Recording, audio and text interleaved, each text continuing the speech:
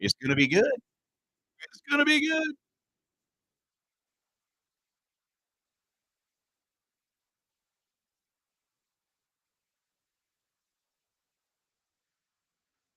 So as we continue on with our new entries, what do we got? We had like 1, 2, 3, 4, 5, 6, 7, 8-ish, 9-ish or so new entries. Again, last, last opportunity. If you are a new entry and have not yet made your way to lane 7 and 8, I think you might be late. Matter of fact, I know you're late because we are getting ready to put kind of our final new entry into the water box.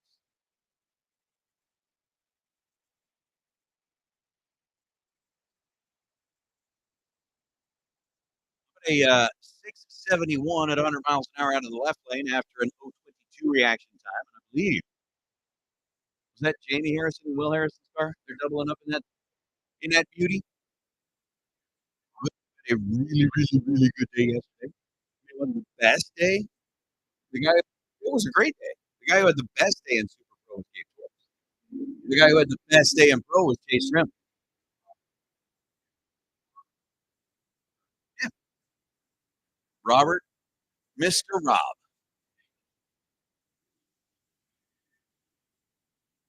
Let's see if he remembers. If he remembers how to do this. Bailey definitely remembers how to do this. She went into the ladder rounds yesterday. And now it's going to be like Bailey's critique what dad does. And then we got the dirty white bird. Dirty white bird. I love that. That is a great name. A little Thunderbird rolling up out of the right lane. That's a great name for the dirty white bird. All right. So again, pro. If you're done and have not yet made your way to lanes 1 and 2, now is the time to do that.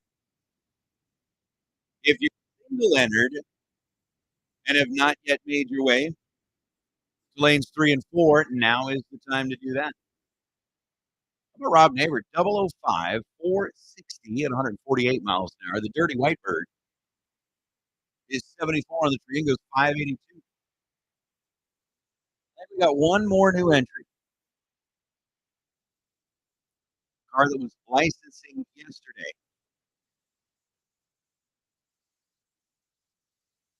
Going to be a new entry today. We've got lanes 1, 2, 3, and 4 stacked and ready to roll. The old English lady has the coffee. Ready to start pairing cars.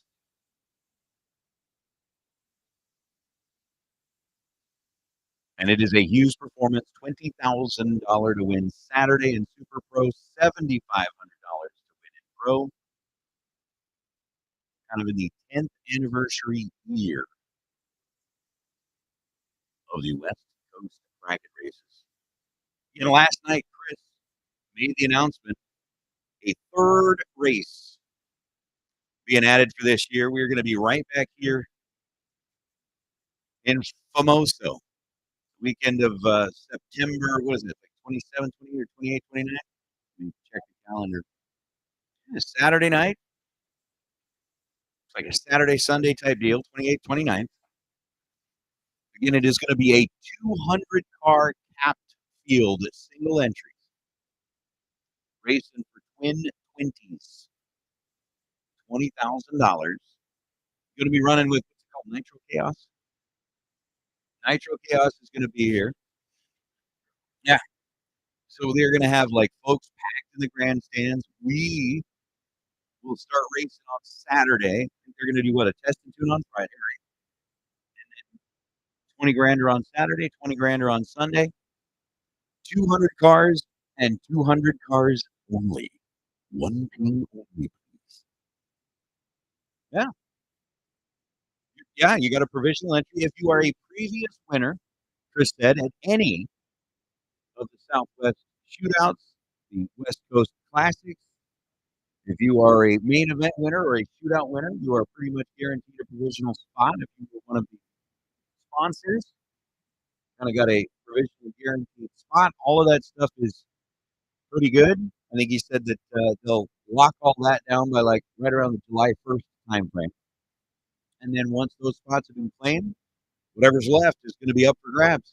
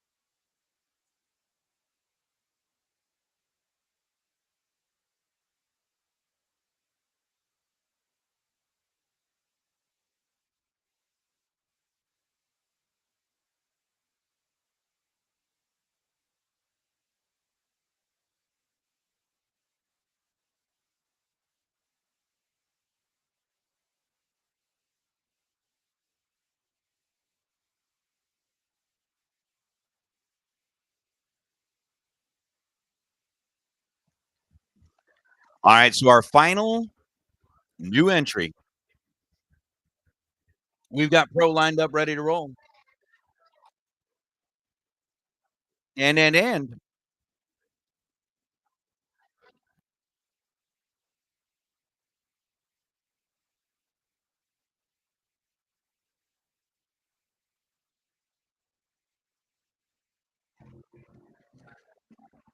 For the car that was licensing yesterday,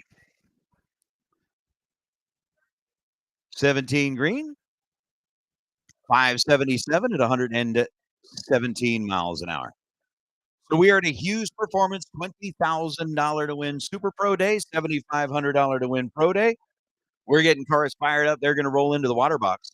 And racers, we got kind of a bonus competition going on. The folks at Foggett decided to put together a last man standing. Basically, they're doing it like yesterday, today, and tomorrow. So for all three races, if you buy a can of Foggett for $20, put the decals on both sides of the car. Basically, you just need to go over, you buy a can of Foggett, you pay $20, buy your can of Foggett. It's not like you're going to get nothing for the $20. You buy your can of Foggett. You put the decals on both sides of your car, and the last car in competition who is entered Foggett last man standing will get 250 bucks. If the last two cars both lose in the same round, they'll go ahead and split the purse. All you got to do is go see Andy Morris at his trailer, buy your can of Foggett, put the decals on both sides of the car, and you got a chance at like $250.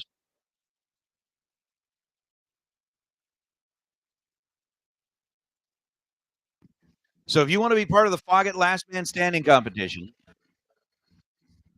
you need to roll over there, grab your can, $20, put the decals on both sides of your car, and if you are the last Foggett car standing, the one with the decals that had entered the race or entered the Foggett Last Man Standing, you could be like a $250 bonus. Let me tell you something. From the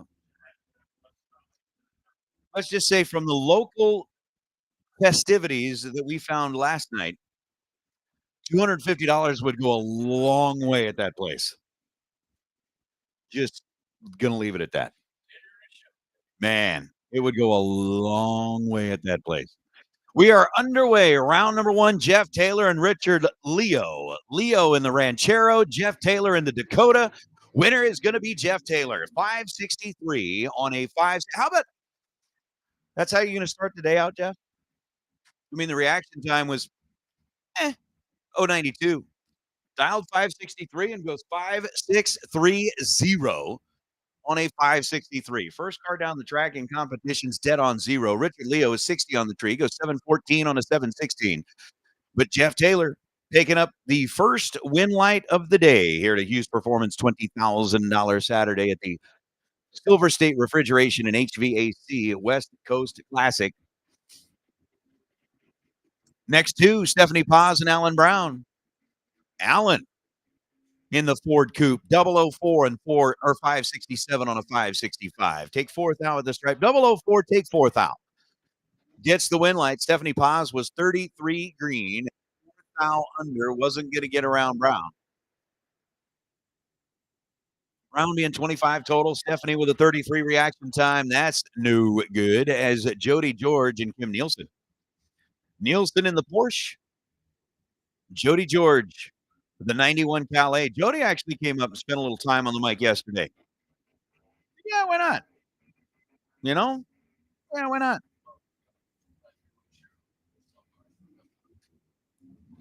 So Jody, red by 21 thousandths of a second. Kim Nielsen was red by 33 thousandths of a second. The computer does the tabulation and points the win light to Jody George in the Calais. Jody runs 685 on a 681. Kim 620 on a 629.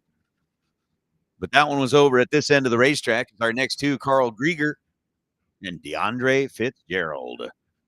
DeAndre driving that 69 Pontiac. He's calling it like a pond fire. Why would you call it a pond fire? I know why. It was the abbreviated Pontiac and the abbreviated Firebird. And that's what they put in. He's dialed in at 610, Carl Grieger. In the S10 pick 'em up truck, dialed in at 669. Grieger has 500ths of a second advantage in reaction time, but DeAndre is able to get it done. Pushes the S10 out the back door. DeAndre 66 green, 2 above to be 612 on a 610. Dad hadn't even got out of the pajamas yet. He's like celebrating already. Game on. Carl was 16 green, takes 800ths of a second at the stripe to break out by 4 thousandths of a second. DeAndre gets the win light to Steve Walker and Jacob Beckwith. Beckwith, left side, dialed 726. Steve Walker, right side, dialed 633. Walker in the Pinto. In set. Beckwith in the Malibu. In set. Away goes Beckwith. Here comes Walker. The Pinto, hard on the charge, 002 and 640 on a 633. How about 002 take 7 thou at the stripe and ends up 6.5 hundredths of a second above the dial to get the win light? Jacob Beckwith with 47 green and runs 729 on a 726.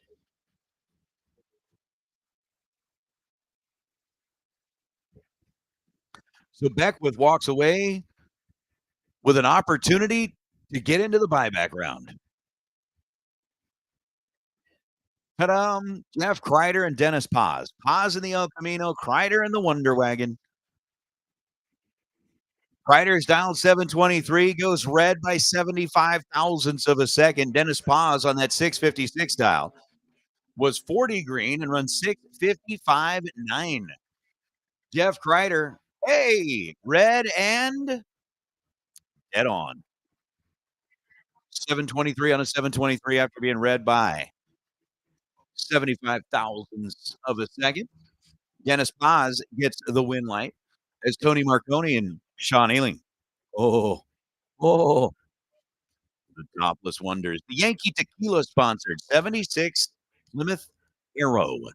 Dialed in at 592, Sean. In the topless Corvette, dialed in at 641.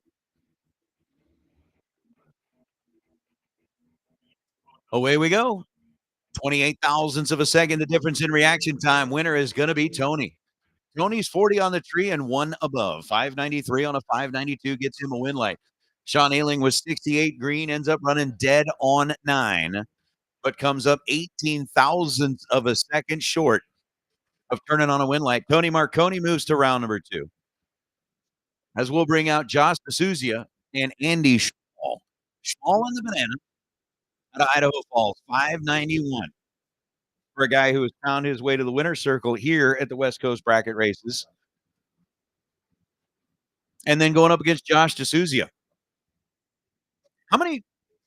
I don't remember exactly what was. Did we have like 4 junior comp cars here? Was it 4 of them?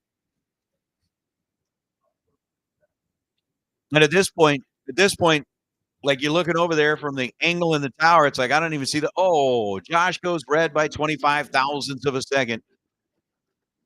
Andy Schmalls 10 on the tree, dead 5. 15 total. Andy, don't beat up on the kids, man. Why? Come on. No, Andy Schmall, 15 total for a day that started off kind of slow for Andy. Today's starting off the right way with a 15 pack. Josh was 25 red, goes 693 on a 690 as we bring up Randy Stanley and John Victorino. Victorino in the Paravalaris family. S10. John was telling me that, unfortunately, both of his cars are currently under the weather, unable to make the run, and said, I'm going to borrow this. How about John getting out of the gate? Holding 0.05 of a second advantage, turn on the win light here in round number 1. 19 green, 1 above for Victo. Take 22 thousandths at the stripe to get the win light. Randy Stanley was 69 green.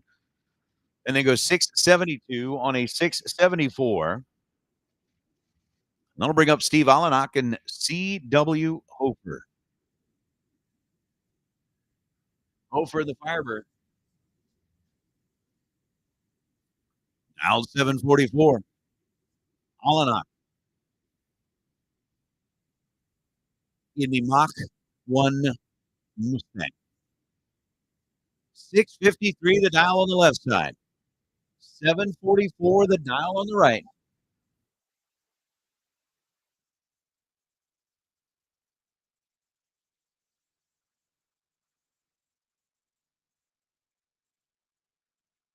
.21 thousandths of a second separate them in reaction time, and one of them was perfect.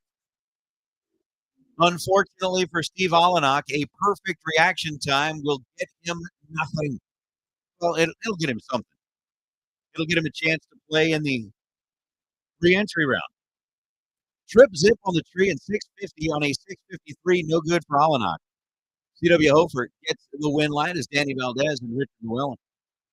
Llewellyn left side, 67 Chevy 2, dialed in at 647, Danny Valdez.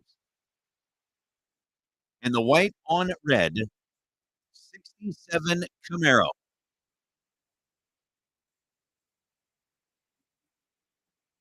Danny's red by 85 thousandths of a second. Richard Llewellyn, 087 on the tree, chasing down 647, goes 648. On a winning lap, Danny Valdez, 85 red, goes 660 on a 665, ends up 48 now under where he thought it would be. But just legged her on through once he saw that red light on.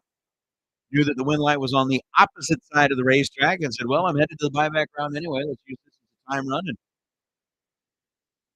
give some information so that when we get to that point, we'll be able to do it. Hey, racers, just a reminder, just like yesterday, buybacks will be handled in the staging lane. So you don't need to come up early. You don't need to do anything. Just when it is time, if you need to take advantage of the buyback round, when you get into the lanes, you'll bring your money with you. We'll collect it up there, and it'll be all good to go. How about Bob Beals? 008 on the tree, 861, no good on an 857.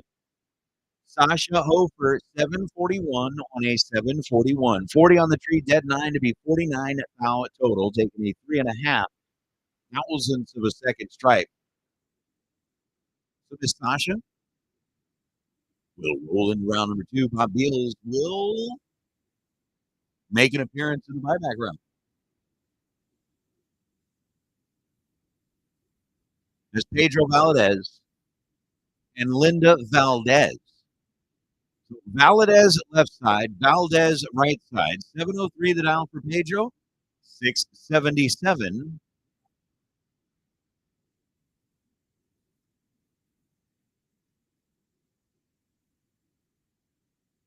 the dial for Linda.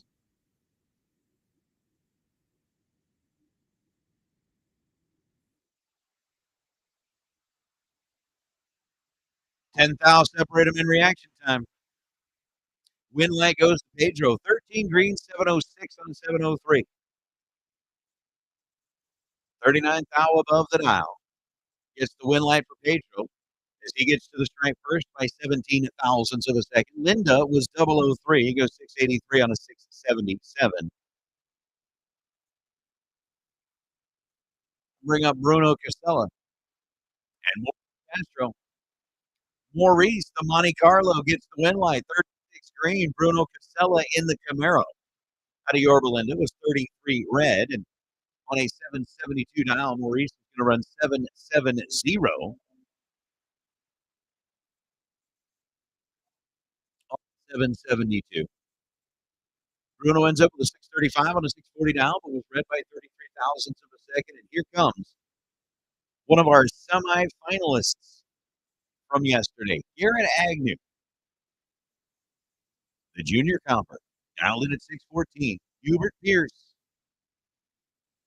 in the Camaro, rolling in out of Hemet, California. 819, the dial on the left side, 614, the dial on the right. The big full-body door car getting a sizable, like 2-second head start over the junior comper.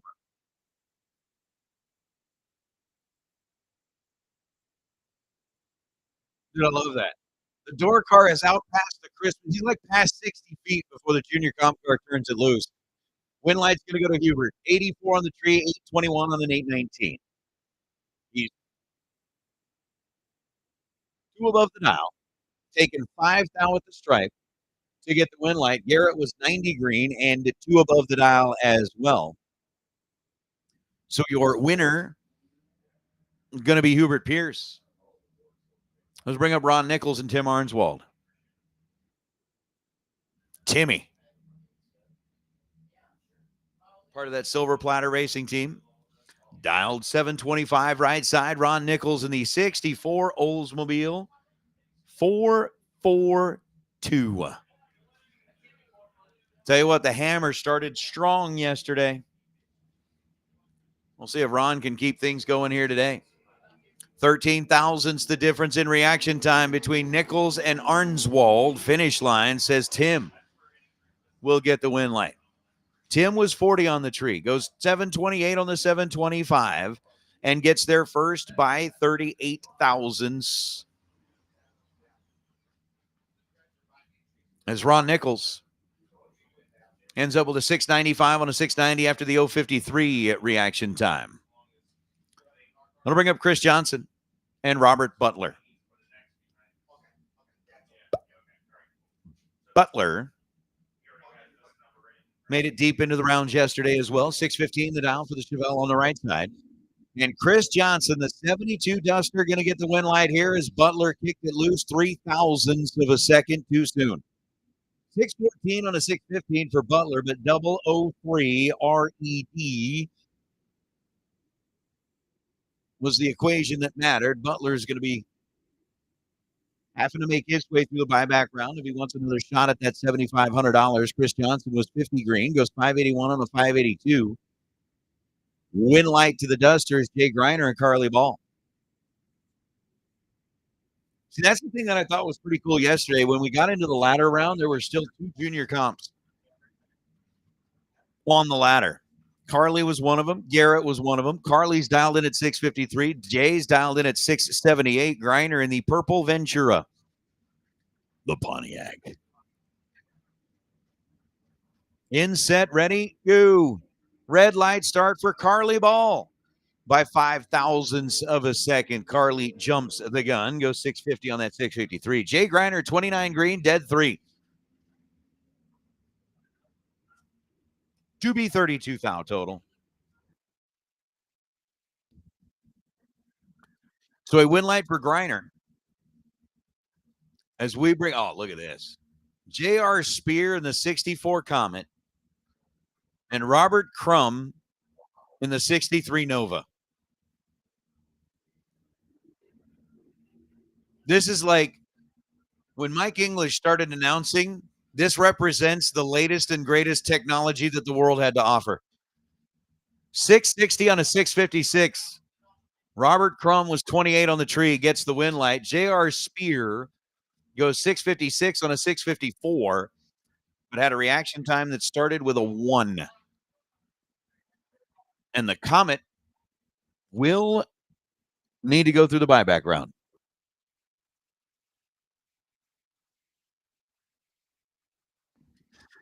A quick little mop up here on the starting line before Denny Volvo and Jeff Dye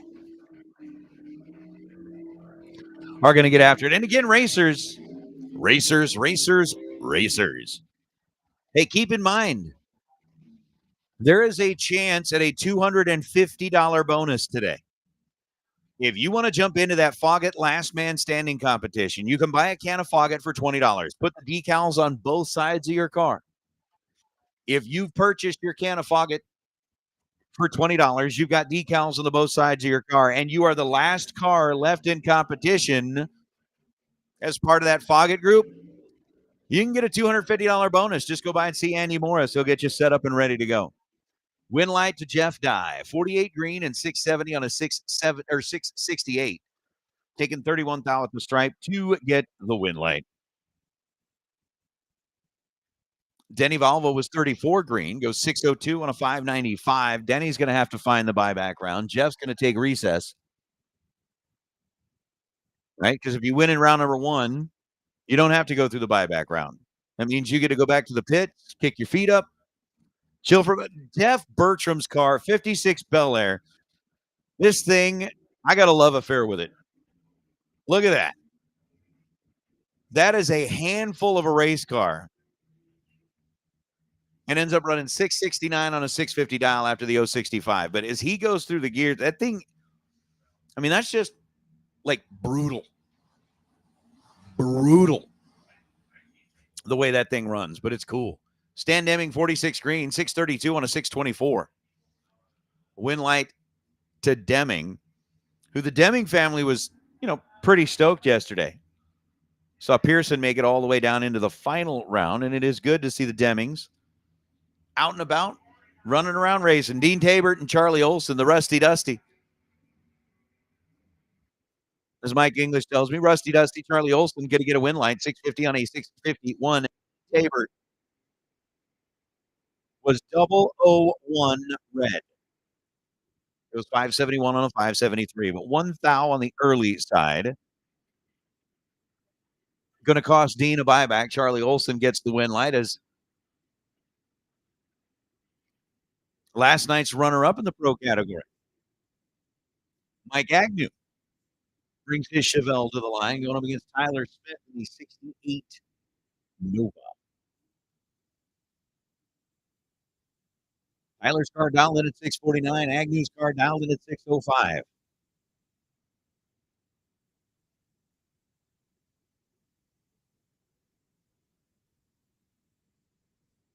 Three-stage bulbs lit both sides of the racetrack. Again, racers, remember, if you are one of those double-entered cars, regardless whether it's pro or super pro, once you make your first run down the racetrack, we ask that you make your way into the... Okay, pause on that. One of them was 000. One of them was 073. Tyler Smith trips it perfect. Light goes 652 on a 649. Taking 13 thou at the stripe. Mike Agnew, 73 green.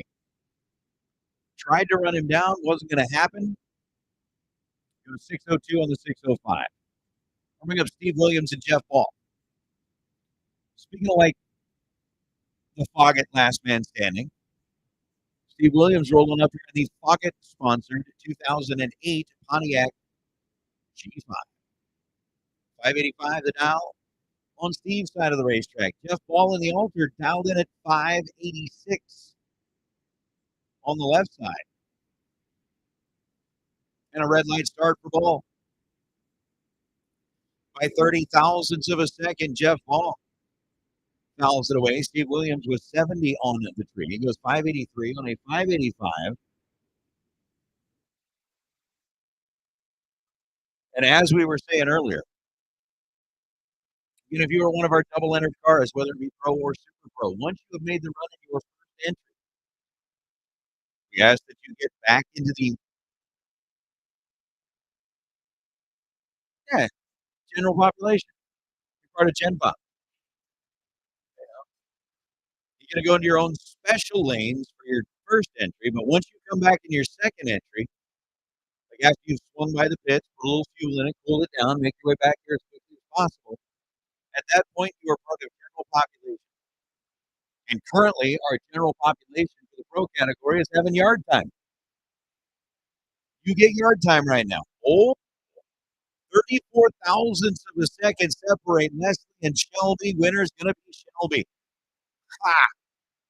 Mr. Williams, after your run, you turn on a win light. After Shelby's run, you're back to being Shelby's dad. Shelby, 001 dead 7, 8 total down the racetrack. Camaro.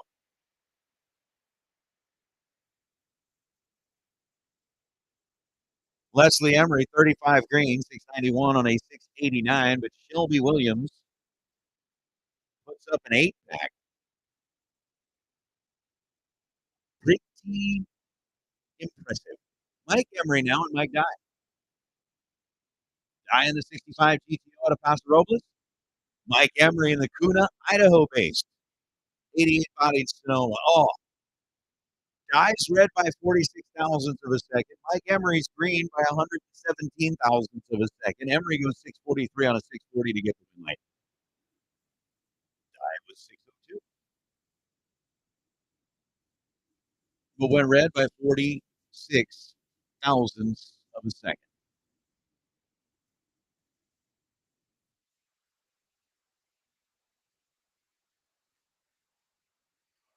So looking at getting some cars paired up again. If you're double entered, make your way into your pit after your first run, get it fueled, cooled, and back into the staging lanes as quickly as possible.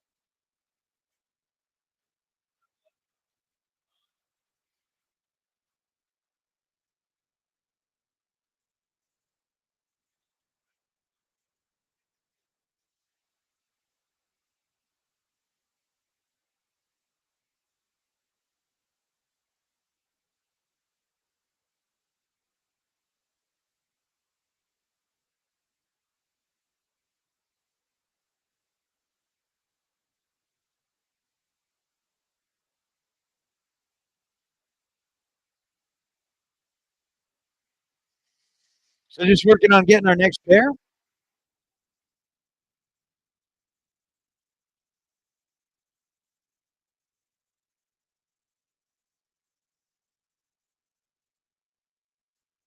As we continue on with Pro.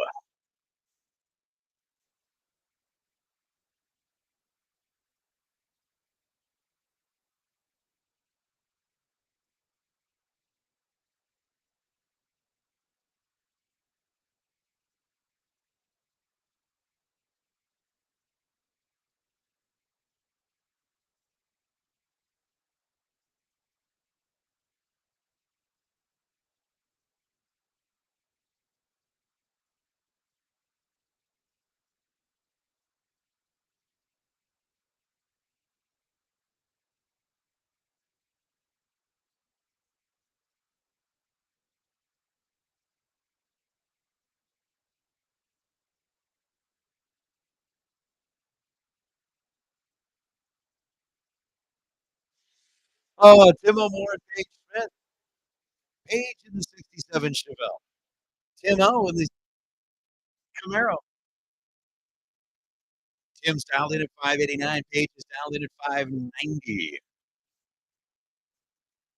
We're pushing the 9 o'clock hour. Making our way through Pro round number one.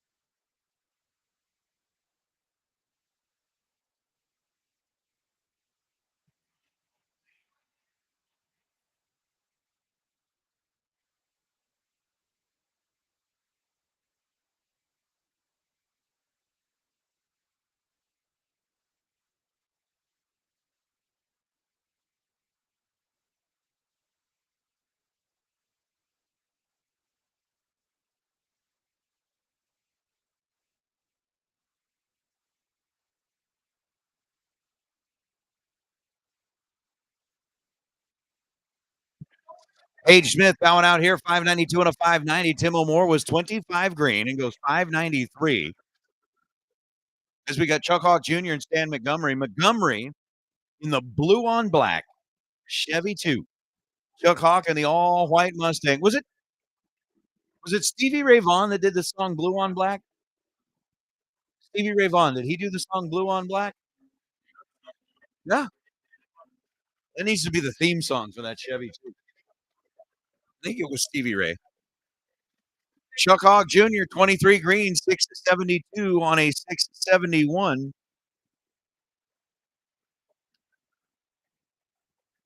And I will tell you this, for those of you that were like sending me text messages yesterday, I was very much ignoring my phone as much as possible, not because I was ignoring you, but because I was ignoring work. They were going like crazy with that. So for those that did send me text messages, I appreciate it. Today I will be paying closer attention to the phone. But Chuck Hawk gets the win light over at Stan Montgomery as Craig Merrilees and Rob Strong. Craig in the Camaro, Rob in the Firebird.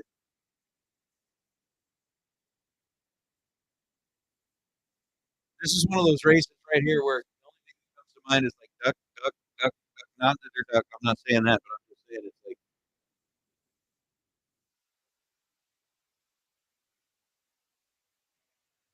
basically inverted numbers on the reaction time. Merrilees down 630 was 13 green and goes 632 on a 630 to get the win light. Rob Strong 31 green goes 709 on a 702. Win light goes to Merrilees. Strong's going to have to find his way to the buyback round. It's Cliff Hall and CWO.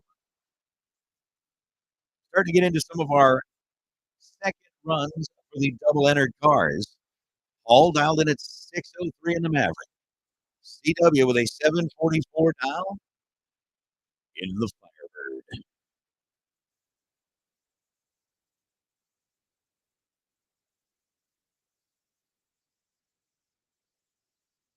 Set go. Maverick giving chase to the Firebird of CW Hofer. Can he catch him? Won't catch him, but he'll get the win light. Double breakout. The name of the game in that pair. CW was 18 green. Cliff Hall was 41 green. CW take 34 thousandths at the stripe and then run 741 on a 744. Cliff Hall was 601 on a 603. 11th thou, the difference in the double breakout. Win light goes to Cliff Hall. And we'll bring up David the Machine Meyer and Sasha Hofer. Meyer apparently found his lightning delay box from yesterday, which is good. Sasha's like, no, not that you're using it pro, but just saying. Sasha David separated by 1,000th of a second. Win light to Meyer.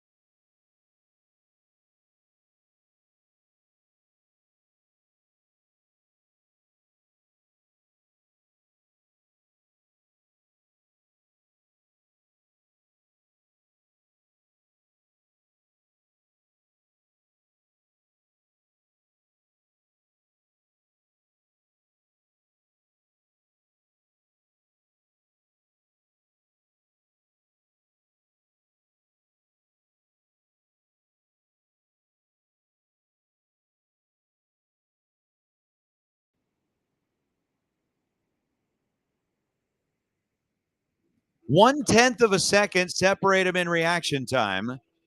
The better reaction time was a 1:23.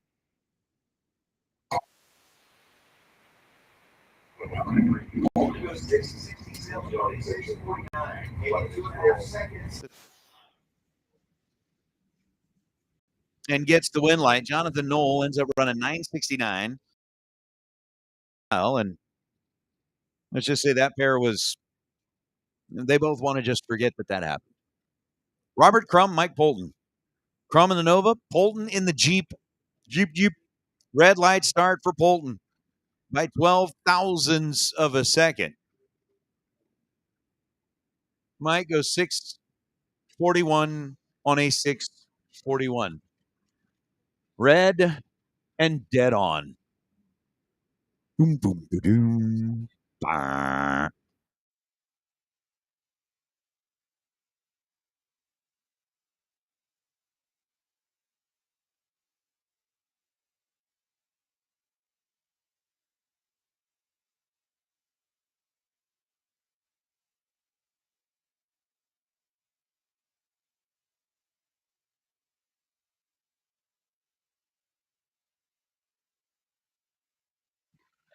Jeff Taylor goes red by 4 thousandths of a second, and on a 564 ends up running 562. Maurice Castro was 60 green, then goes 768 on a 772.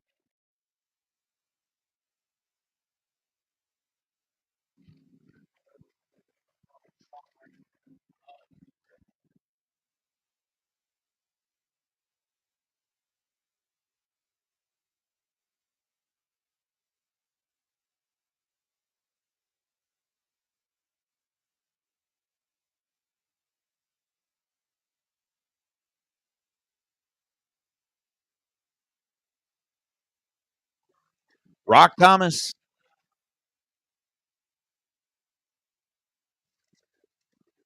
in the Dirty Whitebird, and Stan Deming in the Nova. Hey, Pro, your attention, please. Your attention, please. Pro, this is going to be your final call. Final call, Pro. If you are one of our double entered cars, haven't made your way back yet, need to do so. How about Stan Deming? 40 on the tree and dead zero. 625 on a 625. He's dead on zero. Rock Thomas left early. 248 and then goes 581 on a 575. So Stan Deming moving on with a dead on zero lap is Jody George and Alan Volvo. Jody in the Calais picked up the win light in his first entry. Volvo in the 72 Chevelle. Trying to get it done. Once again, Pro, if you're one of our double entered cars, haven't yet made it back into the staging lanes for your second entry, you need to be there. If you're one of our single entered cars that hasn't made it back in your first entry, you need to be there.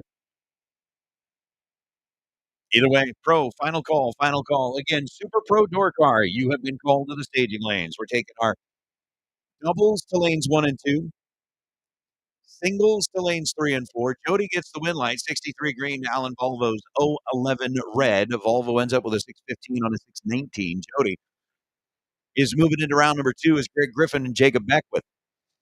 Beckwith in the Malibu on the right side, dialed 729. Greg Griffin dialed in at 533. Stage set, tree drops, and we get ourselves a little true start. Jacob Beckwith leaving first went red by 81 thousandths of a second. Greg Griffin leaving second went red by 61 thousandths of.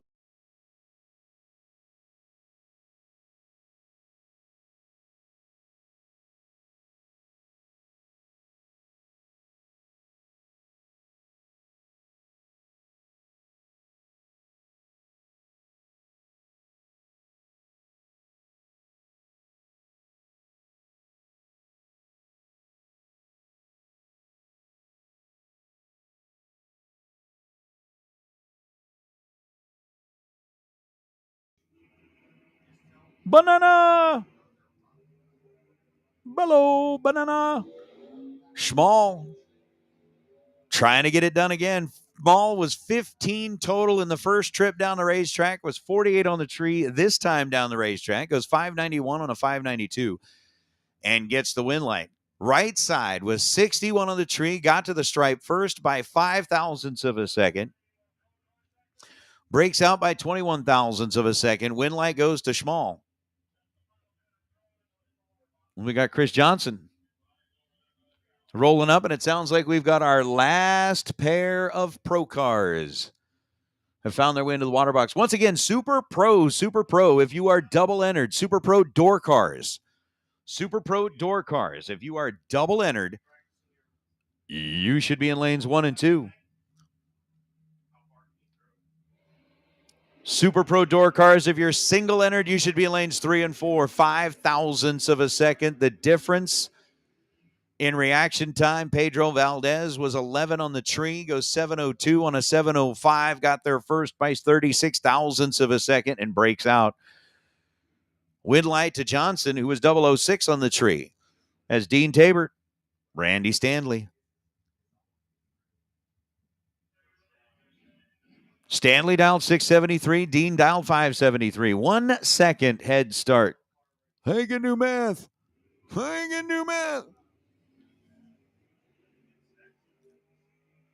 Uh-oh. SpaghettiOs.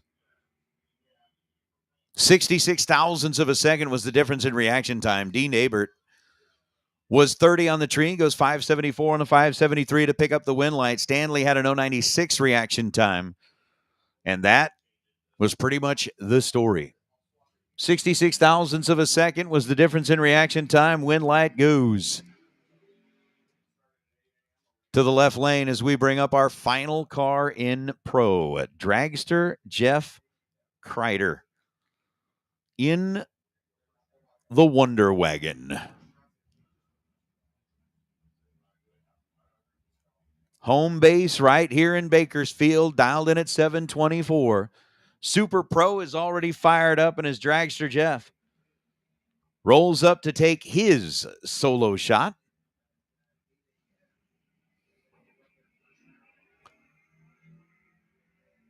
Going to be 77 early, chasing down 724.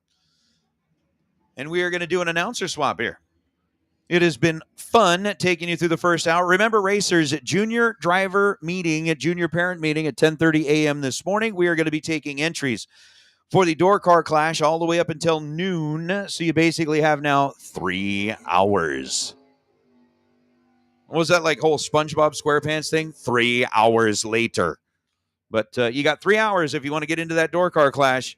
With that, I'm going to step out of the way, and I'm going to turn the mic over to Jake Kaysen.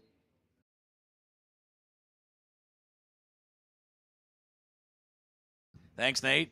It is always a blast. Absolutely listening to Nate. Maybe one of the more entertaining men on the planet. Matter of fact, he was entertaining everybody last night. Can't tell you much more than that because you'll have to read the police report. Jordan Yeager alongside Dustin Wirtz. Dustin driving the drop-top Corvette. 521, the dial over in the three-way Chevrolet lane. The Michelob Ultra lane. That's Jordan Yeager driving that 69 Camaro, the bright blue Camaro. So he's going to get about a 3/4 of a second head start, and Dustin's coming after him with that high-powered Corvette.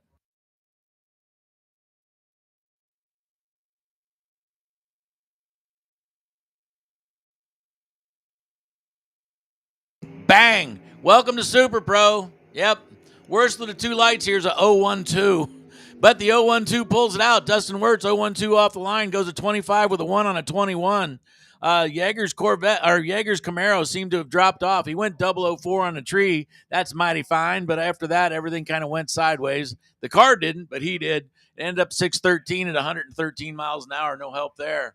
Brian McCullough. Oh, it looks like this must be the Camaro lane. 67 Camaro out of Petaluma. 655 the dial in. So only 200ths of a second separate him as Dennis Paz in the El Camino. Made the trip all the way down from Stockton, which he does every single one of our races, and we really do appreciate all of our comeback every single time. Dennis Paz, those kind of racers are what is the backbone of the West Coast Classics, and we really do appreciate all you racers making the trip. Not to mention, it's just a ton of fun watching you guys. Basically, this is a rematch of all near perfect lights again. This time the win light does come up in the Camaro lane, Brian McCullough starts that out with a 006 and goes to 655 at 100 miles an hour. 56 with a 4 on a 57. Dennis Paz breaks out by 6 thousandths of a second, and he didn't have that much room difference in the tree. So basically, you were destined to not win that. Jim Harvickson along Mr. 007. Greg Dreyer out in the minor headache. Jim Harvickson going to track him down. Car going straight this time, and gets down the other end, though. Greg Dreyer looking over his shoulder goes 686 on a 683. Harvison runs dead on 57 or 577, 5777777 at 119 miles an hour. And it looks like Sir James is going to ride his way into the buyback lane. Mark Yeager, 63 Corvette. Doesn't look like a 63 Corvette.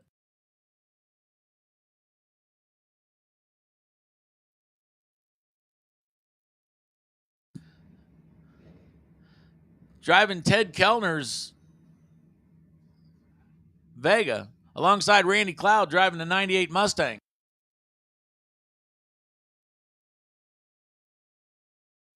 So it does look like Mark is driving the Deadly Tedley machine. This thing has been around forever and tough to beat. Randy Cloud's got his hands full. Starts it out the right way as he goes 006 on the tree and does put on the win as he puts together a 9 thou pack. And that 75 with a 1 on a 75. Mark Yeager not doing anything wrong down the track. Unfortunately, he gave up about 32 on the tree, and that was the end of that. Randy Cloud with a real nice 62 with a 3 on a 62 with a 006 light. That is a real hard combination to beat. It's beatable, but not often.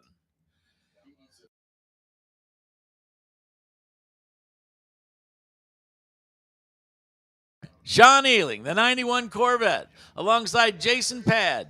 Did you know that if you got in your car right now with clear traffic, you could drive to Chesimir, Alberta in less than 30 hours? And he brought the 75 Love Truck down here. Like I said, I didn't check to see if it had the flowered upholstery or not, whether it's a Mickadoo, but it's definitely a really sweet race ride. That's for sure. Jason Pad making the trip worthwhile as he goes 004 in the tree, runs 95 with a 3 on a 94, tapping the brakes at the finish line. Sean Ealing goes a 39 with a 3 on a 40, the breakout. But the fact of the matter is that 004 light's what put Jason Pad into round 2. AJ Cameron, 66 El Camino, 656 to dial in for the El Camino, sometimes known as the Tennessee Hardtop.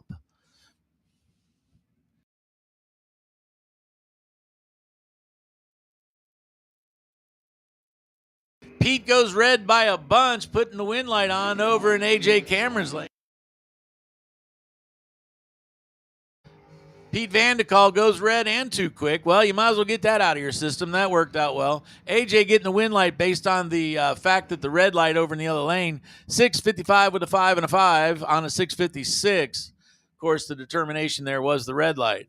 Dave Beckwith, the 64 Chevy 2, one of Mike English's favorite cars to watch, alongside Anthony Matassa. Anthony out of Chatsworth, the 34. No, it's not. How about a 64 Corvette? 477 for Anthony. 604 for Dave Beckwith in the little Chevy 2. Beckwith is out. Anthony's out. I'll tell you, 3 thousandths of a second separate them on this end. Look at that, tapping the brakes at the top of the track. Dave Beckwith goes 604 with an 8 on a 604. Started out with an 010 light, and that was actually the worst of the two. Anthony goes out 007, but then breaks out by 1 and change down at the other end, and that gives Dave Beckwith the win. Jeff Higgins, 34 Roadster, alongside Eric Walder out of Lockerford. No idea where it is. I will tell you, though, that they know how to paint Vegas in Lockerford. Really slick paint job on this Vega. 594 the dial-in on that machine. 5.50 for Jeff Higgins in the coupe. Well, I guess it's a Roadster. Better of the two lights goes over to Jeff Higgins, and he takes the win light as he goes 552 on a 550. 594 with an 8 on a 594. The good news is, Eric, you ran dead on. The bad news is you gave a little over 2 away on the tree, and that was the difference in the race. Here's Petey. Petey's alongside Scarth. These guys have raced each other about 1,000 times. Yeah, so far, no, not this week, but just about in the history of lifetimes.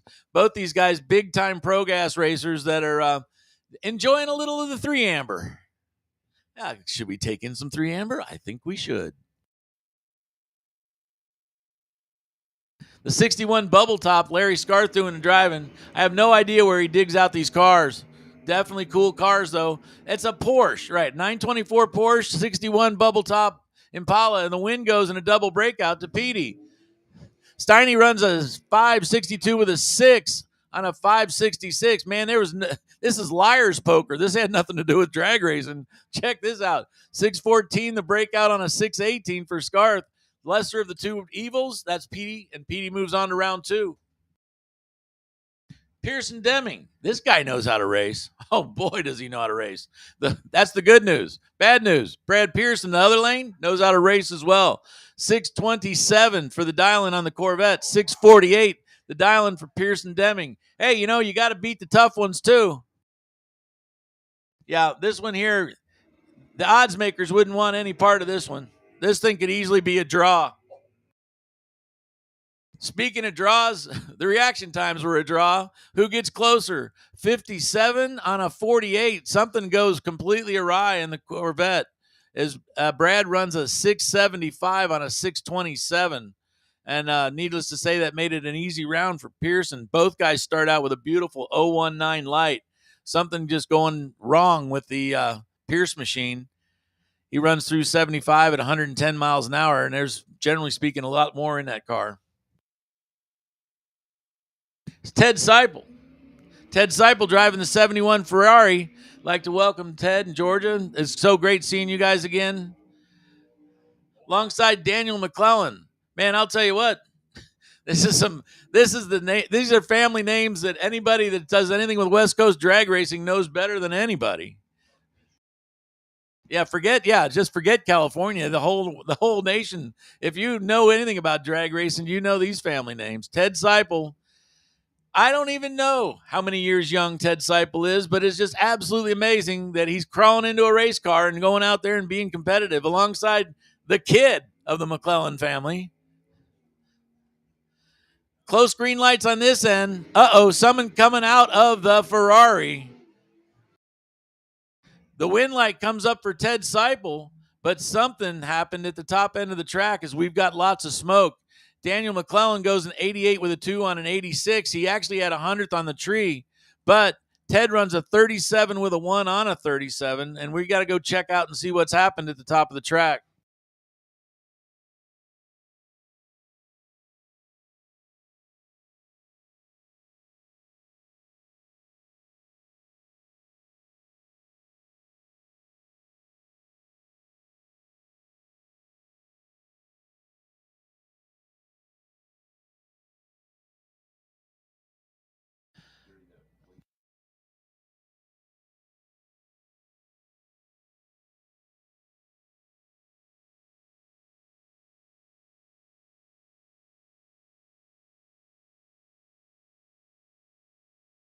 Well, the bad news is we got lots of stuff, Mike. It sounds like just about from about the 1,000-foot mark on out, unfortunately, we've got oil.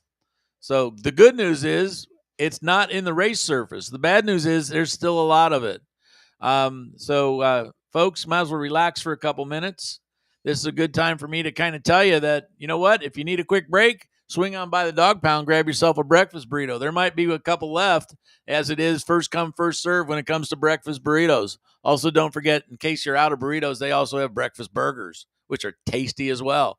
Also, a lot of other things going on. I can't tell if the fuel's open or not, but don't forget, we do have fuel. M&M Fuels is the yellow truck right out there by the gate. Anyway, and it looks like they're open. I think they are. So if you need fuel, gasoline, they've got the gas. So again, racers, this is actually the first time that we've had any issues with any oil this weekend. Please keep your stuff inside the car. Also, don't forget that at 10:30, that's not too terribly far away from now. 10:30, there will be a drivers meeting for the juniors and the parents at the trailer directly behind the tower.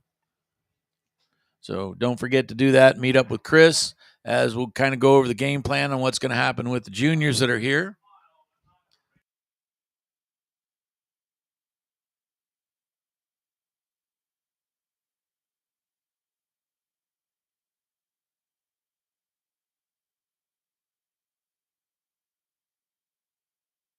Also, don't forget, of course, what we're topping tonight off with, which is the really cool thing. Probably out of all the shootouts and all the stuff you watch at all the different bracket races, this 16 car door car clash, 16 pro, 16 super pro, then somebody moseys on out of here with 10 grand. That easily is one of my favorite races to watch. So the only thing that'd make it even better would be your favorite race to win. So don't forget, if you're interested, go over to the West Coast Classics trailer and sign up. It's a cash entry of $550, and somebody leaves with 10 grand, and it pays back deep too, guys. Basically, you get your money back all the way back to the quarters.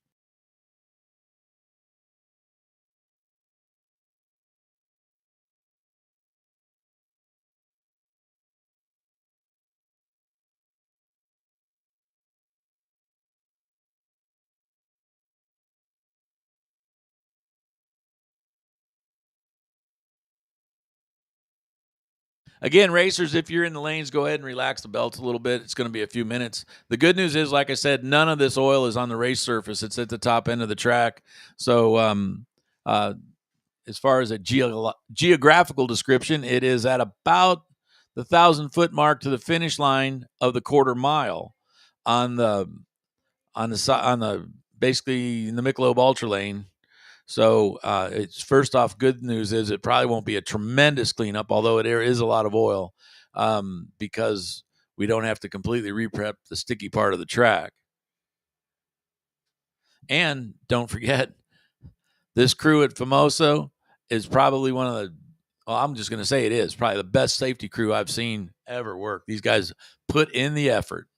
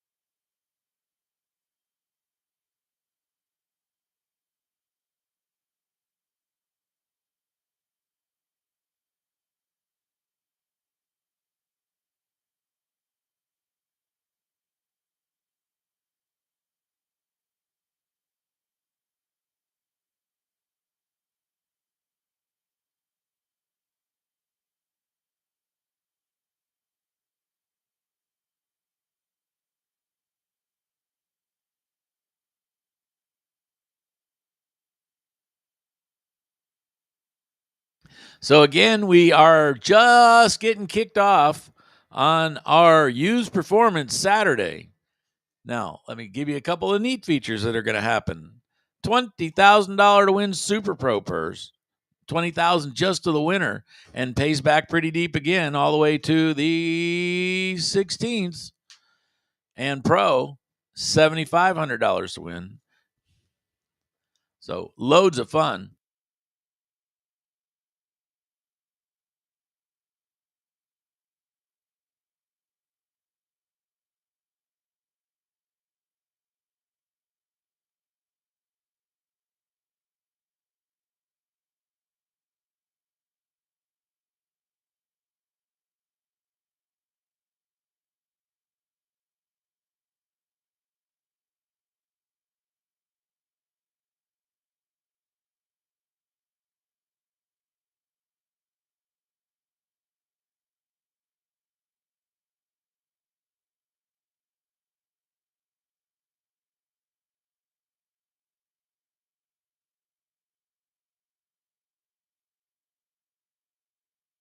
Nate's in here moaning right now as he is enjoying his breakfast burrito. When he heard that there was only a few left, he ran to go get it. And he is saying straight up 2 thumbs up on the breakfast burrito. Don't forget later on today, of course, they'll have the Mike English special. And for an extra couple bucks, they will bring over a forklift to help you carry it away.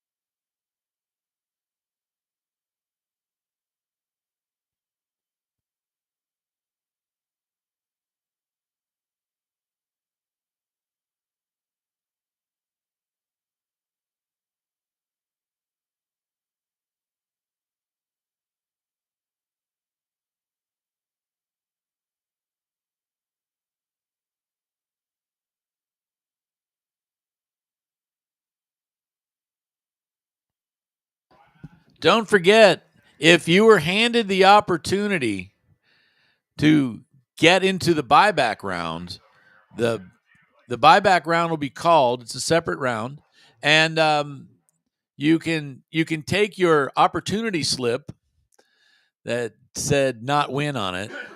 I'm trying to put this as gently as possible, and bring cash to the lanes, which is where the money is collected for the folks that had the opportunity to race the buyback round. Again, money's collected in the lanes for buybacks.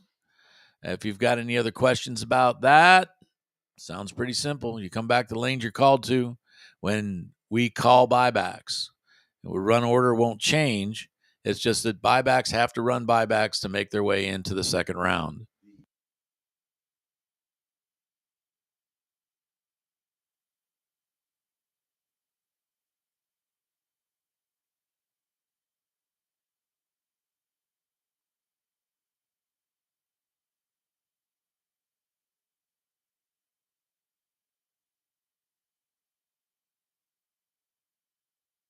Nate's still over here moaning on this burrito.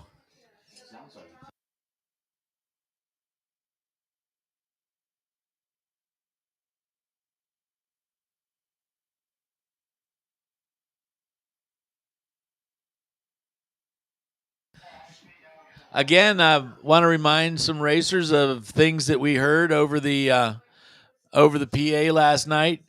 Chris was kind enough to talk about another race that's going to be added the weekend of the 28th of September, the Saturday night, 28th of September. So the Friday test and tunes, racing Saturday, racing Sunday.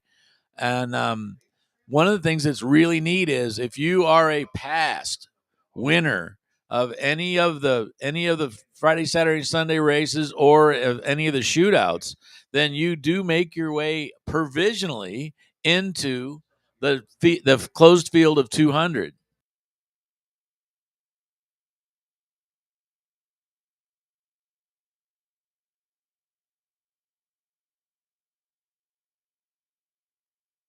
Yes, listen up, guys. Right now, Shelby's cruising through the lanes with the Foggett signups. So if you see Shelby, all you need to do is just say, "Here's my $20. Get your can of Foggett. Get your stickers. You can buy in, and then you can even pay later." Wow. Well, it's Mike. You understand? I've got my long-looking glasses on, not my short-looking glasses. Oh, yeah. And then you can pay later. Cool. I understand. So don't forget, the Foggett Last Man Standing contest is available, and it's going to be loads of fun. And it's better than that. Somebody's going to get loads of cash. $250. Are you kidding me? Really? For doing what? What you were going to do anyway. Win, right?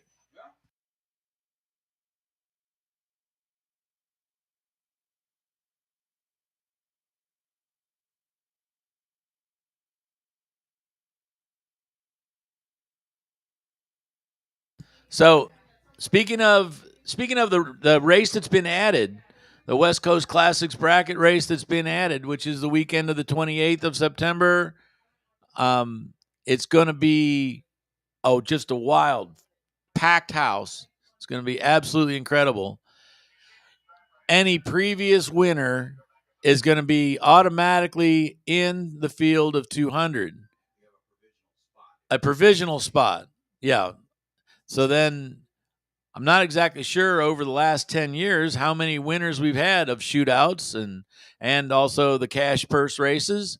So that'll be kind of interesting to find out. The good news is there's photographic proof of every single one of y'all. So that'll be cool. You can just go ahead and text Chris the picture and say, here you go. 10 years ago, I put the wind light on Sunday, and there you are. So you're in provisionally. And then the rest of the field will be filled out, and I'm going to guess we're going to know in July who everybody is. So that gives you still a couple months to figure it out. But anybody, you just don't want to miss it, as it's going to be just an awesome race. $20,000 to win 2 days in a row. So very cool.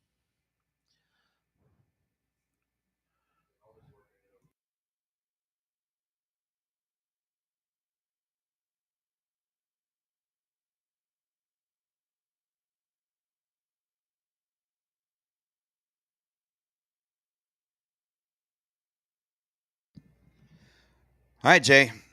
So everybody said you got to go try the breakfast burrito. You got to go try the breakfast burrito. You got to go try the breakfast burrito. I went and tried the breakfast burrito. I may need to go back and get another breakfast burrito if they have any left. Those were good. Better than dinner? And these spicy greens. I don't know. Dinner last night at Idle Spur, that was pretty amazing as well. I've never experienced anything like that where, you roll into an actual cattle auction house to have a steak dinner. That Where, thing was mooing just dude, a few hours ago. I know. I mean, that's almost what it seems like. You walk into the place and behind the building, you're, and then you go in and like, I'll take that steak.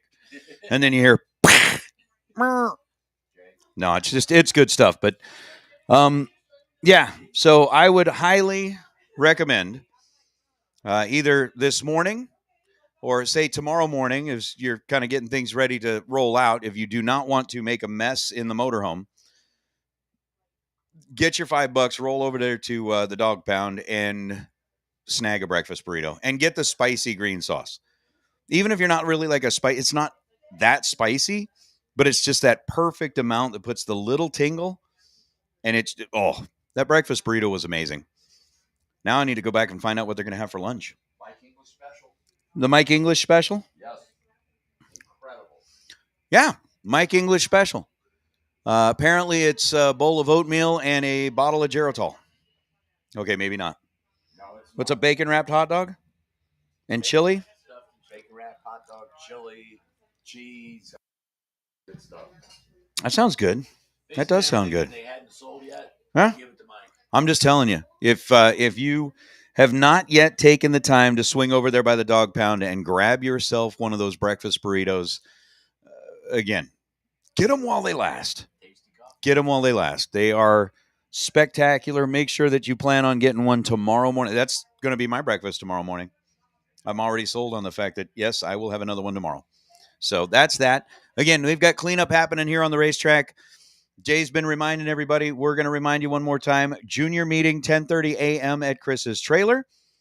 They've got some hats and T-shirts still available over there as well, all part of the 10th anniversary of the West Coast Bracket Races. Make sure that you're part of that. You can sign up in the lanes with Shelby for the Foggett Last Man Standing and pay later at Andy Morris's. Sign up now, pay later. Dude, it's like a layaway plan. Be like, yes, I would like to be part of it. You buy now, pay later. But yeah, so the Foggett Last Man Standing, make sure you're part of that. $250 bonus. If the last two cars go out in the same round, they'll split it. But either way, like Jay said, he said it perfectly, right? You're already in racing. You're already trying to win. Why not buy yourself a can of Foggett for $20 and you get a chance at $250? Totally worth it. So, yeah, we're going to let them finish doing what they're doing on the racetrack. I'm going to give fair warning that I'm going to go out and just kind of walk around and socialize. I think I will skip the group that's at the very front of the staging lane just because they look like shady people.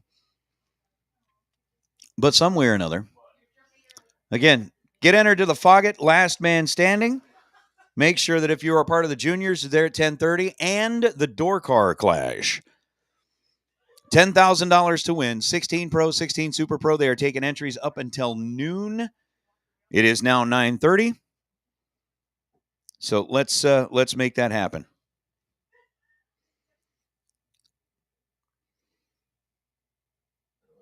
So again, you can sign up now for the Foggett Last Man Standing with Shelby's and pay later at Andy Morris. Buy now, pay later. Do it. Just do it.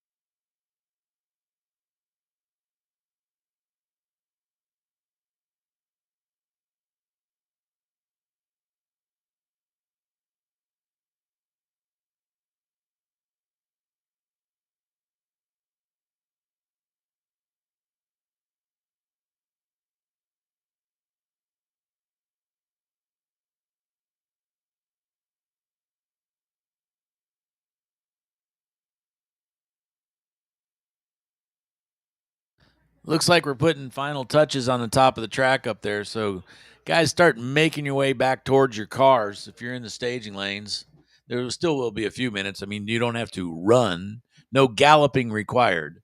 But like I said, we are putting the final touches on the top of the track, and we'll get right back into Super Pro Door Cars.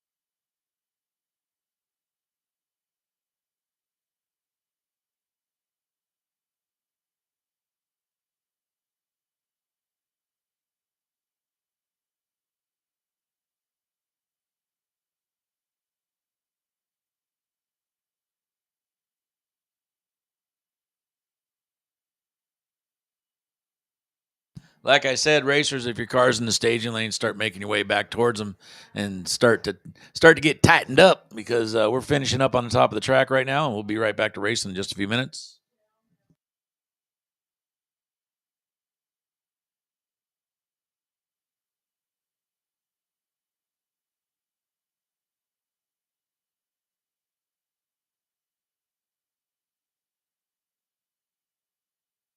Super Pro Door Cars are in the lanes right now. Obviously, we're going to follow that up with the dragsters. Also, once we run all the first round, then we're going to start calling everybody back for the invitational. There's only one way you can possibly get in the invitational buyback round. Somebody gives you the invitation, by somehow putting the wind light on in their lane, and that you get it right there.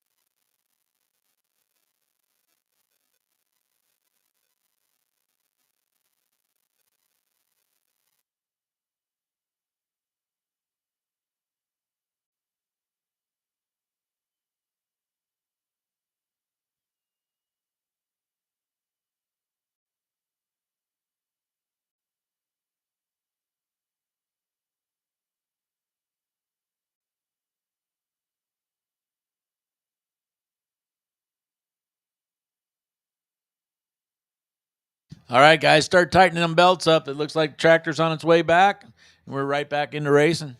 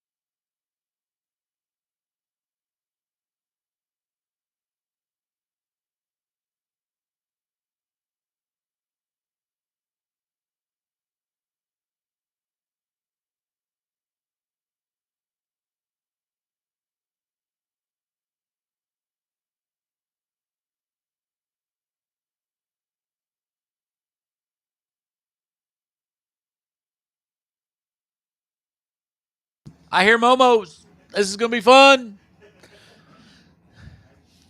Super Pro door cars. If you're in the lanes, be suited up, ready to go. Super Pro door cars. If you are a returning car from a double entry, make sure you make your way back to lanes 3 and 4. 3 and 4 is the as Nate put it, the Gen Pop.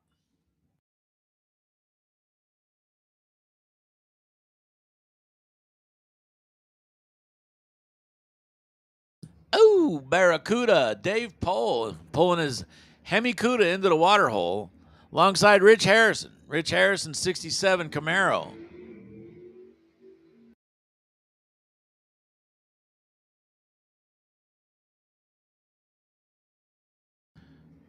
Rich sitting there going, well, over that 20 minutes or so, I needed to dial her up 100th. He's now dialed 530. 68 Barracuda dialed 679. So obviously the CUDA is going to get a one and change head start.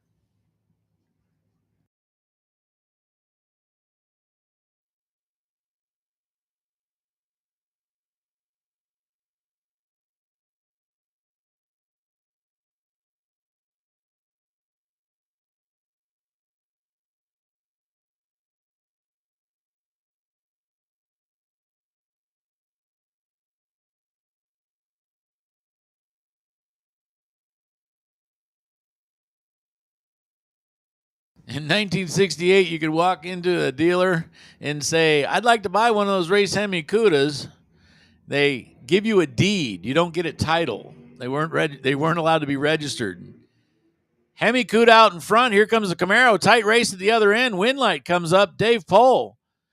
Starts that out with a nice 024 light. Rich Harrison runs a 30 just like he said he would on a 30, but he gave up a little too much on the tree, and Dave Pohl goes on to round 2. Rich, you get one of those invitations. Here's Rob Strong driving the 68 Firebird. Good looking car. Alongside Eric Dodge driving a Chevy.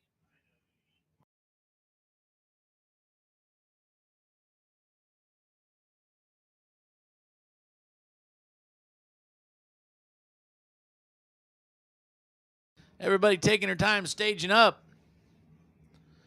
Somebody, anybody. There we go. There's one.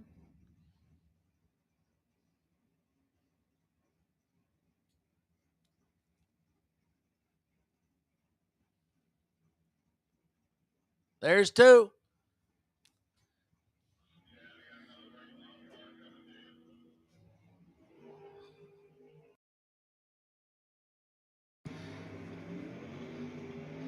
Eric Dodge, 532 on a 529 after a nice 016 light. Beats Rob Strong off the line with an 069. Rob goes a little too quick as he goes a 7 flat on a 702 and moves Dodge into round 2. Stephanie Paz driving that silver 68 Chevy Nova. Or is it a Chevy 2? Nova, of course, it's kind of interesting if you Chevrolet didn't have any problem with Spanish words as they had an El Camino, but for whatever reason, they kind of lost it when they decided that they had to have a no-go. The Chevy Nova is in no-go. Kind of interesting. DeAndre Fitzgerald, 615, dial in. Puts on the win light with a 616 with a 9 on his 15 after a beautiful 007. Stephanie breaks out by 0.02 of a second at the other end, and she'll be bringing the Chevy back around to the buyback window. Well, we don't actually have a window. We have a lane. And DeAndre puts on the win light with just a beautiful shot, a 007 on the tree. Here's Ted Kellner. Ted's driving that machine.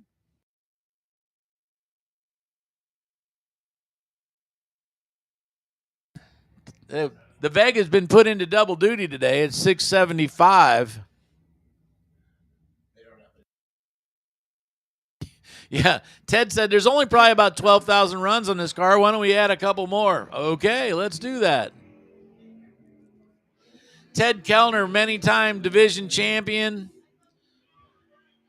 puts on the win light in a double breakout situation as he goes 006 and breaks out by 1,000th. The Ford Falcon in the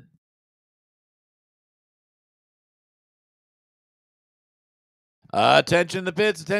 Super Pro Dragster, this is your call. Double entries 1 and 2. Double entries 1 and 2. Single entries to lanes 5 and 6. Super Pro Dragsters, this is your call. Mike Agnew, he was stomping through the crowd like nobody's business all night till the final. 604 is his dial-in alongside Kevin Higgins. Kevin driving the Ford Roadster. Gets down to the other end. Mike Agnew with a nice 03 light comes off the tree, goes a 611 on a 604 as the Roadster goes a 53 on an 8, and that tells you everything you need to know about the light. So the 03 light, much better of the two, and then Mike Agnew kind of coasts on through, taking an 09 stripe, and that was more than enough to win.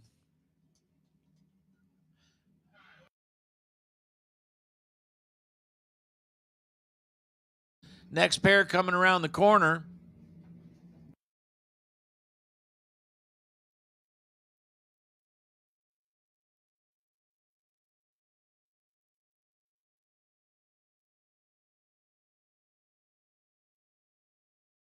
Brian McCullough driving the 67 Camaro alongside Nick Presimone. Nick driving the 76 Nova out of Las Vegas. The Petaluma driver dialing his Camaro 655. Nick dialed up a 575 on that low riding 76 Nova.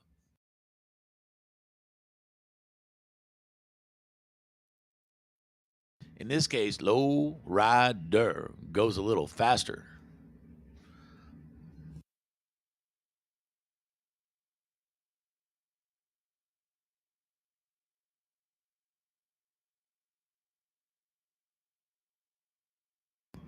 So Brian getting almost a 1 second head start.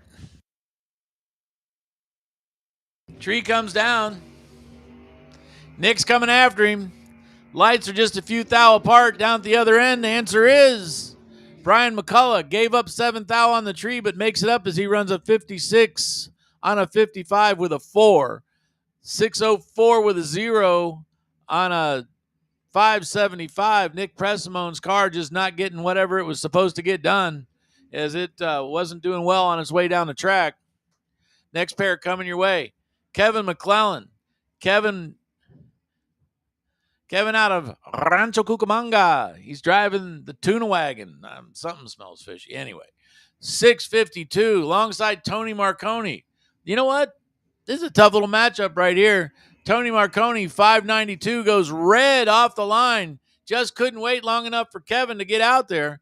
019 for Kevin. He runs it out to see what he's got. He goes 650 with a 4 on a 652. Tony Marconi, well, of course, if you go red, you're going to run dead on. Goes 592 with a 1 on a 592.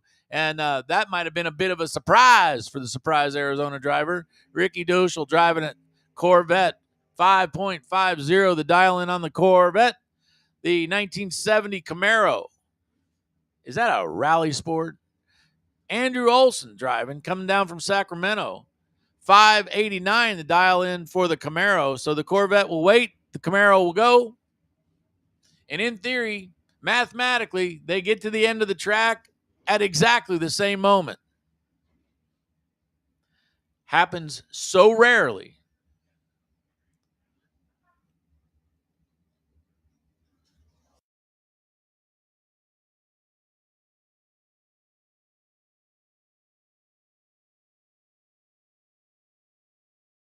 That two drivers leaving on different times have an exact reaction to the 10,000th, an exact finish line tie to the 10,000th on the other end of the track. Nice race. Both sides of the track cutting great lights. 589 with a 2 on a 589. Andrew Olson actually had the worst of the two lights as he went 018 on the tree. Ricky's 011. But he breaks out by 1/1000th. I'm not kidding you. He goes 549 with a 9 on a 550 dial. Andrew Olson moves on to round 2 with an 89 with a 2 on a 2. Stripe at the other end, not a lot. Less than 100 stripe. Mike Ealing, the 1965 El Camino, red with the bright yellow flames on it, alongside Wes Anderson driving the Roadster, the 27 Ford. I wonder if that's got a rumble seat in it. I want to go for a ride. Excellent lights. Both sides of the track. They're all green. They head for the finish line. Survey says Mike Ealing, 656 with a 4 on a 51. Wow, okay, so everybody ran a little bit off. Wes Anderson way off as he goes a 55 on a 40. So making it kind of an easy pass for Mike at the top. He didn't make it easy for anybody at the start line. 013 to an 016 light. Here's Hugh Muller, 72 Maverick, 669 to dial in. Is going to get about a 2-second head start on Chuck Hawk. Chuck driving that little S10 pickup truck. That thing flies. 4.90. That might be the quickest door car here. Not positive for sure. Might not ever be able to figure it out, but definitely one of the quickest, if not the quickest door car on the grounds. He makes the trip out from Tucson, Arizona. Check this out. Excellent lights, both sides of the track. It's anybody's guess at the finish line. Winlight comes up with Hugh Muller. Hugh 008 on the tree. Chuck Hawk doubled that up with an 016. Neither light bad. Better of the two. The 668 with an 8 on a double breakout. He breaks out by 6 thousandths less than Chuck Hawk does, and Chuck Hawk moves on to the buybacks. Hugh Muller runs on to round 2. All right. Nothing small about this matchup. Jamie Small, 608 to dial in for his machine alongside DJ. Excuse me. Jamie Small, 608 to dial in on her machine. DJ Homard, 639 to dial in on his machine. Woohoo! 2 spectacular lights. Anybody's guess down at the other end. DJ makes up a 0.002 of a second difference on the tree. That isn't much. Double breakout affair. DJ breaks out by 9 thou. Jamie breaks out by 10 thou. So margin of victory 0-0-1-1. That's like practically nothing. Wow. Matt Hartzell alongside Craig Merlis. Craig driving the 79 Camaro. Matt driving the 92 Beretta. This Beretta's pretty fast, 562. It's not 490 fast, but 562 still for a door car. That's getting the job done. The 79 Camaro is going to leave first with a 632 dial. Then Matt's going to try to track down Craig. Camaro out in front. Here comes the Beretta. Wind light says Beretta, 562 with a 4 on a 562. Gave up about 14 thousandths on the tree, but made it back up at the other end, forcing the breakout of Craig Merlis.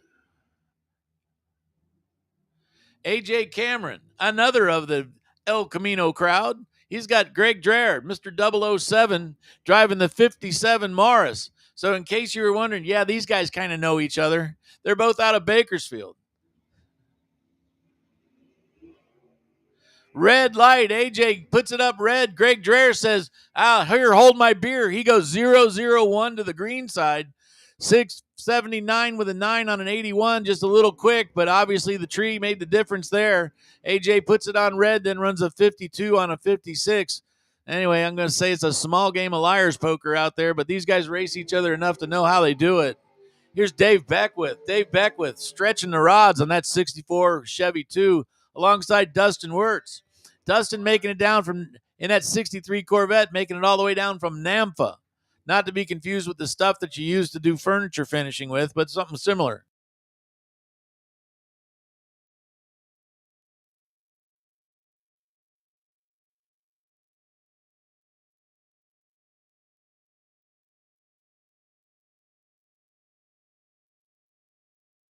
Petey, don't run. Dave Beckwith, the 64 Chevy, 604 the dial. He goes first. Dustin Wirtz running the 63 Corvette. That car fast also, 522 the dial. Excellent lights both sides of the track. When it comes up on the other end, though, Corvette takes the win. 523 with a 4 on a 522 as he starts that out 004. 603 with a 7 for Dave Beckwith as he goes red. He goes under by just about 0.003 of a second. Well, it has to happen sooner or later. Gary Minaka driving Petey Booth's car. Petey's Porsche dialed 559 alongside Daniel McClellan. Daniel driving the buggy. Daniel driving a for sale car, by the way. So if you want a very well prepared car, keep in mind that this car got down to 6 cars last night twice. In other words, he won into the round of 6, and he was 2 of the entries.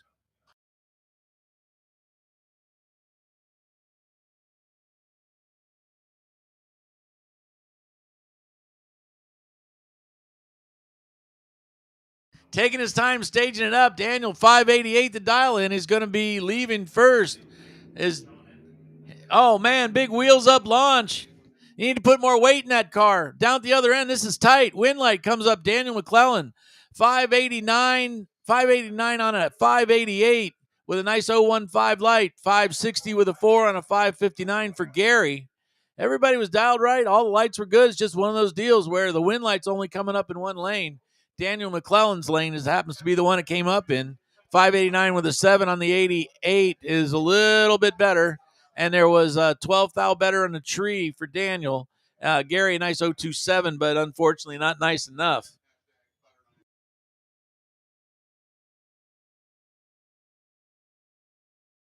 Well, there's one Super Pro door car left in the lane, so that doesn't make any difference. Pearson, if he ends up having to run a dragster, he's not really too terribly worried about it because he did a pretty good job of eliminating dragsters last night.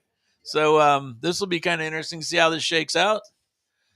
Got a split second here while we do a quick check of the track, and then we're going to get right back to racing again.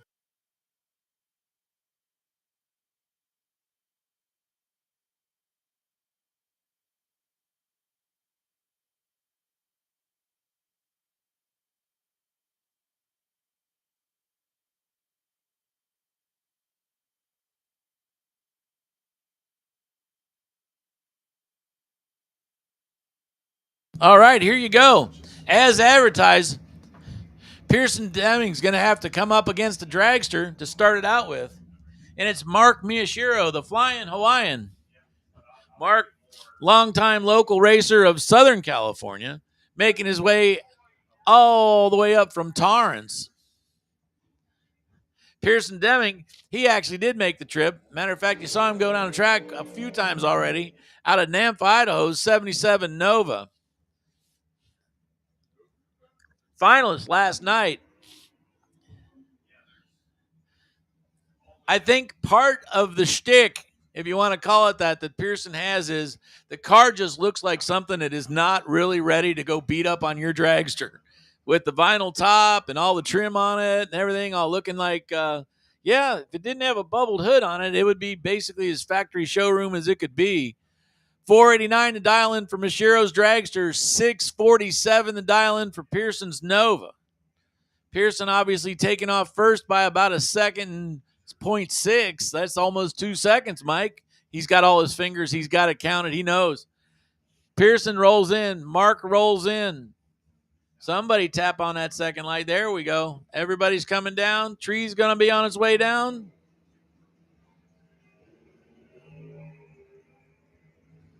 Green lights both sides of the track. Pearson looking out the back window. Here comes the dragster. 648 with a 0 on a 647 after a nice 0-1-4 light. The 14 light on the 48, so over by 1 and change. Anyway, Mark Miyashiro's 94 with a 5 on an 89. No help there as he's off by over 5, and that's enough to make the difference in the win light coming up for Pearson. And as we go into the dragsters, we're going to have Mike tell you all about it. Mr. Mike English.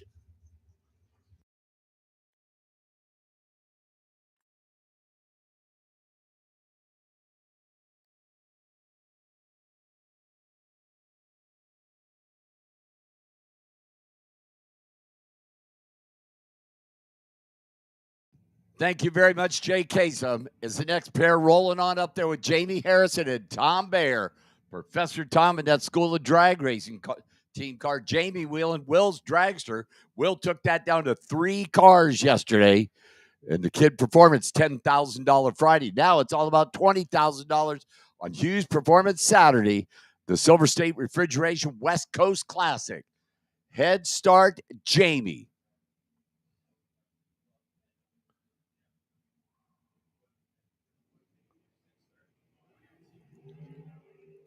Jamie goes 10 red. And Tom Bayer is 005 dead 3. Wow. Tossed up an 8,000th package there. And Tom Bayer moving to the next round. Jamie going to go to the buyback round as Ethan Williams. Jacob Stallworthy. Jacob coming back in from Idaho. 632 right side Jacob. Ethan Williams, former track champion, driving Joe Gieslick's dragster. Missouri Enterprises team machine in that 3-way Chevrolet lane, 479 for Ethan. Now, Eric Truby was wheeling the car yesterday. They kind of like bounce around and everything because, well, Joe's not picky on his drivers. I can tell you he's not picky because he asked me if I wanted to drive once. Right, Chad? Oh, sorry. Chad Reynolds didn't mean to wake you up. I apologize.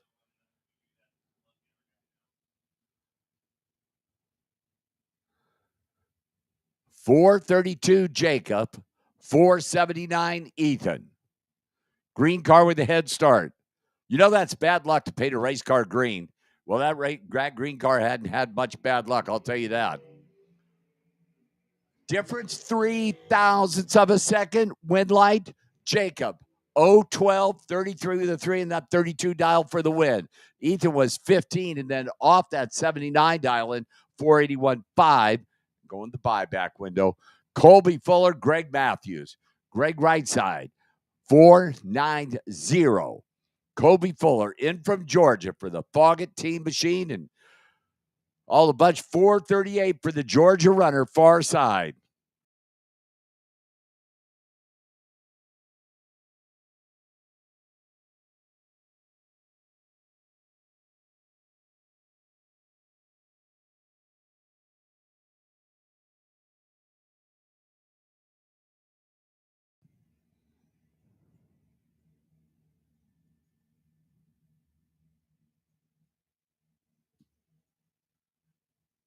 Colby's in now.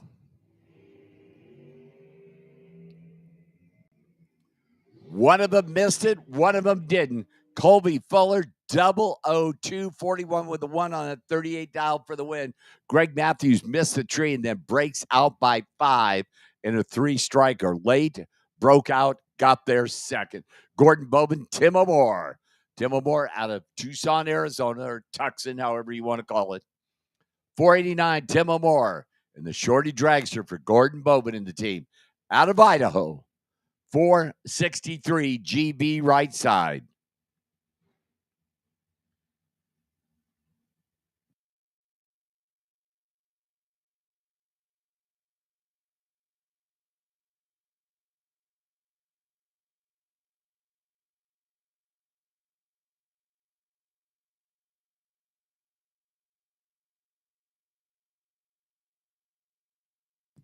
Now they're set.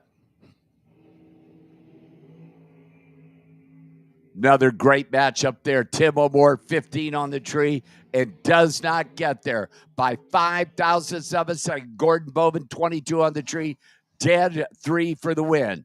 Tim O'More was better at 15 on the tree, 1 over with a 5, and that's 5 thousandths at the stripe to Gordon Bowman is Jason Pad, Julianne Mello. Julianne far side, 463, and Jason Pad in from Alberta, Canada. The Automax team car, Jason at 452.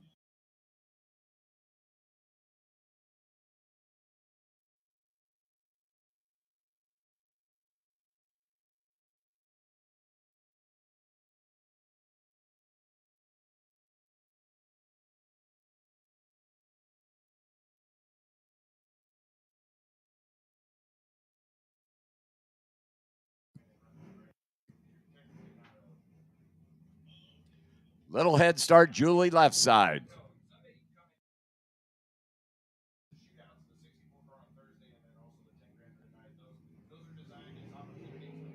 Green light starts here. Jason, Julie side by side. Jason, the better of the two. Jason Pad, 016, 56 with a 5 on the 52 for the win. Julie was a little tardy at 44, and then a 6 over 69 with a 3. Brian Cam, Dwayne Ringnet. The TNT special, Dwayne, another one of the Alberta, Canada cars, 455, Dwayne. Brian, NorCal, Pacifica, 484, Brian Cam in that 3-way Chevrolet lane.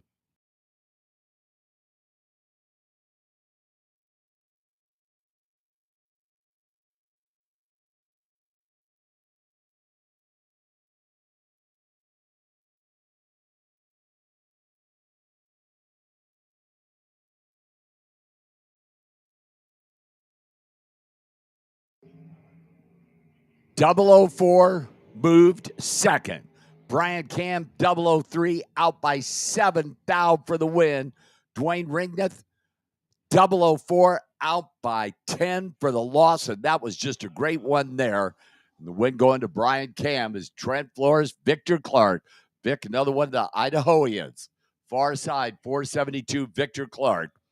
And Trent Flores, regular here, another one of those former junior racers. Trent, 494 in the Victory Express, that Dreamweaver Racing bunch.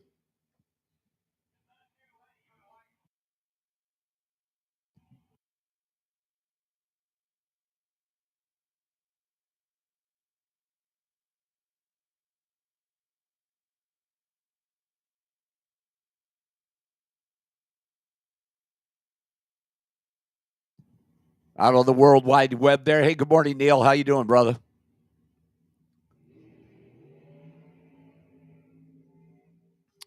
Down there at that top end, that wind light comes on Trent Flores. Trent's dead on 0, 10 light. Victor wasn't bad at 28 and out by 4. Thou for the loss. Trent putting up a 10,000 package, and well, when Victor left the starting line, 28 on the tree, had no chance.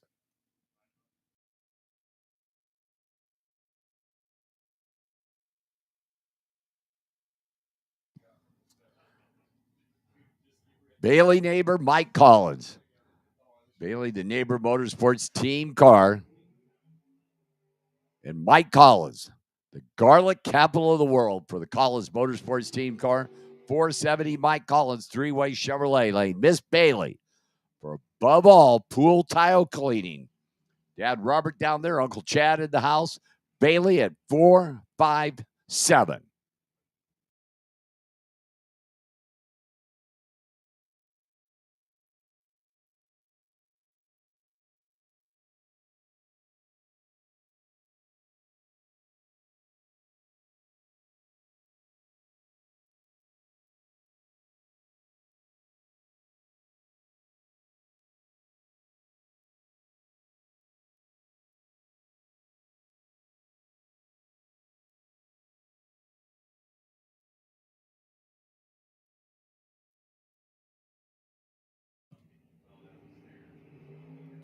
Red light start, Mike Collins by 1/1000th of a second. Bailey, how about an 18,000th package? Bailey, 14 on the tree, dead 4 for the win. Mike Collins went too quick by 3 thou, but Bailey Neighbor moving on is Joey Trotsky and Marco Parabolaris. The Bob Pinello Racing team car. Marco's sister laying in the bunch. Marco at 447. Chasing Joey Trotsky's long wheelbase altered. 497, Joey Trotsky.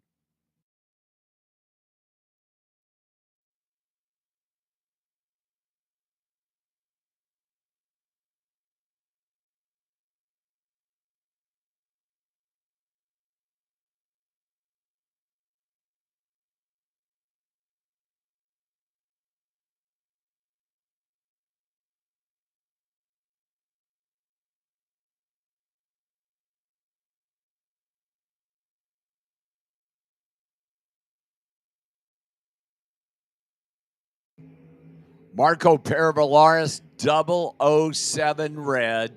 Joey Trotsky, dead 1. And Joey was 60 on the tree. Marco's dead 0, 007 red. Cooper Chun, Caitlin Torres. Cooper right side, Vancouver, Washington, 497. And Miss Caitlin in her big money race debut. Caitlin, of course, that Torres family's been like having a lock on the big money. Uncle Val or Dad Val winning Friday. Uncle Gabe winning yesterday. And Caitlin goes, well, I guess I'll just have to win on Saturday. Madeline down there watching, crew chiefing on all the cars. Cooper at 497 right side. Caitlin, that three-way Chevrolet late at 463 doing the chasing.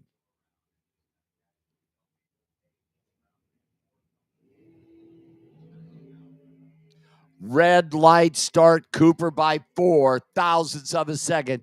Caitlin's 4609 on that 463 dial-in. Cooper was also quick at 493.3, but Cooper 004 red is Cameron Webb.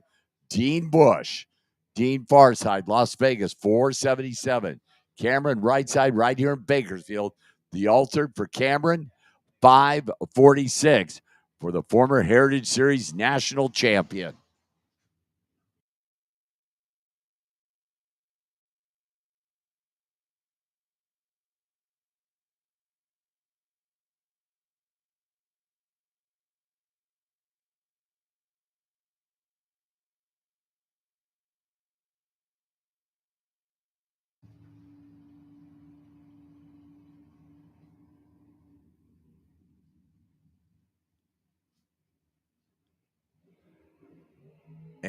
Something happened there. Cameron Webb went up on the trans brake and rolled the beams.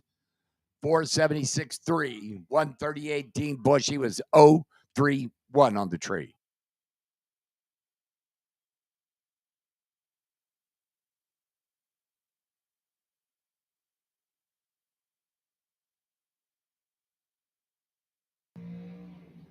David Meyer, Chase Learcamp. The machine far side, 473. Michelob Ultra Lane in from Washington, 451. Chase Learcamp, and one of the multitude of Learcamp cars in the house.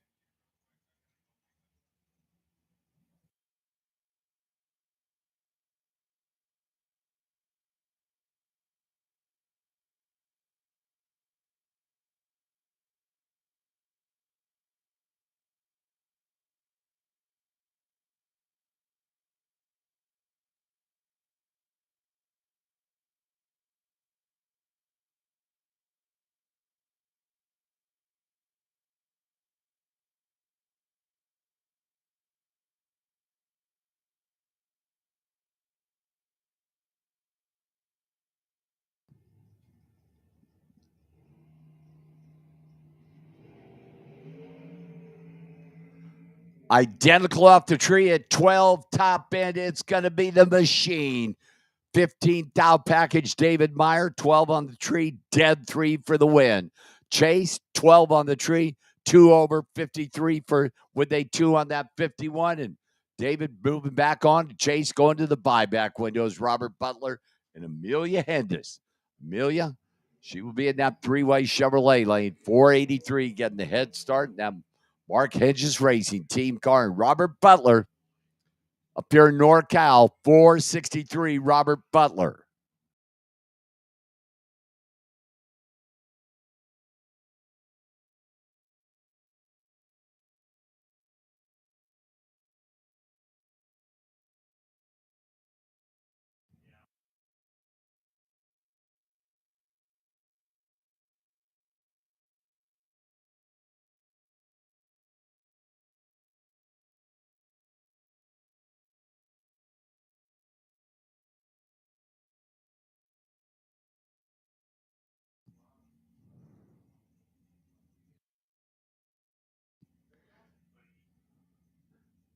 So Robert rolls in, going to chase Amelia.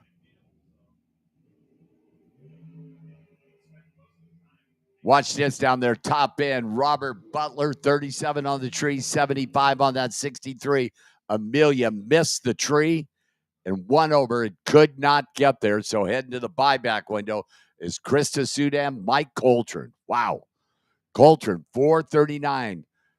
Right side, Miss Krista, the Summit Super Pro ET track champion, 475. Krista.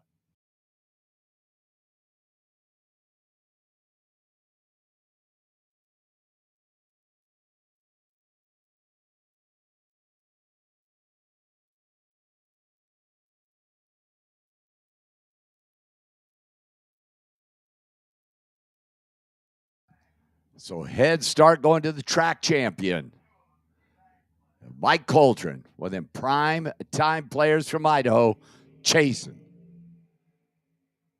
Watch that black dragster down there, top end, Mike Coltrane, 18 on the tree, 41 on that 39, 41 with the 2 on that 39.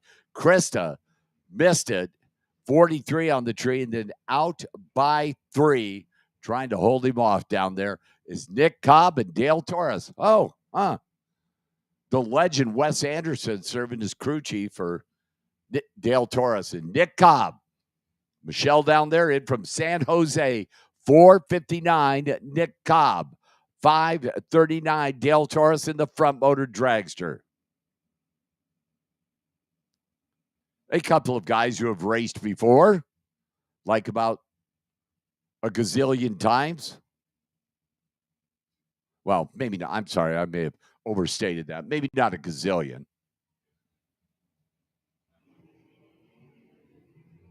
Nick Cobb is 001 red.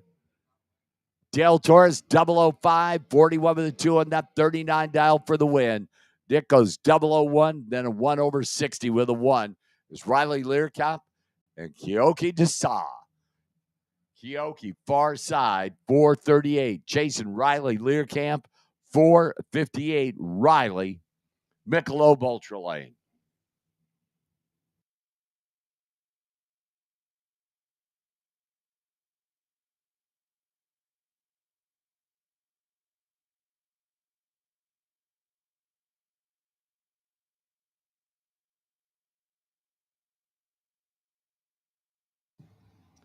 So Riley rolls up right side, Keoki left side. Riley pre-stage, 458 Riley, 438 Keoki. Now they're set. And they are green. Riley to head start. Keoki going to have to hustle down there. Riley, 11 on the tree, 59 with a 9 on that 58 dial for the win. Keoki missed it at 47, dead 4, and heading to the buyback window is KJ Desa. Tanner Theobald. Wow, this is pretty good. Tanner, the Theobald Motorsports Team Machine, 483. And KJ Desa, I'm sorry, for LAT Racing Oils, 479 KJ. Yes.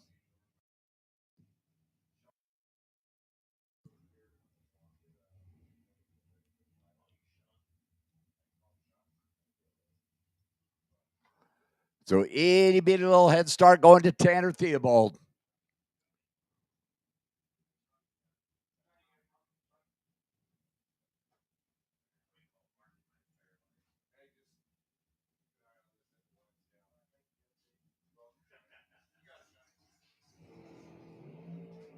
Red light start, KJ by 4th thou. Tanner is 006. Wow. Tanner goes 77 with a 9 on that 83 dial, but gets the automatic W. KJ 004. Huh, what a surprise.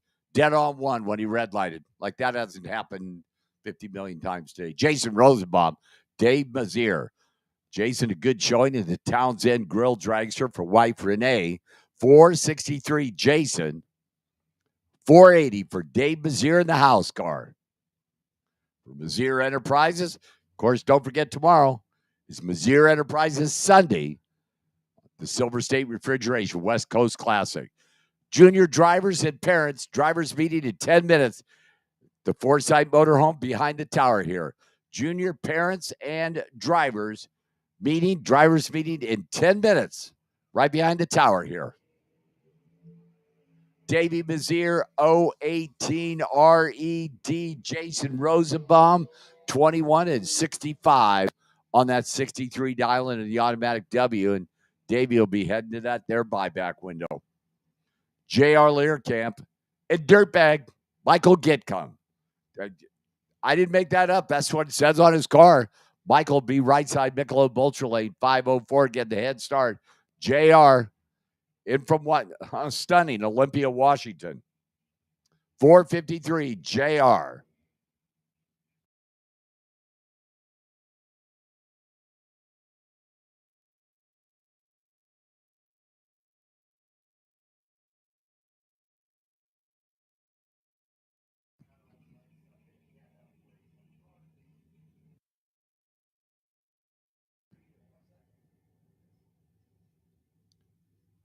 JR's in. Michael's in. Head start, Michael Gitcom. Oh, watch that baby down there. I'm telling you. How about 1 over, 05 with a 4, 021 for the win for Michael Gitcom. JR right behind him at 24, and that goes out by 2 thou, getting there first by a hun. Race Kid Gabe Torres. Race the Assassin, 459 for Kid Performance. And Gabe Torres, G Money, picked up the win yesterday for $10,000. Gabe Torres did. 460, the dial for Gabe. That three-way Chevrolet lane. So far this weekend, $30,000 has gone into the Torres family bank account. Of course, Val Senior says, well, being I'm dad, I'll control it all.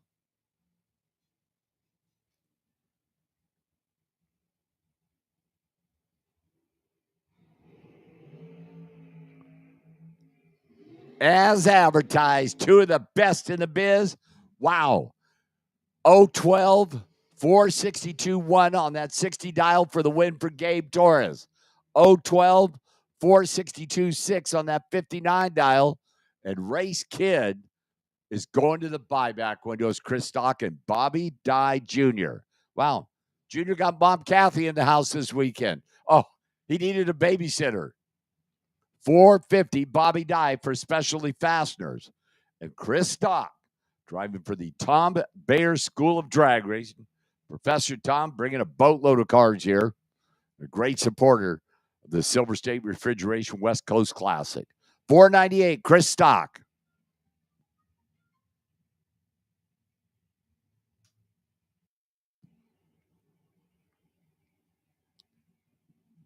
Chris rolls up in the first call dragster for Tom Bayer. Bobby Dye in that three-way Chevrolet lane. Mike Ames, don't text me when I'm working.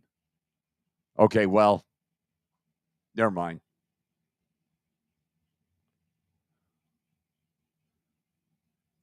Head start, Chris Stock. Bobby Dye doing the chasing. Separated by 1 thou at the finish line. Bobby Dye puts up a, 20 thou pack. Bobby Dye goes 11 on the tree, dead 9. Chris Stock goes 12 on the tree and out by 3 thou. Got there by 2 hun. Taking a little bit too much stripe there. Bobby moving on is Gage Cameron.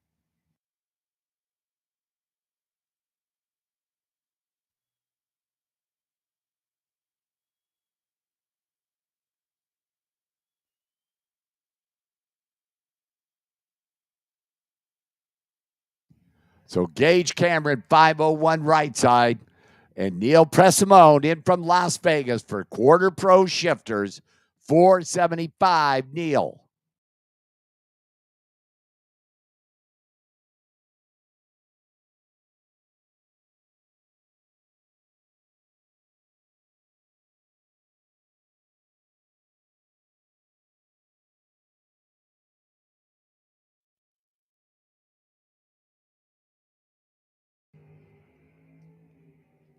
Double 03 moves second and makes it work.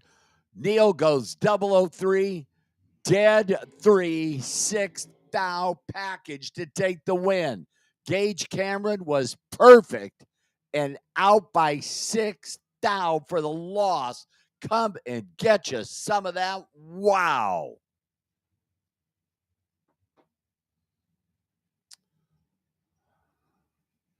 David Pohl for Tom Bayer and Chad Axford, the real estate dude out of Tennessee. The Chadmobile at 442, the three-way Chevrolet lane.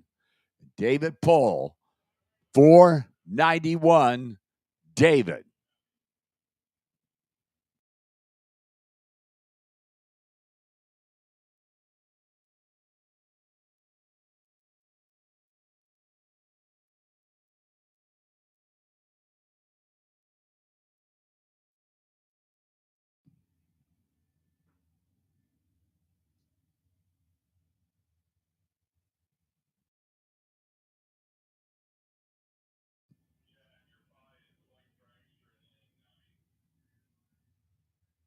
Head start, David Pohl. Now there's headlights, that second light there. Tree comes down. Chad trying to run down David Pohl down there at that top end. Chad is 13 on the tree, 444.9 on that 42 dial for the win. David was 44 on the tree, dead on 3, and by 5 thousandths of a second. Chad Axford moving on next round. David did that buyback window. Robert Neighbor, Ryan Clavel. Ryan over there, three-way Chevrolet lane, Oak Hills, 439, chasing Robert Neighbor. Robert at 455.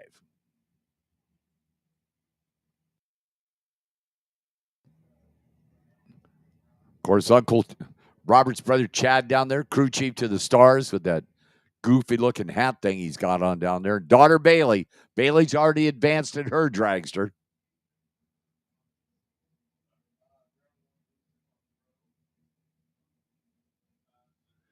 Head start Ryan. That three-way Chevrolet lane.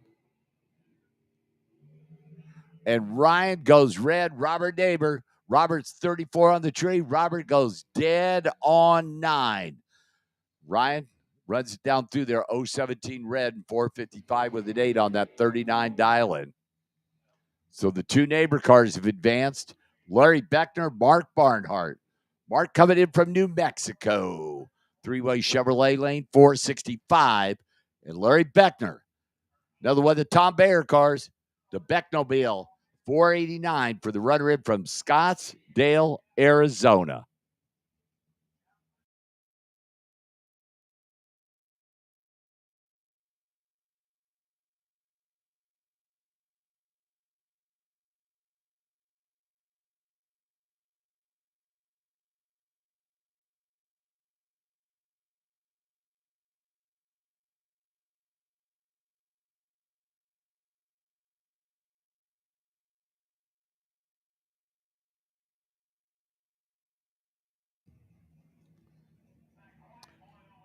All four lights are on. Head start right side. Oh, Larry Beckner is 001 red. Mark Barnhart, 12 on the tree, 2 over 67 with a 3 on that 65 dial-in. Larry red lighted away at 92 with a 6 on that 89 dial-in. It's Gabe Torres, G Money, in his second entry. 464 Gabe in the Hartzell ride, 578 Michelob Ultra Lane.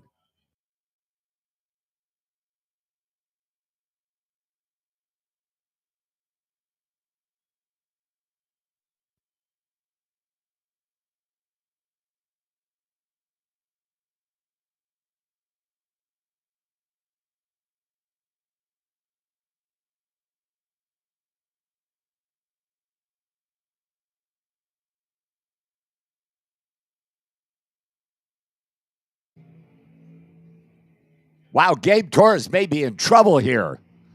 Oh, man, dodged a bullet there.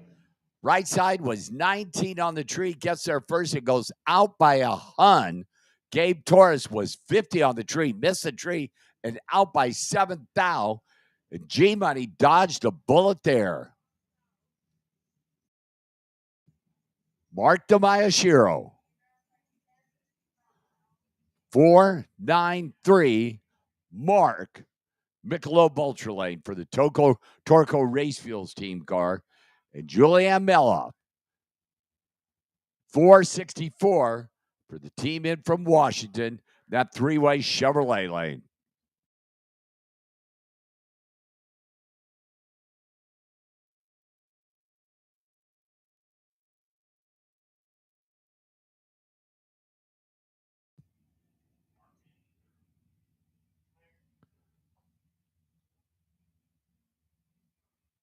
All four lights on, top of the tree, head start, Mark Mayashiro. Perfect reaction time move first. That's Mark Mayashiro. Mark is perfect, 95 with a 1 on that 93 dial-in for the win. Julianne at 44 on the tree, 66 with an 8 on that 64 going to the buyback window. Gordon Bowman, Kobe Fuller. Woo. Big time matchup here. Kobe Farside, 437.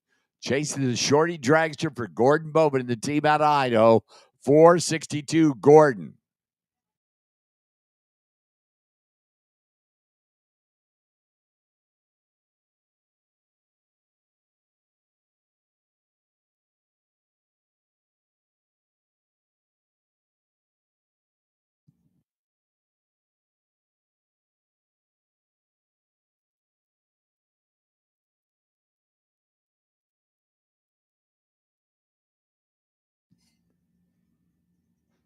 Very careful to light that second light. Just tickle that little baby.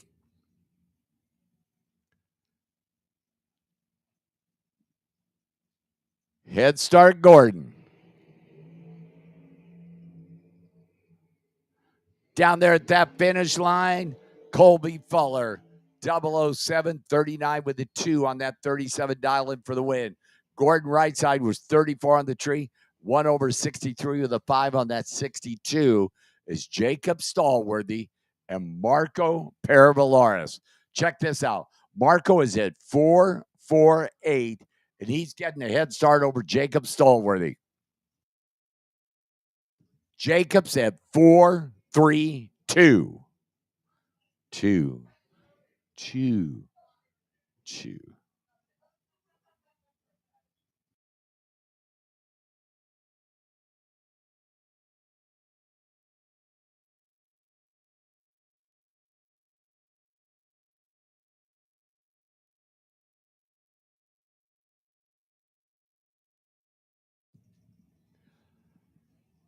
So Marco in a very rare position at a head start, and he goes 001 red. Jacob 008 dead 4. 160. Wow, that baby's flying. Marco out by 6 thou, but 001 red. Victor Clark, Dean Bush. Dean having a very good year. The strip at the Las Vegas Motor Speedway, that three-way Chevrolet lane, 478. Victor Clark, 471. VC Michelob Ultra Lane.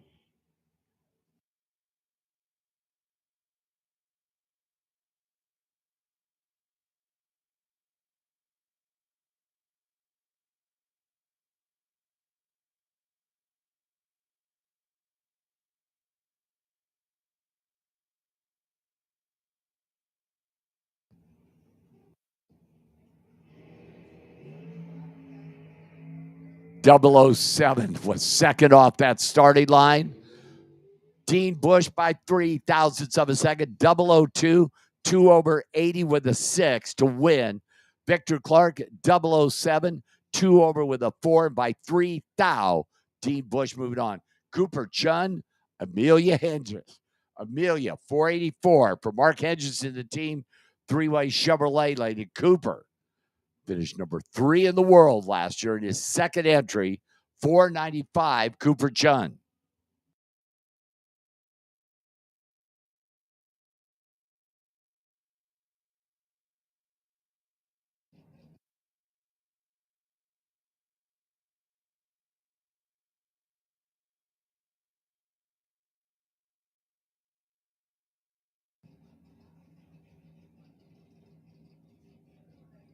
Cooper, very careful to light that second light. Green lights in this pair. Oh, man, that's going to be good down there. It's especially good if your name's Amelia Hedges. Amelia's 008, dead 8 for the win, and mathematically eliminated Cooper at the start. Cooper was 28, dead 8, but Amelia putting up that 16 thousandths package, and, well, Cooper had no chance. J.R. Learcamp, Dwayne ranked. Dwayne at 451. JR at 453. JR will be in the three-way Chevrolet lane. Dwayne Michelob Ultra lane.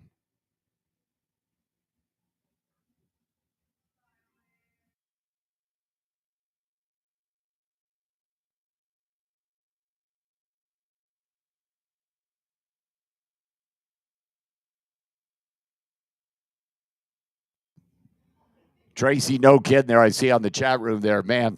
Cooper did a good job, but Amelia was just better. Here we go. JR, Dwayne. Dwayne is red. JR Learcamp, 009 green. JR, dead 7, 009.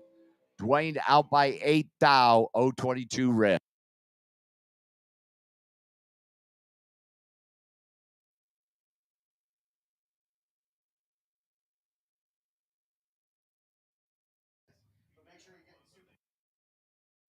Super Pros, if you're not in the lanes, you are late. Those of you round number 1 who've not made that call, Super Pro, if you're not in the lanes, you are late.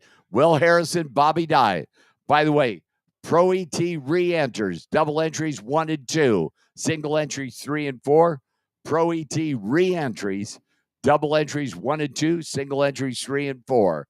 So Bobby Dye, 451, three-way Chevrolet lane. It's Jamie Harrison. Will's walking around down there, and I know he can't do. Will can do a lot of things, but he can't drive and walk around at the same time. 516, Jamie Harrison.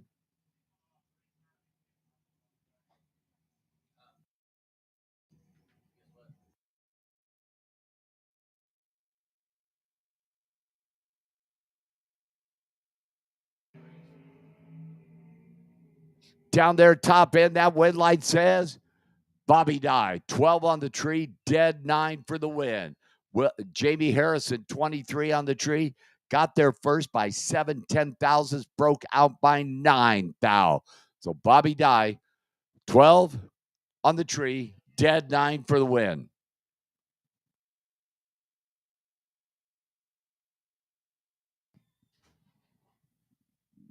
Pro re-entries, double entries 1 and 2, single entries 3 and 4.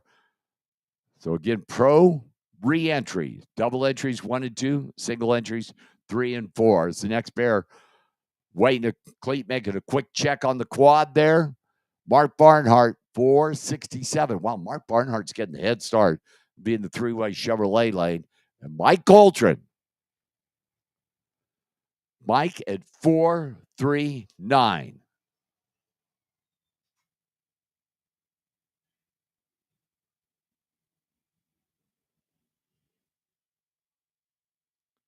I can only imagine the lies that Kevin's telling down on the starting line there.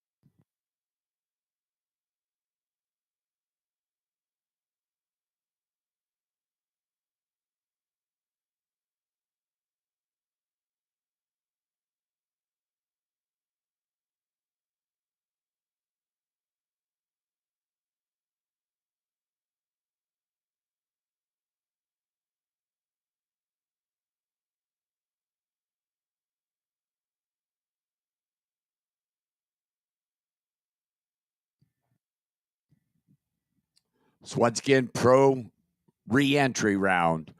Double entries 1 and 2. Single entries 3 and 4 is Mark Barnhart, Mike Coltrane. New Mexico left side, Idaho right side. Hey, I'll tell you what. Let's get together in Bakersfield and have some fun. Well, somebody's going to have some fun. Somebody's going to go the re-entry round. Head start for New Mexico. Idaho doing the chasing.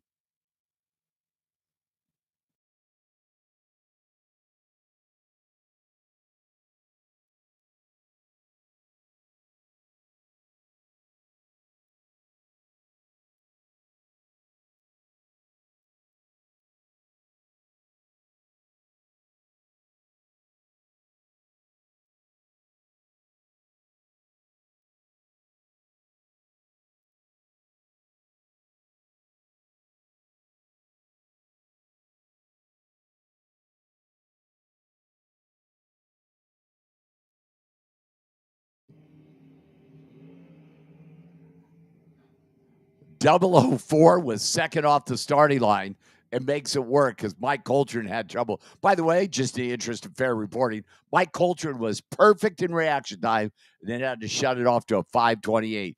Mark Barnhart, .004, 73 with an 8 on that 67 dial-in for the W is Chase Learcamp, Robert Neighbor.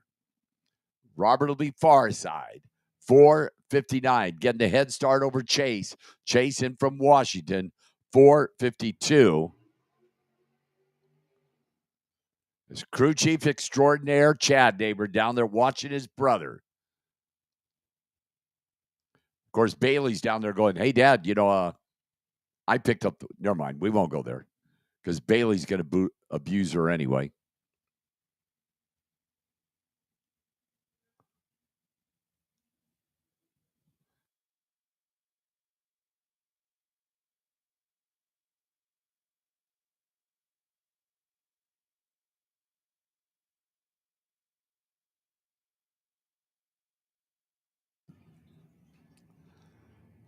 So itty bitty little head start going to Robert Neighbor.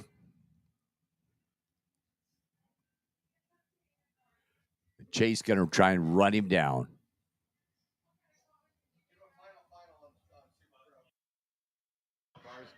Super Pro cars. If you have not run round one, you should be in the lanes. Super Pro cards. Here we go. Robert Chase. 008 moved first, and 008 gets the win. Robert Neighbor, 008, 60 with the 9 on that 59 for the win. Chase goes 47, missed the tree, dead 8. Ouch.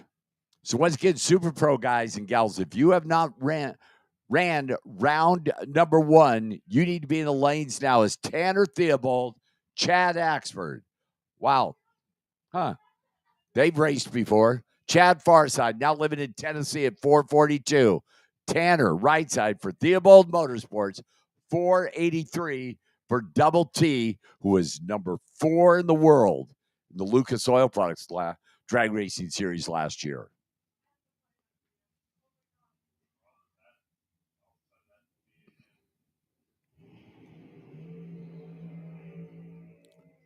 Difference, 3 thou. Win light, Chad. Chad out by 5 thou, 014 for the win. Tanner Theobald out by 18 thou, 011 for the loss. Man, Riley Learcamp, Dave Mazier. Riley be far side at 458. Davey Mazier, 459 for tomorrow's sponsor.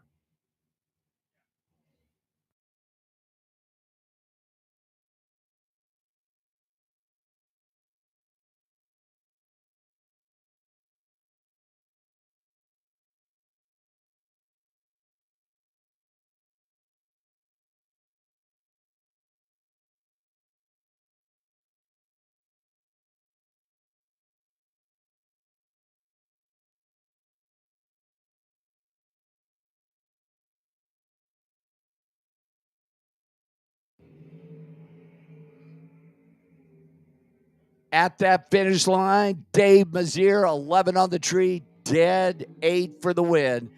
Puts up 19 thou and eliminated Riley Learcamp right off the starting line. Riley was dead 5, but 0-2-6. Dave Mazier moves to round number 2. Gage Cameron, Race Kid, the assassin for Kid Performance in Double Drip, Idaho. 460 race. Jason Gage Cameron, the Gage Mobile, 499 Gage.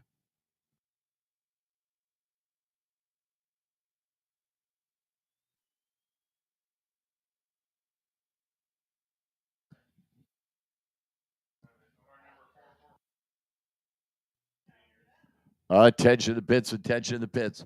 Car number 444. We need you to move your car, please. Car number 444. Please move your car. Gage is in. Here comes Race to light that second light. And wow, Gage's car. Oh, man, are you kidding me? Gage is going to pick up the win with a 1-second reaction time. Race Kid goes 001 red and is out of here. Gage Cameron had a 1-second reaction time as the car did not move, goes 624 on a 499 dial-in. And I will tell you, I know Race Kid very well. Lock the trailer, hide all sharp objects.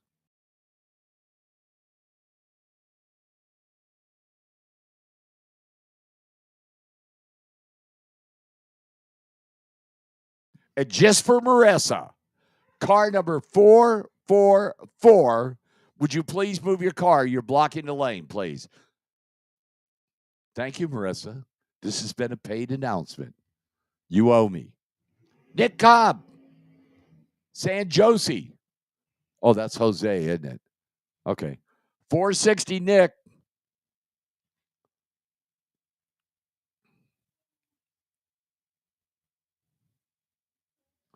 So Pro ET re-entries. Double entries, you should be in 1 and 2. Single entries, you should be in 3 and 4. About to do it.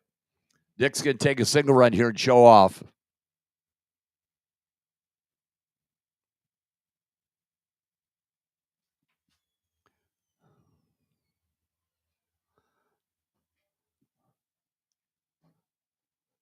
Nick used to be my neighbor, and then he moved. Did something in his right in his life besides marrying Michelle. 49 on the tree. 59 with a 7, 149. Way to go, Michelle. You got him dialed in. I know it's hard. You don't have much to work with, but at least you're there. So that does it for that round of Super Pro. Pro ET re-entries will be up next. Speaking of re-entries, never mind, Jay. I'm sorry. I know that wasn't a re-entry. Oh, what a great day.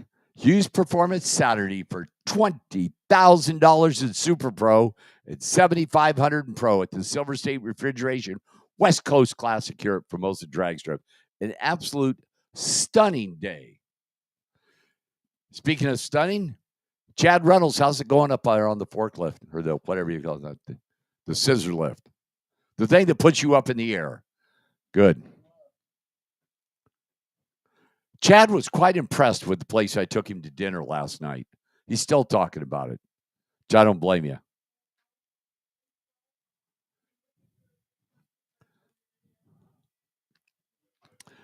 Jay, you about ready? Oh, never mind. Stay in your seat. Nate slides in. I didn't think he was going to make it, but he wants to make one of those fashionably late appearances in the announcer's booth. So fashionably dead on time. Nate Hershey going to take you through the re-entry round of Pro ET.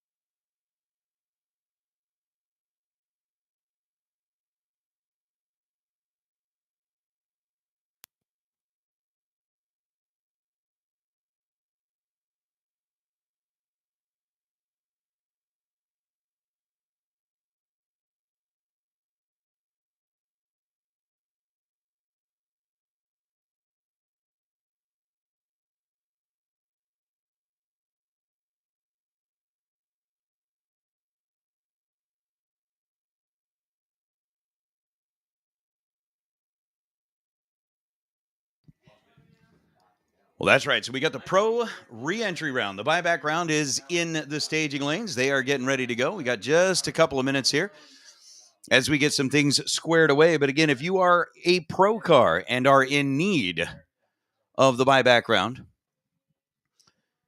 let's make sure that you are there. They are collecting up the money now. As soon as we get a lot of that taken care of, we'll go ahead and fire up some cars and head them this way. It is a Silver State Refrigeration HVAC West Coast Classic here at Famoso Raceway. It is a Hughes Performance Saturday. $7,500 to the winner of our pro category. As again, those that round number 1 didn't go the way that they wanted it to. They are back there right now talking to the forgiveness goddess. The goddess of forgiveness. We'll see how it works out. Perhaps your buyback investment could, I mean, you really think about it. Everybody talks about like long-term investments. This is a short-term investment. Perhaps it could turn around into a great big pile of big check, trophy, and event winner hat. I mean, come on, right? You throw a little money in, you give it time, your investment grows. I don't know. I think I want to do Winter Circle tonight. You get to go to the Idle Spur. I want to do Winter. I thought the Idle Spur was closed on Saturday nights. Yeah, so you don't get to go there. Jeez, are you getting technical now? I'm sorry. What's the name of the bar you went to? Boss. The Big Boss. The No, just not even the Big Boss. It was Boss Lounge. Oh, yeah. We're gonna eat across the street and then stumble across. We're going to go beat a boss. Which, yeah, by the way, talk about it later, but if anybody wants to, I don't know. They don't have room for this group. It's tiny. You gotta find our way in. It's tiny. It's tiny. But it's fun. So for those of you that are watching along on the Bang Shift live feed, again, thanks to Optima Batteries, thanks to Holly, thanks to our day sponsors, yesterday's Kid Performance and Dyno, $10,000 went to Gabe Torres, the $5,000 went to Chase Trimp. We'll decide who the $20,000 on a Hughes Performance Saturday goes to later on in the afternoon, who the $7,500 in Pro goes to later on in the afternoon, and we have got about 1 hour left. One more hour. 1 hour later. We've got 1 hour. If you are thinking about getting into the Door Car Clash, again, we're going to be taking 16 Pro, 16 Super Pro cars to race out for $10,000. It's going to be fun. It's going to be cool. We're in the Pro buyback round. Josh D'Souza, Randy Stanley. The junior comp cars did not really fare well in round number 1. Yesterday, they did awesome. I mean, when we took two of them into the ladder round, one of them into the into the semifinals. We'll see if we can get another one in. Randy Stanley's going, nope, not going to happen. 674, the dial for Randy over on the left side. Josh dialed in at 6.90 seconds on the right lane. Advantage at this end of the racetrack goes to Randy. Win light goes to Randy. Stanley was 44 on the tree. Josh was 072. Josh ends up running 692 on a 690 to come up 17 thousandths of a second short. Randy Stanley, 44 green, 3 above. Win light goes to the Nova as Jacob Beckwith and Jeff Kreider, dragster Jeff Kreider, driving the Vega wagon. How do you have it named Dragster Jeff and you roll up in a Wonder Wagon? I'm just saying. The Wonder Wagon is cool. The Malibu is cool. 730 is the dial for Jacob Beckwith. 724 is the dial for Kreider. So a 600th of a second split in the dial-ins.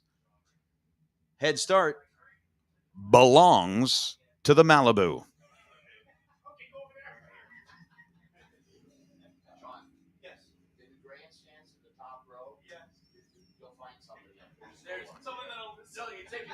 Red light start for Kreider.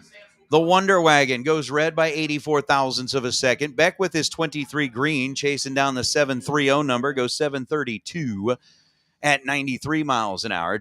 Jeff Kreider puts up a 725 on the 724 dial, but left early at this end of the racetrack. So the Malibu is going to advance. And we're going to get through our junior comp parade pretty quickly. Again, we wrapped up our junior dragster driver meeting just moments ago. So all of the junior dragsters are already set up. They know exactly what they need to do, and we'll see them on track. I think he said around noonish or so once we get through the buyback round. As Denny Valvo dialed in at 597. Garrett Agnew is going to be back in the game. Volvo red by 35 thousandths of a second, runs 595 down the racetrack. How about Agnew? Dialed in it at 617, and I believe Garrett Agnew, for the second time this weekend, puts that car dead on zero. Had a 110 reaction time, but on a 617 dial, goes 6170 on the winning pass. So we will see Garrett Agnew back in round number 2 as Leslie Emery. In the 94 bodied S10 left side, dialed in at 692, Carly Ball. In the Vision built car for the folks at Protrans.com. Rolls up with a 653 number on the side of the junior comper. Advantage goes to the junior comp car. Win light going to go to Leslie Emery. Emery was 141 on the tree, puts it dead on 7. Gets there second, lights up the scoreboard for the win. Carly Ball was 21 green. Ended up taking a 10th and a half down at the stripe to break out by a 10th and a half. Goes 6.505 on the 653. Winlight goes to Emery in the pickup truck as Stephanie Paz and Kim Nielsen. 68 Nova going up against Nielsen's 2018 Porsche 911. The dial-in is a 619 for the Porsche. The dial-in is a 643 for the Nova. Oh, Stephanie nails it at this end of the racetrack as 006 on the tree and goes one above, 644 on a 643. Stephanie gets the win light. Kim Nielsen had a 113 reaction time and runs 624 on that 619 dial. Is everybody else getting absolutely like blown up by political texts lately? Saying, hey, I'm the only candidate for this or I'm the only candidate for that and da-da-da. I mean, is your phone going nuts with political texts? Ugh. Richard Leo trying to take out Jeff Taylor. Taylor in the Dakota is going to go 565 on a 563 after the 023 reaction time to be no good. Richard Leo, 714 on a 713, was 25 on the tree, takes 6 thou down at the stripe to be one above the dial for the win. Taylor was 2 thou better in reaction time. Leo was 6 thou better at the finish line. Winlight goes to the Ranchero as Bob Beals rolls up in the 72 Mercury Capri. Excuse me. Is it? He says it's a Mercury. 860. The number over on the left side for Jeff Bertram in that 56 Bel Air. Just watch this Bel Air.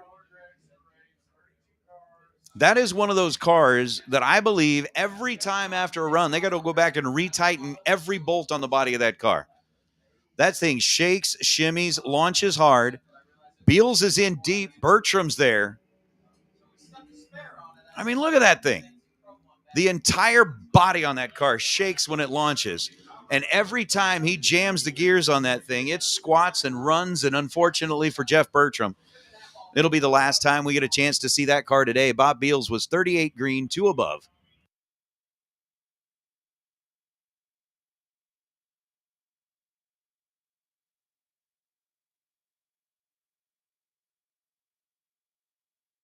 Dude, it's like an Easter egg hunt here every day. Every day we're going to have an Easter egg hunt. And the Easter egg happens to be a fuel cap. Yesterday, Nick Cobb's fuel cap was missing. He didn't find it until the end of the day because somebody picked it up and tucked it in their trailer and apparently didn't hear the announcements. Today, the fuel cap that we're looking for belongs to Chad Axford. So there is a magic fuel cap out there somewhere floating around as Mike Agnew and C.W. Hofer. Hofer is going to get the win light, 11 on the tree, and run 746 on a 744. Agnew was 33 green. Gets there first by 6 thou to break out by 0.02 of a second. Goes 604 on the 605. Win light to Hofer. As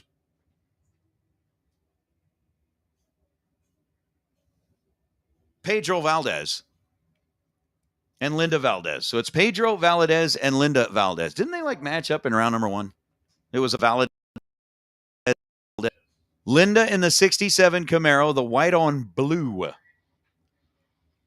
And I do appreciate, even though I cannot see the, since I said blue, I cannot see the comments on the Facebook live stream, but they all chimed in when I said blue on black. Was that Stevie Ray said, no, it was Kenny Wayne Shepherd. So I appreciate that. Kenny Wayne Shepherd did the blue on black song. Robert Neighbor, 18 green, 3 above, gets the win light. Excuse me, Pedro Valdez, 18 green, 3 above, gets the win light. Linda Valdez was 84 green, run 681 on a 683. Wasn't going to get there, couldn't catch him, and didn't.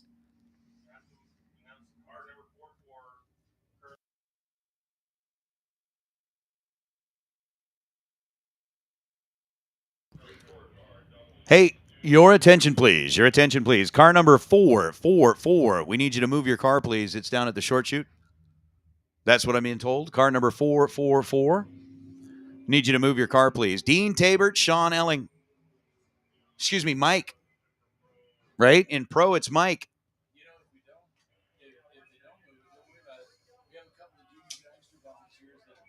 Wanting to learn how to use a tow truck or a forklift? There you go. 32 on the tree and 643 on a 643 for Ealing. Getting the win light. Dean was 30 green and takes 1.5 hundredths of the stripe to be 1/100th of a second under. 574 on a 575, no good for Dean. Ealing gets the win light. 643 on a 643, dead 4. After the 032 reaction time.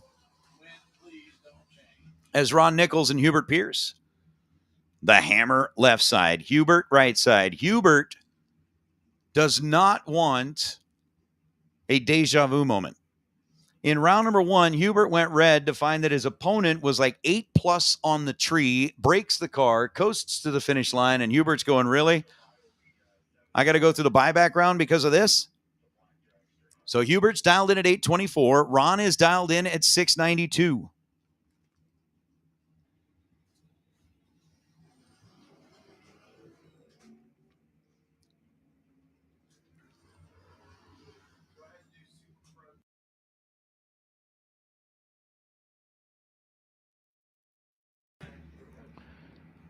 Winlight's going to belong to Ron Nichols. Hubert, darn the luck, was 74 green, gets there first at 10.5 and breaks out with an 821 on an 824. Ron Nichols, 47 on the tree, goes 694 on a 692. Hey, Super Pro Door Car Buyback. Super Pro Door Car Buyback. Let's get our doubles headed to 1 and 2. Our single entered Super Pro Door Car Buybacks to lanes 5 and 6. So if you are a double entered Super Pro Door Car Buyback, go to 1 and 2. Tim Arnswald, Chase Trimp. They were giving each other nothing. Arnswald was 008. Chase was 004. Chase is one above. Arnswald is one above. And by 1/1000th of a second, win light goes to Trimp. Technically, it's 11/10,000ths of a second, but by 1 thou, Chase Trimp wins that one. 004 and 18 thou above gets the win. Yeah, the Easter egg has been found. Chad Axford has his fuel cap back in his hand. So yesterday's magical missing fuel cap was found. Today's magical missing fuel cap was found. Tomorrow morning, I'm going to get up early and go steal somebody's fuel cap and hide it just so we can do it again. Okay, no, I'm not. And nobody do that. But I'm saying, double breakout between Danny Valdez and Jeff Ball. Ball ends up running 585 on a 586 to be 10 thou under. Danny Valdez goes 664 on the 665 to be 9 thou under. Winner is Valdez as Bruno Casella and Sasha Hofer roll up now. Casella left side, Sasha right side. Sasha 006 and 744 on a 741 to get there first by 1, 2, 3, 4. Margin of victory is 1, 2, 3, 4. Win light goes to Sasha. 006 getting it done. Bruno was 88 on the tree. Runs 647 on a 640. So again, we have found today's magical missing fuel cap. Hopefully we don't have to look for more fuel caps, but if we do, we're getting pretty good at it. Noel dialed 701. Butler right side dialed at 616. Uh-oh. Jonathan wasn't going to recover from that. 701 was the dial. 101 was the reaction time. Ends up running 697 trying to chase down Butler, but Butler was 008 on the tree. Takes 11 thou at the stripe to go 620 on a 616. Win light to the Butler. Once again, Super Pro Door Cars, Super Pro Door Car Buybacks, Super Pro Door Car Buybacks.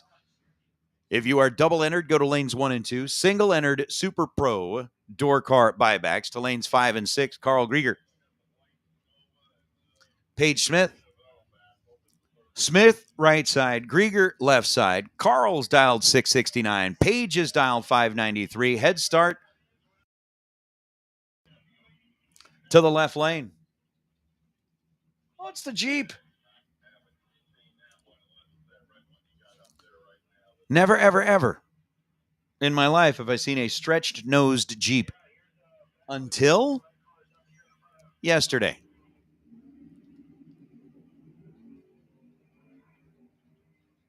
Paige Smith trying to hold on against Carl Grieger. Grieger is in control with a 003 reaction time, but Paige Smith is able to sneak by 0.06 of a second ahead of Carl at the finish line. Paige was 26 on the tree, goes 2 above, 595 on a 593 to get the win light by 64 ten-thousandths of a second. Carl Grieger 003, but ends up 500ths off the dial, and Paige Smith slips through for the victory as Rock Thomas and Rob Strong. Strong in the yellow Firebird. Rock. Go get him, Rock. In the dirty white bird. The 62 Thunderbird dialed in at 575. Strong dialed in at 702. Rob's going to get a decent size head start, and Rob tried to take more than he should have.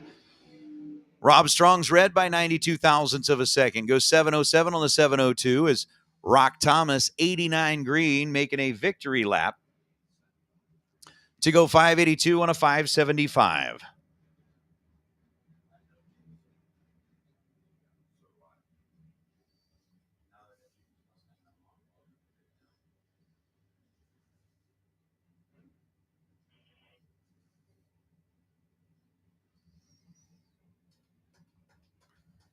Mike Polton, Mike Dye. Dye in the GTO. Polton in the stretch nose Jeep. Oh, Michael Dye's in trouble. Mike Polton's 003 on the tree and 644 on a 641 for the California-based Jeep gets the win light. Michael Dye had a 121 reaction time, 603 on a 600 for Dye.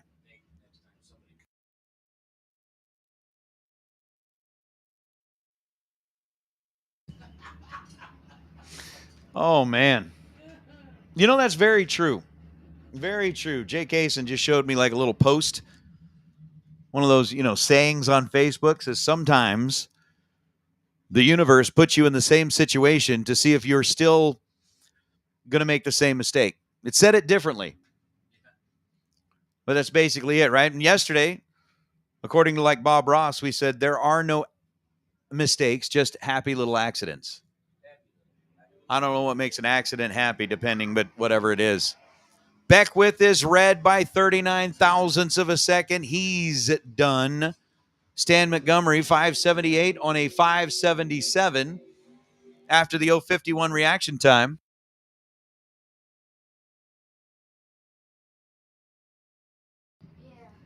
So Montgomery gets the win light in that pair as Randy Stanley ended up having a buyback in both, was able to win in his first entry. We'll see if he can get it done here in the second one. And Brandon Phillips in the Firebird out of Santa Paula, California. 662 the dial on the right side. Stanley dialed in at 674. Both with the wheels up charge, 700ths of a second-ish. The difference between the two in reaction time. Win light turns on for Phillips. 31 green and goes 6, 6, 6, 6. Stanley ends up breaking it out, 672 on a 674.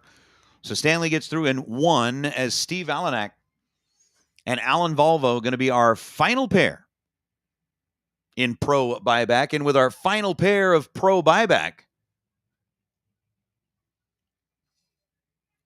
rolling up to the starting line, just a reminder, Super Pro Door Cars. Super Pro Door Car buybacks need you into the staging lanes. If you are a double entered Super Pro Door Car in our buy and back, need you into lanes 1 and 2. Single entered Super Pro Door Car buybacks need you to lanes 5 and 6 as we get a double red light start between Alenak and Volvo. Volvo leaving second was 035 red. Alenak leaving first was 007 red. True Start says win light's going to be Alenak and the Mach 1 Mustang. will return. So that's kind of hard to believe. But is it possible that all of our double-entered Super Pro door cars, nobody needed to buy back? We've only got single buybacks in Super Pro door car? Hey, it happens. It happens. It happens. Hey, Super Pro Dragster, let's get your buybacks headed this way, please. Super Pro Dragster buybacks. Double entered Super Pro Dragster buybacks to 1 and 2. Single entered Dragster buybacks to 3 and 4. So again, double entered buybacks to 1 and 2 for Super Pro Dragster. Single buybacks to lanes 3 and 4, please come on down. So we've made our way through our pro buyback round. Again, we are anticipating getting our juniors out onto the racetrack at about noon. And again, remember, juniors, you are going to be like staging up and pairing up behind the grandstands in the nice woodland areas. You get like the wooded area. It's like a mini forest. What do you call like, it's not a greenhouse. It's not an orchard. A place where they like grow the trees from seed, and it's a nursery. You'd call it a nursery. All right, juniors, you get the nursery. No, it's not that. But I mean, you guys get to like pair up in the shade area and all that kind of stuff. Not yet. We don't need you there yet. I'm just saying that's like when we were talking about it in the meeting. That's where the Grove. So you get the Grove. The place is cool. I haven't walked down through there yet, but I think I need to. There's a white building down there that's very popular. The White House. The White House? Yeah. What's that, the bathroom? Oh, and it's very clean. Luis and Amelia down there keep it very clean. Okay. Thank them with low cash. It's just the far walk. And the older I get, the farther it seems. So our Super Pro door car buybacks are getting fired up. They're going to be taken to the racetrack here in just a minute. Again, Super Pro Dragster, double buybacks. Need you to lanes 1 and 2, single buybacks to lanes 3 and 4. So if you are still doubled once the buyback round, you should be headed to lanes 1 and 2, double buybacks to lanes 1 and 2, single buybacks to 3 and 4.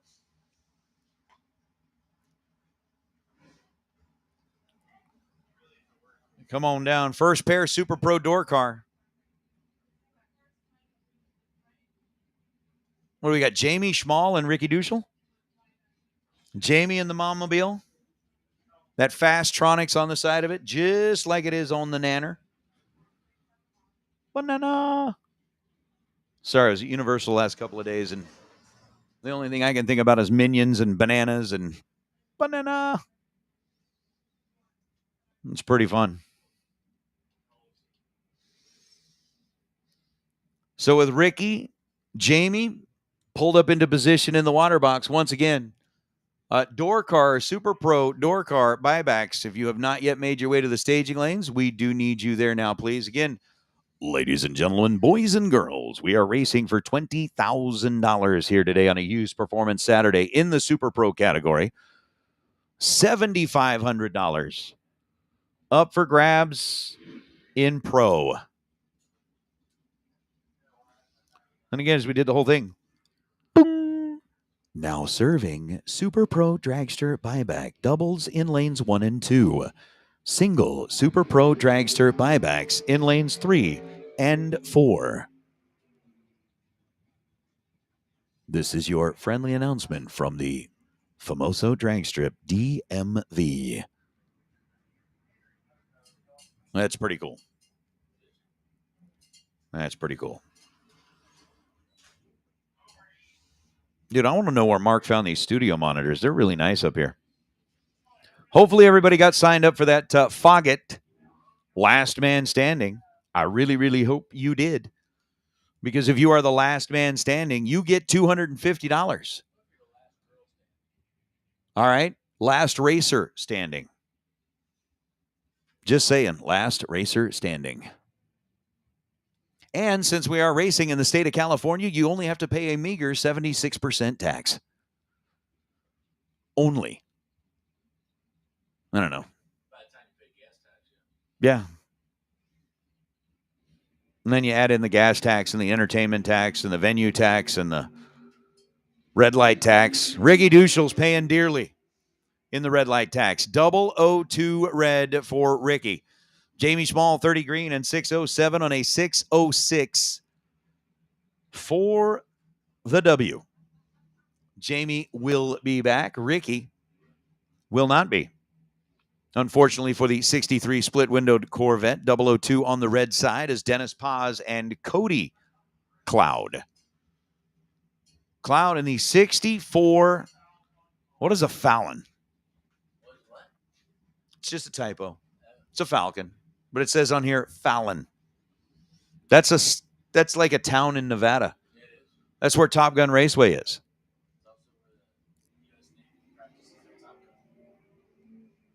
Yeah, I never did understand that. Dennis Paz dialed 658. Randy Cloud dialed 637. Cloud's going to get the win light. Dennis was 28 green. Randy was 20 green. So an 8,000 split at this end of the racetrack as Cody goes 638 on a 637. Dennis is 28 on the tree and goes 656 on a 658. Dennis got there first by 22 thousandths of a second. Breaks out by 12 thousandths of a second. Win light goes to Cloud in the Falcon. It's the Navy. And the Navy is based on the water. It's the sea, the oceans. Big blue. So why do you put a Navy base in the middle of the desert? I'm just saying. I get that. There's nobody over the ocean. In most cases. But Eric Water gets the win light. 1, 2, 3 on the tree and 597 on a 595. Hartvigsen in the Barracuda was red by 5 thousandths of a second. Goes 579 on a 578 as Eric Dodge and Pete Vertical. It's Pete out of Parkdale in 68 Barracuda. He's dialed it to 610. Dodge in the Nova.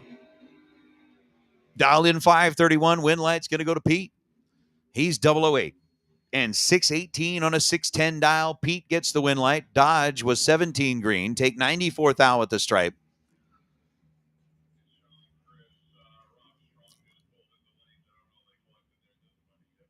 To break out by 14 thousandths of a second is Gary Manaka and Larry Scarth. Scarth's big, beautiful bubble top Chevrolet dialed in at 615. Manaka in Pete's Porsche. He and Pete kind of swapping duties behind the wheel of the Porsche. So from Fallon, Nevada, it would take an F-18 approximately 23 minutes to get to the 23 minutes to get to ocean. the ocean from Fallon, Nevada. Okay. 5 thou, the difference in reaction time. Advantage to Manaka. Win light to Gary. 563 on a 562 for Manaka. Former D7 champ driving Pete's car. He is 19 on the tree. Larry Scarth was 24 green and 4 above. 619 on a 615 to be 34 thou behind at the finish line as Craig Merrilees and Jordan Yeager. De Meister.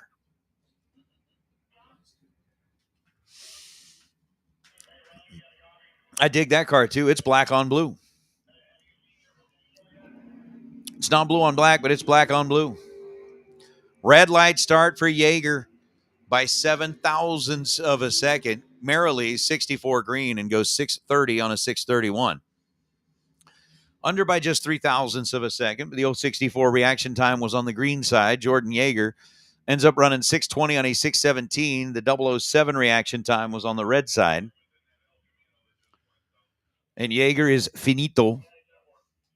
So that'll bring up Wes Anderson and Stephanie Paz. Paz in the Nova dialed 643. Anderson in the Roadster dialed in at 541. Once again, Super Pro Dragsters. Double buybacks you should be in lanes 1 and 2. Single buybacks, you should be in lanes 3 and 4. Stephanie this time is red by 7 thousandths of a second. Run 644 and a 643, but 007 red for Stephanie. Wes Anderson, 19 green, goes 543 on a 541. And that'll do it. AJ Cameron in the El Camino. Tony Marconi in the 76 Aero.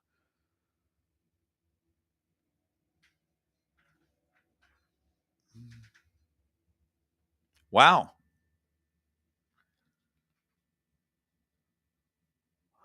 Tony Marconi's dialed 592. AJ's dialed in at 658.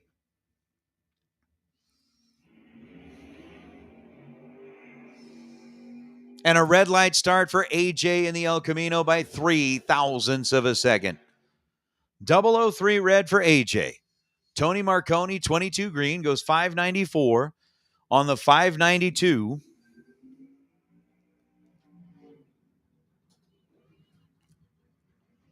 And that'll bring up Sean Ayling and Dan McClellan. I watched as Kevin pulled Dan into the water box. You know how, like I said, I went to my first major league game and I watched baseball on TV. They give like hand signals. They've got like the whole, code for, steal the base, do this, do that. Apparently, Kevin and Dan also have hand signals.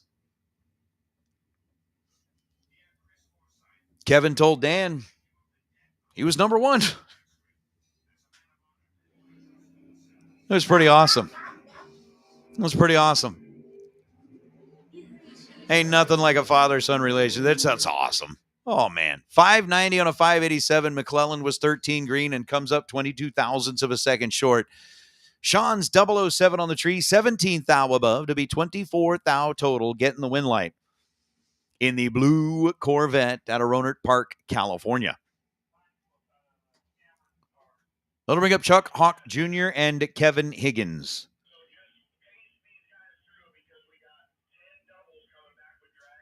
Higgins in the two-tone roadster out of Kuna, Idaho. Over on the right side, 554. Chuck Hawk dialed in at 488 in the S10.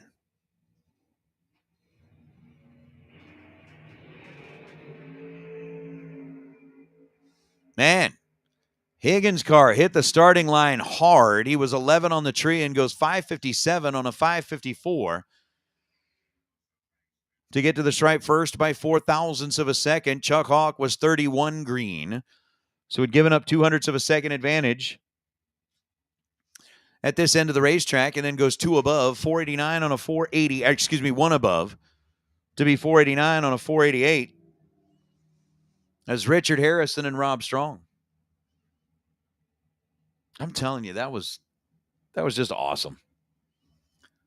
I love how dads and sons interact and communicate with each other, and it just had me smiling on the inside. It was awesome. Strong's dialed in at 702. Harrison's dialed in at 531.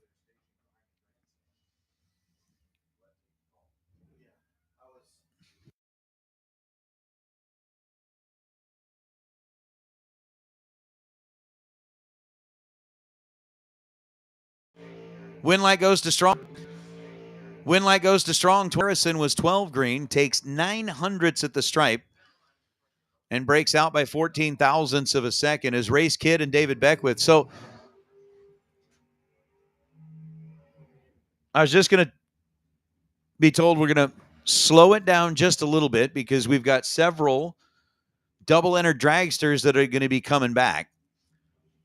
And then at the conclusion of that, we're going to start getting ready for our juniors. So junior dragsters, you are on standby. We don't need you to start making your way into the Grove just yet, but junior dragsters, you are on standby.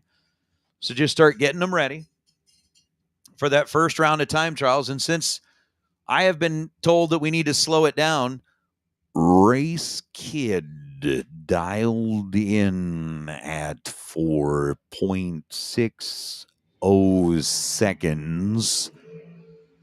David Beckwith goes red by 003.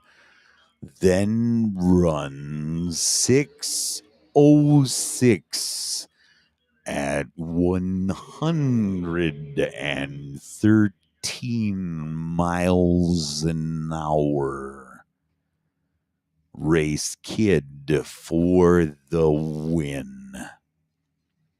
I can't do that all day. Can't do that all day. Yeah. Marco Paravalaris, Cameron Webb. Webb in the unique front engine dragster combination. What is the thing like got half of a roadster body on it? And I think that's just cool.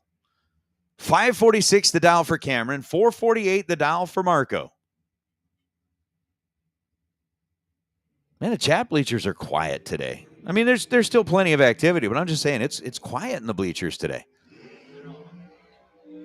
Marco drops it red 0.03 of a second, goes 449 on a 448. Cameron Webb credited it with the win. 29 green and 549 on a 546. Cameron will be back. That thing does almost look like a Terminator mobile. With the flat black paint, all the iron showing. You're like, who are you? What was it? Well, yeah, the altered. Dang. I can't remember half the stuff I want to remember. What was the name of the Cyber something? The name of the robotics company from Terminator? Cybercore? Cyberdyne. That's it. Mark is awesome. Cyberdyne. That was a Cyberdyne built dragster. Ethan Williams, 483. Chase Learcamp dialed in at 453. Win light goes to Williams. 19 green to Chase's 11 green. So an 8 thou split at this end of the racetrack. Chase is 31 thou above the dial. Ethan ends up running a 484 to get the win light by 11 thousandths of a second. As Greg Matthews shows up dialed in at 487. Kyoki Desa, who is never shy about wanting to put up the big horsepower, small number type dragsters. How about a 439 dial up on a scoreboard? I mean, we've seen like 440s. We're actually getting into the 439 range here.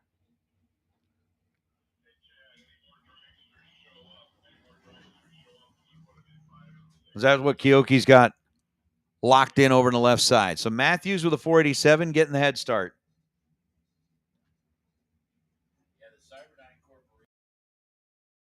That's it, Skynet. Cyberdyne and Skynet. Oh, no. Oh, no. Greg's got a great run. 005, one above. That's great.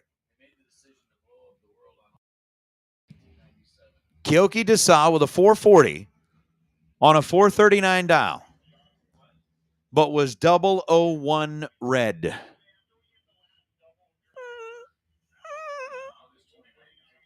That's terrible.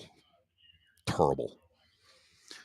So yeah, the Cyberdyne, Skynet, the whole thing. Yeah, that's like a cool thing. How about Cooper Chun and Tim O'More? I'm gonna like this one. Maybe 496.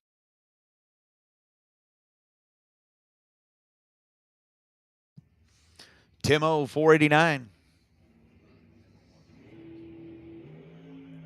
Both drivers leave red, and the win light's going to go to Cooper Chun. True start, catches him. Cooper was dialed 496, leaving first, left 4 thou early. Tim O'More dialed 489, leaving second, was 11 thou early. Win light goes to Cooper, 495 on a 496 dial. Timo ends up running 487 on a 489. Once again, Junior Dragsters, you are on standby. Make sure you got them ready to go. We are going to be calling you in soon. Again, we'll get you into the Grove. We'll get you paired up by like Group 1, Group 2, Group 3. All that kind of stuff, just like we talked about this morning in the meeting. You'll be right behind the grandstands under the shade of the trees. Getting ready to go. Tanner Theobald and Chris Stock. Stock in the first call dragster. Out there under the tutelage of Tom Bayer and Tanner Theobald.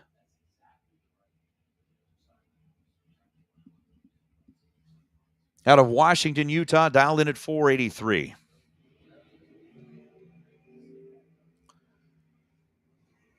Identical reaction times. Tanner had the scoop rock going and ends up scoop rocking and giving it back by 0.02 of a second.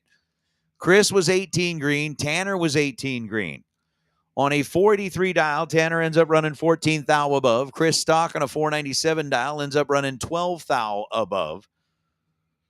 Win light to Chris Stock. Tanner Theobald by 27 10,000ths of a second comes up short in the re-entry round. Dwayne Ringeth and Krista Sweetum.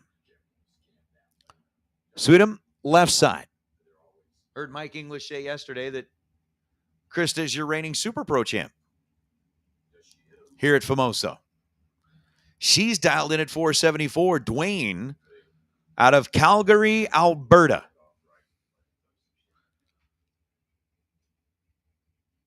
Ends up with a 455 dial on the right side.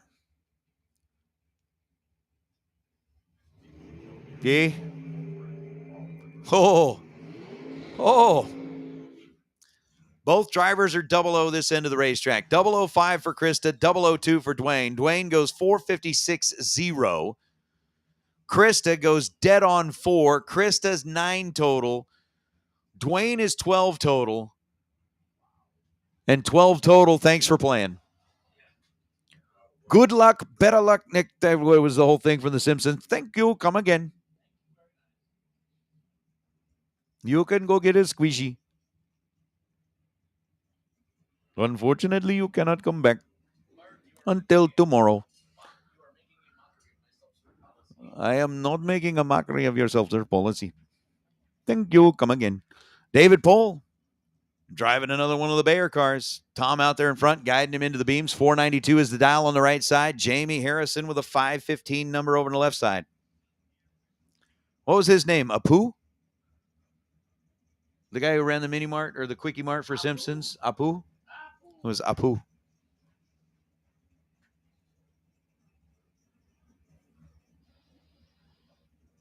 So with David lighting up the pre-stage bulbs first, and Jamie Harrison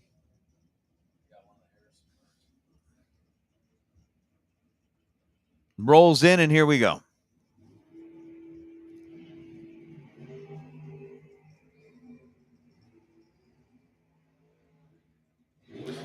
We went from a 005 and a 002 to an 069 and a 001. Jamie Harrison gets a 68 thousandths of a second advantage at this end of the racetrack. Goes 517 on a 515. David goes 493 on a 492. Pohl will bow out. Here in the re-entry round, Jamie Harrison races her way back in as Mike Collins and Victor Clark. Clark on the right side, Collins on the left side. The Gilroy. California-based racer, dialed 471. Victor dialed in 472.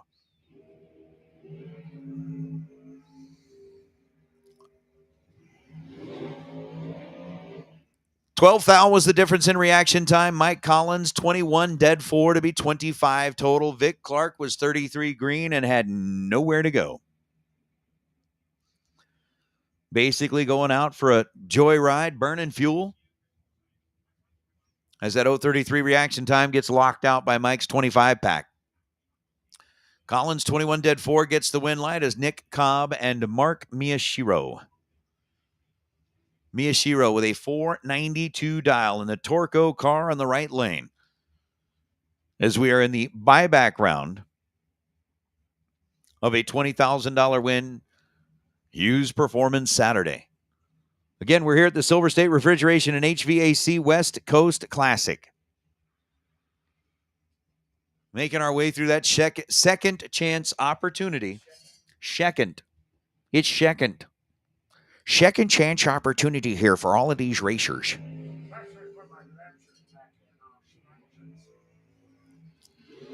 Win light's going to go to Cobb as Miyashiro.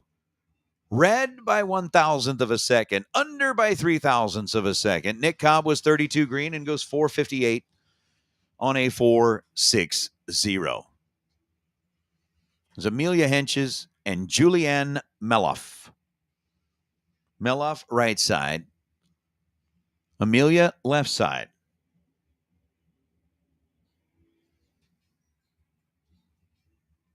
$485 is the dial for Henches. $468 is the dial for Meloff.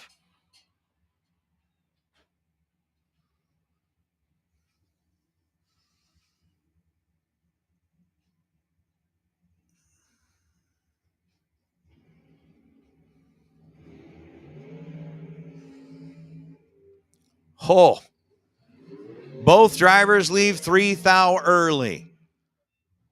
Going down into the fourth digit, Amelia 003 red. Julianne 003 red. Win light goes to Amelia. Going down into that fourth digit.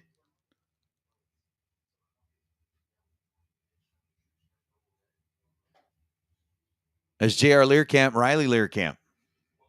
Really? In the re-entry round, J.R. and Riley.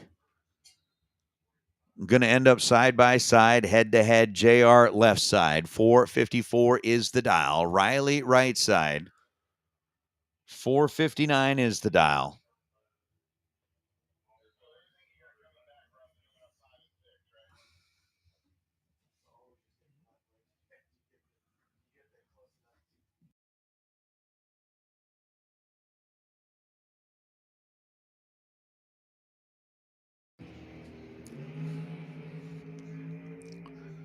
$12,000 the difference in reaction time.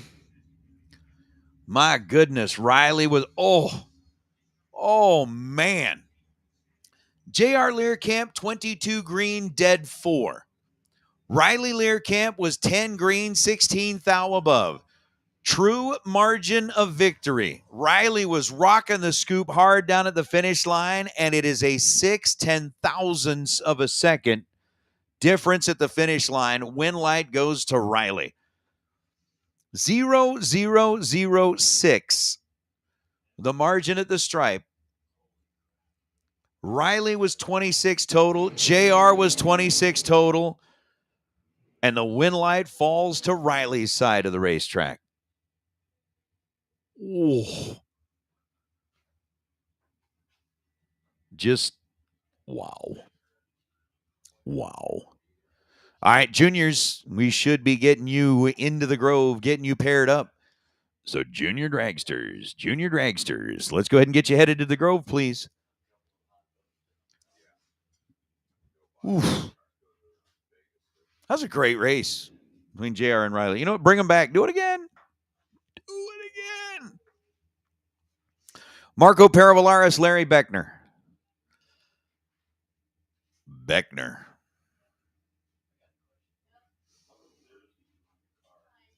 Dialed 491. Paravalaris dialed in at 450. How about like Team Paravalaris versus Team Bayer?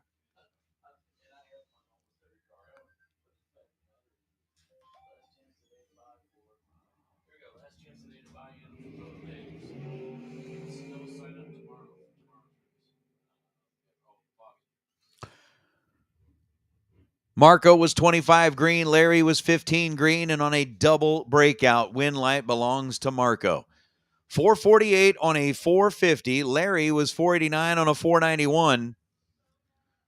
We are getting down towards the end of our Super Pro buyback. Hey, racers, your attention, please.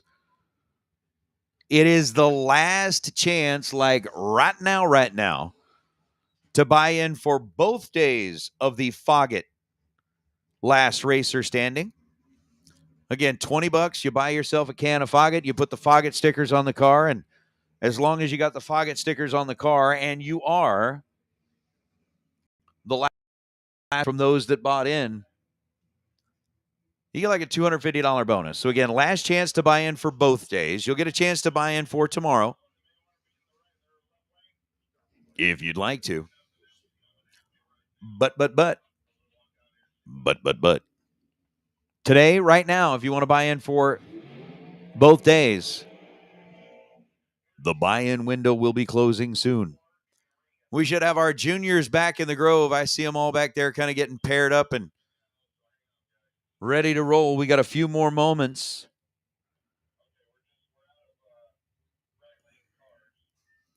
Of our Super Pro Dragster buybacks.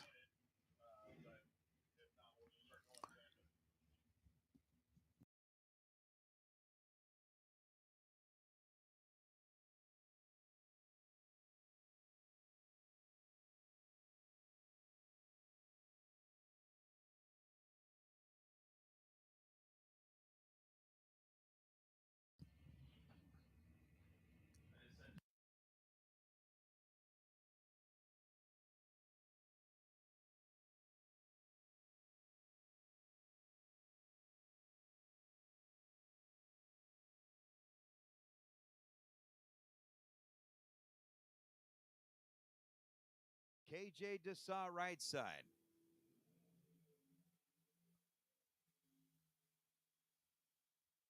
Was 14 on the tree.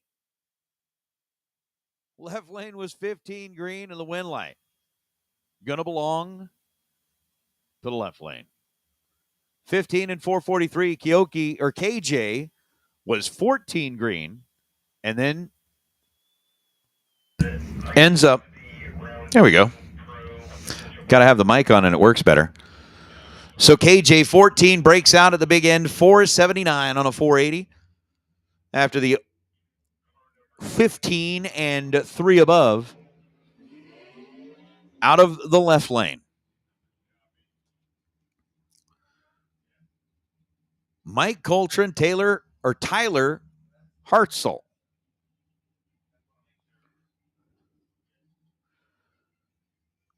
Tyler, who finished his licensing process yesterday.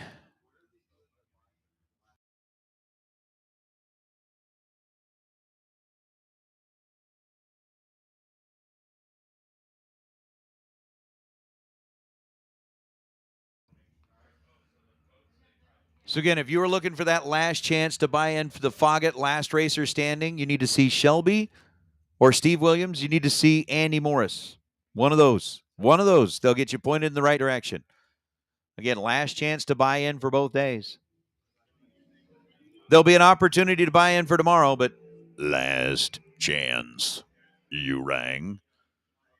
005 for Tyler. How about on your first official day of racing, you put up a nice little 14 pack. 005, dead 9.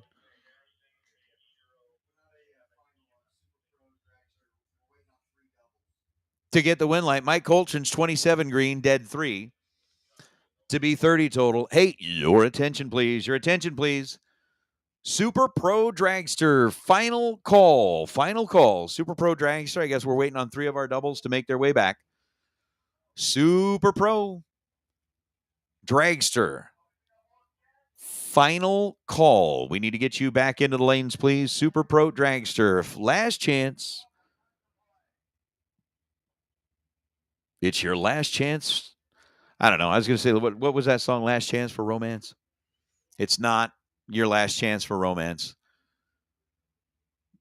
But if you didn't buy back in and you're not in the race, then people are going to think you're not as cool, and that might destroy your chances at romance.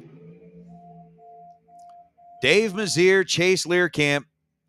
Chase is 008 green, 454 on a 456. Dave Mazier is 009 red.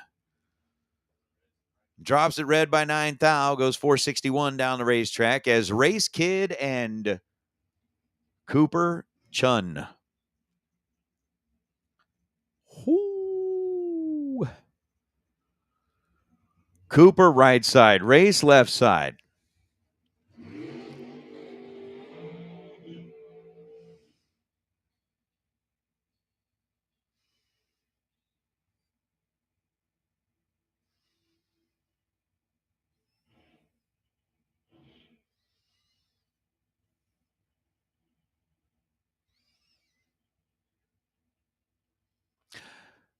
Cooper, who ended up having to get around a really tight race in his first buyback entry, was able to turn on the scoreboard, is now trying to do the same thing here and ends up paired up with Race Kid. Again, thanks to the Kid family, Kid Performance and Dyno, for their continued support and partnership of the West Coast bracket races. Big part of what happens down in Tucson, big part of what happens up here in Bakersfield, and have been a big part of pretty much every event that Chris has put together over the last several years.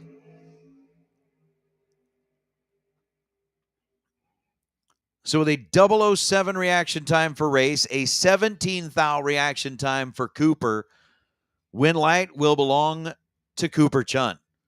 Race Kid gets there first by 25 thousandths of a second, needed to get there first by 24 thousandths of a second or less, as he breaks out with a 461.9 on a 462, taking 25 thou at the stripe. Cooper Chun survives.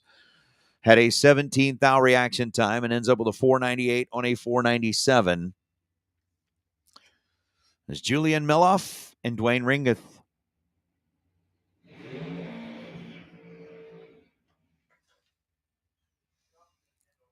Dwayne, 454 dial. Julianne, 468 dial.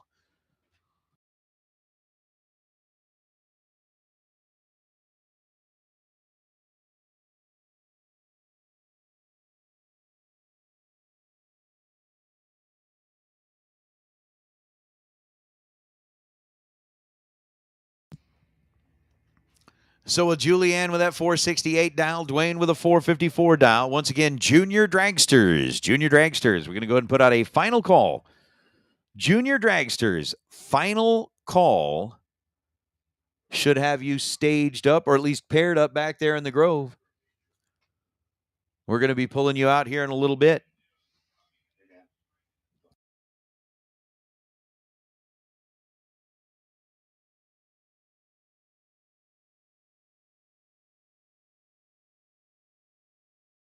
Oh, no. Julianne is getting pushed back off the starting line. That's no good. The TNT car of Dwayne Ringeth going to get a solo shot. 73 green and 452 on a 454.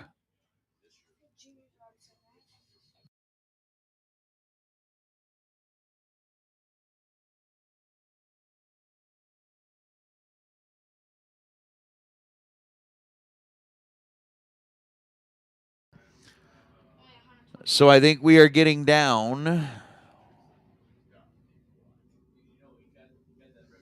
to what, maybe two left? Let's see a pair of cars back here in the staging lanes.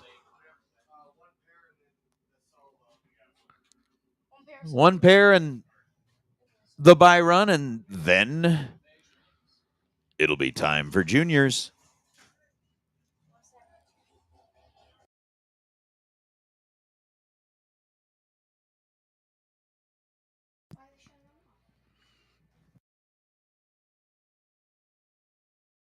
Oof. Oof. So we're going to be down just for a moment. We unfortunately had some, not only did Julianne's car experience issues, it left a little something down on the starting line.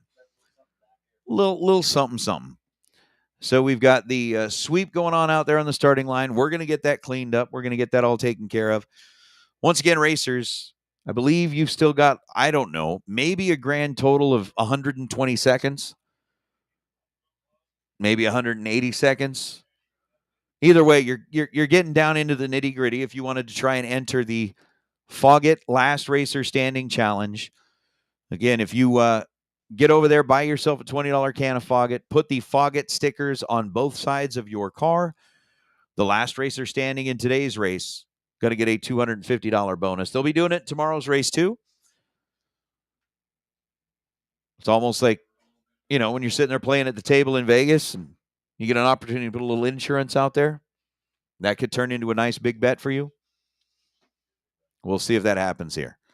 So if you want to jump in on that last chance, you got to go see Shelby or Andy, get it all taken care of. But today it is a Hughes Performance Saturday.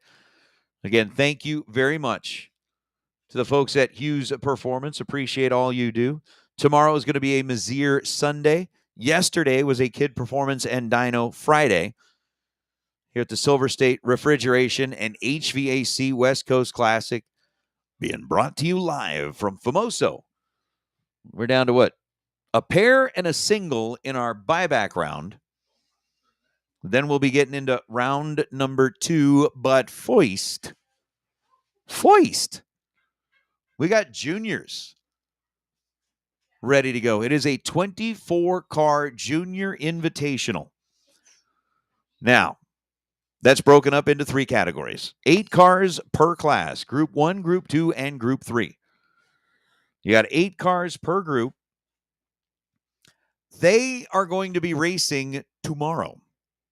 They're going to put some time runs up today. We'll get them qualified tomorrow. We're going to qualify them based on reaction time. We'll set the ladder. It'll be an 8-car field, and the winner in each of those categories is going to get $1,000. A cool grand. No, not quite that. That's what I was thinking, though. Mr. Bigglesworth. They will get 1 million smiles and $1,000 and a trophy and a hat. They're going to get all the same stuff that a Super Pro winner or a Pro winner would get. Big check that they can hang on the wall. And especially if they're like, brothers, sisters, whoever. Somebody goes, hey, look at it. It'd be like, just look at the big check. I'm the winner.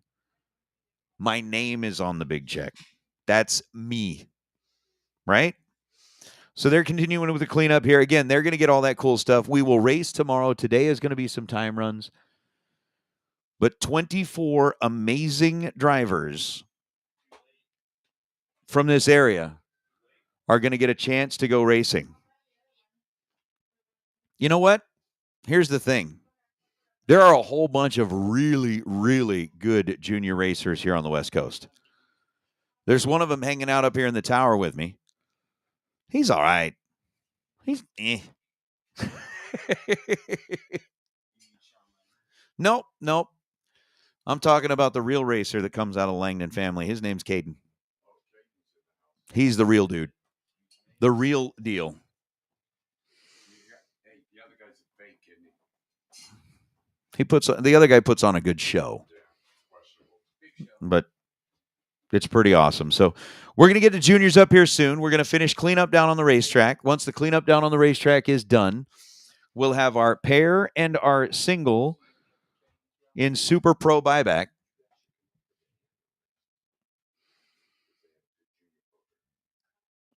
And once we get that done, we'll continue to roll through. It is now 12 o'clock. That means that the entries for the Door Car Clash are closed. So whatever we have back there on the sheet, if we ended up with more than 16 Pro or 16 Super Pro, they will go ahead and do the drawing to decide who are the representatives. But again, we are going to be racing later this afternoon. Not only are we racing for $20,000 in Hughes Performance money in Super Pro and $7,500 in Hughes Performance money in Pro, later on in the day, we're going to have the Door Car Clash where we'll be running 32 cars for $10,000. We already did our 64 car $20,000 shootout on Thursday. So it was Val Torres Jr. who snagged that. Last night in Super Pro, it was Gabe Torres who snagged the 10 grand there. Chase Trimp was the $5,000 beneficiary in the pro category. And we will find out who wins in Super Pro and Pro today. And then, of course, as we had mentioned, tomorrow we're going to crown 3 additional winners in our junior categories, Group 1, Group 2, and Group 3.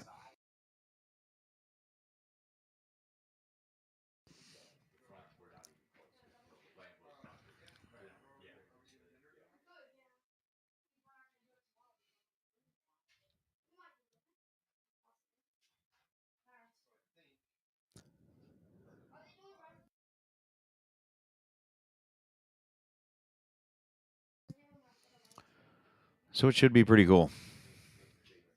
Look at that.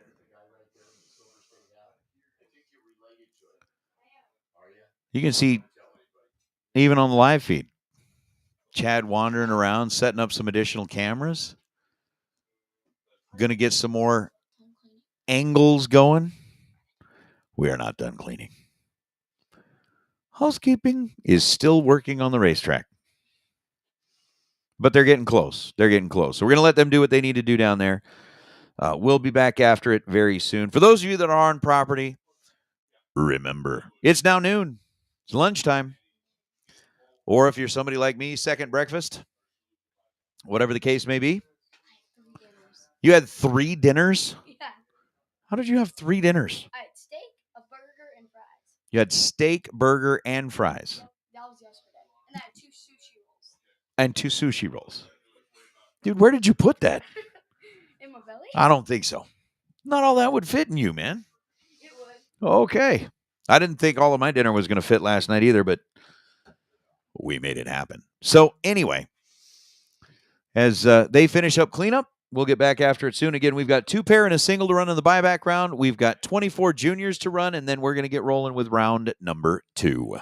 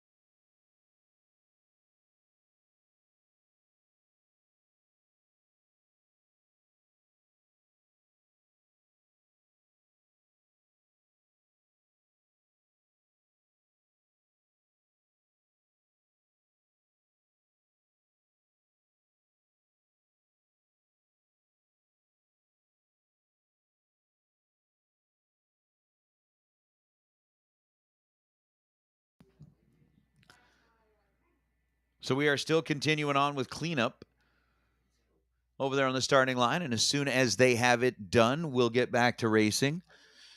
For those of you that are just kind of hanging out here, remember the Dog Pound is open. I had one of the breakfast burritos this morning. Absolutely fantastic. I will have another one tomorrow. They've got other stuff available for lunch. Apparently, there's something called a Mike English special. Haven't tried it. Jay says it's really good. Mike, of course, thinks it's great. But the Dog Pound is open if you don't want to mess around in your motorhome and make your food there. You can swing by the Dog Pound, get something to eat, grab a nice little bevy, and have a good afternoon.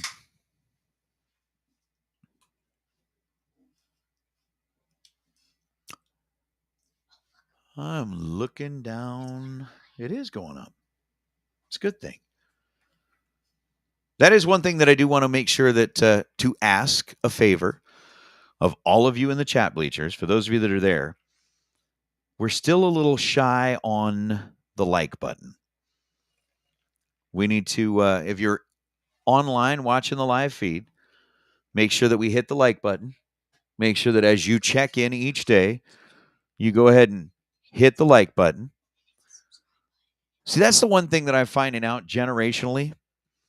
I got Caden hanging out here with me. I bet you spend a lot of time watching YouTube videos, don't you? No? You watch some, though. A little bit. A little bit. All the influencers. Like, make sure you hit like and subscribe. Subscribe so you get notified of new videos. I mean, yeah, hit the like button, subscribe. But for each of the videos that gets up here, all of the live feeds, each day you come in, you got to hit the like button. Hit the like button. They'll watch. They'll do it. They'll do it. I'll bet we'll get 22 new likes within the next 6 minutes or more. We should get more. But everybody that's watching, if you are watching along, I know there's about 120 folks or so that have been bouncing in and out. We need you to hit that like button. Make sure that you hit that so that we give Chad, because that's not for me. That's for Bang Shift. That's for Chad. That's for this live feed. You're not saying, oh, yeah, I like that guy. It's not that. It's like the video, like the live feed, because it helps them out. However it is that they do the search algorithms and all that craziness that happens. When people start searching around, it'll actually help push the Bang Shift content to the top of the search so that more and more people get to see it. See, we just jumped up to 130 people almost watching, and we've added almost 10 likes already. No, they'll keep going. They'll keep going. Nobody's bragging about this. It's just that all of the racers that are watching, they know that it helps Chad, and everybody loves Chad. They all love Bang Shift. They're loving Chad. So it's all to help Chad, help Bang Shift bring their content to the top. See, there's another like that popped in. Good job. Thank you very much. Keep it going. Keep hitting the like button. Share it. For those that couldn't be here, keep going. And for those of you that just joined in, I know that we've had several folks that just popped in. We are doing a little cleanup down here on the starting line. We've got 3 cars left in our buyback round. We are going to get through our first time run for the Junior Invitational. Again, 8-car fields, 3 groups, 24 cars total. And once we get through that, we'll get started with round number 2. Okay. And what are we going to say? Like, after these messages, we'll be right back. Granted, there are no messages, but I'm just saying, we'll be right back.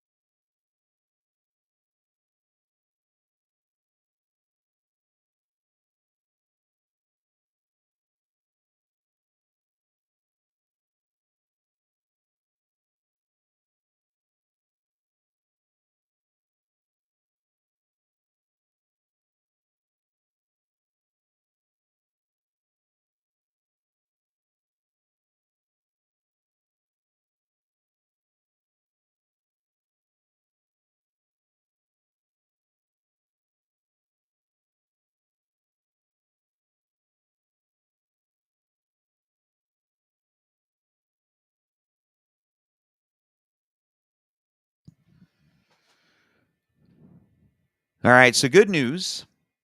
Good news. I don't see any equipment out on the racetrack. I don't see any cleanup continuing on the racetrack. Oh, Mark's a killjoy. No, we are getting closer, though. I mean, they've put away the Zamboni machine. They've done the scraping, and now they're going to get out there and do the traction restoration portion of the cleanup process.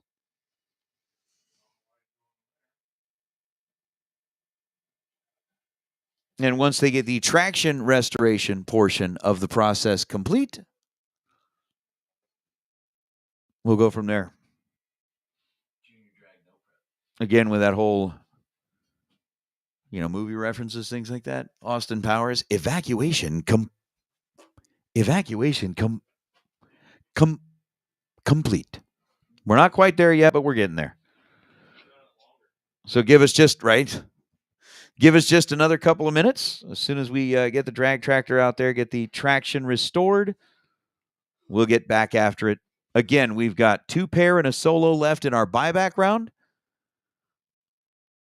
And then we'll be pulling out juniors for their first time run of the 24-car Junior Invitational. Chad has found his way back up. Oh, now he's going back down. Okay, never mind.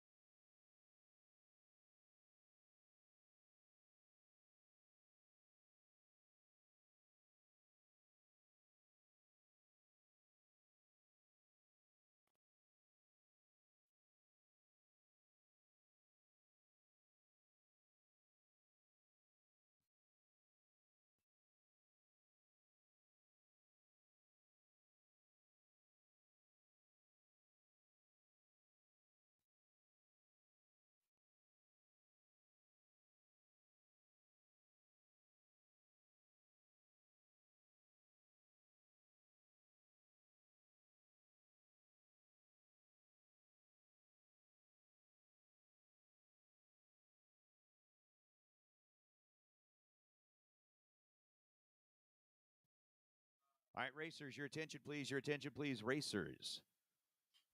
The following announcement, your attention, please, racers. Hey, the following announcement is being brought to you courtesy of the folks here at Famoso Dragway. They are expecting it to get a little bit breezier today than it was yesterday. Again, the wind is anticipated to be kicking up this afternoon. So we do want to make sure that if you've got your awnings out, if you've got your pop-ups, if you've got shades or things that could be blowing around, We do want to make sure that you get those secured down. Make sure you've got them weighted. Make sure you've got them tied down. Certainly don't want to see the wind kick up unexpectedly on you and end up having some of that stuff get blown around. So, again, from your friends here at Famoso Dragway, the following announcement. We are expecting it to get a little bit breezier this afternoon, so it is going to be a little bit windier here this afternoon. So we want to make sure that everybody's awnings, shades, stuff that could blow away is just kind of tied down and secured a little bit. Let's make sure that we get that taken care of over the next couple of minutes. So, again, the drag tractor's headed back this way. We are just about done with the track cleanup. 2 pair and a single left in the buyback round. And then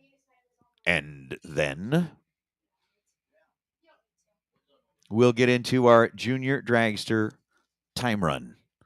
But again, yeah, if there's something out there that could be blown around by the wind, want to make sure that you guys get it all tied down and secure. Thank you.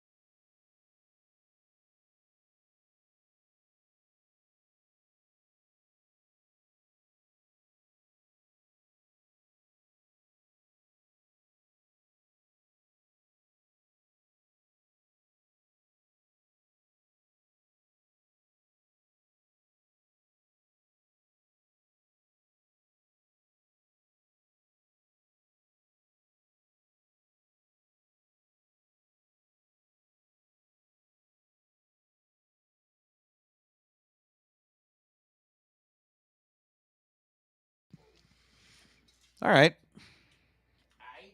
I will give a vote of approval. We just had our lunch delivered up here. Burgers from the Dog Pound. They are good. They're very tasty. What do I get? The bacon burger? What do I get? I think it's the bacon burger. It's tasty. Whatever it is, it's really good. Man, that is one thing. We have eaten very well this weekend. Between the sandwiches yesterday, the Idle Spur Steakhouse last night, Zingos for breakfast yesterday morning. That was good stuff. The breakfast burrito this morning from the Dog Pound. The burger this afternoon from the Dog Pound.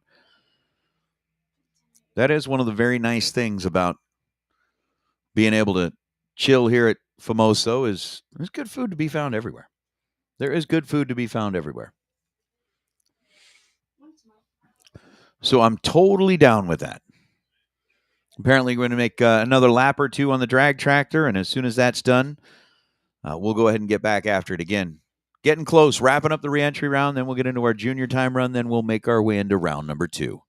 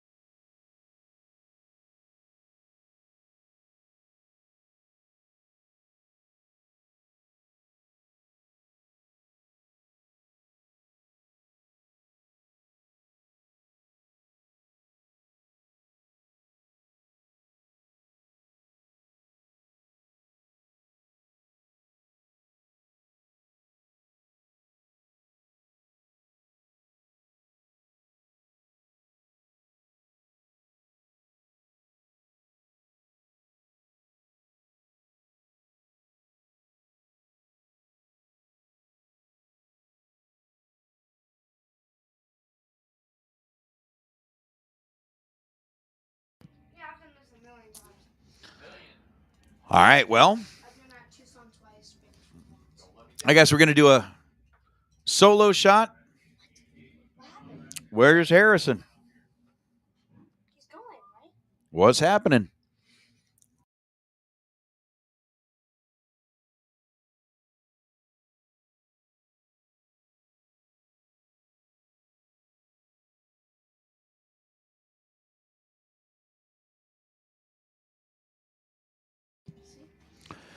Clark ends up running 474 on a 473. And I guess we will have a solo for Gage Cameron. Unfortunately, the Harrison Mobile did not cooperate. It doesn't even show it.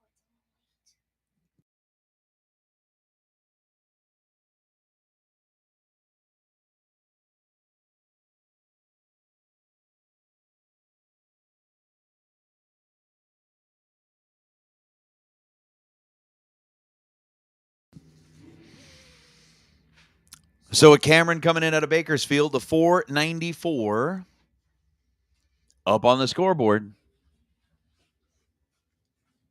Going to wrap things up for us here in the buyback round. We've got juniors that have escaped the Grove.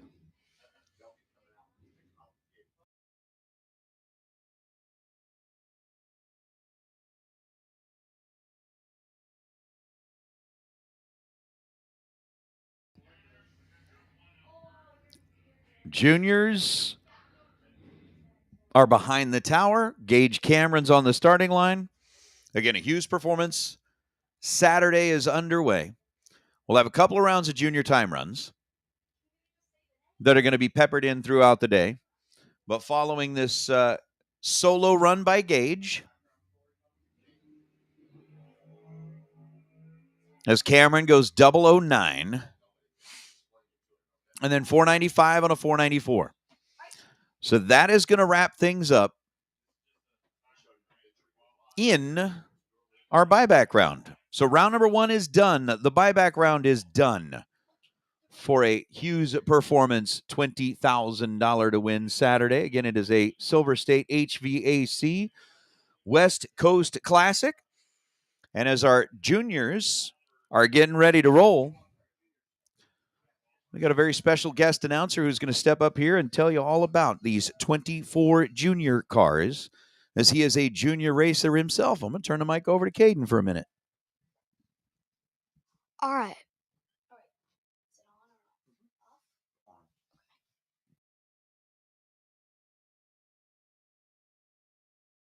All right. So in the left lane is Brock Rogers out of Bakersfield. He is in a hometown of Bakersfield, while Cash Hashu is in Bakersfield as well. So they're both hometown advantage, as it's Cashew. He's in the 2000 and Brock Rogers is in the 2007 half scale, while Cash Hashu is in the 2014 half scale. Rack champ from last year's Brock Rogers, so a little home advantage.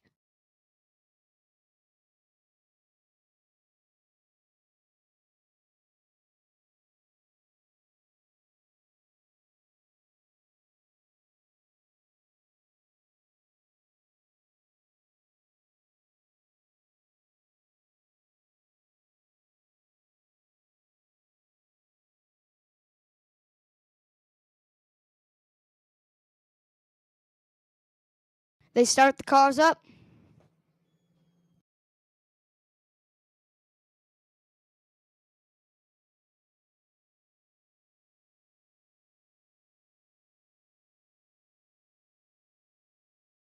Brock Rogers, this is a time trial for them, so this is the first time trial for them.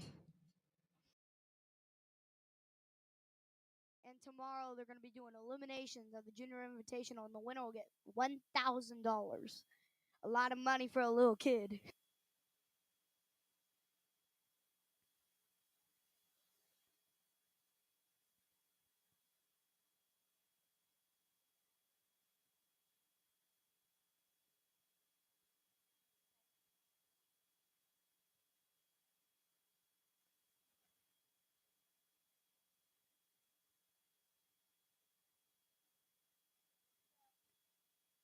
as they're doing the time run, guy is on the car. They're about to go into pre-stage. And they single the cars to go into pre-stage. And they're going to go in. All right, double bulbed. Cash Hashu double bulbed. Brock Rogers. Brock Rogers in the pre-stage. He's bumping in. And he is still bumping in. And he's flickers the bulbs in stage. And as they leave, 052 for Cash Hashu. 096 red for Brock Rogers. And as they get down there, it will be Brock Rogers going to 1176 at 54.94 miles per hour, while Cash Hashu goes 1192.5 at 54.64. Next up is Mackenzie Higgins at Acuna, Idaho in the 2009 Modi up against Elena Martin, who is out of Nuevo, California in the 2024 half scale. Elena Martin is an electric car. And as we get in there,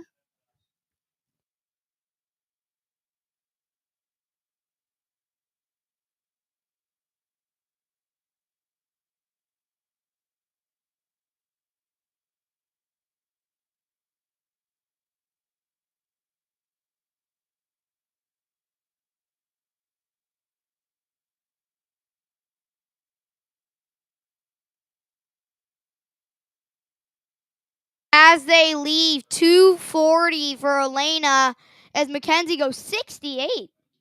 Best so far. And as they get down there, it will be at the stripe. Ooh, Mackenzie Higgins. 12-11 with a 9 at 52.77. Wow, oh my gosh. Elena Martin, 12:06, but at 61 miles per hour. Electric car really has some boost at the end. Well, next up, it's going to be Brody George and Nate Wasso. Both of them out of California, and both of them 1190.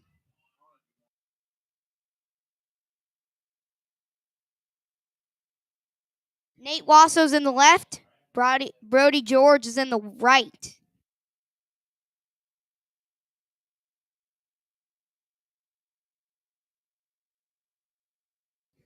They're about to single the cars off. And they singled them off. And now they're going to go into pre-stage. First one into the pre-stage is, as they bump in, first one into the pre-stage bulb is going to be, they get the same exact time. All right, Brody George gets in, and then there goes Nate Wasso. And as they leave, 91 red to 169, and Nate Wasso red by nearly 100, while Brody 169 green. And as they get down there, it will be Nate Wasso 1198, 854 mile per hour. George goes 1215 at 53. All right, as we continue on with our junior program, Pro, round number 2, round number 2. Let's get you headed into the staging lanes. Let's get our double-entered cars to lanes 1 and 2, single-entered cars to 3 and 4. Once again, double-entered Pro, round number 2 to 1 and 2, single-entered Pro to lanes 3 and 4, please. And then, to resume juniors, it will be Lucas and Audrey. Audrey out of Taft, California. Lucas out of Yucaipa, California. Lucas in the 2006 Motivational. Audrey Fry in the 2024 Half Scale.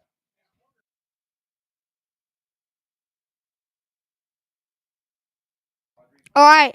Lucas is in pre-stage. Wow.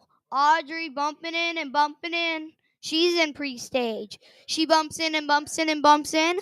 And they get in the same exact time. And as they leave, 42 to a 260, Lucas with that advantage.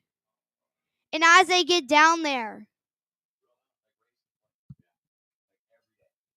it will be Lucas Hodges going a 11.99 at 58 miles per hour. Audrey going 13.80 at 39. And that'll be the end of the group 1 as we get into group number 2. It will be Dylan Nelson out of Yucaipa, California. He's my guy, my best friend, up against Isabella Rogers out of Bakersfield, California. She's in the 2015 Mike Boss. And starting off group number 2.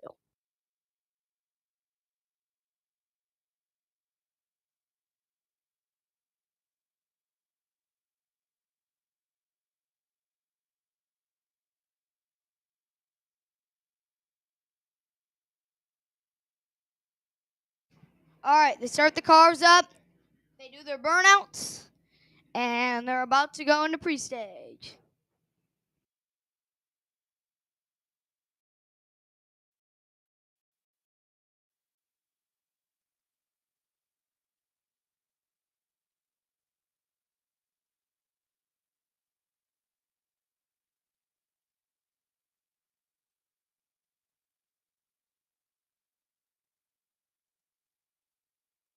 All right. As they come in for the first pair of 890, Isabella in pre-stage.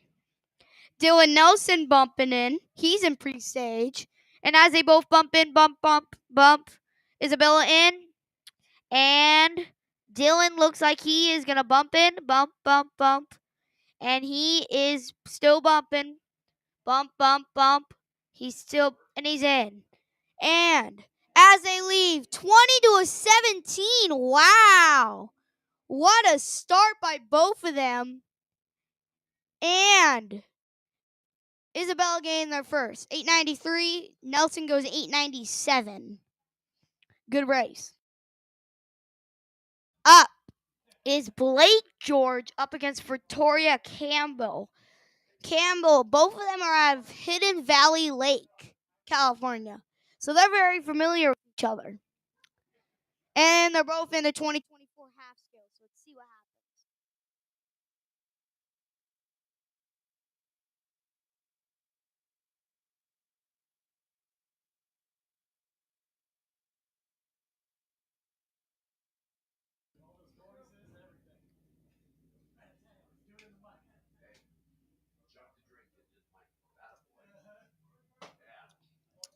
All right. And Blake, Georgia, they're getting the car settled. And they're going in. Lets the car go. And they're both still bumping into that first bulb. And as they bump into that first bulb, right now, Blake George in first to the first bulb. And there he goes the second. Victoria in. Blake in. Victoria bumping in, and she's in. And as they leave, 218 to a 194. And as they get to the end, it will be 888 at 72 for Victoria, taking 77, while Blake goes 898 at 72 as well. And Victoria are going to take it first, and she will go on. Weston Forsythe up against Andrew Martin. Weston out of Lake Elsinore, while Andrew out of Nuevo. Weston in the 2024 half scale. Andrew in the 2023. All right, Martin and Forsythe. Then it will be Agnew and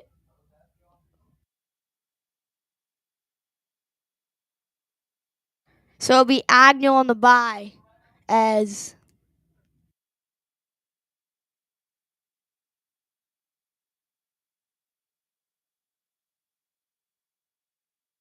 all right.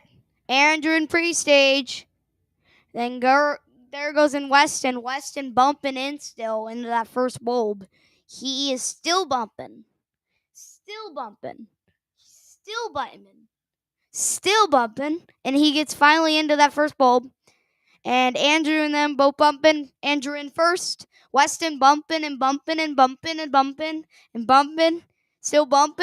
Still bumping. And he still bumping. and in. As they leave, 55 red. Oh, 004 for Andrew Martin. 858 for Weston at 76 miles per hour as he goes 850.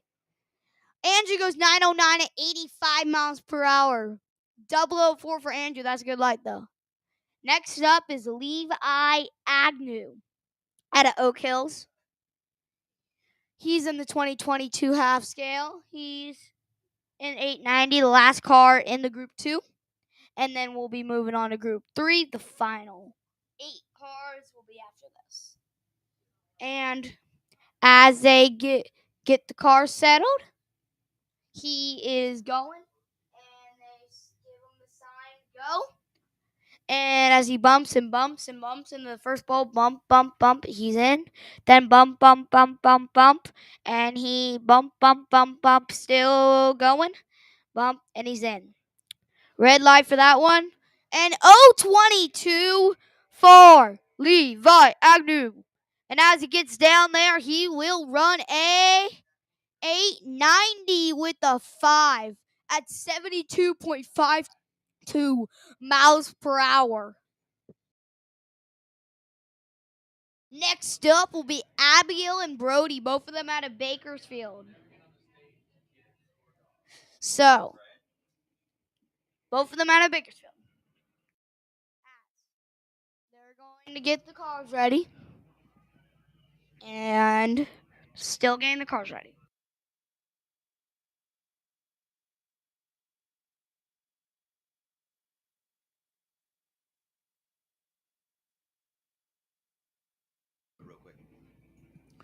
All right, once again, racers, pro, round number two, round number two. If you are double entered, let's make your way into lanes 1 and 2, please. Pro, round number 2, double entered to lanes 1 and 2. Single entered, make your way to lanes 3 and 4. Brody Connor 055, Abigail 47 red, and as they get down there, it will be Abigail 789 with a 7, 83 mile per hour. Oh, Brody going 781, 84. Next up, Gavin Pine and Jake Hodges. Jake out of Ukaipa in the 2006 Motivational, and Gavin out of La Mirada, California in the 2014 half scale. Let's see what happens.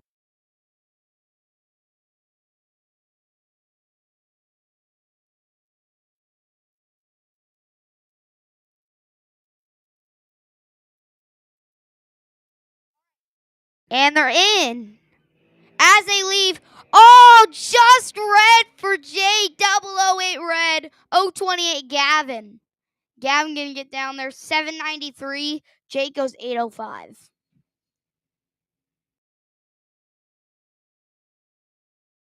Next up is Ava Wasso and Crew Castile. Castile out of Nevada, Wasso out of California. And they're both in the 2024 half scale.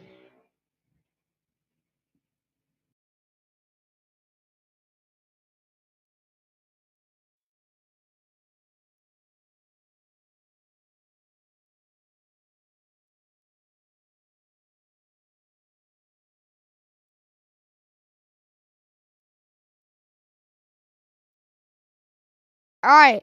And it will be Cruz Castile, Ava Wasso. They are about to let the cars out. Crew Castile get into the first bulb.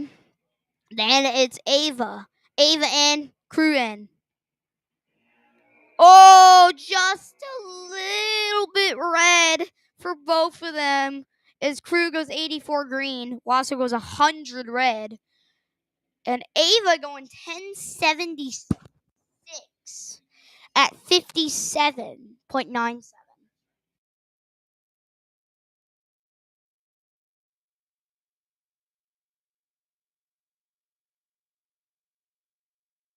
Next up, Maddie Jordan out of Paradise, California in the 2009 RPC. While it's Carly Ball out of Phelan, California. This will be the last pair for the juniors before they do the big cars. It will be Carly Ball out of Phelan, California in the 2024 half scale. See what happens.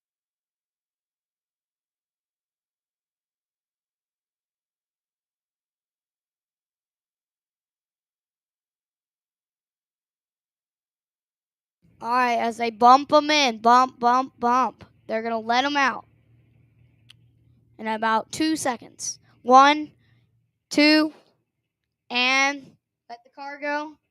As they're going to go bump, bump, bump, bump, bump. None of them in yet. They keep on bumping. Bump, bump, bump, bump, bump. Bump, bump, bump, bump, bump, bump, bump. All right, they're both in pre-stage. Bump. First one in right lane. Bump, bump, bump, bump, bump. As Madison Jordan gets in. And as they leave, led by 150, 80 green Carly Ball. Oh, geez. 767 for Carly Ball, 799 for Maddie. As they're done, we're done with the juniors. And I'm going to give it back to my good old friend. Well, thank you very much, Caden. Appreciate you coming up here. It's always nice to have juniors announcing for juniors. But that is going to be it. Juniors, first go round of time trials is in the books. We've got pro sitting back in the staging lanes again. Pro round number 2. If you, I'm going to have to do that. Let's do that. That's better. That's better. Put it right back where it was. So again, pro round number 2. If you are in round number 2. If you are double entered, we need you in lanes 1 and 2. Single entered pro cars, lanes 3 and 4. Come on down. Jay Kaysen has been waiting very patiently for his turn. And then when we told him, look, we're going to bring in somebody qualified to announce juniors, all of us stepped out of the way and said, okay, Caden, you do that. The rest of us will come in when you're done. So Jay is going to be taking you through round number 2 of pro. They are going to be up next on a $20,000 to win Hughes Performance Saturday in Super Pro, $7,500 to win in Pro. And once again, boom, Pro. Now serving round number 2 in lanes 1, 2, 3, and 4.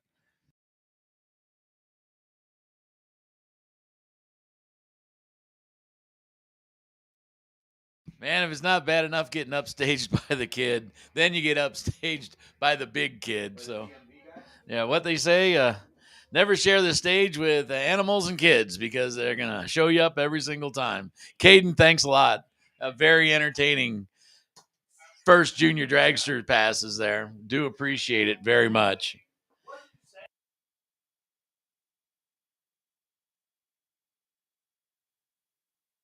So again, this is a call out. Pro, final call. Pro, final call. Double entries over in lanes 1 and 2. Single entries in lanes 3 and 4. Quadruple entries. Nah, just kidding. Not this time. Back in the good old days they had a thing they used to do called mulligan races, and I went to one of the very first ones. My favorite call ever, because they didn't know to cut the mulligans off at any given time. They had never done one before. And the announcer says, this is or maybe is not the final round. So anyway, I love the buyback. It's, because if you mess up once, they say to win one of these things, you need to be good about 5 or 6 times. You need to be great once. You need to be lucky once. So if you're not great that one time and you get the buyback, it works out well.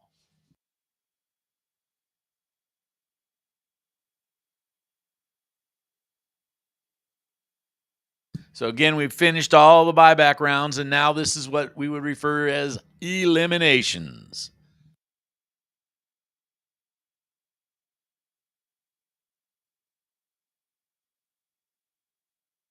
See a lot of those Foggett stickers on the sides of these cars out there. Also, speaking of stickers you see a lot of is the used performance stickers. Big red sticker says, I've got used transmission parts in my car. Been running used torque converters for a long, long time. All right, here we go. Like I said, 2 men enter, 1 man leaves. Uh-oh. We got to shut down for a split second.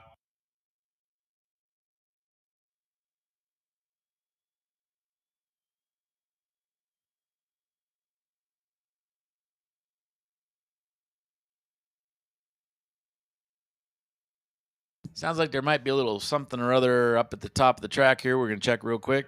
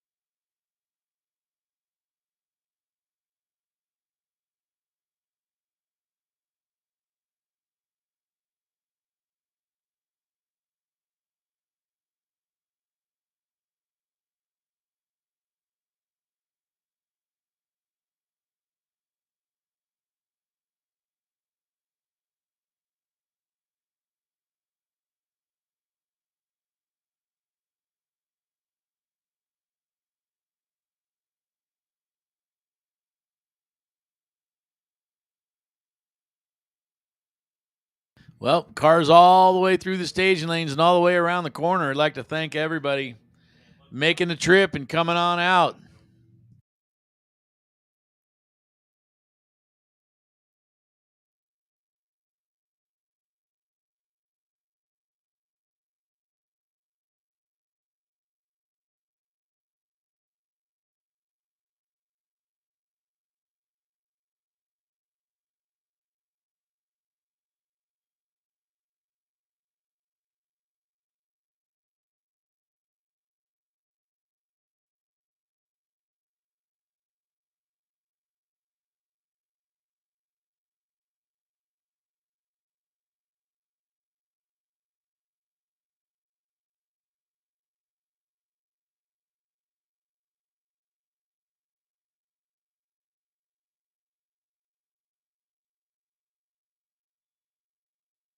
All righty, guys, light them up. It's time to go. Here we are, a little bit of critter wrangling down at the other end. And now we are into eliminations. Richard Leo driving that very cool-looking 1964 Ford Ranchero, alongside Jody George driving the 91 Calais.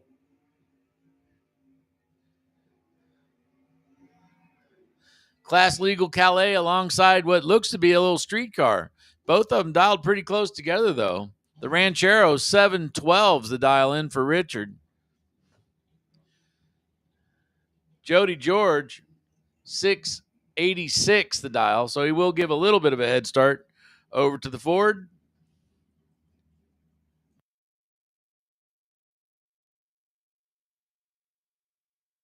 Trees down, everybody's green. 0.02 of a second separate them on this end. At the other end, wind light says Jody George. 87 with a 7 on an 86 dial, over by 17.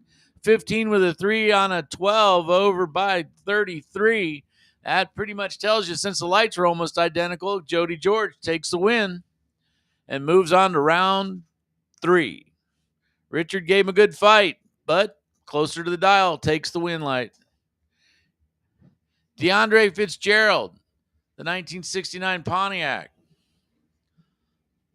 alongside Chase Trimp. Man, here's somebody you don't want to necessarily run up against in the first round of eliminations.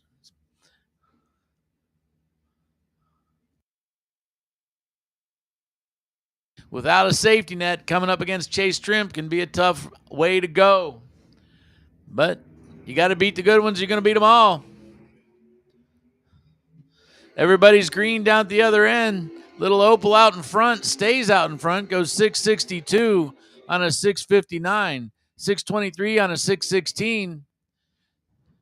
Chase Trimp started that out with a nice 01 light, was able to lift just a touch at the other end. Anyway, he puts on the wind light. DeAndre gave it a good fight, though. He goes a 623 on a 616 dial. Didn't these guys race already once today? Dennis Paz decides he needs to take another swing at Tony Marconi.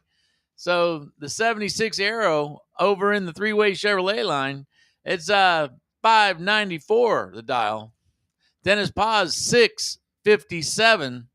So a little over half-second head start going over to Dennis Paz in the El Camino.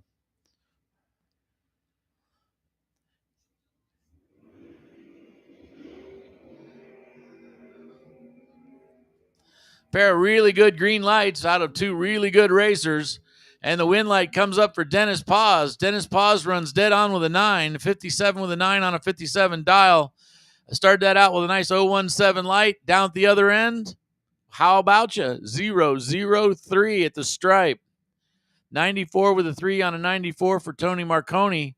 He's a little closer to the dial, but unfortunately he gave away 9 thou at the tree. And 9 thou at the tree isn't much, but it was just enough to make up the difference. C.W. Hofer driving his Firebird. Here's a guy that cuts a lot of decent lights and wins a lot of win lights. Craig Merrilis knew that for a fact and was trying everything he could, puts it up red. CW runs it out, runs a 744 on a 43 dial. Craig Merrilis goes a 630 on a 631. Of course, made no difference after he hung that red bulb. Sean Ealing, the 91 Corvette. 644 the dial in for him alongside Stan Deming. Stan Deming, was talking to him just a little while ago. Talking to him actually about the kid driving the other Nova. What's he say? Loves to race dragsters. Loves to race dragsters. Well, of course, when you come out to the Silver State West Coast bracket race, why not? Because running dragsters if you're in the door car means you've made some rounds. So, yes, I would love to race dragsters also. Spectacular lights both sides of the track. Gets down to the other end. Wind light comes up Sean Ealing. Sean goes 009 on the tree and then runs 645 with a 3 on a 44. Stan Deming's 27 with a 5 on a 26. No help after his 024 light. And wind light Sean Ealing moves on to round 3. Jay Greiner driving that purple Pontiac. The 74 Ventura, I believe that is a Pontiac-powered machine, alongside Sasha's Hofer. Sasha driving a 91 Firebird. 743, the dial in for Sasha, gets to take off first by about a little over half a second.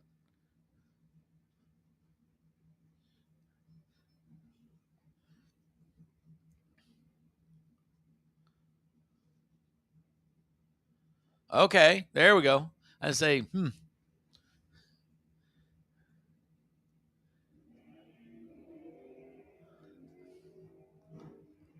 Firebird out in front, but here comes that big purple Pontiac at the other end. Jay can't get there. Sasha takes it wire to wire. 743. I started that out with a nice 030 light.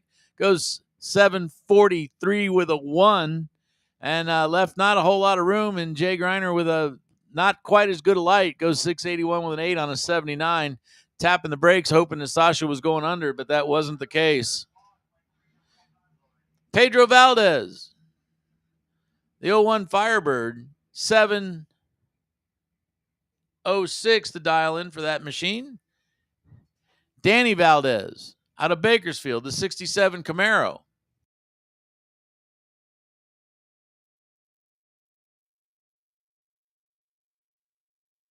Red light for Danny.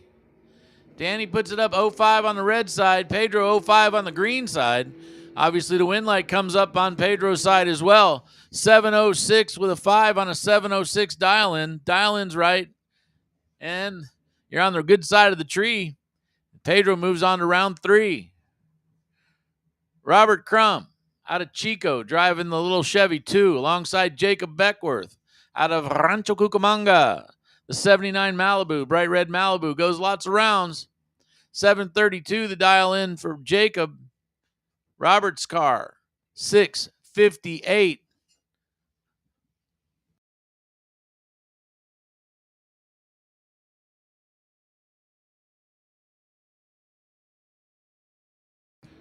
Tree comes down. Jacob Beckwith puts it on red.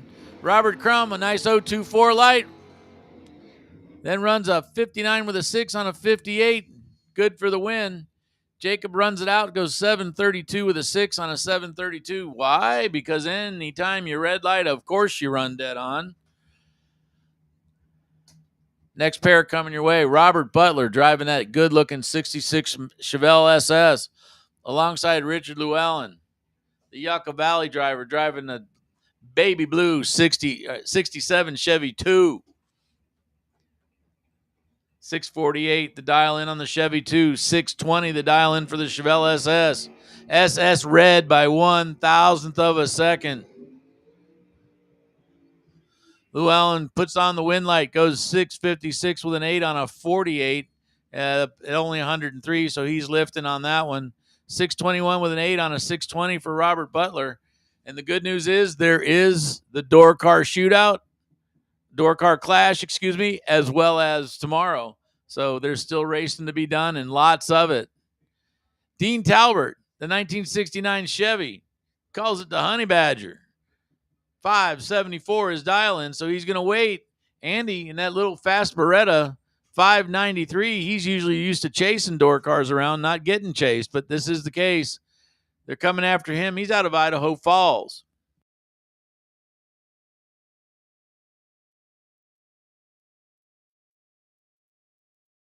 Good green lights both sides of the track. The better green light goes to Andy Schmall. Andy 008 off the tree. 595 with a 6 on a 93. Puts on the wind light. 75 with a 2 on a 74. Dean a little closer on the dial, but a little farther away on the tree. Wind light. Andy. Steve Walker, a 1972 Pinto against Alan Brown. Alan out of Vista, California driver. Had a tough way to go yesterday, but he's doing really well today. 569 for the 1934 Ford Coupe. Alongside Steve Walker's 72 Pinto. The Pinto dialed 633. Tree on its way down. There goes the Pinto. Hangs it red. Wind light comes up on Alan Brown's side. Wind picker says Alan did it. 003. Goes fives. Everything's red. Unders are red. Reaction times are red.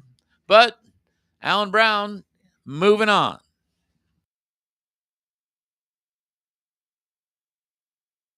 Bob Beals out of Rohnert Park. He's driving the 1972 Mercury Comet.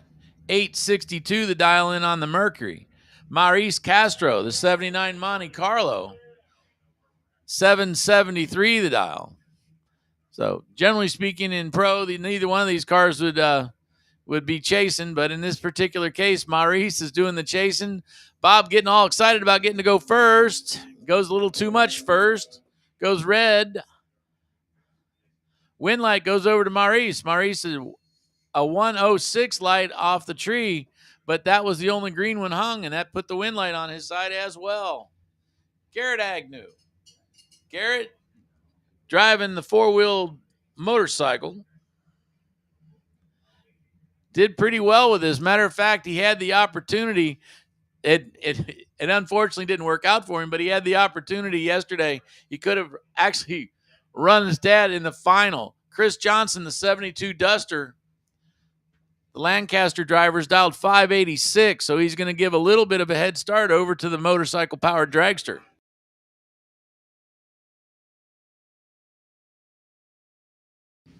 Good lights on both sides of the track. Green lights, a pair.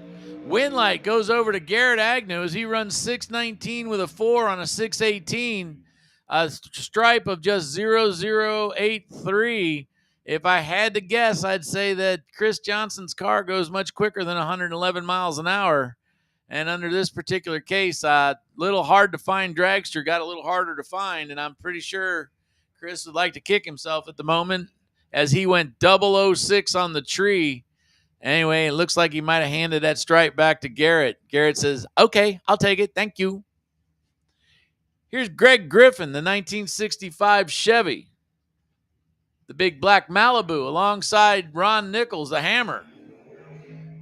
Hammer's out there. Here comes the Malibu. Hammer 693. And then goes 697. Good for the win. As Greg Griffin goes around him, Hammer hits the tree pretty hard as he goes .022. And that was enough to carry it on for the win as he forced Greg into a breakout. Greg's 39 with a 9 on a 43, under by almost 4. Paige Smith driving a very, very, very nice-looking Chevelle. Paige missed our racing on Friday for Paige's graduation. Cliff Hall, says, well, time to go back to school, kid. 6:04 to dial in on Cliff Hall's Maverick, the Carmichael, California driver. It's going to actually get just a touch of a head start, not by much, but about 0.08 of a second. And then that big block, Chevelle. Good, strong sound in Chevelle coming after him. Bump, bump, bump. Wow. Well, I think the graduate has graduated. 005 light for Page. 597 with a 4 on a 596. Cliff Hall, a real good 03 light. Unfortunately, against that 005, didn't leave him much room to go. Cliff knew his dial in as he goes 6:04 with a 0 on a 6:04. Page takes the win. Mike Emery driving a pickup truck. Mike Polton driving a Jeep.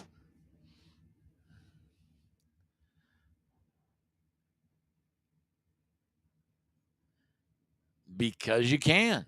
641 the dial in on the Jeep, 644 the dial in on the pickup truck. So you can't hardly tell who's going to leave first. Trees on its way down. Red light. Mike Emery left first, but first by too much as he goes 006 to the red side. Mike taking the win, goes 644 with a 9 on a 641. Mike started that out with a nice 023 light. Bringing that thing around. The old Jeep is going to go on to round 3. Randy Stanley. Randy driving that little white 75 Nova, 674. The dial-in is actually going to send Hubert down the track first. Hubert Pierce out of Hemeth, California. 8:22 the dial. So almost a half-second head start going over to the Camaro. Nova coming after him. Side by side at the mile-an-hour light. Wind light comes up, Randy Stanley. Randy goes 677 on a 74 after a nice 03 light. Pierce goes under by almost 0.03 of a second, and that is the difference. Stephanie Paz driving that silver 68 Chevy Nova alongside Charlie Olson. It's a little bit on the rusty side, but it's pretty trusty. 653 the dial for the Duster. 645.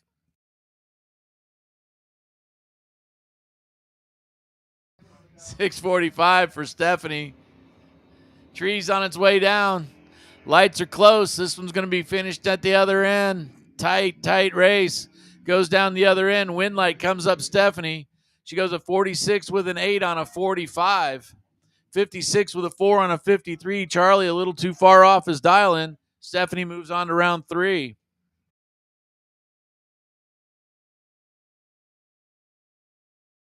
Here's Jeff Kreider in the Wonder Wagon.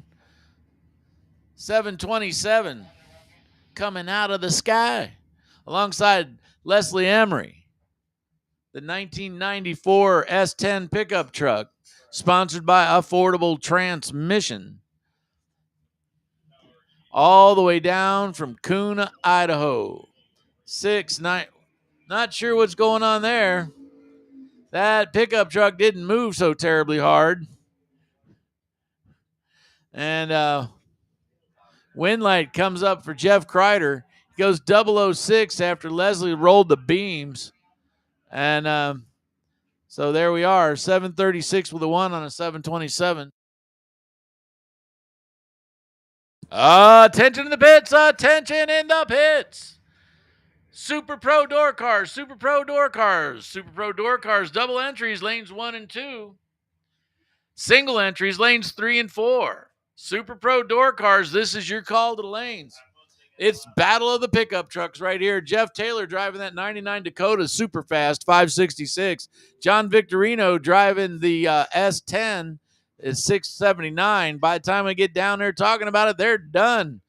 017 light for Taylor, and then he runs a 76 on a 77 on a 76. And slightly better light for John Victorino. The margin of victory at the other end, Nate, this might be the record holder for the day so far. 0.0003 on a clean green race. Two racers that put 0.02 of a second difference at the start line and just about the same amount at the finish line. That's absolutely incredible racing. Wow. You know, there really wasn't a loser in that. There just wasn't two win lights. It's pretty much the way something like that happens. Dave Meyer, this is a really fast and fun car to watch. 589 the dial in on that 01 Cavalier. Tim Arnswald, 728 is going to get a head start. Tried to make it a little bit longer head start as he goes negative 005 on the tree. And David runs that super fast Cavalier through at an 89 with a 6 on an 89. Started that out with a green 03 light and moves on to round 3. Shelby Williams, the wheel standing 1967 Camaro, 621 the dial for her machine. Steve Alnick, Steve the 1970 Mach 1.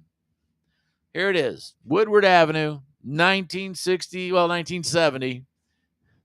Ford just comes out with their 428 Super Cobra Jet. Somebody's got their 67 Super Sport Camaro, 396, 375 horse 4-speed. Obviously, that's not an equipment that these guys have, these folks have in their car. But, Shelby Williams puts it on red. Disappointment sets in right away as she's just kind of moseying down the track. Steve gets to run it all the way out and does. He runs a 54 with a 0 on a 52. Starts that out with an 024 light. And then runs a 54 with a 0. Shelby goes red, then just kind of coasts down through there, 11 seconds. Jeff Dye, the 1964 Nova, 668, the dial-in, is going to get the leave out in front of Tim O'More. Tim making the trip over from Tucson, Arizona.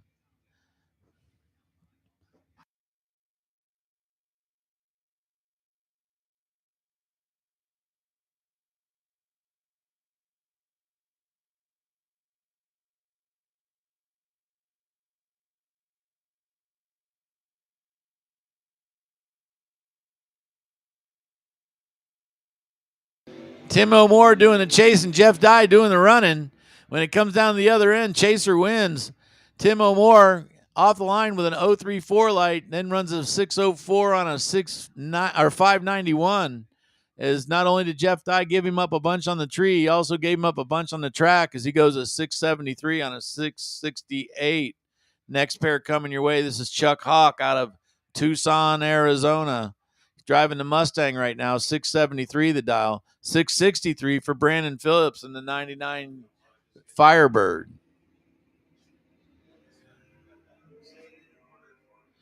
Green light's a pair, heading for the finish line. Who's it going to be?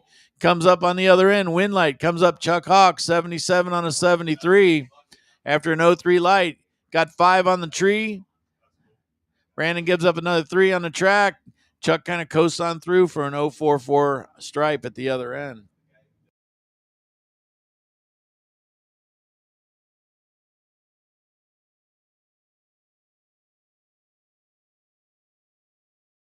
Super Pro Door Cars,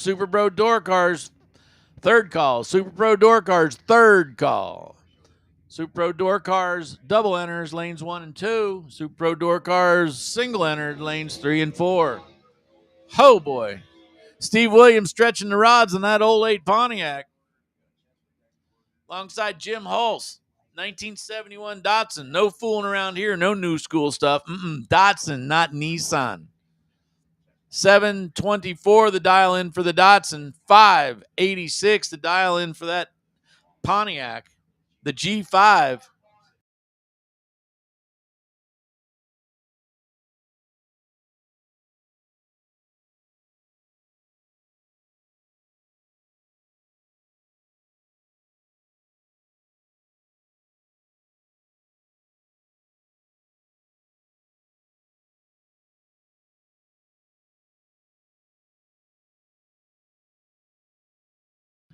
Bump, bump, bump. You can always learn something from another announcer. Steve Williams trying to track down that little orange Camaro. He's way out in front, and he gets the job done. Right at the last split second, goes around him. Jim Hulse off the line with an 02. Steve Williams off the line, 007, and puts on the win light. Here's Rock Thomas, the 62 Ford Falcon, alongside Jody George. Jody double entered. He's trying everything he can. Stay in this one, the local guy. 687 to dial in for the Oldsmobile. 570 the dial in on that 62 Ford Falcon.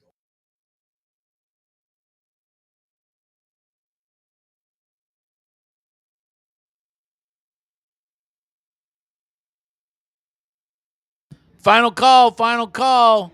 Listen up. If you're in pro and you're not in the lanes, you have really messed up. Super Pro, this is your final call. Super Pro, this is your final call for Super Pro door cars. Jody George throws it up red by 5 thou. That's the name of the game. Rock Thomas runs an 80 with an 8 on a 70. Way off the number, but guess what, man? The light was green. He puts 027 green up there, and that was what it took to win the round. Stan Montgomery, the 1963 Chevy 2, 578. Couple of fast door cars right here. Andy Schmall out of Idaho Falls. So I wonder how far Idaho Falls is from Twin Falls. Don't know. Went to the Idaho Natural History Museum and found out that the very first 2 governors and treasurers stole all the money. Nice lights both sides of the track. This one's anybody's guess. Schmall out in front, stays out in front as he goes 596 on a 593. 81 on a 78 for Stan Montgomery. Doesn't get the job done, even though he was charging on at 120.49 miles an hour. But gave up 3 on the tree, and that was the 3 at the stripe at the other end. Chris Johnson bringing the Duster back around, the bright blue Duster. Big block power goes 591 is what he's expecting to do, alongside C.W. Hofer. C.W. bringing the Firebird in all the way from Calamasa.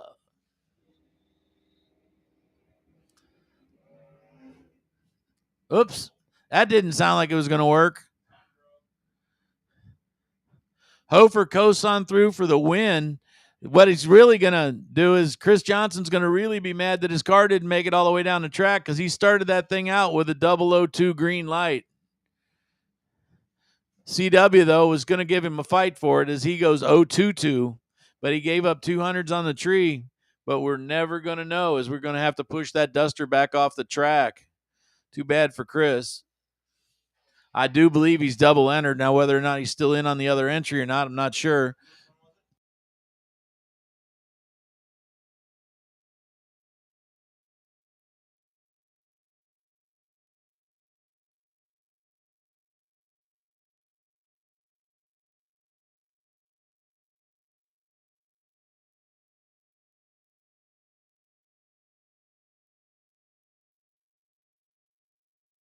Door car clash, 16 Pro, 16 Super Pro. I do believe that we're still taking entries. Never mind, it is closed. Yeah, that stopped at noon. The field will be announced shortly. Thank you.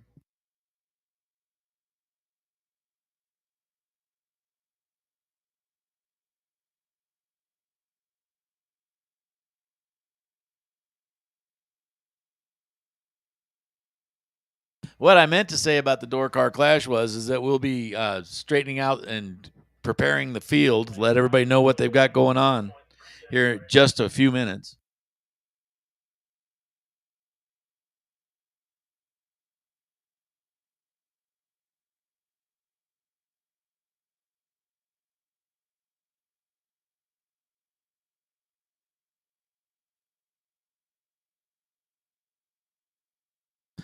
Not only is the Famosa safety crew one of the faster and best crews I think I've ever seen work a drag strip, they're also one of the larger crews. So they could probably just about pick this Duster up and carry it off. But we are going to be down for just a minute. It doesn't look like the car's left any mess. It just looks like it's disabled right in the middle of the track. So we will get that out of the way in just a couple minutes. So don't go too terribly far away from your cars, as we've got just a couple more pairs to finish up. And Super Pro door cars, you've been called double entries lanes 1 and 2, and single entries lanes 3 and 4, as we got just a few more of the pros left to go.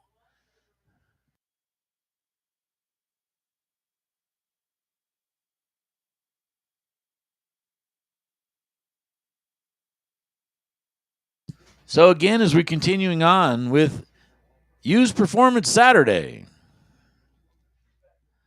don't forget that the reason why all these cars are out here is Pro's going to be running for $7,500 tonight, this afternoon, late this afternoon, early evening. Not quite exactly sure when that last pass is going to go down the track in Pro, but I'll guarantee you somebody's going to be really happy. $7,500 is not necessarily life-changing money, but $7,500 is definitely happy, happy, happy money.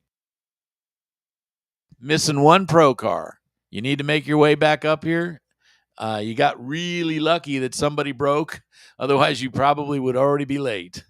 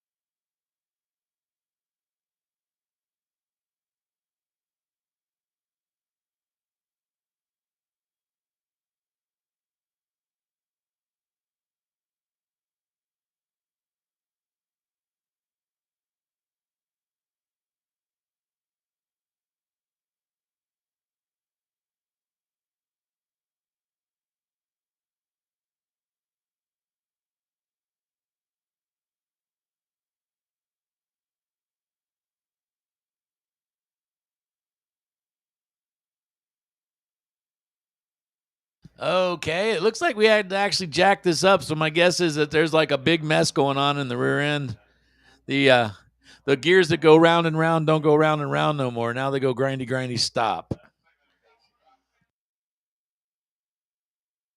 There is a few little drips that need to be cleaned up, but it's not too bad. So it isn't anything. Isn't anything it's gonna really change our time schedule too much.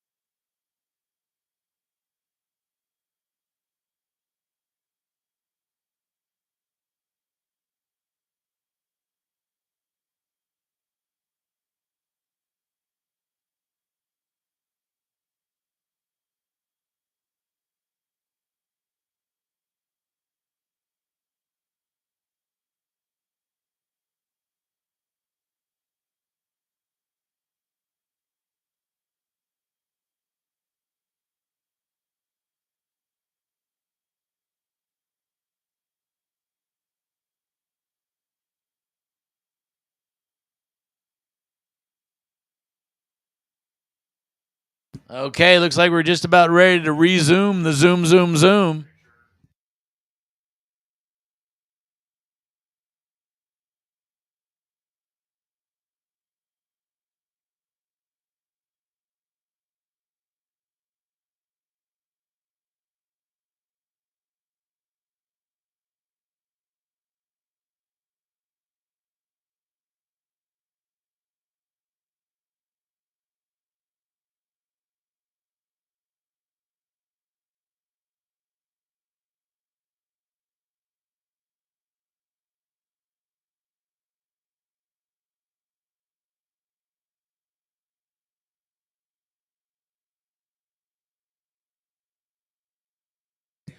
Yes, Mr. Clark. That is the infamous $39.99 Jay Kaysen. And be glad you've joined us. All righty, guys. We're back to racing right now. Sasha Hofer out of Calamasa, 742, the dial in on her Firebird. Pedro Valdez, 706, the dial in on his Firebird. So Firebird's a pair. Keep in mind that the buybacks are over, everything's over. Basically, from here on out, we're running for that $7,500 final prize. Super Pro tonight, $20,000.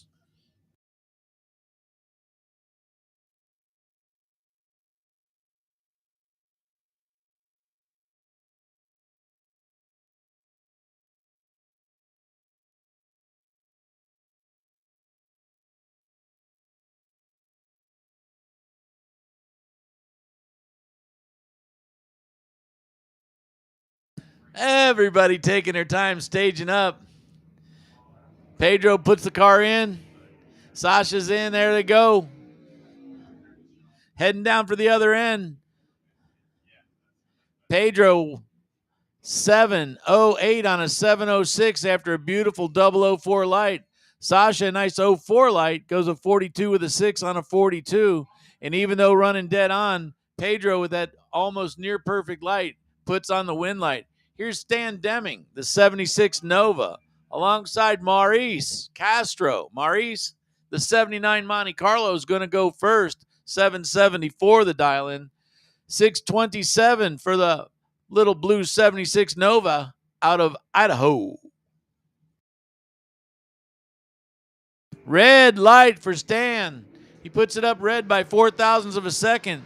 Maurice just chopped the tree down, goes 0-2 on a tree, takes it down the other end, 78 with a 0 on a 74.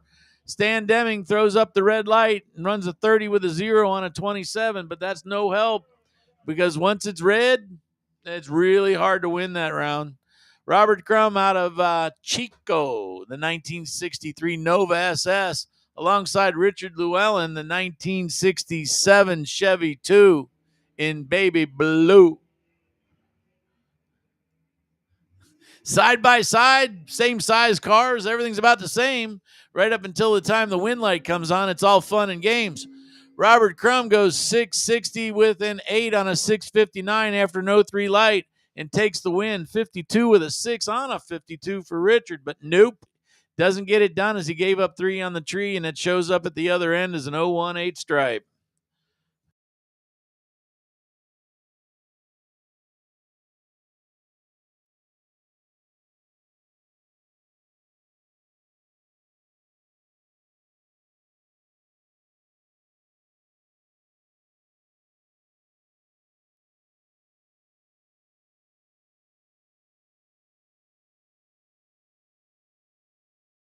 So here's Tyler Smith, 656, the dial in on Tyler's shiny black 68 Nova alongside Alan Brown.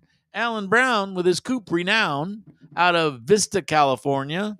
I know where that is. 92083, baby. 5.69, the dial in on the coupe. So he's going to wait almost a full second and then take off after Tyler. Tyler's gone. Man, Tyler puts it up red. Alan puts it up red. Win picker says Tyler was closer to the green. Tyler takes the win. 656 with a 7 on a 656. 58 on a 69. What were you doing there, Alan? Well, he was kind of showing off what he had there, I reckon. But as it works out, Tyler Smith moves on to the next round. I think Alan's in double entered, so I think he's got one more still to go.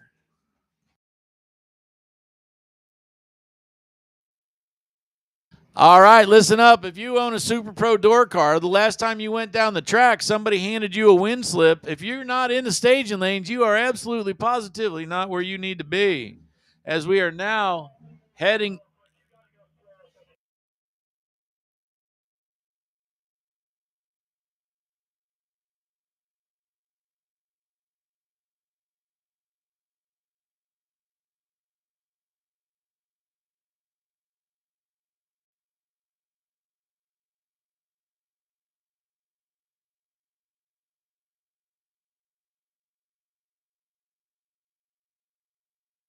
shut down for a second here as we take care of stuff, as in Chris Johnson's machine getting a little shove.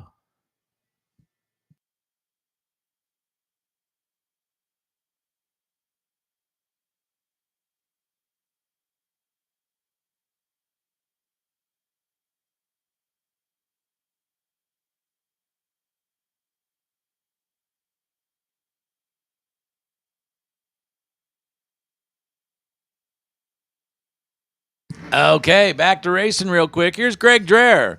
Greg driving the Minor Headache.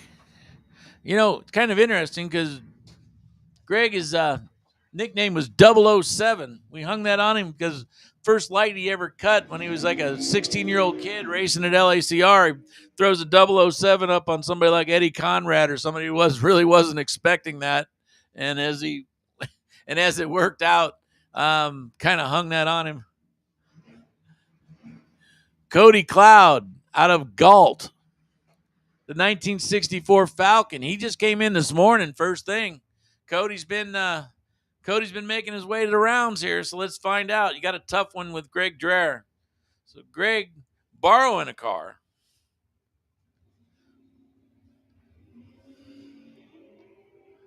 Everybody's green and they're good lights. Down the other end, Headache ahead, but doesn't stay there. 41 with a 0 after an 047 light as Greg moves. Greg goes a 89 with a 3 on an 86, saying that the .0026 light down or stripe down at the other end kind of tells me there's a possibility that Morris should have been there a little bit sooner. Jeff Higgins, the 34 Roadster, alongside Jamie Schmall.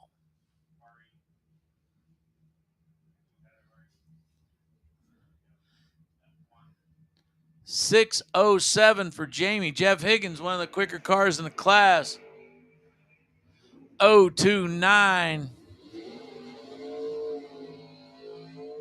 beats the 024 down at the other end. 561 on a 555 as Jamie runs more than 7 over the number. And even though it had a slightly better light, just 5 thousandths better, Jeff Higgins closer to the dial and puts on the win light. DJ Humard, you know, in case you need to haul some groceries or maybe haul a ton of money home on the used performance Saturday. Either way, this station wagon's equipped to do both. Dustin Wirtz driving the Corvette. 521. The dial in, so the Corvette's going to let the station wagon take off for a little while. You know, kind of check your gauges, your fingernails, you know, scratch, tighten down your belts, then take off. Just because it's slow doesn't mean you can't make the dough.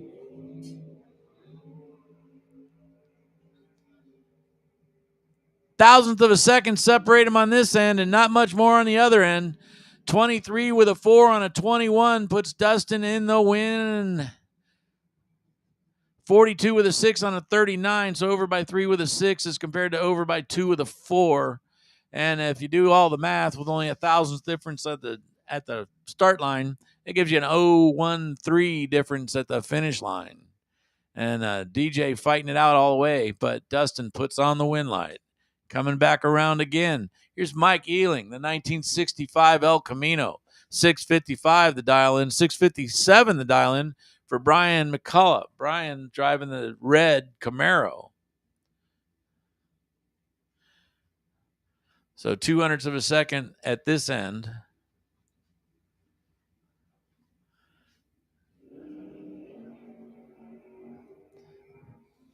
Little El Camino pops the wheels straight up in the air. Camaro takes off. Win light comes up for the El Camino. 651 or 655 with a 1 on a 55. So dead on with a 1. Gave up 2 on the tree, but got it all back at the other end. 0065 is the stripe down the other end.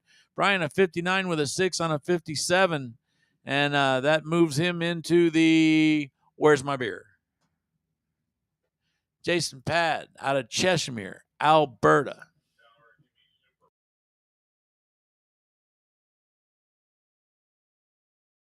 All right, listen up, listen up. First call, Super Pro Dragster double enters, lanes 1 and 2, and singular entries, lanes 5 and 6. Oh man, that little love truck and that little CUDA are absolutely door handle to door handle. 020 light to 021 light. There's nothing there. 17 with an 8 on a 17 for Pete in that CUDA. Puts on the win light. 97 with a 6. So 16th thou over and 1 better on the tree. And then the finish line, yes, it sounds like this, 007. This is the tightest racing I've seen in a long, long time. Well, actually, since last of our West Coast classics. Pearson Deming, the 77 Nova, alongside Rob Strong.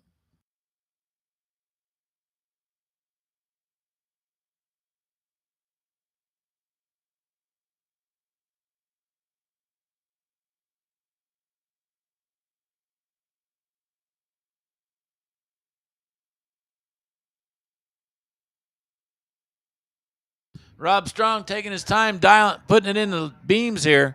650 for Pearson Deming's going to let the Pontiac take off first by half a second. Pontiac's gone. Pearson's gone. At the 3:30 clocks, they're side by side at the finish line. Pearson Deming, 651 with a 3 on a 650. Started that out with a nice 012 light. Rob gave him 3 on the tree, and that's about what he took down at the other end. Is a 707 with a 3 for Rob Strong. Dead on his dial-in, but unfortunately gave it up at the start line. Here's Ted Seipel, 71 Ferrari. Was almost positive that he was having a problem with the car. As turned out, it was just kind of a line or something. And they were able to get him fixed. So Ted wins the first round, puts up a cloud of smoke. No telling what was going on the other side of it. Now he's got Petey. These two guys have known each other forever. Petey isn't even going to tell you how long they've known each other. 78 Porsche dialed 567 is going to take the head, is going to give the head start over to Ted Seipel, driving the 71 Ferrari. Ted Seipel red by 2 thou. Petey goes 015 on the tree, which was the green thing that made the wind light come on. Then goes 5.67 or 5.657, excuse me. So he goes under by just a touch. Ted trying all he could there as he goes 002 to the red side. And we'll see Ted tomorrow. Tony Marconi alongside Sean Ealing. The drop top Corvette alongside the drop top Arrow. Corvette's dialed in a 643. Tony Marconi's 594.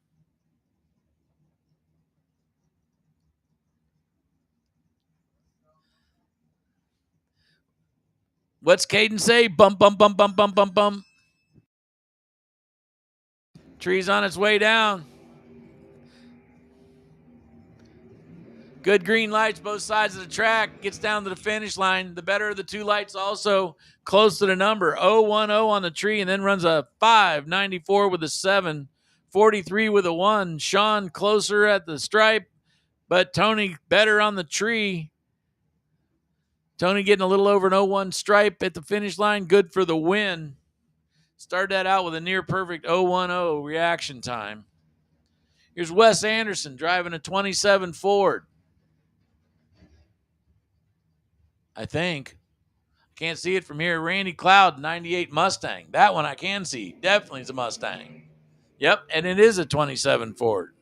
There's not one 27 Ford part on that car. Breakout. Wes Anderson goes a 43 with a 9 on a 44, getting there first. This is going to kill you, man. As he breaks out by 1 thou. 68 on a 63 as Randy Cloud says, I'm not getting there. How about the brakes? Don't fail me now. And he moves on to round 3. Randy going to do it. Wes Anderson breaks out by 1,000th. Eric Dodge. Eric Dodge driving the 68 Chevy alongside Matt Hartzell. Matt driving the 92 Beretta. 92 Beretta 562s to dial in. Normally that'd be the chasing car, but in this case it's the car getting chased. That little black Nova's fast. Lights are close, but 003 on an 32 with a 0 gives Eric Dodge the win, as the 64 with an 8 just wasn't quite enough, and Matt Hartzell going to go ahead and get a chance to relax, or anyway, he may be signed up for the shootout tonight. We'll see him back maybe a little bit later. Eric Dodge moves on. Here's AJ Cameron, the 66 El Camino. 6:58 to dial in. He's going to get the head start over Eric Walder. Eric driving that real shiny, pretty Vega. It's a Vega hatchback.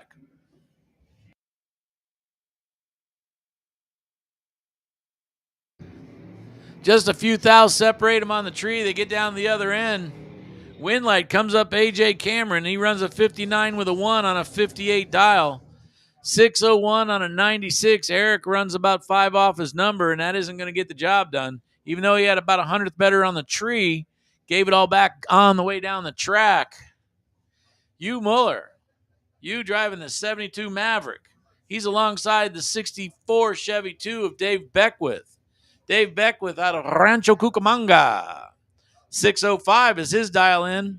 Hugh Muller's little Maverick is going to go 671. At least if you look into that crystal ball and say, yep, crystal ball, what's what I put on there for shoe polish?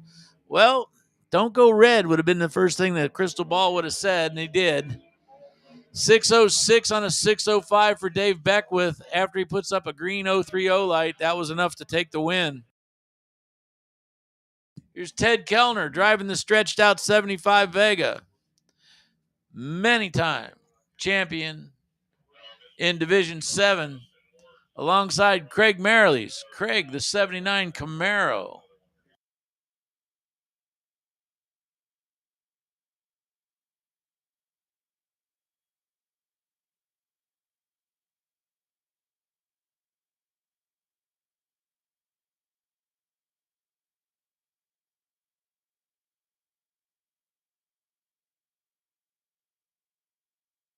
All right, everybody taking it easy off the line.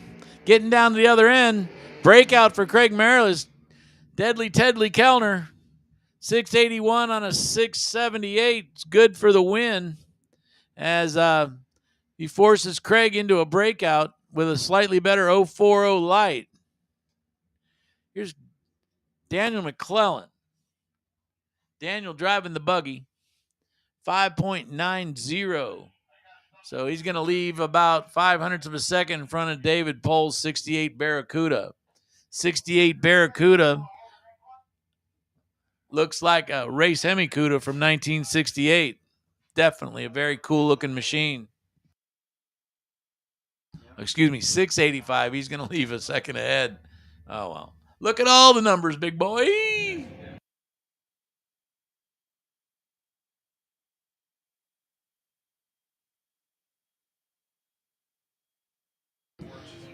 Winlight goes over to Daniel McClellan, 6 flat on a 590. As you can tell, obviously something goes way wrong as David Pohl runs a 96 on a 85. No help there as he runs 1,500s off his number. Speaking of McClellans, there's Kevin McClellan. Kevin driving the 80 Malibu wagon alongside Mike Agnew, 69 Chevelle. This is a tough little matchup right here. Kevin McClellan can surprise you real quick. 653 the dial for the wagon, 605 the dial in on the 69 Chevelle. Woohoo!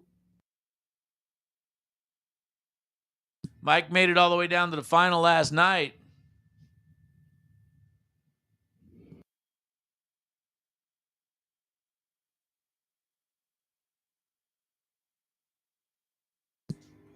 Better of the 2 green lights and the wind light goes over to Kevin McClellan. Like I said, he can surprise you. He throws up a 007 light, runs a 57 with a 2 on a 53, tapping the brakes. 605 was the dial for Mike Agnew. He runs 607, starts that out with an 05 light, and unfortunately for him, that gives Kevin McClellan the win.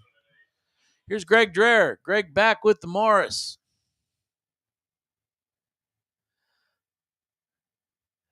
Man, I don't know how much advice he needs. That guy's got kind of a pretty good repertoire, if you know what I mean. He's alongside Andrew Olson. Andrew driving the 70 Camaro.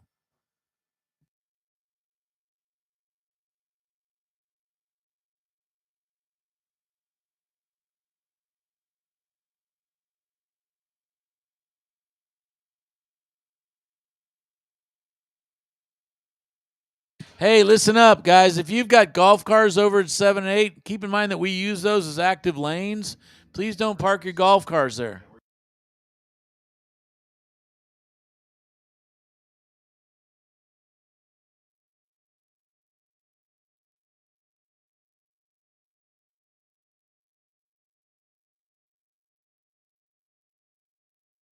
So a 1957 Morris Coupe. 689. I think they used to sport a 1.2 liter engine. I think this one might be just a tad bigger than that. Andrew Olson driving the 70 Camaro. I kind of got a feeling that even if that came with like a 350 originally, it's got a lot more motor than that now, as it motates to 590. He's going to give a 1 second head start over to the Morris. This is a tight little race right here, I'll tell you that. Gets down to the other end, double breakout. Win light goes to Andrew Olson. 005 to a 02 for Greg Dreher. And the 005 is the winner in the double breakout. He runs an 89 with a 0 on a 90, breaking out by exactly 10.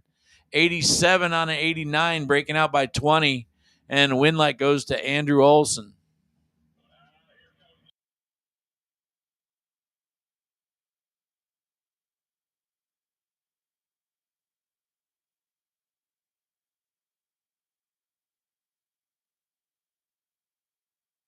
Final call for door cars, Super Pro door cars.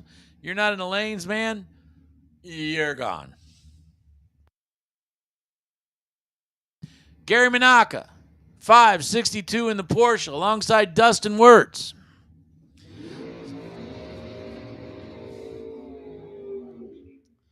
So it's kind of the battle of the collector cars.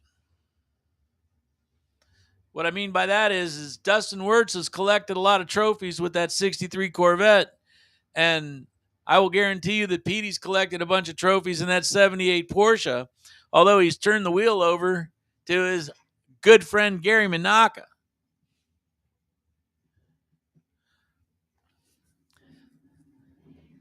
Gary doesn't realize this, but I actually have a T-shirt with his face on it, and it says "My Hero."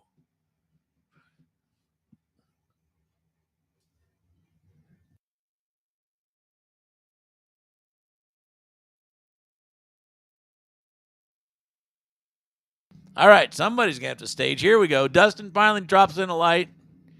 Gary, go that way. There you go. Nope, not enough. Keep on going.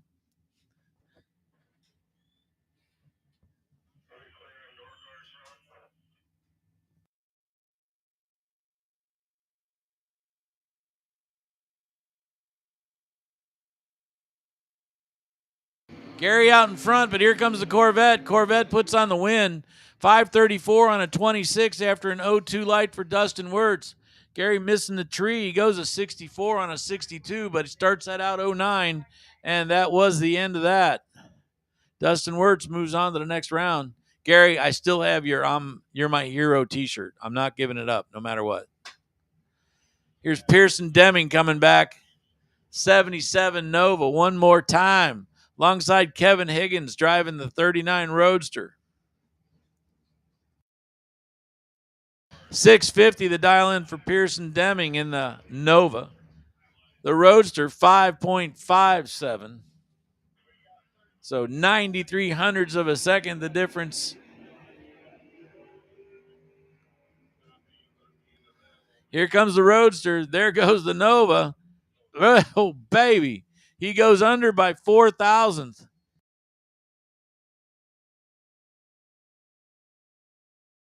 Needed to take about an 049 stripe. Unfortunately, he took an 057 stripe, and that was the difference, putting the win light over in Kevin Higgins' lane as he came out with a nice 035 light, then runs a 60 on a 57. That's the Learcamp dragster coming out of the line, out of the water right there. Riley Learcamp out of Olympia, Washington, alongside Byron McCullough. The 67 Camaro is the last of our door cars that you have in the that we have in the line.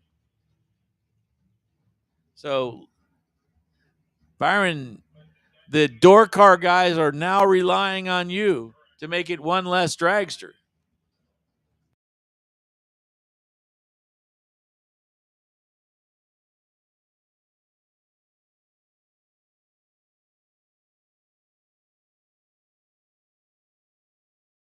Riley Learcamp dialed 4.60.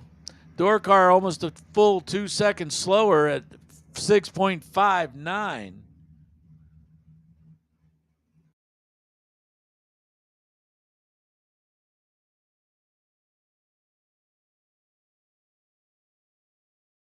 After a long wait, that Camaro looked like it was almost at the end of the track by the time they let the dragster go. Camaro breaks out. Byron goes 657 with a 2 on a 659. 62 with a 0 as Riley follows him through. But Byron grabbed a little too much stripe, and that was the end of that.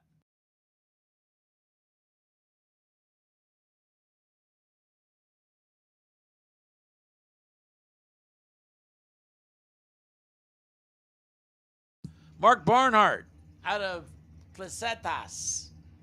Easy for me to say. New Mexico. New Texaco. 468 to dial in, alongside 455 dial in on Dwayne Ringeth. And we are looking at lots of dragsters now. And there is, I mean, a bunch of dragsters out there.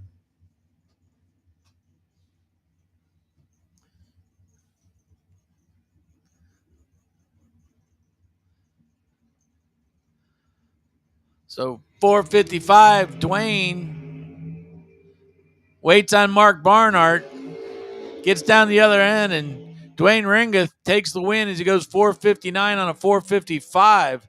72 for Mark Barnhart on a 68 was no help, especially after he started that out 05. 007 light for Dwayne, so near perfect, puts him across the line first and moves on to round 3.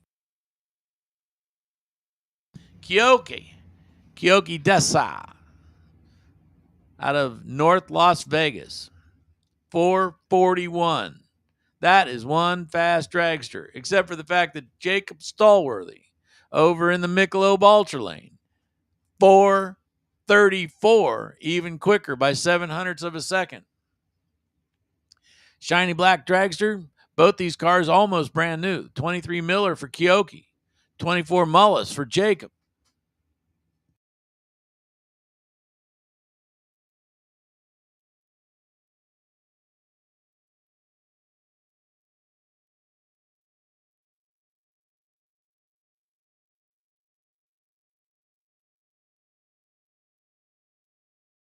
Woohoo! Real tight lights at this end. At the other end, Kioki, 442 with a 9 on a 441 after an 020 light. Takes the win light, takes the stripe by 01. An 030 for Jacob Stallworthy. He goes a 36 on a 34, and that's no help. Chad Axford. Chad, how many gas caps you got? Alongside Cameron Webb. Cameron's dialed in at a 547 in the altered. And Chad Axford in the dragster, 444.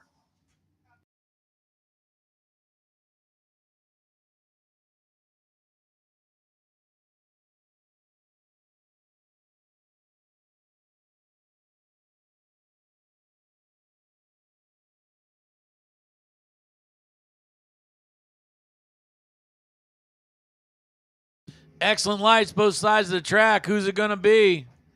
445 on a 444 for Chad Axford. That's who it's going to be.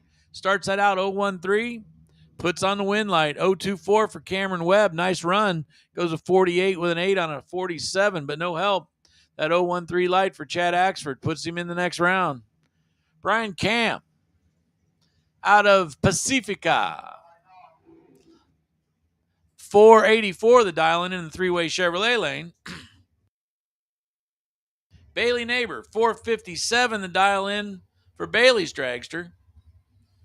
That's the blue and white machine that you see over here in the Michelob Ultra. Tower side, pit side, Grove side, west side.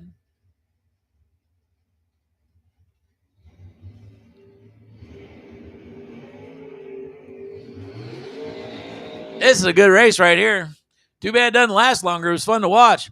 459 with a 6 on a 457.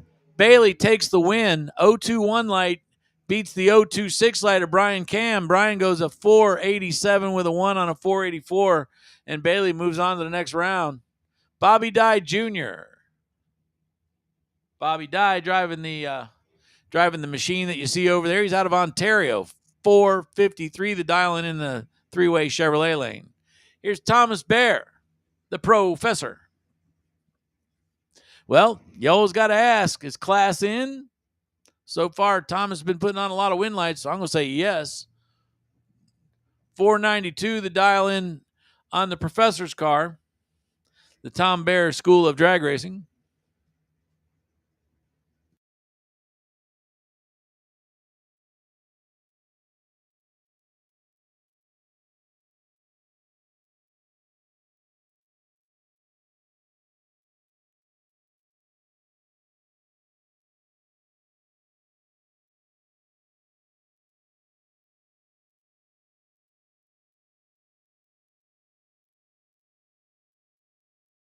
Oh, baby. Here it is, man. Perfect light loses to a 003 light. Tom Bear runs a 93 with a 0 on a 92. The stripe at the other end, 1 thou. Unbelievable. 55 with a 2 on a 53. And sometimes the professor will give you a lesson for free. Ouch. No, trust me. It might not have cost you anything, but it wasn't free. Moving on to the next pair. Cooper Chun, 499 the dial in for the gold, white, and black dragster in the Michelob Ultra lane. Jason Rosenbaum, another guy that got deep into the field last night, trying to do it again tonight, driving the 04 Spitzer car, 468 the dial in. Going to give about 0.3 of a second head start over to Cooper, and then he's coming.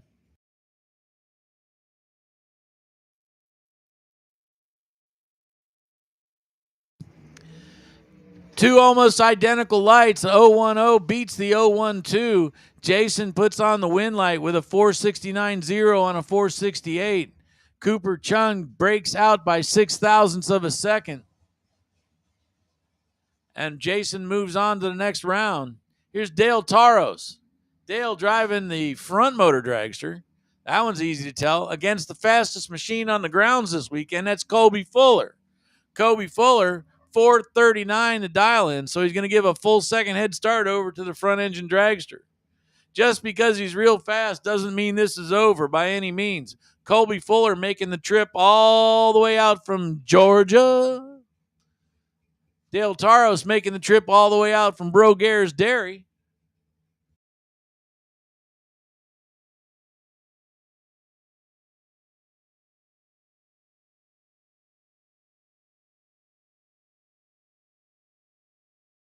Lights are both green and closed at the top end of the track. It's Colby Fuller. Colby Fuller does get a chance to tap the brakes as he goes on around. He had a beautiful 01 light, goes 441 with a 4 on a 39. 41 with a 1 on the 40 for Dale. He was hanging on for dear life, hoping that 160-mile-an-hour dragster wasn't going to come get him, but he did. Hey, to talk to you about the rest of the racing as it's going on today, I'm going to give you over to Mr. Mike English.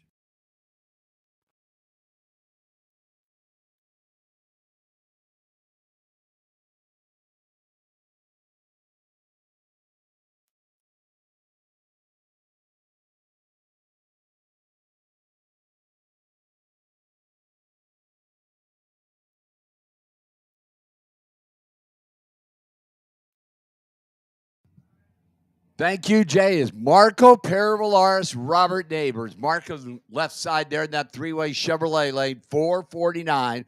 Robert getting the head start at 457. I will tell you, Marco has not had a Marco Peravalaris style weekend. About to find out if he can change it in this entry. Wow. By 9 thousandths of a second, he did not get better. Robert's 13 on the tree, dead 3 for the win. Marco was 12 on the tree, 1 over with a 3, and by 9 thou, Marco's headed to the trailer. Trent Flores, Nick Cobb. Nick, three-way Chevrolet lane, 459. Another one of those former junior racers. Trent Flores, 495 for the Victory Express out of that Dream Reaver Racing team.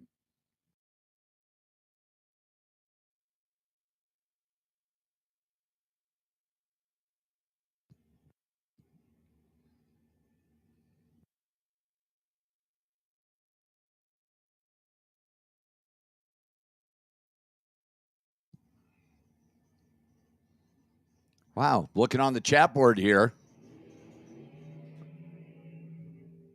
We'll talk about this first. Down there, top end, that wind light's going to come on. Nick Cobb, 37 on the tree, 62 with a 0 on a 59 for the win. Trent Flores, 51 on the tree, goes out at a 97 with a 5 on that 95. And again, 9 thousandths of a second. The stripe going to Nick Cobb.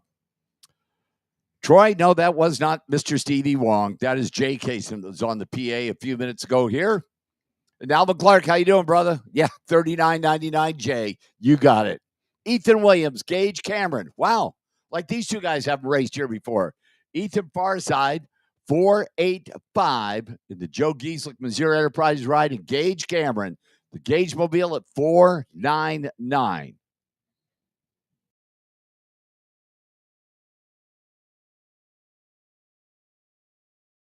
Barn, give me a second and I'll check the weather for you. Janice Meyer on there? Wow. Janice, you should be here racing, but watch this baby down there. 7th thou advantage right side at Gage Cameron. 5 flat on that 499 Dowland 017 for the win. Ethan was 24, 86 with an 8 on that 85 and did not get there. So Gage moving on again. Dean Bush out of Las Vegas and Greg Matthews. Greg will be right side, dialed 490. Dean Bush, one of the big-time players in Super Pro, the strip at the Las Vegas Motor Speedway, dialed 479.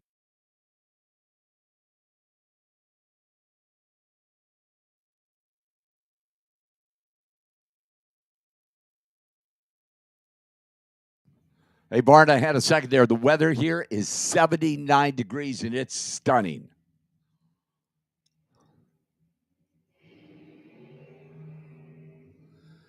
Dean left, Greg right down there, top end. That wind light says, Greg Matthews, 17 on the tree, dead 7 for a 24 thousandths package with mathematically eliminated Dean Bush when he left that starting line at 035. And by the way, was 1 over with a 2.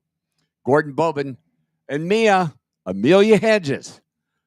18th thou pack last round was Amelia, Dow 486 over there in the three-way Chevrolet lane. And Gordon Bobin, the shorty, 463 Gordon.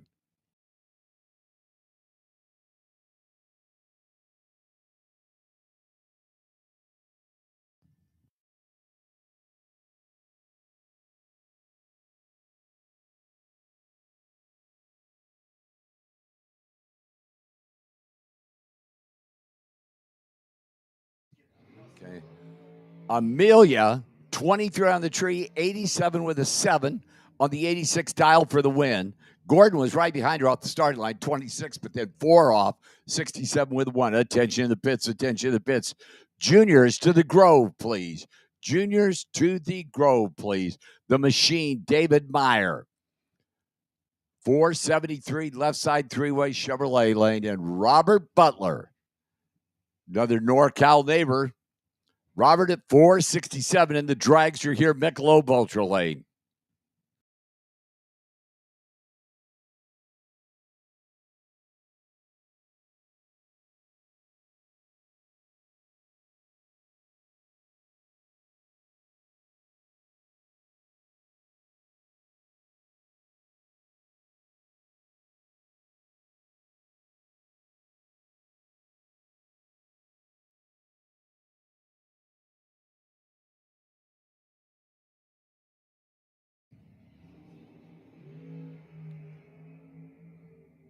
David with the head start, the three-way Chevrolet lane. David Meyer, 011 on the tree, 74 with a 9 on the 73 dial for the win.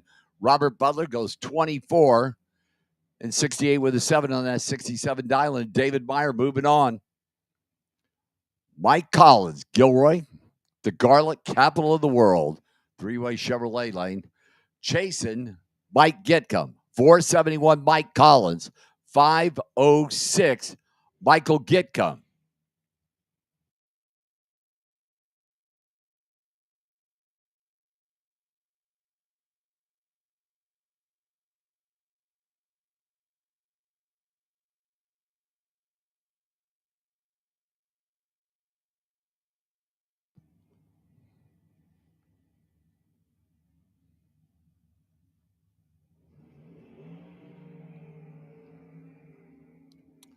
.011 was the move first and does not get there. Wow. Michael Gitcom, 11 on the tree, 2 over, 08 with a 3 on the 06, doesn't win. Mike Collins, 20 on the tree, 72 with a 4 on the 71, lights up the scoreboard by 3 10,000ths of a second. That's right, 0.0003 as race kid Krista Sudan. Krista, your track champ in the Summit Series at 476, and Race Kid the Assassin, 464 in the Race Mobile for Kid Performance. On Hughes Performance Saturday at the Silver State Refrigeration Classic here for most of drag strip. Itty bitty little head start going to Miss Krista. A couple of prime time players this round paired up. 009 moved second. Krista puts up a 4,000. Check this out. Krista puts up a 4,000th package. Race Kid was 009. It was mathematically had no chance. Race goes out by 2,000s, 009. Krista is perfect. Dead 4. Come and get you some of that. Wow. Michael Coltrane, Caitlin Torres. Miss Caitlin, far side, 463, getting the head start over Mike Coltrane out of Idaho. Trip force the dial in for Mike. Attention to the pits, attention to the pits. Final call, Super Pro Dragsters. Final call, Super Pro Dragsters. Juniors need you to the Grove, please. Juniors need you to the Grove, please. In set, Caitlin with the head start, far side. Clean green. Down there, top end, Caitlin. Wow.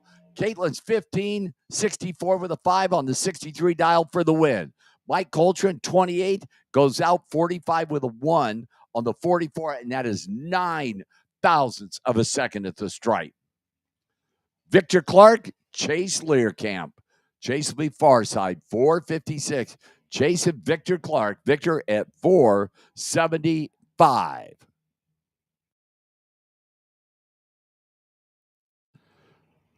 So, Super Pro, if you miss this call, you need to be in the lane. Super Pro, if you miss the call, you need to be in the lanes. Juniors need you to the Grove, please. Juniors need you to the Grove, please.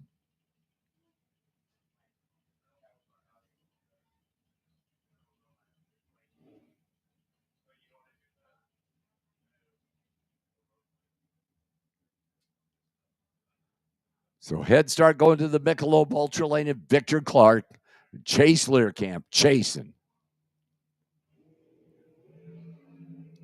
Victor Clark, 006 red. Chase is 24 and 2 quick by 4. Thou at 55 with a 6 on the 56 dial. And Victor Clark, 006 RED is JR Learcamp. Tanner Theobald. Just a marquee matchup here. JR 456, three-way Chevrolet lane. Tanner Theobald, the Race Theobald family. Tanner at 483.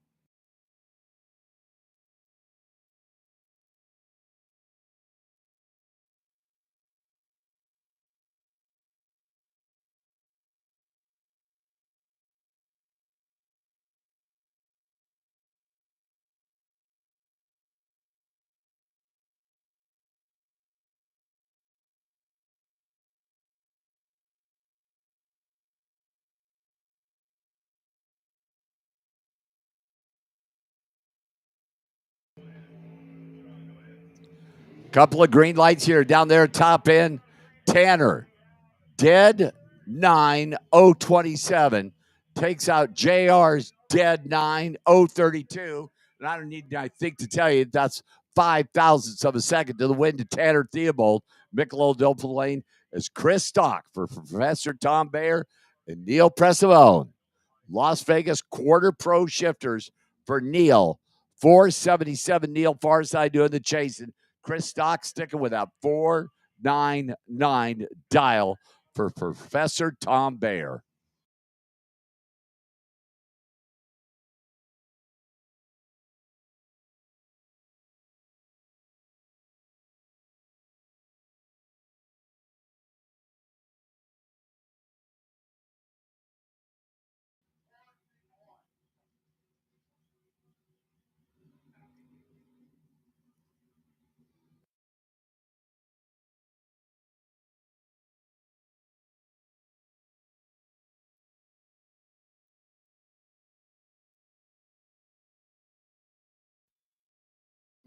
There we go. All four lights are on. And only one win light's going to come on. It's going to come on for Neil Pressimone by 7 thou. Neil's 29 on the tree, 80 with the 9 on the 77 for the win. Chris Stock was better on the tree at 17. And it goes to 3 over by 9 thou. Jamie Harrison up. Now, no, it's Will. Jamie's down there. Will Harrison left side. 518 getting the head start over Dave Mazier. Of course, the Mazier Enterprises will be Sunday sponsor tomorrow. Mazier Enterprise Sunday at the Silver State Refrigeration West Coast Classic. So 461, Davey in the house car. 518, Will Harrison.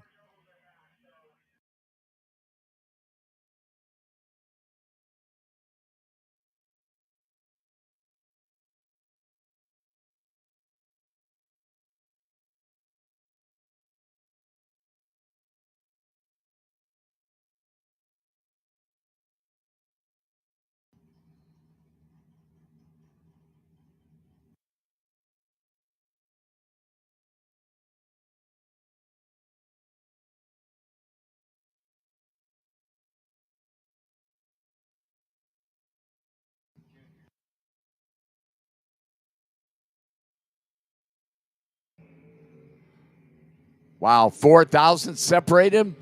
Davey Mazier.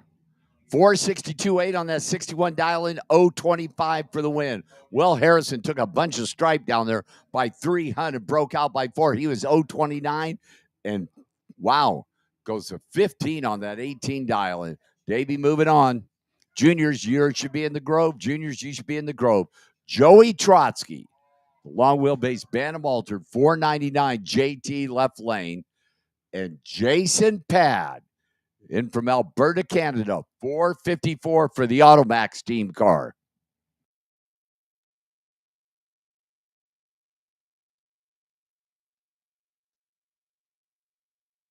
So JT left, JP right.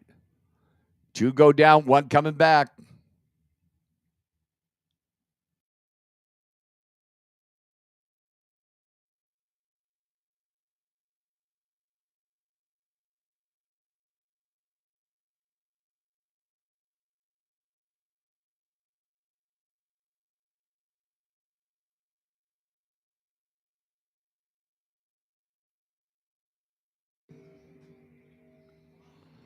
Joey Trotsky top end. Joey by 9 thou. 007 5028 on that 99 dial in for the win. Jason missed the tree at 36 and a 1 over 55 with an 8 by 9 thou. Joey Trotsky moves on is Gabe Torres, G Money, and Tyler Hartzell. Tyler, the dragster right side in his debut at 578.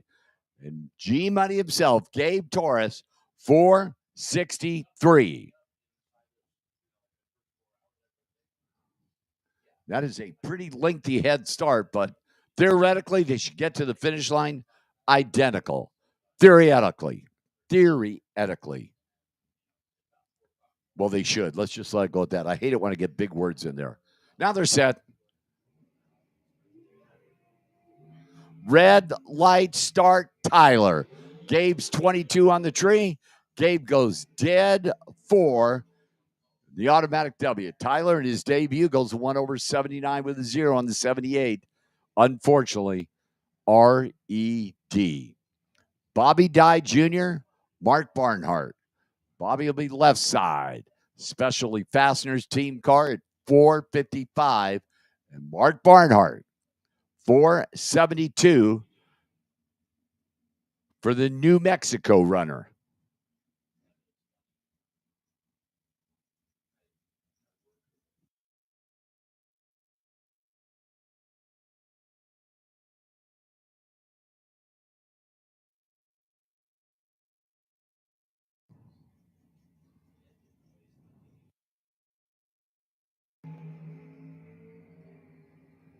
Mark Barnhart, 21 on the tree, the better of the two, but does not get there in a double breakout.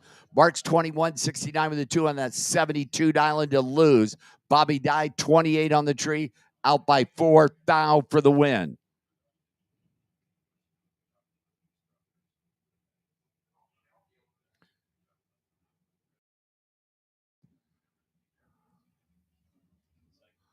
Nick Cobb, Jacob Stolworthy. Nick at 460, three-way Chevrolet lane. And Jacob in from Idaho, 436. Jocelyn, I can only read what's on the screen. If they got them wrong, that's on them, not me. Sorry.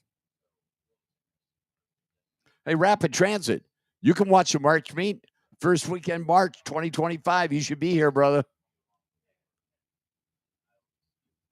So Head Start Nick out of San Jose for Mickey Thompson Tires. Jacob going to try and run him down.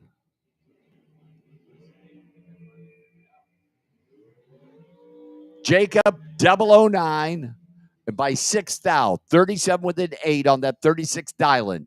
Nick 20 on the tree, 61 with a 3 and loses on that 60 dialing at 6 thousandths of a second. The stripe to Jacob Stallworthy is Riley Learcamp and Colby Fuller.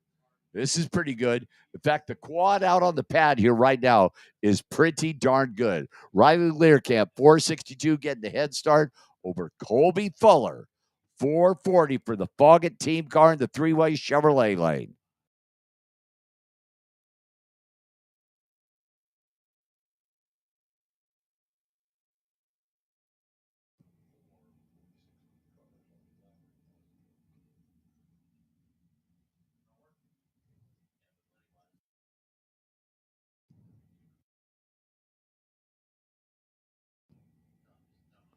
Now they're in.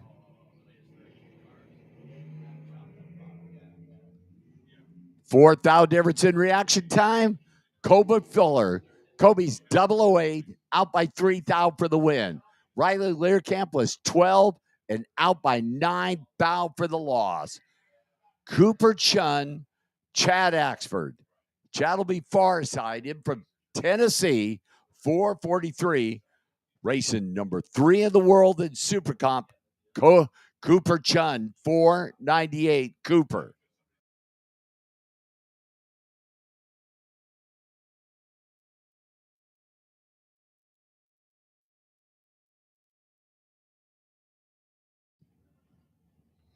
So Head Start Cooper, 2 of the best in the biz. Chad Cooper. Down to the finish line. Shake hands and see who's win light. Come on.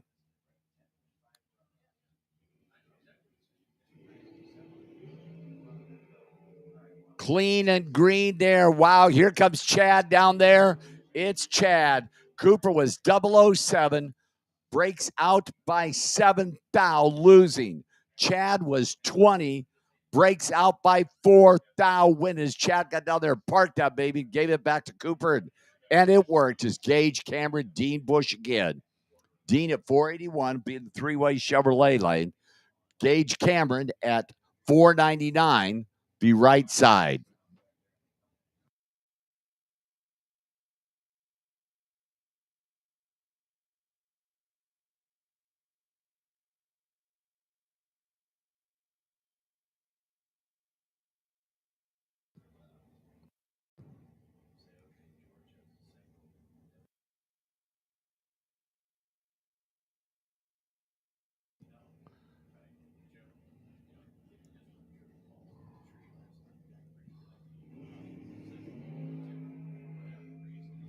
Reaction times identical. Win light, Gage, dead on 0, 034 for the win.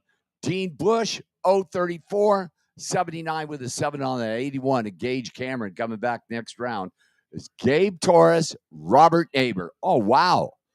How'd you guys do this? Somebody didn't plan this very well. 461 Robert, three-way Chevrolet lane. 468 Gabe Torres, Michelob Ultra lane.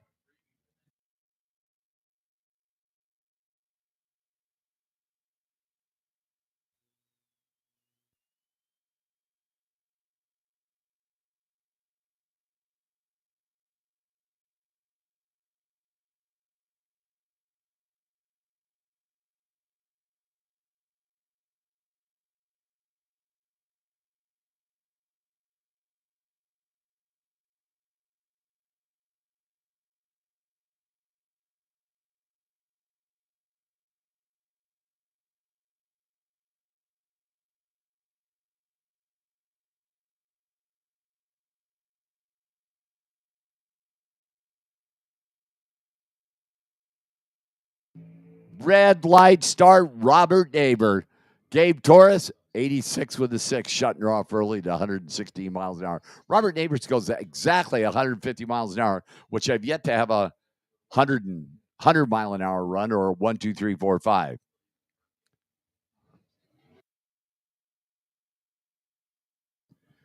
And Amelia Hedge is getting pushed off. Wow. So Mark Damayashiro, 492, going to take a bye run as Amelia.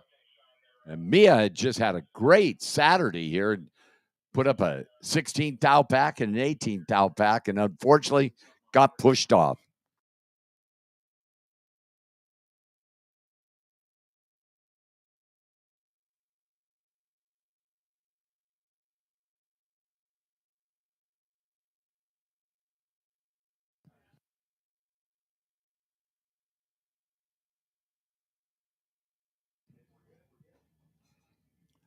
So Mark with a Saturday afternoon time shot. Down through their top end, 21 on the tree, 4927, 139. Now we'll do it for that round of Super Pro. Junior should be in the Grove. Junior should be in the Grove. Where's our junior announcer? He's Caden. You get these high dollar guys in.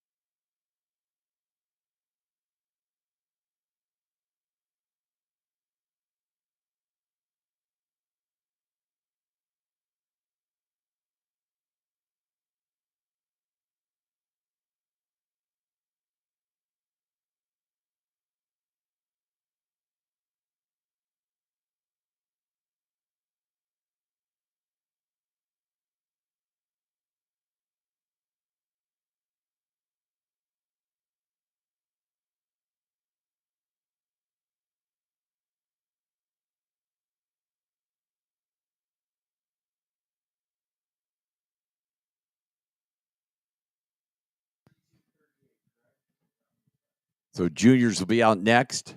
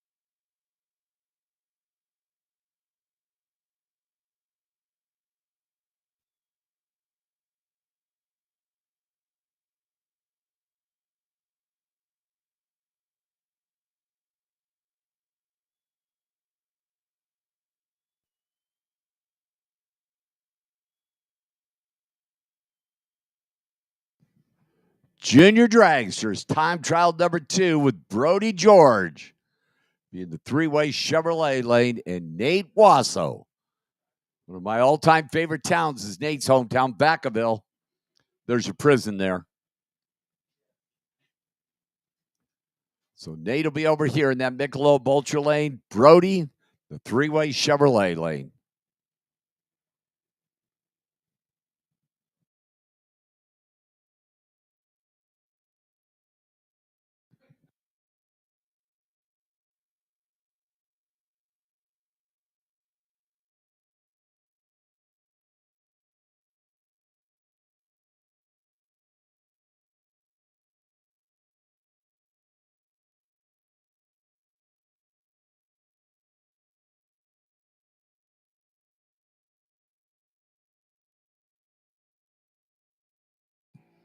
Nate to better the 2 reaction times in the Michelob Ultra lane.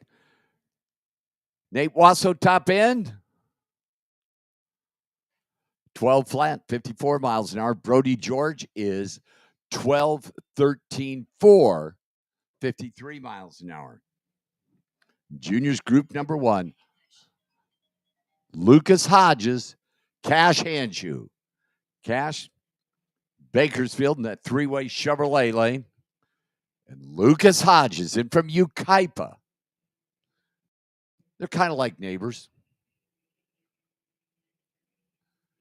Juniors group number 1.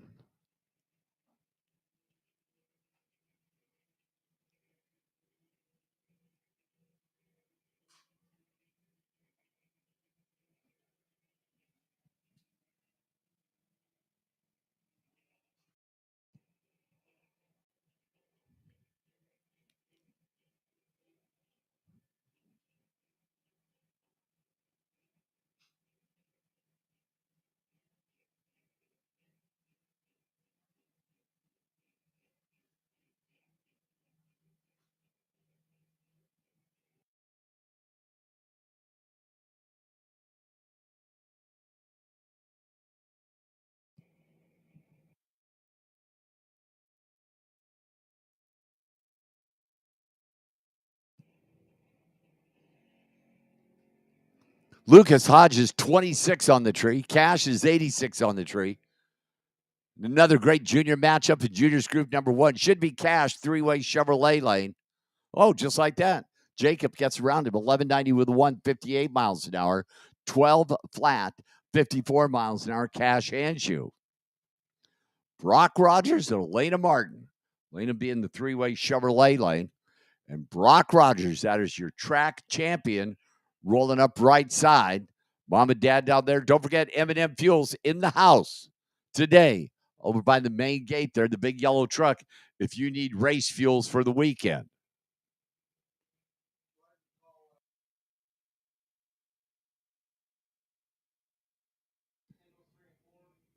Attention to the pits, attention to the pits. Pro ET, double entries 1 and 2, single entries 3 and 4. Pro ET, double entries 1 and 2, single entries 3 and 4.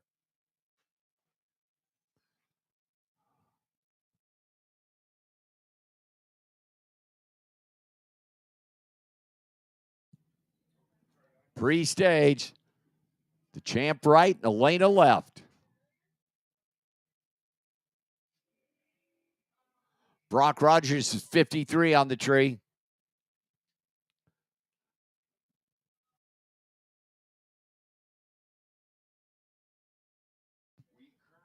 $11.80, 54 miles an hour. Brock Rogers. Elena goes 12.045, 61 miles an hour.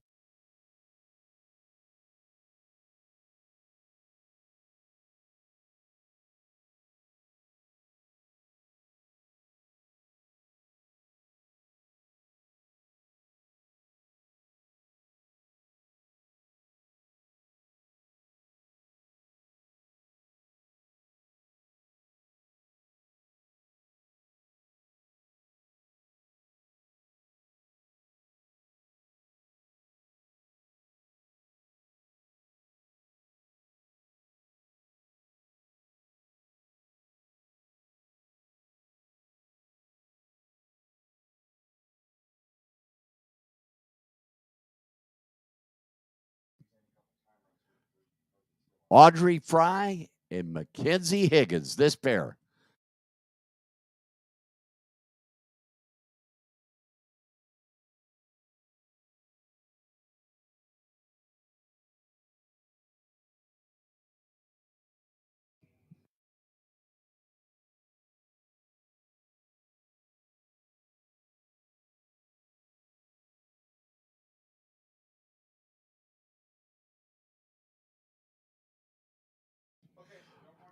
$12.22 Mackenzie Higgins, $14.03 Audrey Fry. Levi Agnew, Victoria Campbell. Victoria will be three-way Chevrolet Ladies. We move into juniors group number 2. And Levi Agnew and that Racing Agnew family. Of course, Garrett's been doing a pretty good job in the junior comp car, going to the late rounds. Dad Mike out there is Victoria in there in that three-way Chevrolet lane.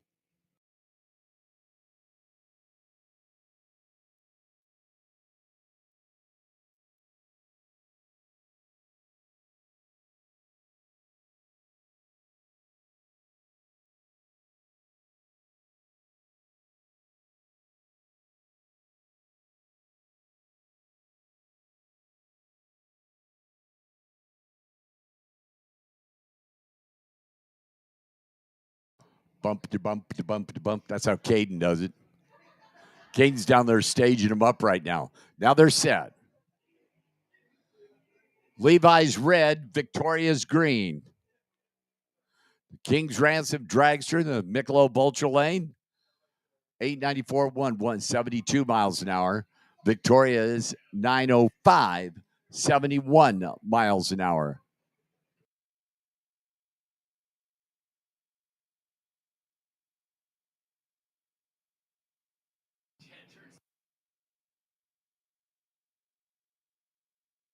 And another track champ here at Pomosa Drag Strip, Isabella Rogers, the M&M Fuels car. Will be in that three-way Chevrolet lane. Dylan Nelson, a Racing Nelson family, the Foggett team, the Michelob Ultra lane.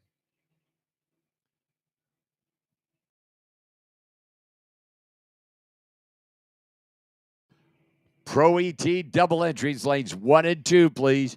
Pro ET double entries lanes 1 and 2. Single entries lanes 3 and 4.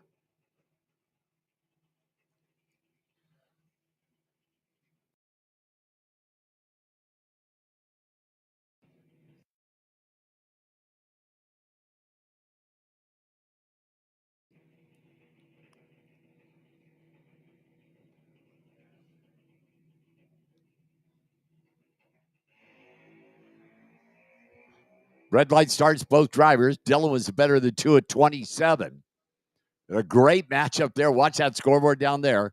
Dylan goes 8, 9, 0, 6, 77 miles an hour. Isabella, 8, 9, 6, 2, 74 miles an hour. Juniors group number 2. Blake George, Andrew Martin. Andrew being the three-way Chevrolet lane. And Blake George.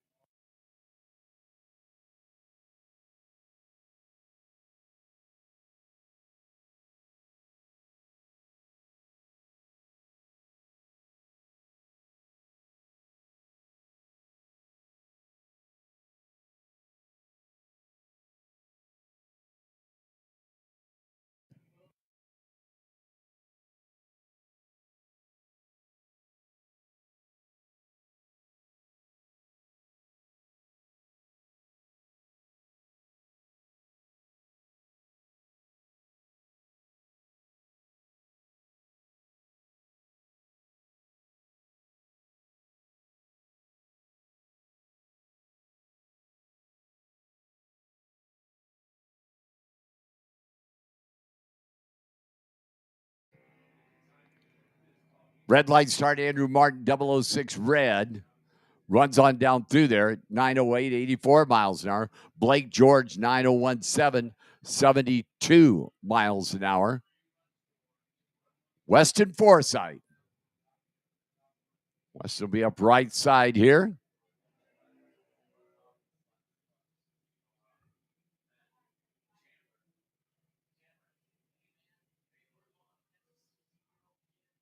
And I believe this is the final pair in juniors group number 2. I believe.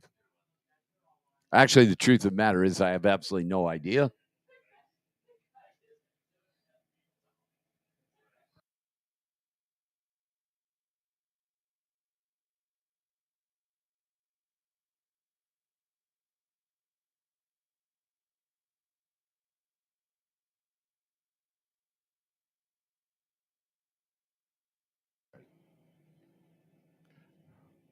Of course, Weston, my neighbor down there, Lake Elsinore.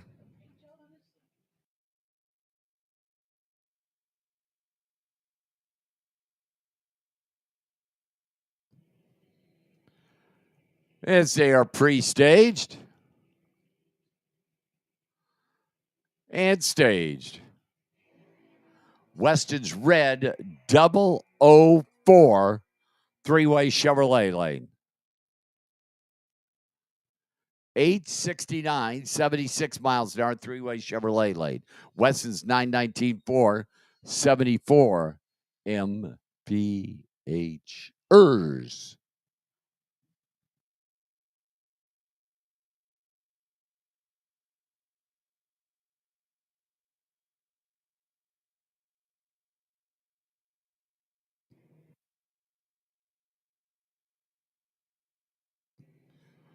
Couple of ladies here, couple of track champions here.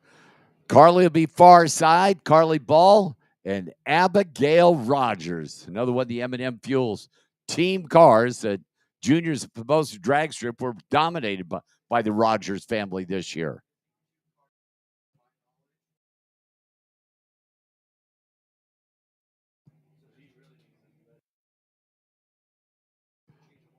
Pro ET, need you the lanes, please. Pro ET, need you the lanes. Double entries 1 and 2, single entries 3 and 4. Need you the lanes. So Abigail and Carly. Mike Rogers behind Abigail. Jeff Ball behind Carly.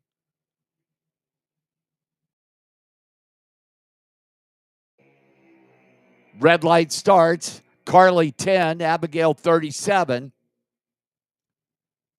788.3, Carly Ball. 788.9, Abigail Rogers.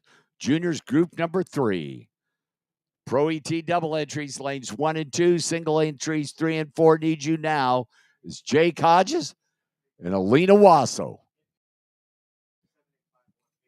Pedro Valadez, need you the lanes, please. Pedro Valadez, need you the lanes, please. So Alina rolls up right side out of Vacaville, and Jake Hodges.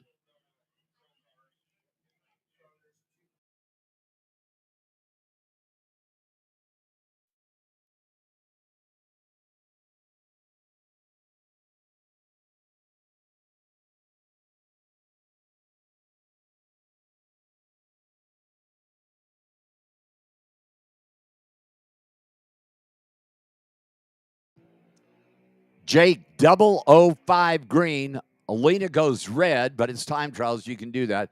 Jake down there, top end, 788, 86 miles an hour. Alina 1069, 59 miles an hour. Next pair, Maddie Jordan, NorCal, in the Michelob Ultra lane, and Cruz Castillo in from Nevada. Cruz will be in that three-way Chevrolet lane. Pedro Valadez, need you the lanes, please. Pedro, need you the lanes, please.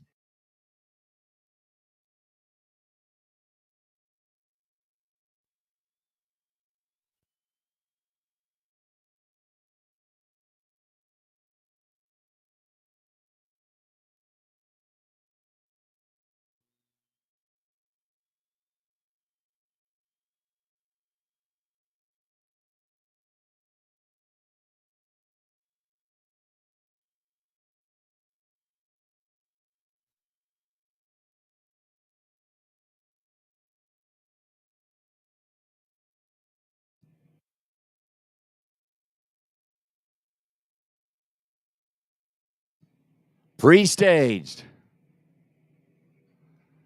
Maddie lights that second line. Cruz in, see what happens here. Oh, Maddie's 001 red. Cruz is 011 green. 789, 81 miles an hour. Matty Jordan Cruz Castile, 788, 83 miles an hour.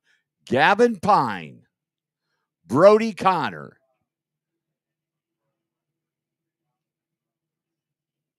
Brody will be in the three-way Chevrolet lane. Gavin Pine going to age out. Means he's getting old, which means his dad Aaron down there is pretty old.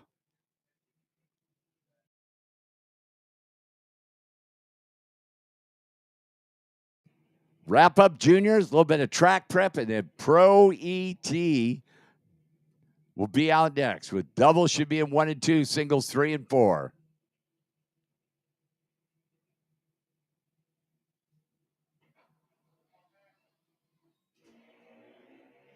Oh, 13, Gavin Pine. 788, 83 miles an hour. Brody Connor, 8 flat, 81 miles an hour for Gavin Pine. That wraps up juniors. Pro ET, you will be out next. Pro ET, you will be out next.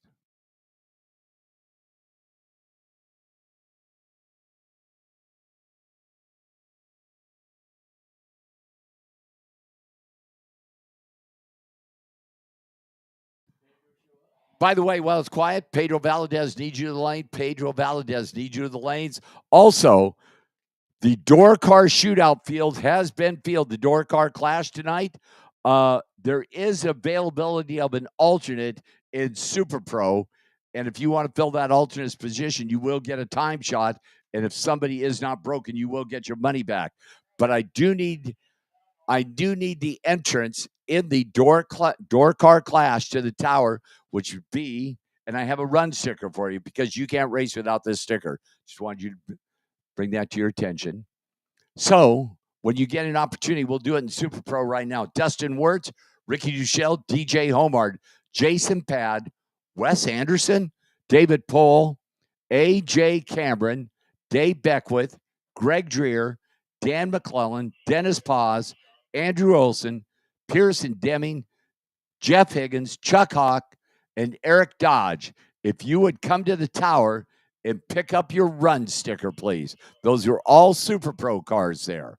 Dustin Wirtz, Ricky Duchelle, DJ Homard, Jason Pad, Wes Anderson, David Pohl, A.J. Cameron, David Beckwith, Greg Dreer, Dan McClellan, Dennis Paz, Andrew Olson, Pearson Demings, Jeff Higgins, Chuck Hawk, Eric Dodge. All of you need to come to the second level of the tower and pick up your run sticker for the $10,000 to win door car clash here at the Silver State Refrigeration West Coast Classic.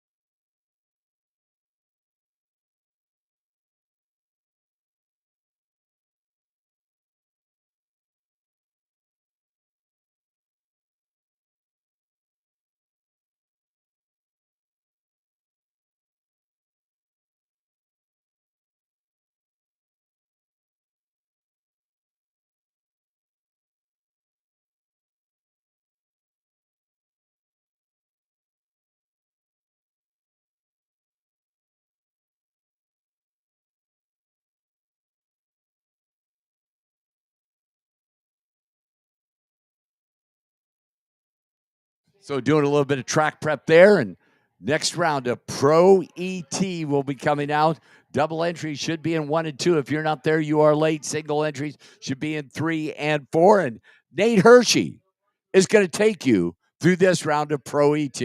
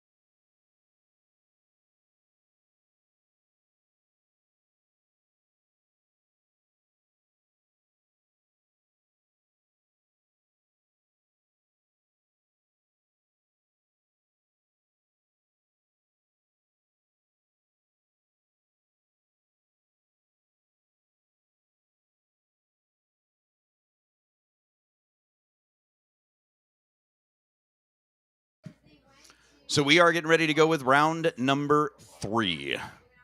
We've got our pro cars sitting back in the staging lanes. Again, double entered, single entered cars. They are there and ready.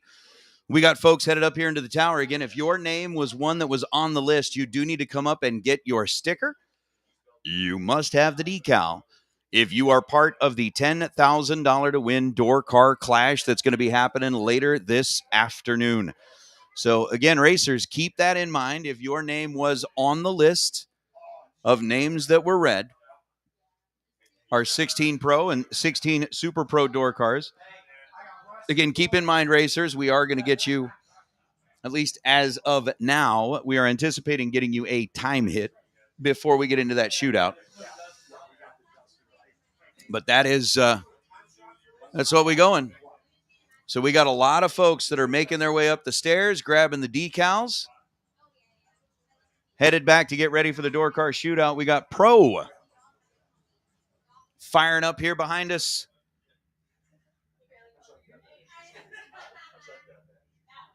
And it's going to be pretty cool. Gonna be pretty cool.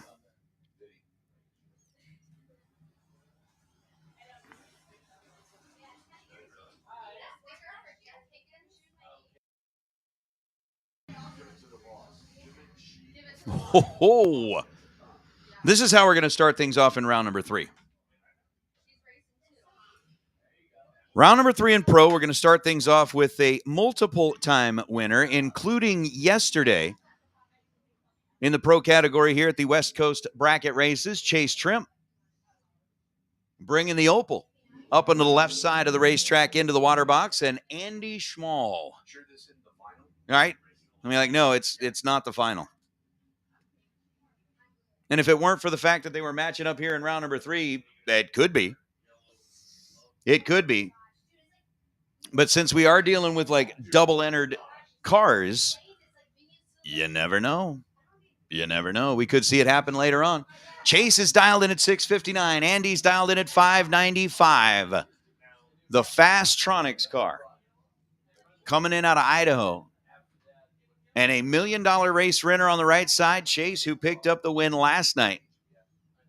Trying to see if he can go another round and potentially get one step closer. Oh, Andy goes 001 red. And then 619 at 90 miles an hour. Gets out of the throttle, coasts across the finish line. Chase Trimp is 17 green and goes 657 on a 659. So Chase Trimp advancing into round number 4. Andy, by way of a 001 red light. We'll bring today to the close, at least in that entry, is C.W. Hofer and Jeff Taylor. Taylor's dialed 565. in the Dakota pickup truck. Hofer's dialed at 743. In the Firebird,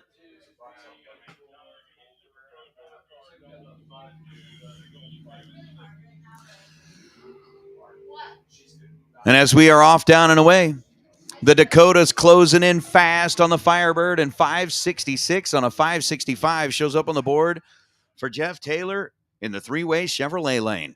16 green, 1 above for Jeff Taylor, gets him a win by 0.02 of a second. CW was 25 on the tree and 2 above to come up a little bit short. And as we are cruising through round number 3, we'll go ahead and take our Super Pro door cars. Super Pro door cars, round number 3, doubles to lanes 1 and 2, single entered Super Pro door cars to 5 and 6, single entered Super Pro door cars to 5 and 6, double entered Super Pro door cars to 1 and 2. Robert Crum, 006 on the tree, 667 on a 660 is good for the win. Richard Llewellyn had a reaction time that started with a 3. Round number 3 is not the place to start your reaction time with a 3, and unfortunately for Richard, that is going to prove to be extremely costly. Robert Crum, 006, ends up 700 above, still taking about 2.5 tenths at the stripe to get the win light. Steve Alenak and Maurice Castro. Castro's Monte Carlo dialed 775. Alenak's Mach 1 Mustang dialed 655. And off the line we go. Both drivers are green. Alenak pocketing 0.05 of a second with an 014 reaction time, goes dead on 0.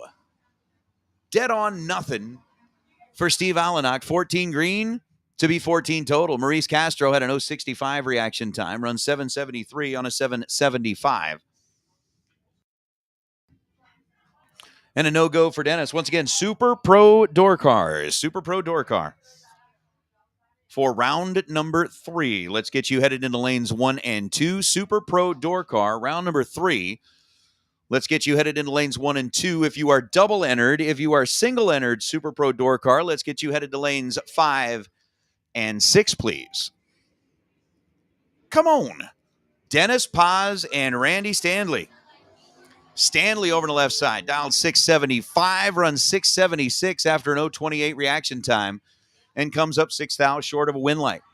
Dennis Paz, dialed 657, was also 28 thousandths of a second behind the green light, and runs 658 on that 657 to get the win. So Paz in the El Camino advances. Randy Stanley, 1 above after the 028 reaction time, and So Randy, 28, 16 thou above. Dennis Paz, 28, 10 thou above. By 6 thou, Dennis moves on as Tim O'More. And Mike Ealing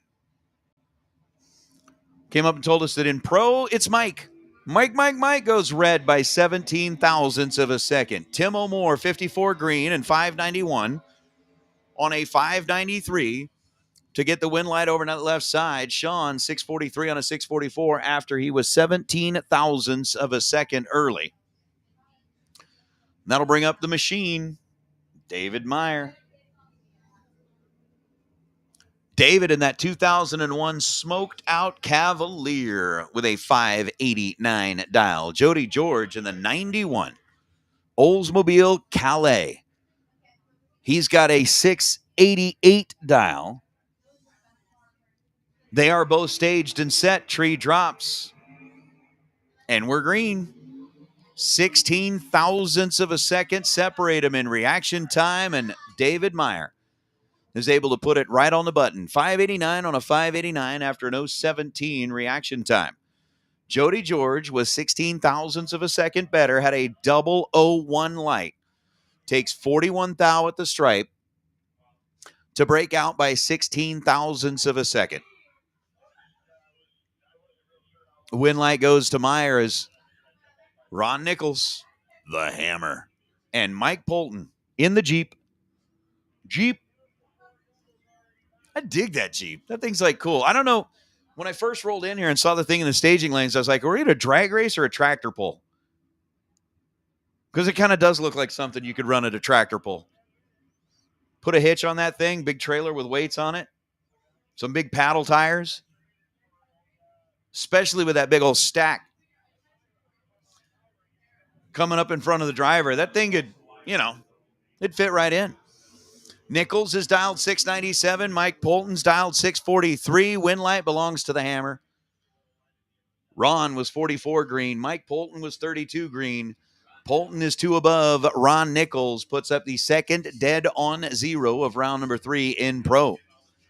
697 on a 697. He gets there first and wins it by 16 thousandths of a second is Stephanie Paz and Sasha Hofer.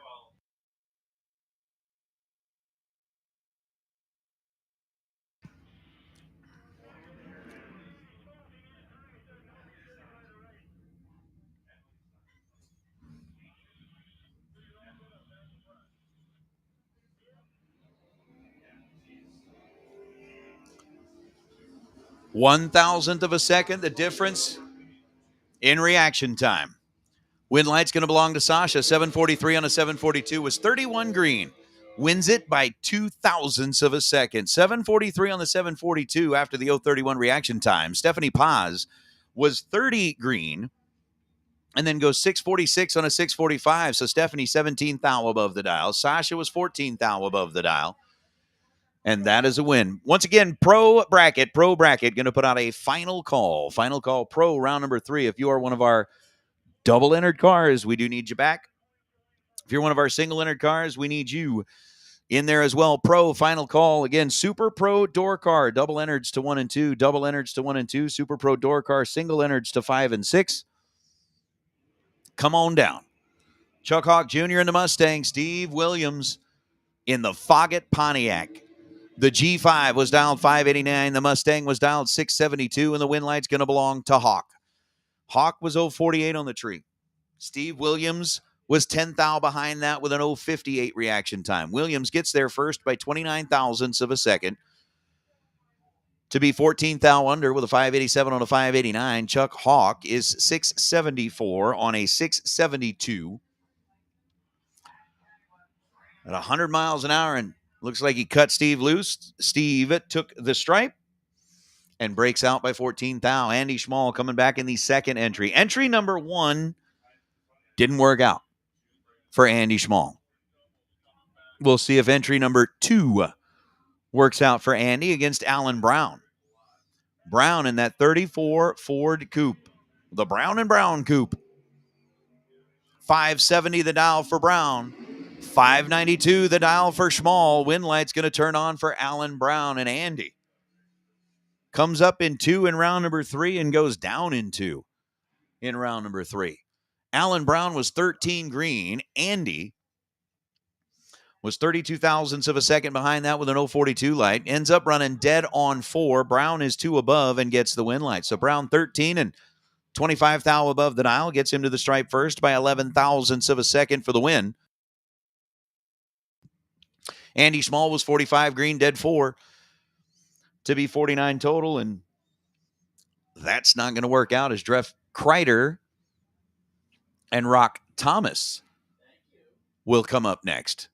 Rock with a 577 in the Bird, the one they call the Dirty White Bird. And Jeff Kreider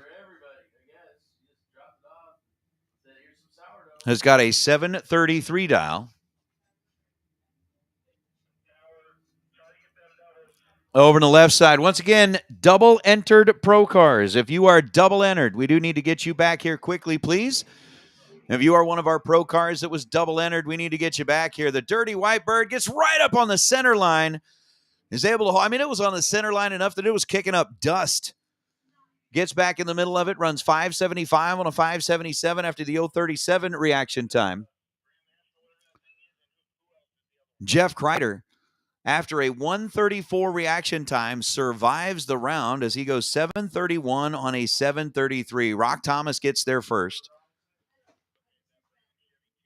to break out by 19 thousandths of a second. Jeff Kreider breaks out by 13 thousandths of a second. The win light belongs to Jeff. As Paige Smith now and Garrett Agnew. Once again, if you are in pro, if you are double entered, or if you still have a run to make, we do need you back into the staging lanes now, please. We've got one car waiting up here. Need to make sure that we've got all of our doubles accounted for. So we do need you up here. Super Pro double entries are in 1 and 2. That's door car. Super Pro door car double entries are in 1 and 2. Single entries are in 5 and 6. And we got Paige Smith going up against the junior comp ride of Garrett Agnew. Win light's going to belong to Agnew. 51 green, takes 9 thou at the stripe to get the win light over Paige. Paige was a little bit better in reaction time, had the 039 reaction time, but ends up 3 above the dial with a 600 on a 597. So Garrett Agnew is moving on. Went all the way into the semis last night. He's made his way into round number 4 in that junior comp car here today. Once again, last chance for the pro cars. Last chance for the pro cars. Super Pro door cars. Doubles, you should be in 1 and 2. Singles, you should be in lanes 5 and 6. And again, if you were one of the racers who was lucky enough to survive the draw and be in the game for the door car clash, you do need to come up here and pick up your run sticker. Those would be, a lot of folks have already come up and picked them up. We need Wes Anderson, David Pohl, Chuck Hawk, and Dan McClelland. Still looking for you to come up and pick up your stickers on the Super Pro side. Again, Wes Anderson, David Pohl, Dan McClelland, and Chuck Hawk.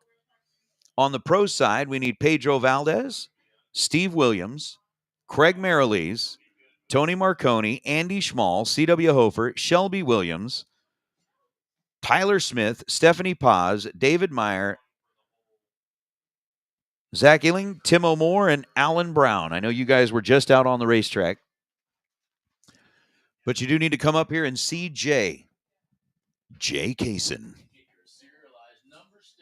Jay Kaysen is here handing out stickers in the tower. I'm serious. That's like a total radio DJ name. I want a cool name like that.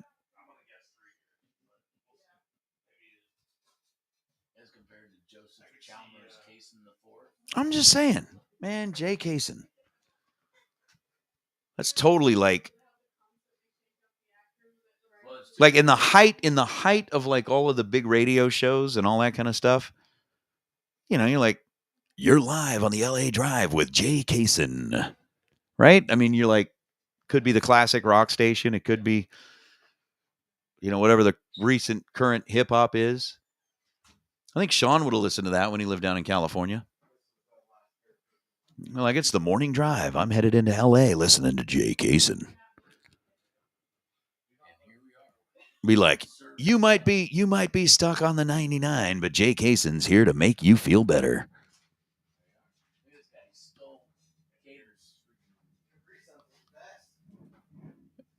Sean Langdon just stole a Capri Sun out of some kid's lunchbox? What? Stole a Capri Sun out of some kid's lunchbox. All right. I believe our final 2 pro cars of round number 3 are the ones that are headed into the water box right now. Tyler Smith in the black Nova that's traditionally, typically, usually piloted by Ryan Pretty. And Robert Crum. Crum in the Nova out of Chico, California, 660 dial on the left side. 659. The dial on the right side. Dude, there are a lot of pretty race cars out here. But Ryan, I mean, that Nova sparkles. I don't know how you keep a black car sparkling, but they do. Especially out here. It's like crazy. Crazy. 28 thousandths of a second. The difference in reaction time. Robert Crum was 10 on the tree. Tyler Smith was 38 on the tree. Tyler goes 655 on a 659, trying to chase him down. Crum goes 659 on a 660. Crum under by 9 thousandths of a second. Tyler Smith under by 31 thousandths of a second. Winlight goes to the Nova. As we get into our Super Pro door cars.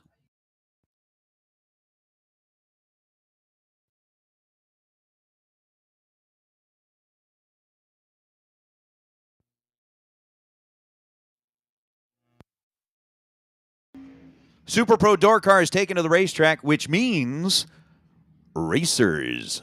Your attention, please. Racers, your attention, please. Let's get you headed drag.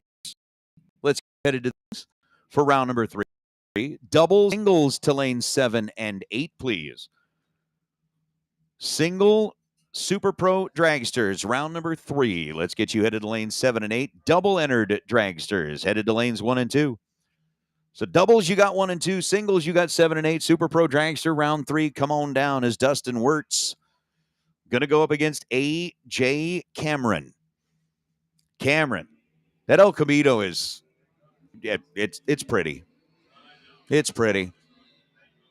The reaction time, comparatively speaking, was not pretty. AJ was 42 on the tree, goes 659 on a 658. Dustin Wirtz was 007, dead on 6. 007, dead 6.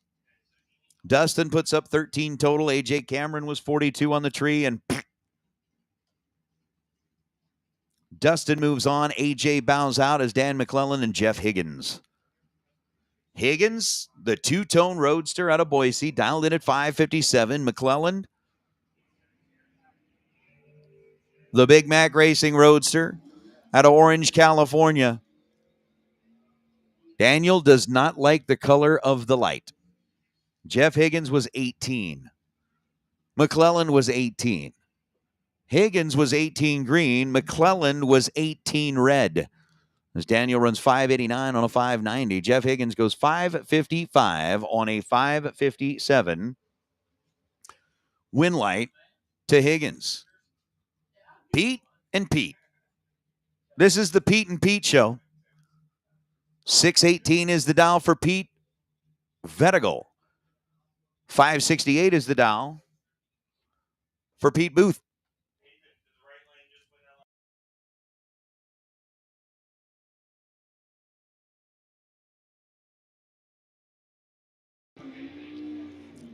Pete is 14. Pete is 44. Pete wins it. That's Pete Vettigal. 14 green and 620 on a 618. Gets there first by 9 thousandths of a second. Pete's Porsche had a 0.44 reaction time. Runs down to be dead on 7. But Pete Vettigal ended up backing into him, tightening up the stripe to just 9 thousandths of a second. And is your winner as Eric Dodge and Cody Cloud. Cody in the Falcon dialed 642. Dodge in the Nova dialed in at 531. 20 thousandths of a second, the difference in reaction time. Winner's going to be Eric Dodge. Dodge, 529 on a 531, was 25 on the tree.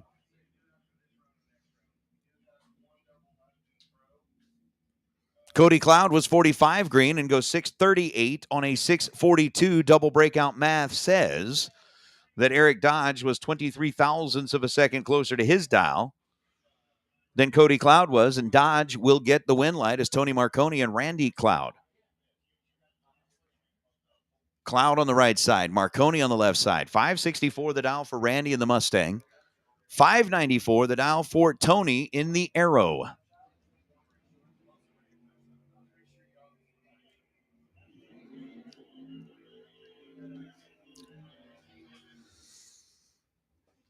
Tony gets the win line in this one.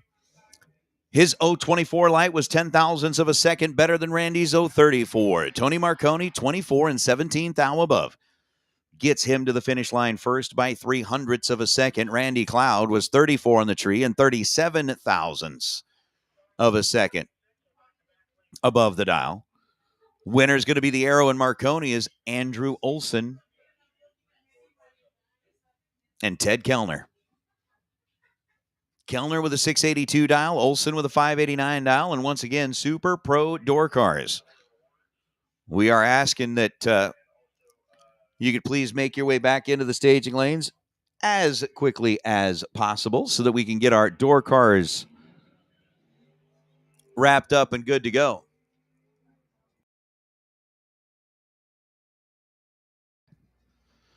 $681 on a 682. Ted Kellner was 26 on the tree. Was 25 thousandths of a second ahead of Andrew Olson at the finish line. And ends up breaking out. 681.8 on a 682. Needed to be 23 thousandths of a second ahead and ended up 25 thou ahead. Andrew Olson, 18 green, runs 592 on a 589.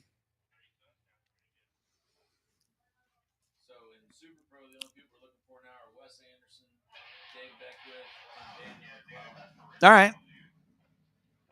So on the Super Pro side, we still got Wes Anderson, Dave Beckwith, and Dan McClellan to come pick up their stickers. All right. So again, you need to come pick up your stickers. If you're in the Door Car Clash, we'll get you to come pick up your stickers. Again, just looking for Wes Anderson, David Beckwith, and Daniel McClellan. On the pro side, we're looking for Pedro Valdez, Steve Williams, Tony Marconi, Andy Schmall, C.W. Hofer, Steve Williams, Tyler Smith, David Meyer, and Alan Brown. Again, it's not anything, if you're focusing on your racing program, focus on your racing program. If you want to send somebody up to get your sticker, send somebody up to get your sticker. You just got to make sure it's on the car, okay? Got to be on the car.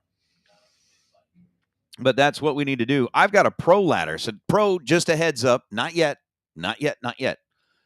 But when you come back for the next go-round, you will be on a ladder. We're down to 15 remaining in pro. Pearson Deming, finalist from last night, going up against Kevin McClelland. K-Mac in the station wagon. 656 the dial for McClelland. 650 was the dial for Pearson, and it comes down to a double breakout affair. Kevin was 007.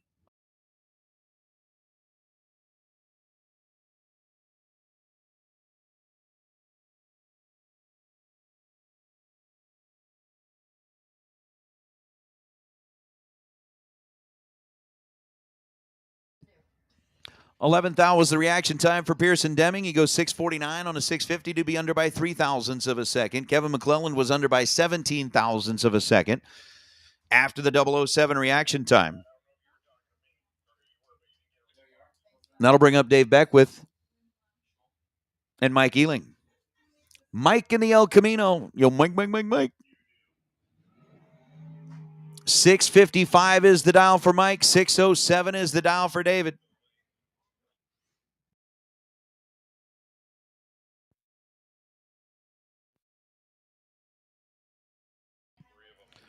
All right, once again, Super Pro Door Cars. Super Pro Door Car doubles.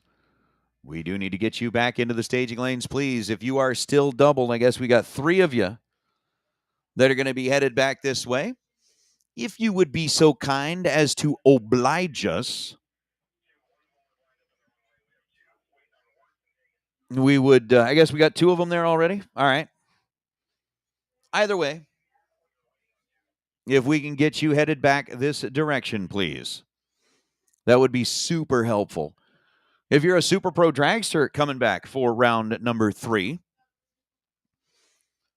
double enter dragsters to lanes 1 and 2, single enter dragsters to lanes 7 and 8, and kind of closed caption for those on property. Closed caption for those on property. We are getting ready to start Super Pro Dragster round number 3. Hint, hint. Round number 3. Which means we will be coming up on the end of round number 3 once we get done running the dragsters. Hint, hint. Sally has come around and visited a few folks. We've got other folks that are passing the word around. But we are coming up on the end of round number 3 once we get done with the dragsters. Just waiting on a couple more door cars in Super Pro. Then we'll get started with our dragsters.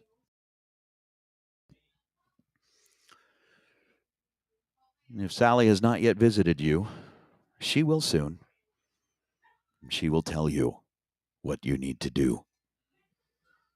She will. Okay. That is all.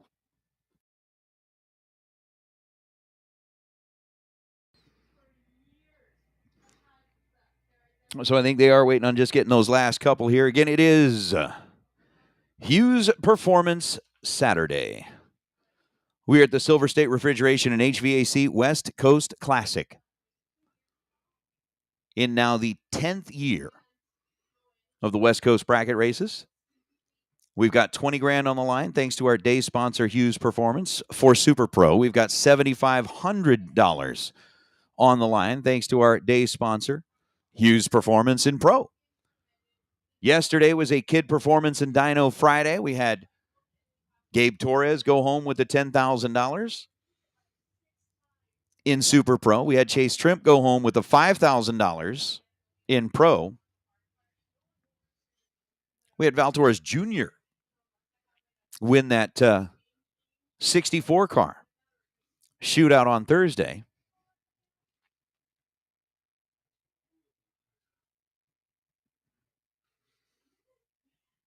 And we are going to have a 32 car door car clash coming up this evening for $10,000. So again, remember, if your name is one of the ones that we listed or named or called out, we do want to make sure that you get up here and get your run sticker, because you will need to have the run sticker on the car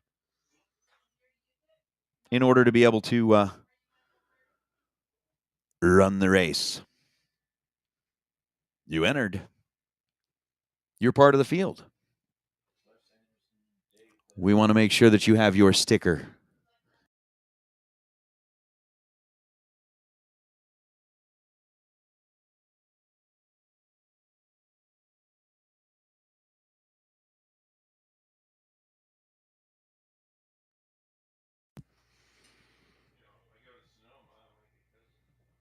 It looks like what? Maybe 2 of our 3 Super Pro door cars have made their way up here. We've got all of our Super Pro dragsters are already back. Thank you very much. Oh, no. Oh.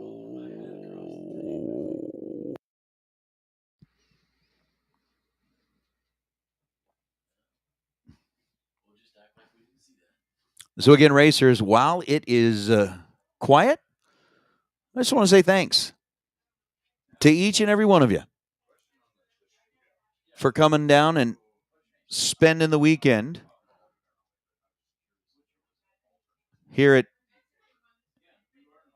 Fontana. I'm sorry. I was thinking of something else. Here at Famoso Raceway, Famoso Drag Strip in Bakersfield, California. I've just been thinking about like a few different things, but we appreciate you being here at Famoso. We appreciate you choosing to spend your time with us.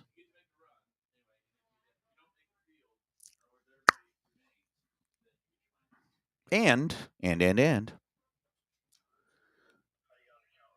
if you are within the sound of my voice, just one more time, remember we are in round number 3, which is right before round number 4.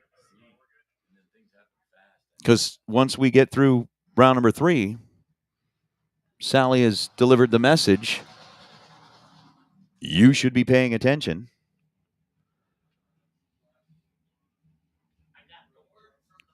Just saying. Just saying.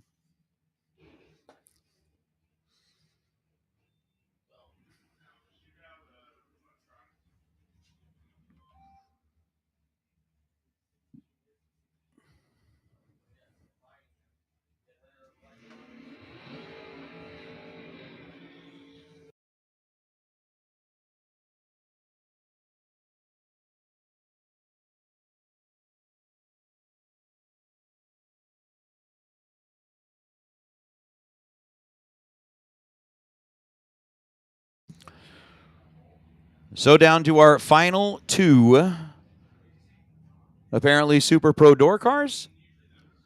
And then we're going to start Super Pro dragsters.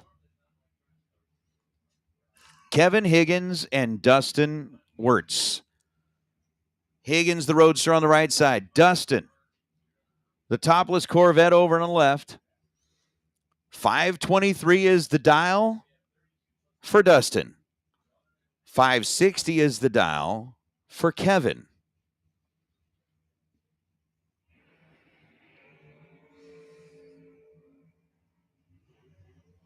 $18,000 separate them in reaction time. Win light goes to Wirtz on a double breakout. Dustin was 38 green. Kevin was 20 green. Advantage to Kevin. Dustin gets there second, breaks out by 7 thousandths of a second. Kevin Higgins gets there first, breaks out by 26 thousandths of a second. Advantage and win light there goes to Dustin Wirtz. Is Chad Axford and Dwayne Ringeth going to start things off with our Super Pro dragsters? Axford dialed 444. Dwayne Ringeth dialed in at 455. Ringeth in a TNT team out of Calgary, up in the Alberta area. Chad Axford, originally from Southern California, I think, or Sacramento, which is not quite Southern Cal, but originally from California, moved to Nevada for a little while, and now makes his home in Tennessee. 10,000 separate him. 001 and 443 on a 444. Chad Axford is going to be your winner in that one. Axford gets there second by 1,000th of a second. Dwayne Ringeth goes 453 on a 455. Chad Axford goes 443 on a 444. Axford under by 7 thou. Dwayne under by 18 thou. Win light belongs to Axford as Tanner Theobald and Gage Cameron. Theobald coming in out of Washington, Utah. Let's see here. I'm trying to think. So we've had racers from Washington, Oregon, California. Yeah, boring Oregon.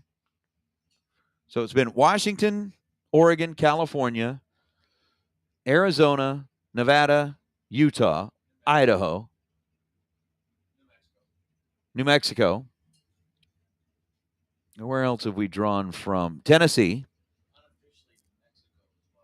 Unofficially, Mexico. Several from Canada have come in, but I'm just kind of looking at the different states that we've had represented here. We had Georgia. Yeah, Chad was Tennessee. Gage Cameron gets the win light there. 28 thou on the green side. Goes 500 on a 499. Tanner Theobald ends up turning it loose 3 thousandths of a second too soon and goes 479 on a 485. So Theobald, with a flip of the finger or the thumb or whatever it is that he uses to push the button, ended up 3 thousandths of a second too quick. Gage Cameron gets the win light as Colby Fuller and Jacob Stallworthy. Well, depends on how they like it. Stallworthy, 436. Colby dialed in at 439. Jeez. 436.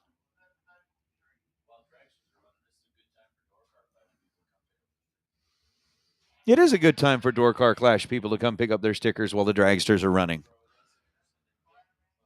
Like Wes Anderson and Daniel McClellan to come up here and pick up their stickers on the Super Pro side. Red light start, Colby Fuller by 4 thousandths of a second. And then goes 462 down the racetrack. Jacob Stallworthy was 12 green. Runs 437 on a 436. Stallworthy will advance as Chase Learcamp and Greg Matthews. Chase dialed 455. Matthews dialed in at 490. Head start goes to the right lane this time.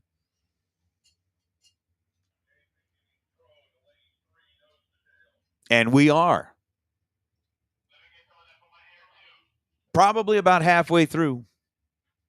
Maybe about a quarter of the way through our Super Pro Dragsters. Hey, listen up in the pits. Pro for round number 4. Pro for round number 4. You are on a ladder. So there are 15 of you coming back. Pro, round number 4, you're on a ladder. Let's get you headed to lane number 3, nose to tail, please. Lane number 3, nose to tail for Pro.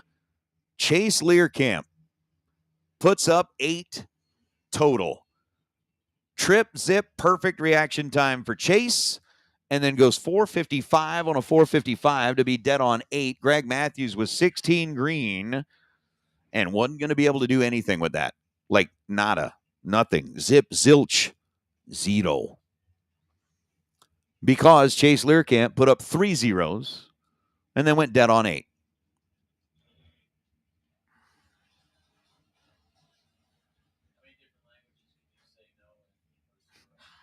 I don't know. Nada, 9, nil. I can say 0 in Canadian. Zed. Is that Australian too? So it is now Val Jr. behind the wheel of Caitlin's car, racing on the left side, and Tom Bayer. Bayer's got a 491 dial. Val Jr. over on the left side, dialed in at 464. Val, who's already picked up 20 grand, looking to try and pick up another 20 grand, and that's a step in the right direction.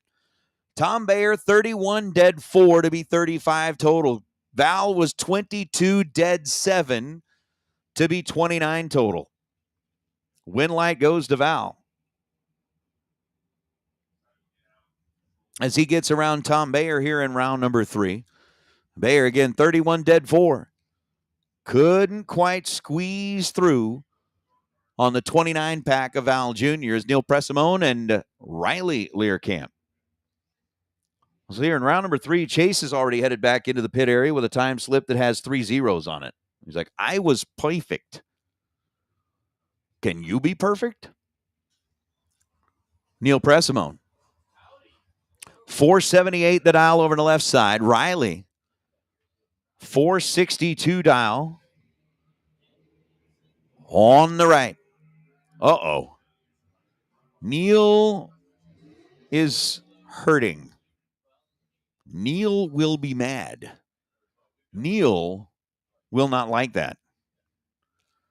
Riley Learcamp, 007, 465 on a 462. Gets him there first by 0.05 of a second. Neil had a reaction time that started with a 1. And then goes 475 on a 478, trying to run him down. Neil was late. Riley gets the win light as Mike Collins and Rob Neighbor. Or is it Bailey? Are they doubling? It's the Neighbor mobile. 459 the dial for Neighbor. 472 the dial for Collins. Trying to see who's like floating around down there on the starting line. Which one is it? 0.07 of a second separate him in reaction time. Win light belongs to Collins. He was 19 green and 13 thou above. To be 32 thou total. Bailey Neighbor was 89 on the tree and ends up 7 thou under. But Collins 19 green.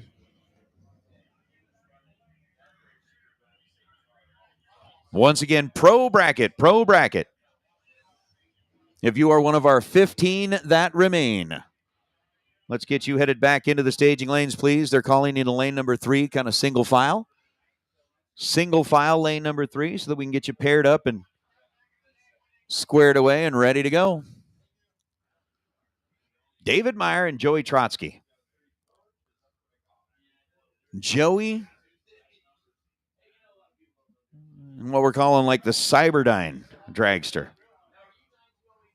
Tell me that thing doesn't look like something that belonged in a Terminator movie, and I'll stop calling it the Cyberdyne car. Second perfect reaction time of the round belongs to the machine, David Meyer. Meyer's trip zip perfect, 22 thou above the dial for the win. Taking 5 thou at the stripe. Can you imagine? Trip, zip, take 5 thou at the stripe. Winner.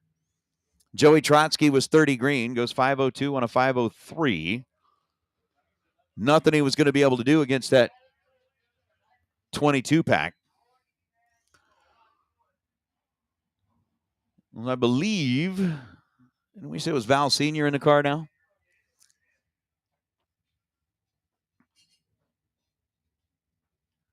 So Val Sr. dialed in at 464. Mazier dialed in at 462. I think something just tells me that these two have raced each other once or twice.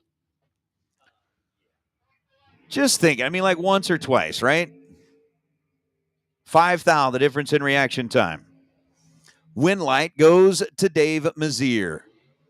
17 on the tree and dead on 0 for Mazier. Gabe Torres is 12 green and 16 thou above. Excuse me, Val Sr. is 12 green and 16 thou above. Mazier is 17 total after we see the third dead on 0 of this round go up on the scoreboard. We've had 2 perfect reaction times and 3 dead on 0s.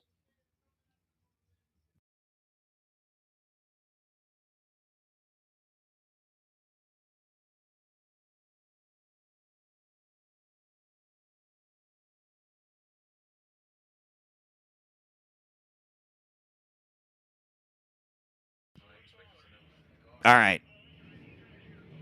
So this is apparently Rob Neighbor. It was Bailey earlier. Rob's 27 green, getting the win light. Goes 459 on a 456. Jason Rosenbaum, red and dead on. 003, dead 7. Jason Rosenbaum was red 3 thousandths of a second. And then goes dead on 7. We are getting closer and closer to the end of round number 3. We've got, let's see here, maybe 4 or 5 pair left. We're going to get some doubles that are still going to roll back in. So, again, closed captioning. We are about maybe 5 or 6 pair away from the end of round number 3. That's secret code. You're part of the fourth perfect or third perfect reaction time. No, fourth perfect reaction time of this round goes up on the board. It was Krista Sweetum who put up the perfect light but loses on a double breakout. Bobby Dye, 42 green, goes 453 on a 454. He's 4 thou under the dial. Krista was 6 thou under the dial. Bobby Dye moves on. So again, this is as we wait on our next pair of dragsters. As they just said we should have everything we need to finish round number 3. So I've got 1, 2. Oh, they're way back there? No, they're not. No, they're like, see, like the orange car. All right, so we got like 4 pair left. This is super secret squirrel club stuff. Super secret squirrel club stuff. For those of you that have talked to Sally, come down here near the grandstands, near the tower. I know we're going to have folks in the grandstands, but come down near the tower. I'm just saying. That's super secret squirrel code. Report to the tower. The grandstands near the tower, near the starting line. Be there. Be there. Don't miss out. We have called round number 4 of the door cars into the staging lanes. And for our super secret squirrel club, we're going to get lots of folks headed up this way. It's going to be fun. Going to be fun. Nick Cobb and Kyoki Desai. Kioki out of the right lane, dialed in at 444. Cobb out of the left lane, dialed in at 461.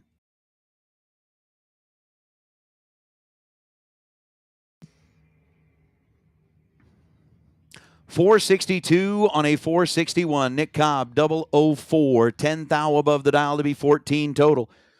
Kioki was 20 green, gets their first 17 thousandths of a second and breaks out on the loss. So Nick Cobb advancing into round number 4.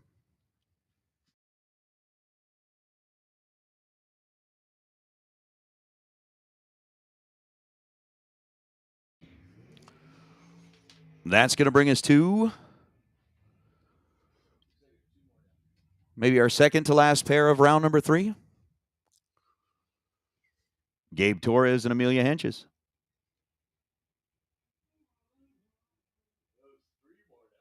Interesting.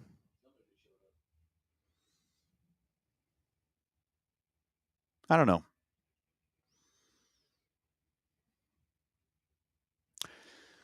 In the Torres Mobile, 468 is the dial, and Amelia's right. It's a 487.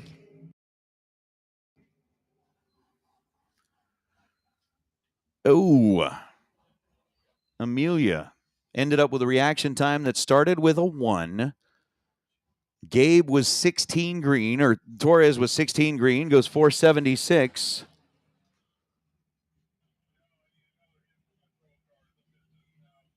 On a 468. Hey, pro. Round number 4. We are missing 4 of you.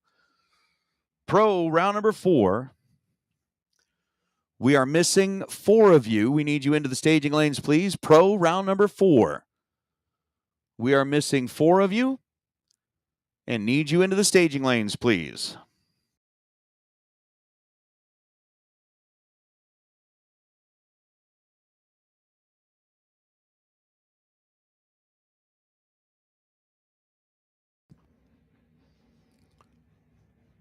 What should be our final pair. Second to last pair. I thought we were going to do a solo, but we're going to end up even here in round number 3. So a pair on the line, a pair in the water box, and that will be the end of round number 3 for our Secret Squirrel Club members, which should be like everybody on property. If you don't know, ask a friend, and then make your way to the grandstands near the tower. Or kind of up near the starting line. That stuff. All right. Chad Axford dialed in at 442. Gage Cameron dialed in at 499. Gage is away on the green. Here comes Chad. 4 thousandths of a second. Separate him in reaction time. Winner's going to be Cameron. 13 and 15 thou above to be 19 thousandths of a second ahead at the stripe. Chad Axford was 4 thou behind at the hit with an 017 reaction time and ends up 30 thou above the dial to be 47 total. Gage Cameron gets the win light as Colby Fuller and Mark Miyashiro. Colby Fuller does the burnout and is not yet headed back this direction.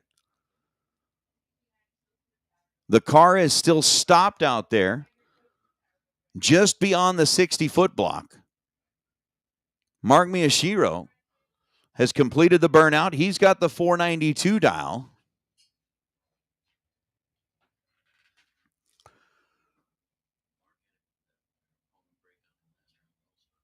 And this is just this is odd.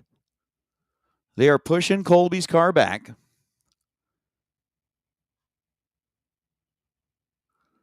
And Mark is going to take a competition solo. On a 492 dial, Mark will go 490 with a perfect reaction time. What do we see, like 5 perfect lights in that go-round? 3 dead-on zeros? This was interesting. All right, so we are in our break in between 3rd round and 4th round. For those of you that have been informed and are part of the Super Secret Squirrel Club, hopefully everybody is, make your way up here to the grandstands, please. Come on up near the starting line. If you haven't been up to pick up your stickers yet, come on up to pick up your stickers. So hang tight. pause for a moment. We'll be doing something pretty soon.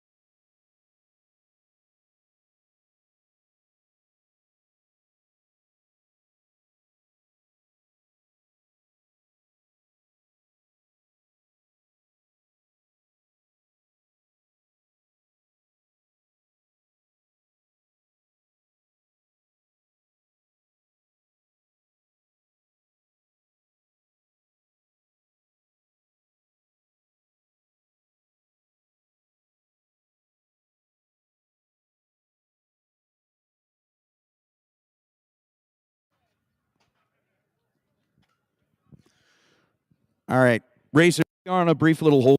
Back at it momentarily, but racers, we're on a brief hold. For those of you in the Secret Squirrel Club, it's time to make your way to the right position, please.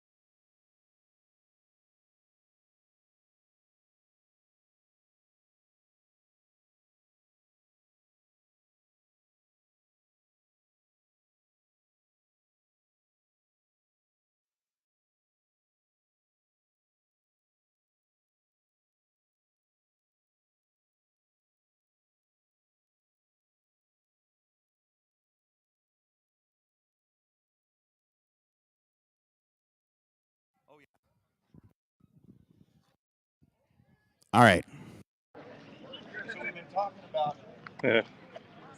We've been talking about the Secret Squirrel Club because we've gone on an hour racers for some time. So you're entering your 10th year with West Coast Bracket Races, right? Yeah, this is our 10th. This is the 10th year. Let's see here. It was June 9th and 10th in Fontana, 2014. Yep. That you decided to do the first West Coast Bracket Race. 10 years is a long time. You said yesterday on the mic that you weren't trying to be the Super Bowl of bracket racing. What you were trying to do was bring a program to West Coast racers who don't normally get that opportunity. If you're racing around the East Coast, there's all kinds of races you can do, like 5 grand, 20 grand, whatever it is that you want. But we don't get that opportunity here. You talked about the fact that when Kyle and Peter started their program, your good friend Kyle gave you the courage to go ahead and try it. So 10 years ago, as a single guy, you were able to spend all those hours, all that time, put together packages, sponsorships. There's just so many hours that go into putting on just one race, let alone 10 years worth of racing. So looking at that, you took a chance on a big money format, brought it to the West Coast, and gave the racers here an opportunity to run for big money when they don't normally get to do that. You spent countless hours of prep time, getting sponsorships in place, partnerships in place, getting the promoting done, putting all the social media together, prepping venues, and then putting together a team of people behind you that would make this happen. After each event, you spent time evaluating the things that went right, the things that went wrong, and the things that need to be done better. And all of that is because you are a racer. You understand what a racer wants, and you put together a program that will make racers happy. As we said, 10 years is a long time to be able to do something like that. And in that 10 years, you went from a single man to a family man. You got married, you had kids, but still, as time constraints got to be more and more, you did more and more for this program. You did more and more for these racers. And with all of that, the past 10 years, you wanted to make sure that all of these events were family friendly, were an environment where racers could be with their friends, bring their families, and have fun during the weekend. Chris, after 10 years of doing that, we've got everybody here, and on behalf of all of the racers, we wanted to take a moment and say thank you. Thank you for what you've done. Thank you for putting this together. Thank you for providing a venue for all of these people to get together and enjoy their time. And as I mentioned, most importantly, in that 10 years, you became a family man. Your family has got something very special that they want to get to you.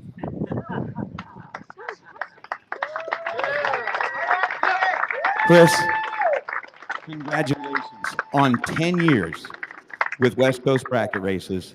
Congratulations. We certainly hope that you feel like that time has paid off, because I know that all of us here feel like that time has paid off. Thank you, my friend. We appreciate it.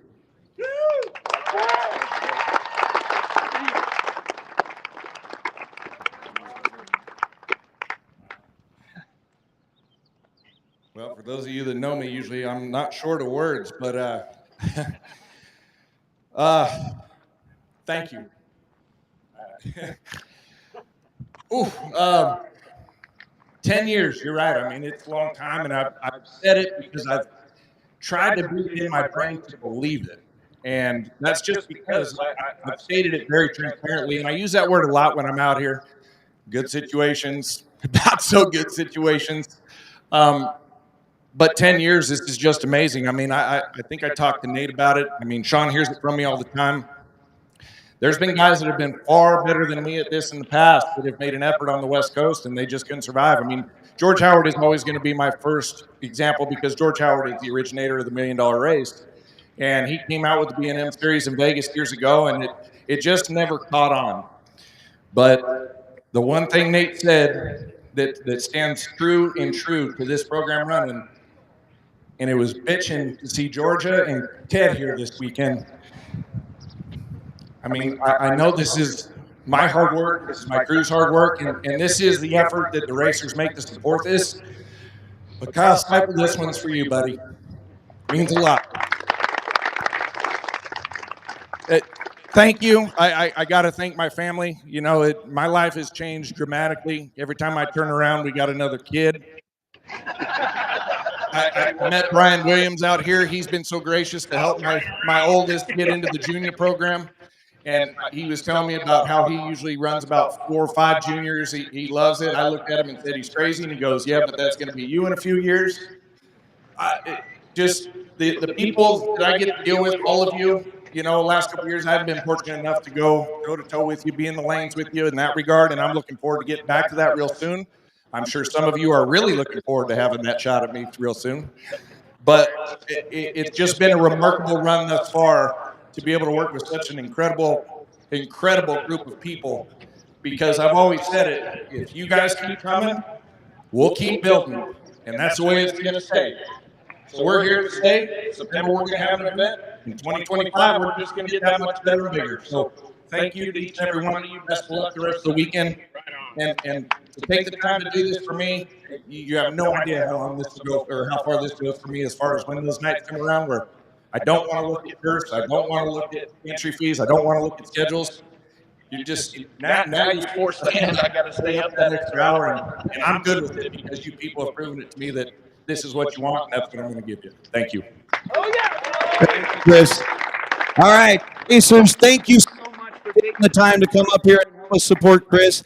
We've got $20,000 in Super Pro, $7,500 in Pro to give out. We've got round number 4 of Pro lined up back in the staging lanes. Racers, thank you. Let's get this thing done. Come on.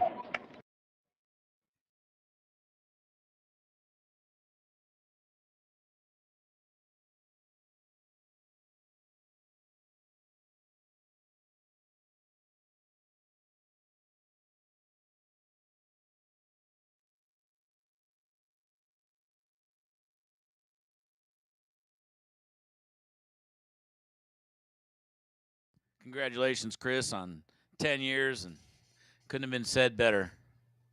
Also, want to remind racers, if you are in the door car clash tonight, I still have a few racers who have not picked up your run stickers yet.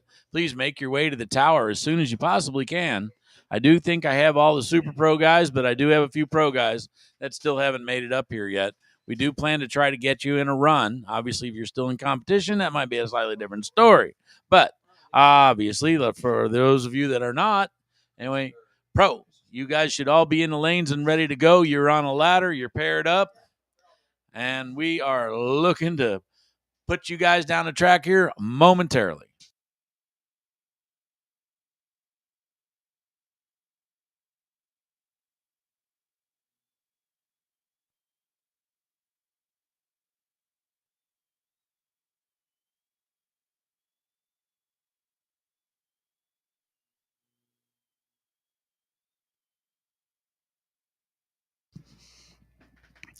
All right, so for all of our Super Secret Squirrel Club members who made their way up here, thank you so much.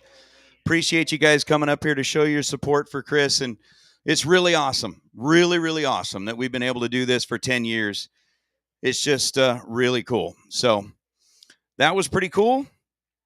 We're looking forward to finding out who gets the $20,000 in Super Pro, who gets the $7,500 in Pro on a Hughes Performance Saturday, and who gets the 10 grand in the door car clash. We've got round number 4 back in the staging lanes getting suited up. We gave them an opportunity to come join us up here as well, because that was as much for the racers as it was for Chris. And again, on behalf of all of us here at West Coast Bracket Racers, thank you. Thank you, thank you, thank you for being here and helping to keep these races going now 10 years strong. With that, round number 4 is firing up. I'm going to turn the mic over to Jake Kaysen. He'll take you through a good portion of round number 4.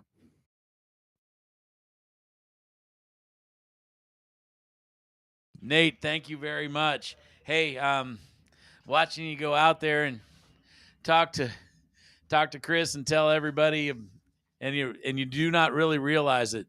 You know, I remember watching Chris years ago, you know, running around a racetrack trying to keep things going with his quote old employer, I guess you'd say. Now organizing what is easily the funnest races on the West Coast.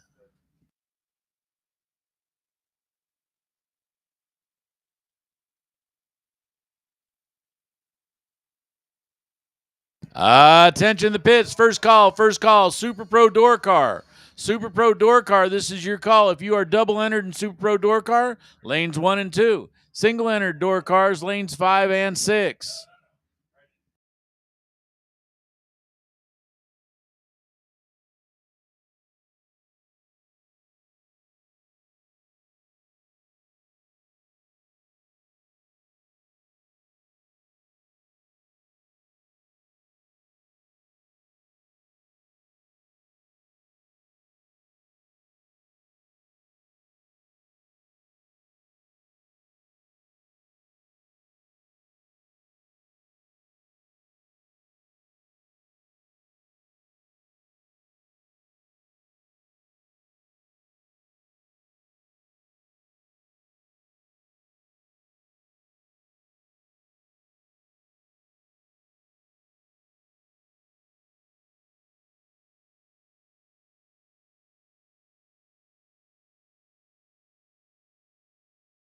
All right. Here we go. This is round 4. It gets serious now. I mean, serious. It's going to get seriously serious. As basically everybody's looking to work their way down to that $7,500. $7,500 up for grabs. As you can see, there's not a whole lot of cars left in the lane shooting for it, so guys are going to start fighting for it in a big way.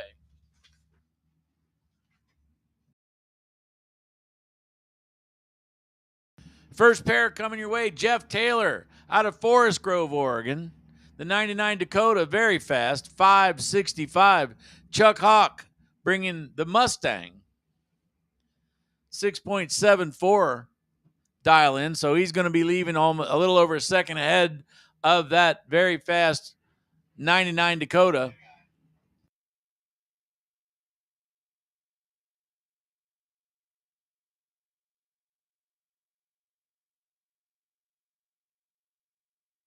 Near identical lights on this end, running for the other end. Chuck looking out the side window. Doesn't get there as he goes 678 on a 74, just a little too slow. Gave up 4 or 6 thousandths on the tree, which is practically nothing, but unfortunately he ran a little too far off his number. 68 with a 4 on a 65. Jeff Taylor takes an 0-1 stripe down at the other end and moves on to the next round.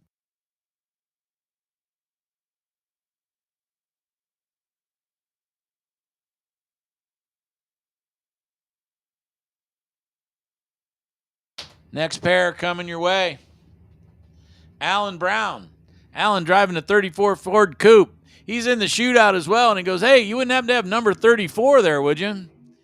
As you can see why. Tim O'More out of Tucson. Alongside, side by side, Tim O'More breaks out his 591 with a 7, breaking out by 3 thousandths against his 592. And then 571 with a 6. Alan Brown dead on the money. Goes 037 on the tree, which is going to put him into the next round.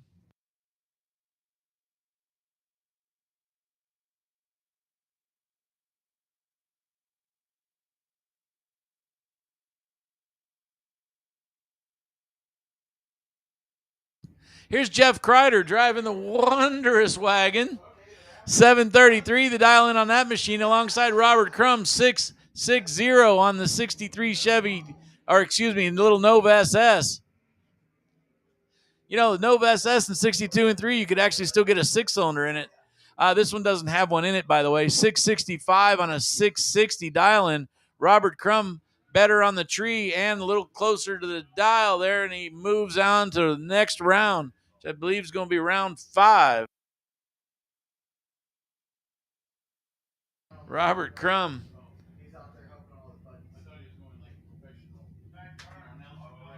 Nice 03 light. Okay, here you go. Junior comp car. Garrett Agnew, 620, the dial in for the little bitty motorcycle on 4, alongside Steve Alnick, the 1970 Mach 1. 428 Cobra Jet, 351 Windsor. It's hard to say. He probably could have, some guys even put Chevys in their Fords. 655, the dial in for the Mustang, actually gets to leave first, and here comes the little dragster after him. Steve with a nice 013 light, then runs a 57 with a 0. Garrett running dead on the money. Unfortunately, gave up about 4 on the tree, and that was 3 too many. And Steve Alnick moves on to the next round.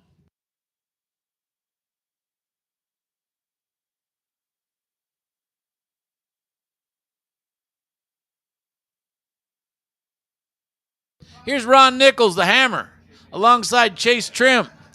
Chase Trimp puts on the win light last night, like the last win light last night, alongside Ron Nichols. Ron's been doing it today. Ron's been knocking a tree down, been real close to the number. We know that numbers for Ron's just kind of like an arbitrary thing. You know, it's like, yeah, maybe. Yeah, it's like starting a negotiation.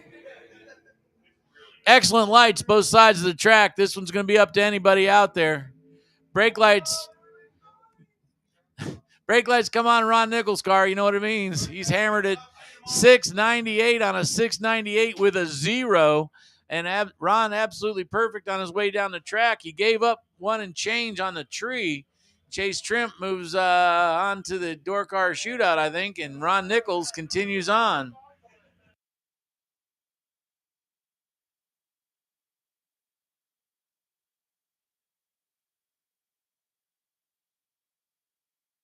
Next pair coming your way, C.W. Hofer, 87 Firebird.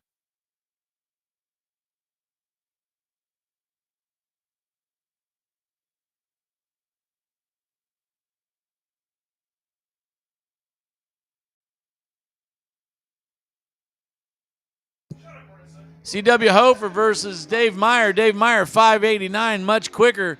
Oh, double breakout at the other end. C.W. had a much better light, but Dave Meyer, with all that top end charge, forces C.W. out the backside. 588 on an 89 is closer to the dial, and Dave moves on to the next round.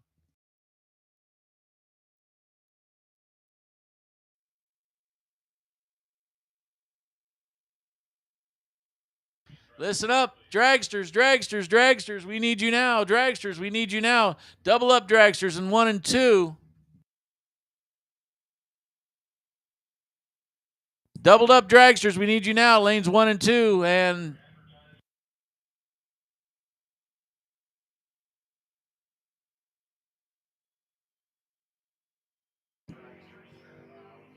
dragsters singularly entered.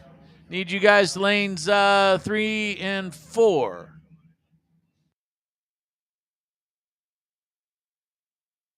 Sasha Hofer goes red by just a tad. That was actually a smidge. And Dennis Paz moves on to the next round.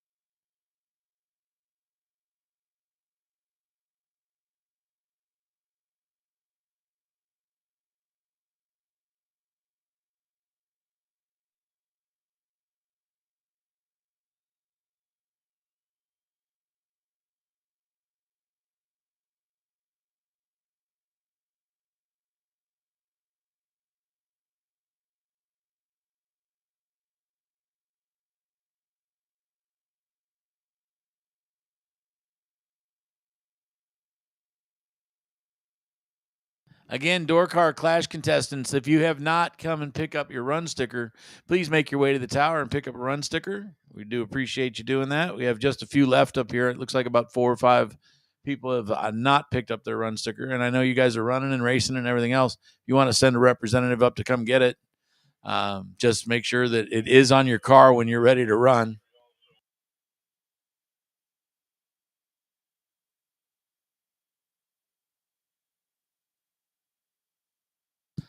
Super Pro Dragster, you have been called. Double entries to lanes 1 and 2, single entries to lanes 7 and 8.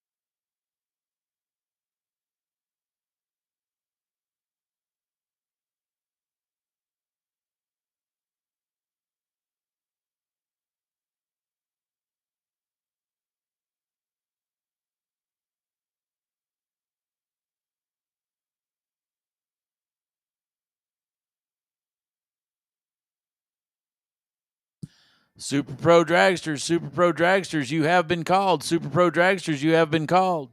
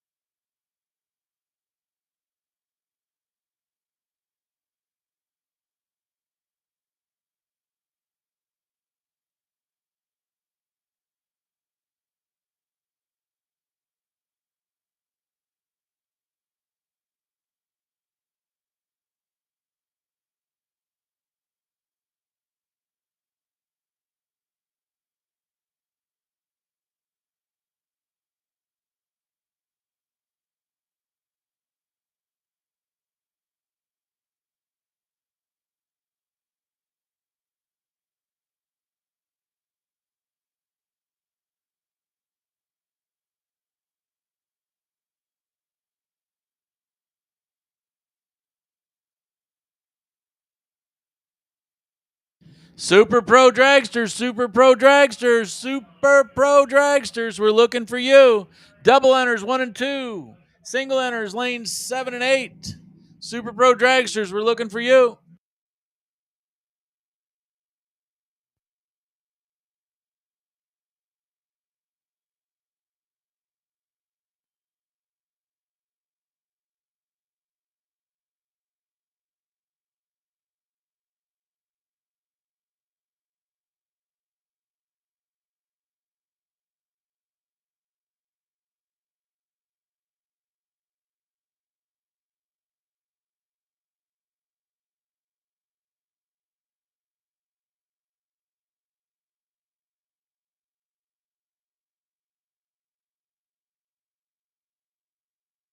All right, here we go. Dustin Wirtz out of Nampa. 525 the dial in on the drop top Corvette.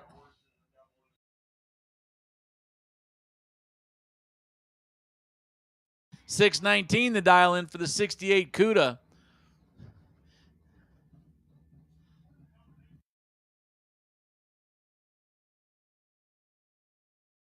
Black CUDA taking his time, staging him up nice and careful. Lights are in, trees coming down. Excellent lights, both sides of the track. Here comes Wirtz trying to track him down and does. 527 with a 0 on a 525. He gave up 2 on the tree, but Pete runs way off. He goes a 624 on a 619, 5 slow, and he needed to be 3 and change slow to win that one. Beautiful 002 light, but unfortunately for him, Dustin Wirtz closer to the dial, and Dustin Wirtz puts on the win light.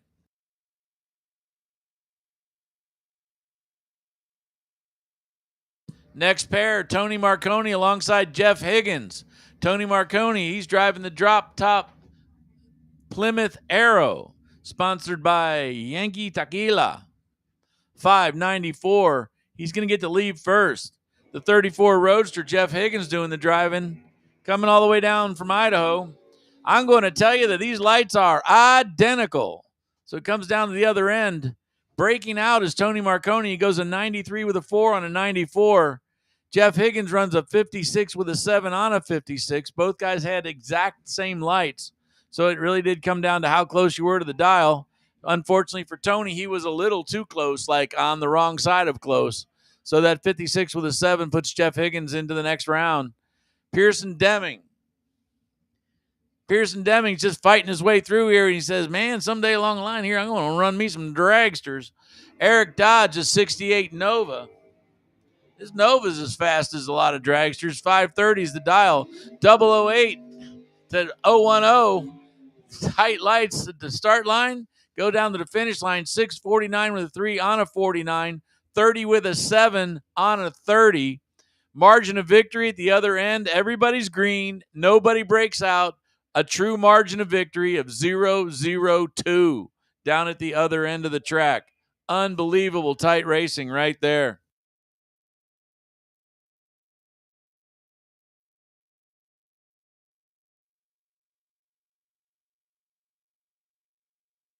Here's Mike Ealing. Mike driving that 65 El Camino. Just sitting out there quietly minding his own business alongside Andrew Olson. Andrew driving that 1970 Camaro. Rally Sport? Maybe. Lights are green, heading for the other end. El Camino out in front. El Camino breaks out by more and loses this round after going 0-0-1 to the good side on the tree. 0.25 for Andrew Olson, but closer to the dial. He runs a 592 with a 4 on a 593. Breaking out by 18 was Mike Ealing in the El Camino. Andrew Olson moves on to the next round.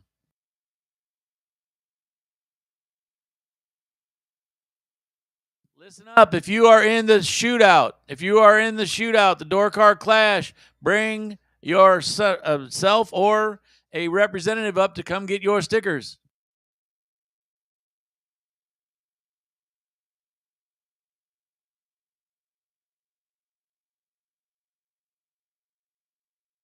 Junior Dragsters, make your way to the Grove. Junior Dragsters, make your way to the Grove.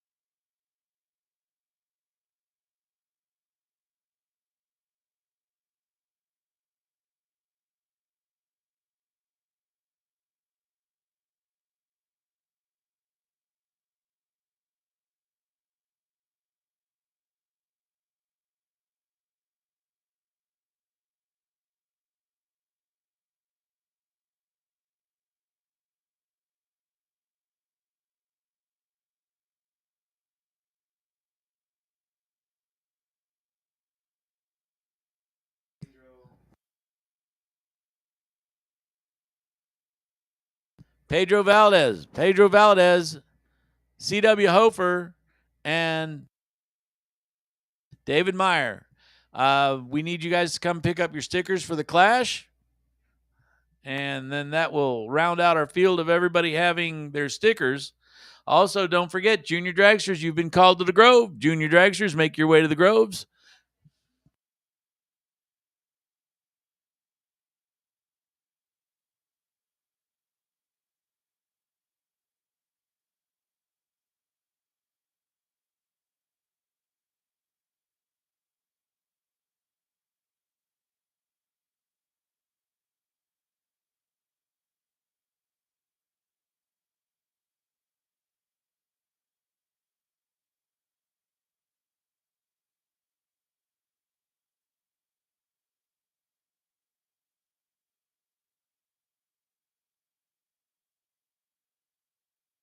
So again, Dragsters, we're waiting on you.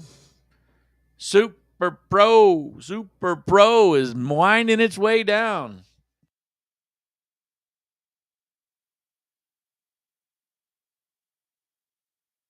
So I've got the ladder for Pro category.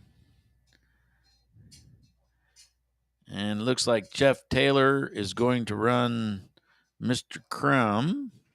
Mr. Crumb's going to run twice, obviously, as there's 8 cars left. He is the number 6 qualifier against number 3 qualifier, so he does not have lane choice there.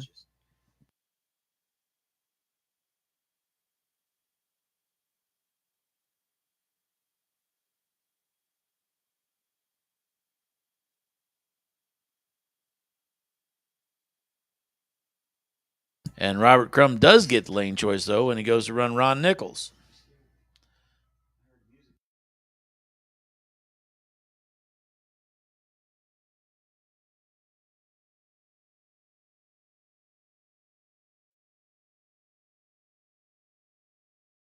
Steve Alnick has the lane choice over Mr. Meyer. And Dennis Paz has lane choice over Alan Brown. And that is 4 really good pairs of cars.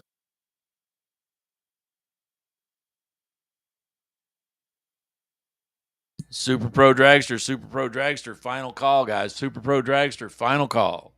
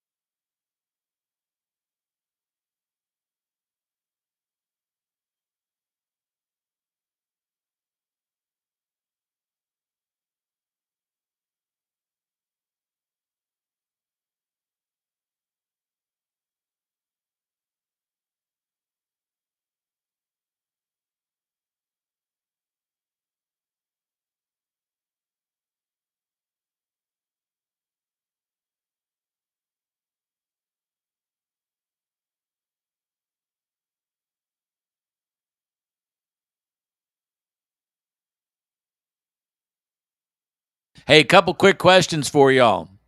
Do you have a dragster? Did the last time you ran it down the track, did somebody hand you a wind slip? If that's the case, you should be in the lanes. We need you now.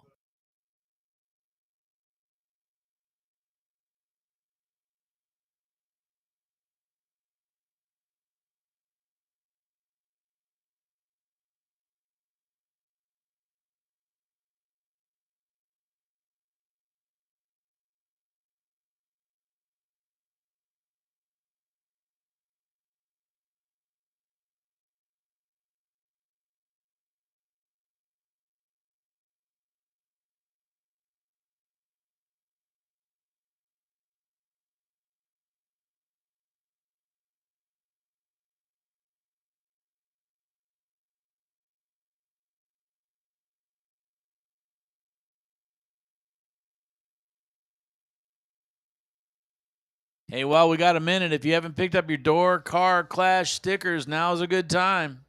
Just a couple few of you have not yet.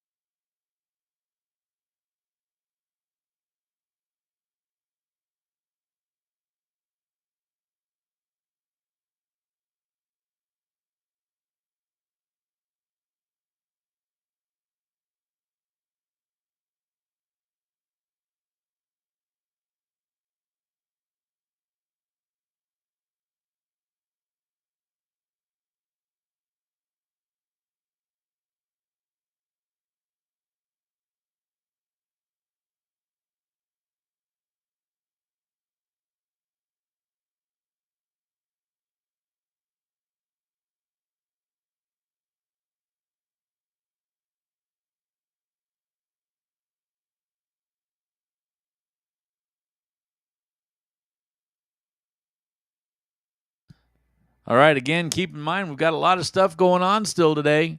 We've got the juniors. You guys should be heading up to the Grove and be ready to go.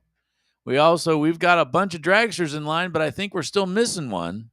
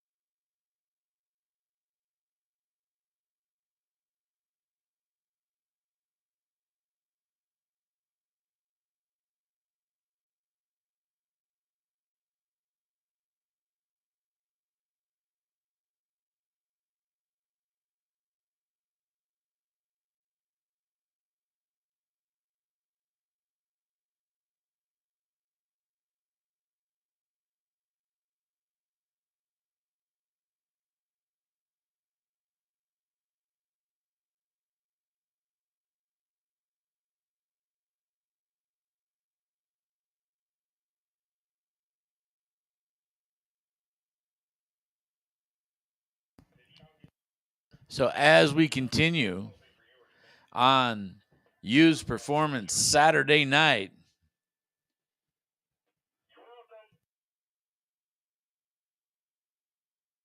Super Pro pays $20,000 to win. Pro's going to pay $7,500 to win. Guaranteed.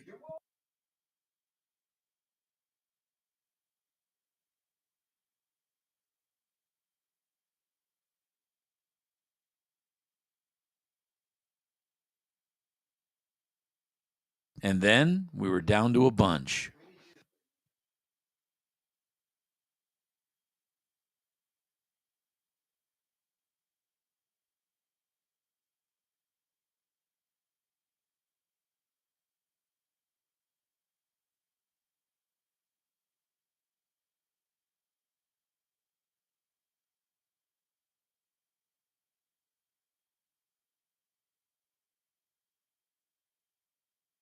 All right, here we go. Here we go.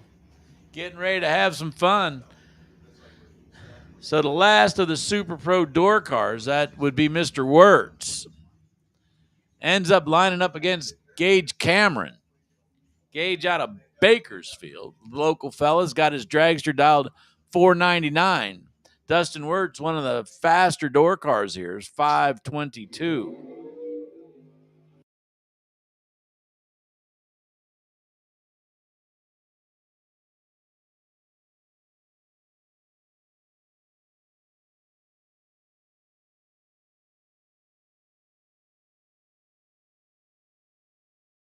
Super Pro dragsters, you guys should all be suited because we are pulling you out.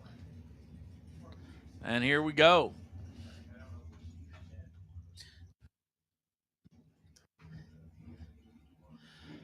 Well, there's a million ways to lose these things and only one way to win them. And I got news for you. That one way is a tough way to go. Lots of really good racers are parked back there in the staging lanes.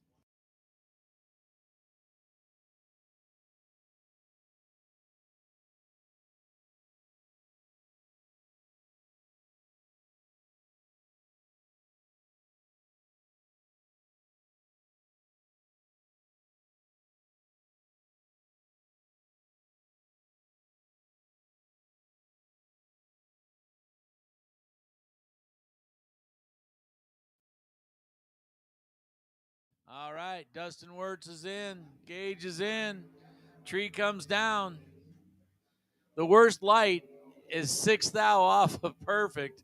Dustin Wirtz goes 0-0-1, then runs a 22 with a 3 on a 22 for a 4 thou pack. 4 thou pack, and then a 99 with a 3 on a 006 light. The loser is a 9 thousandths pack. So Gage Cameron puts up the third best package that I've seen so far of this race and loses with it as Dustin Wirtz puts together a 4 thousandths package and moves on to the next round. Jacob Stallworthy out of Boise, Idaho, the 24 Miller chassis car. The black dragster that you see in the Michelob Ultra Lane is 437. That's a fast machine right there. 455 for Chase Learcamp's machine.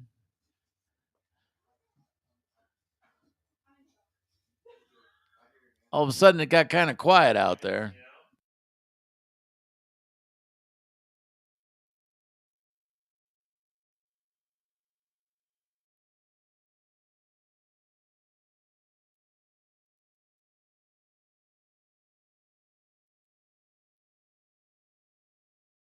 I think we found that missing gas cap.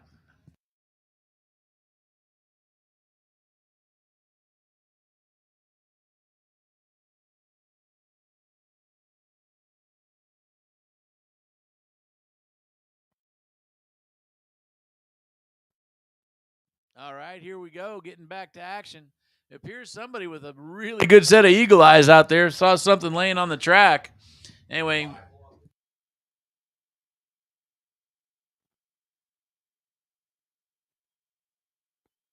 so 437 for Jake Stallworthy. He's going to get the rest period of almost 0.2 of a second as Chase Learcamp takes off, and then he comes right after him.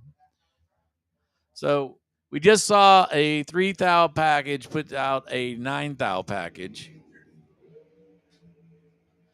And in this case, both lights identical, and they get down the other end. 436 with a 7 against a 37 breaks out. 57 with a 2 on a 55. Chase Learcamp takes the win. Jacob Stallworthy goes just a tad under. He missed it by 3,000ths. Here's Mike Collins alongside Dave Mazier. Mike Collins driving out of Gilroy, the 14 Sarmento chassis car, 472's the dial. Dave Mazier's dialed up to 463. The 010 undercover car, affectionately known as the Lawn Dart.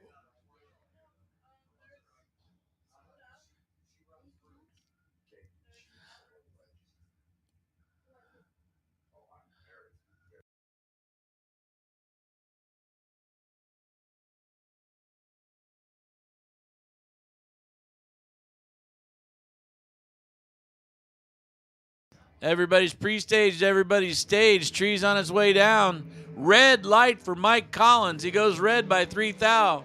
Dave Mazier puts up a 011 light and then goes 464 with a 0 on a 463, running it out the back. 74 with an 8 on a 72 for Mike Collins. It'll make a no difference because that red light was the reason that the wind light came on over in the Mazier lane. If I remember correctly, about this time last year, well, not exactly this time, but at the Classic last year, Dave Mazier happened to be the guy standing in the winner's circle for the 20 grander.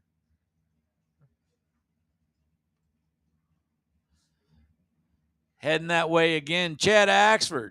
Chad making the trip from Portland, Tennessee. 444 the dial in for his machine. He's going to wait on Riley Learcamp. Riley, 462. I know you're going to find this hard to believe, but it's another Learcamp car out of Olympia, Washington. There'll be a few of those around here this weekend.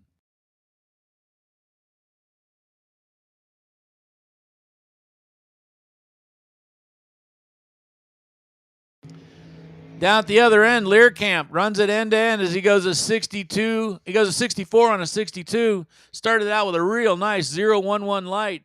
Better of the two lights, and that pretty much just axed out Axford.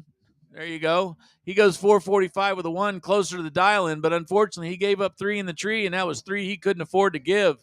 Nick Cobb, 461 the dial in, the San Jose driver. Over there in the white dragster in the three-way Chevrolet lane alongside Gabe Torres. 468 the dial in on the Torres machine.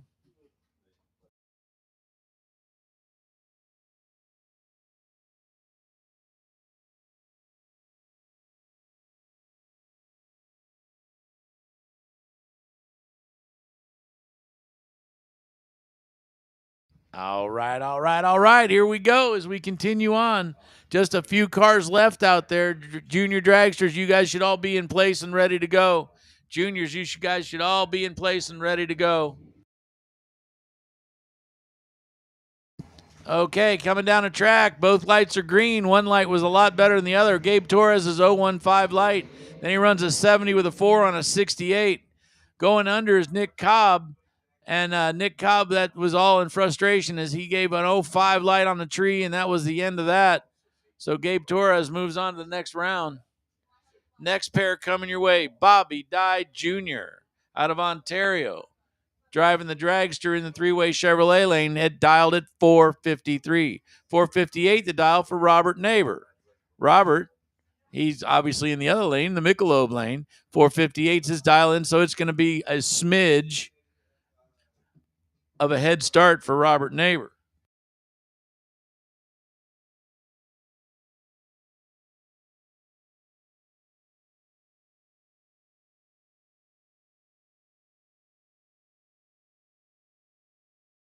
Oh, baby. Robert Neighbor, 002 on the tree, runs a 58 with a 5 on a 58 to 7 thou pack. Bobby came off the line with an 03 light, and that was all she wrote. He goes dead on also. He goes a 53 with a 6 on a 53. But after that 7 thou package and a 33 light on the other side, obviously, Robert Neighbor is going to move on to the next round with a stunning. That is a stunner right there. Have somebody put a 7 thou pack on you, just going, grrr. Wow.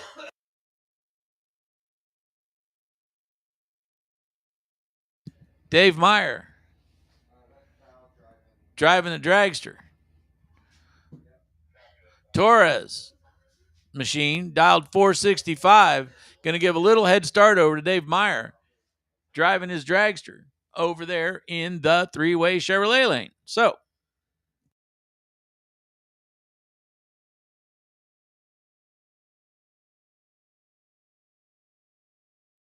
lights are close on this end. Get down to the other end. Wind light comes up for the Torres car as it goes 465 with a 9 on a 465.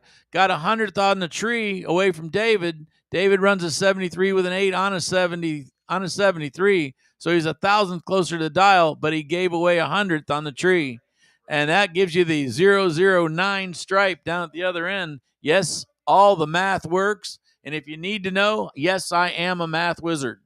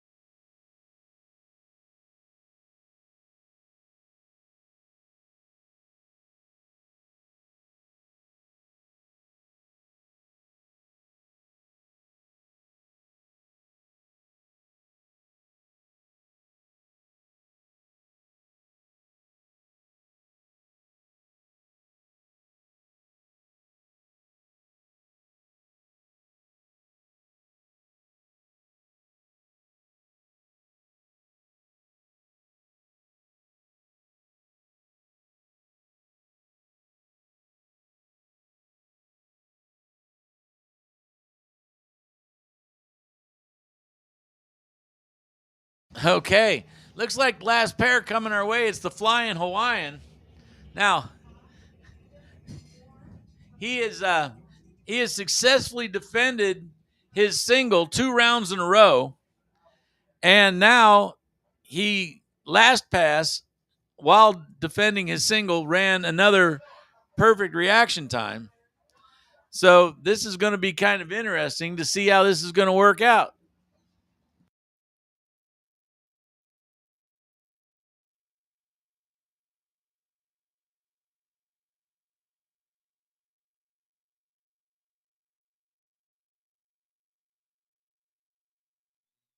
So Mark Miyashiro, 491, the dial-in, is actually going to let Gage Cameron go in front of him.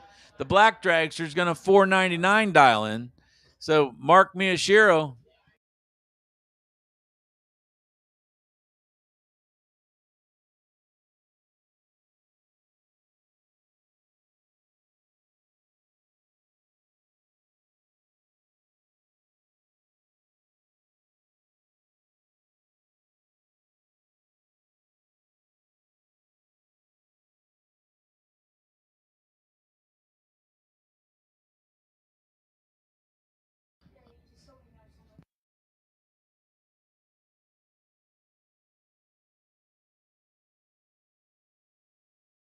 So Mark Miyashiro taking his time staging it up, drops it in there. Stage it shallow and leave like a you-know-what. Mark Miyashiro, slight advantage on the tree. Unfortunately, does not turn that into a win as Gage Cameron goes 501 on a 499 with an 03 light. Taking the stripe is for some reason Mark Miyashiro's car falls off to a 495 on a 491. And that is all she wrote. Gage Cameron moves on to the next round. Next thing coming out and coming your way is going to be Junior Dragsters. And there's our fellow announcer, Caden, and you can tell us all about it, man.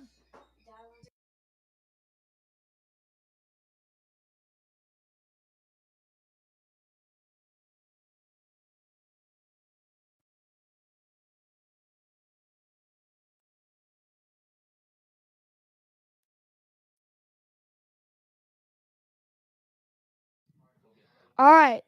So the junior dragsters are going to go on, and it's going to be Elena Martin down to 1204 up against Cash Handshoe down to 1190. But this is going to be the best package, not closest on the dial in. So let's say if someone's 100 on the tree but dead zero, and someone else goes 52 off, the guy with the 52 off would win that. So here we go with the junior dragsters. First up, 11. First up, it's going to be Group 1.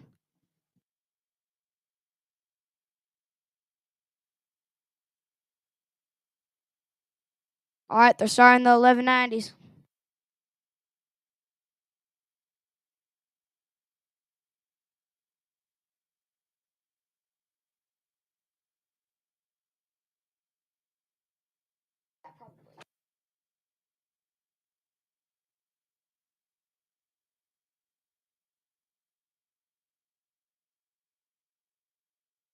All right, so Cash Hashu is going to be out of Bakersfield, California, while Elena Martin out of 1204 Nuevo, California, both of them in 2024 half scales. Let's see what happens.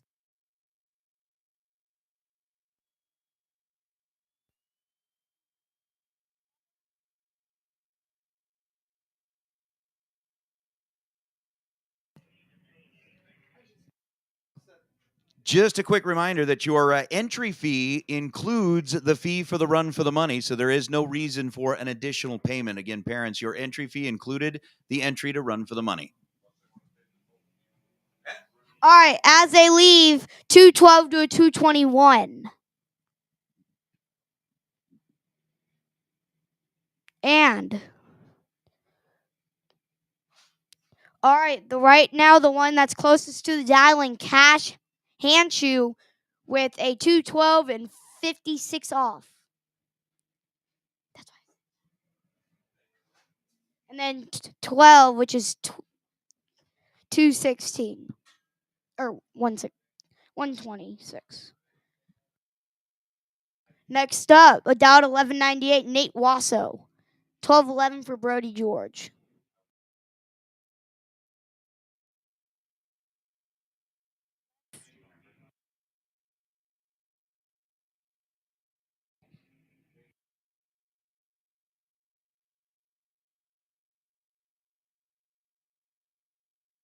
All right, they're going to let the cars out right now, and they're bumping and bumping. All right, and as they get the cars, let the cars out. They're going to go into pre-stage. Both of them in pre-stage. One in stage, other one in stage. Let's get it. Double red light, so they're both out of it with the run for the money. Both of them red, double red.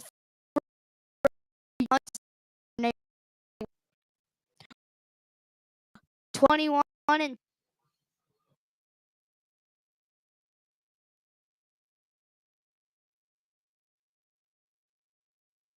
all right, straight up, it will be 1390 for Audrey Fry and 1190 for Brock Rogers.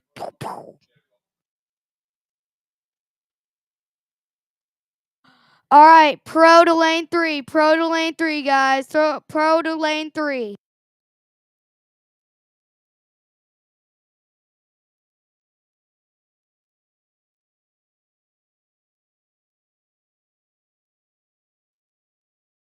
And the cars, they're getting all of the cars staged up, and it's 1390, 1190. So whoever's the closest will get that little prize.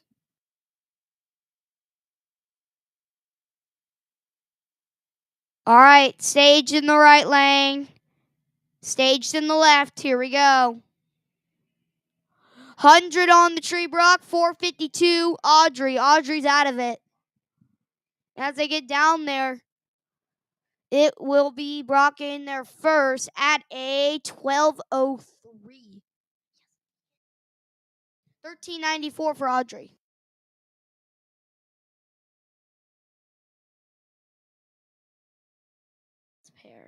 All right, the last two cards, Lucas and Mackenzie.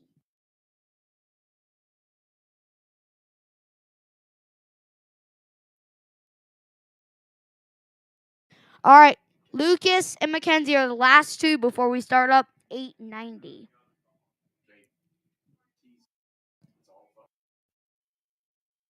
All right. So they're bumping in. Mackenzie first, and then Lucas getting in. He's in. 68 to a 110 as they go. And as they get down there, 95 on a 90, 19 on a 12-15.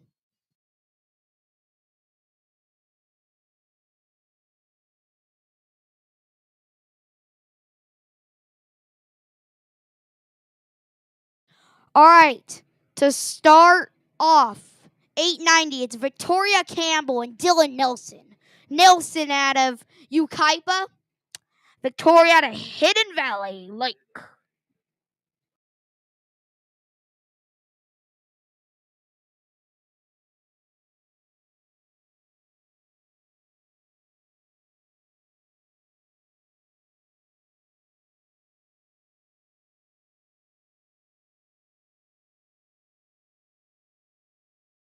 All right, another hit for Pro, another hit. We need you up to the lanes. Down to 8 cars. Bring the 8 cars up. Everyone needs to come up.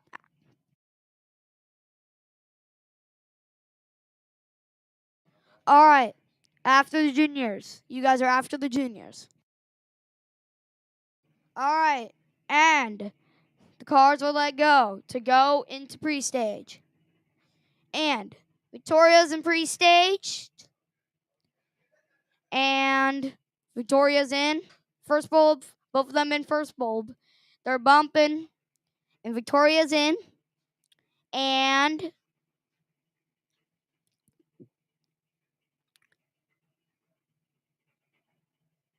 Dylan's in.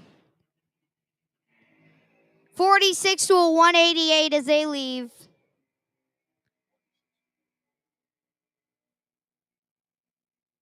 Nelson run a 90 with a 3 at 77.70 miles per hour. Putting up a 49 package there. And Victoria goes 912 on the 905. Nelson going to be in the lead for right now.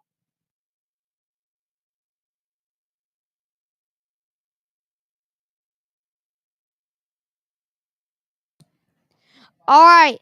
Next up, Blake George and Andrew Martin. Martin down at 908. Blake George down at 904. Andrew out of Nuevo, California. Blake out of Hidden Valley Lake, California. They both have a big rival. Let's see what happens. All right, Blake pre-stage. Andrew pre-stage. Blake's in. Andrew's in.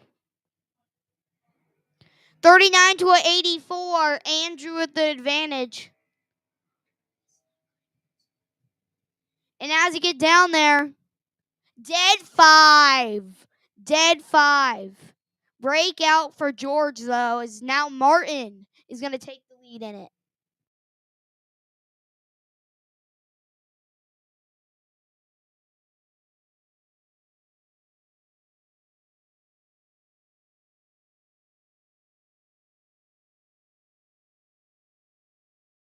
All right, Levi and Isabella. This will be the second to last pair of 890. 890 for Levi, 890 for Isabella.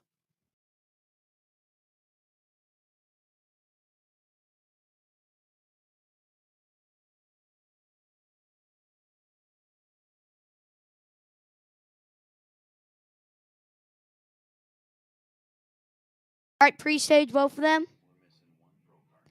And we're missing one pro car. Pro car. Get their one pro car.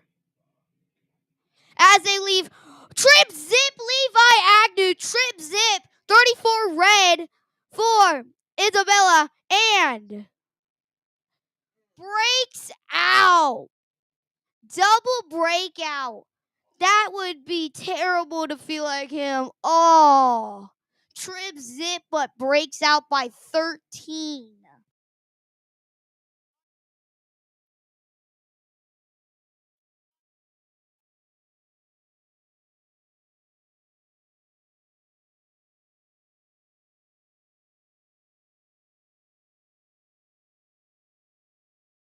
All right. Weston Forsythe and Haley Miller. Haley Miller. They're going to let him go. And they're going to get in. All right. They're going to bump in. They let them have their singles. And they're not in pre-stage yet. Weston is in pre-stage. Haley's still bumping. She gets into pre-stage. They're bumping.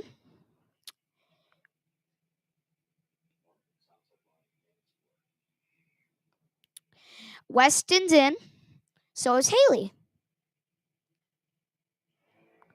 38 to a 107.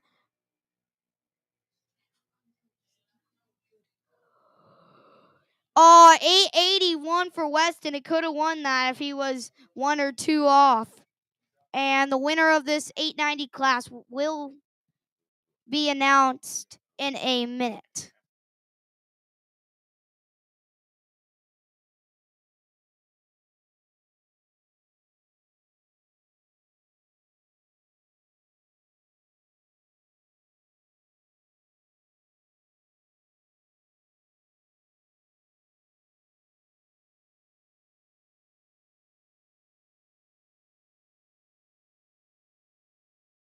Start the race off.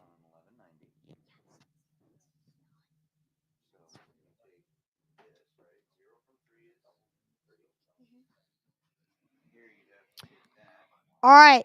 Ava dialed a 1069. Abigail just on the 790 like playing. Let's see what happens.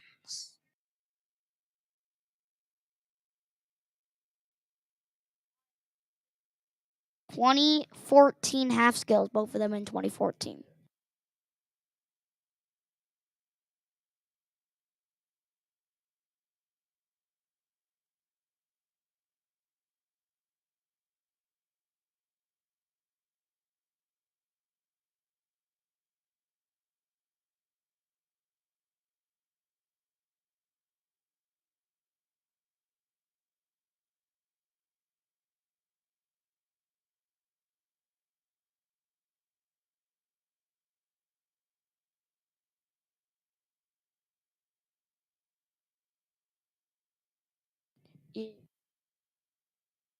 All right.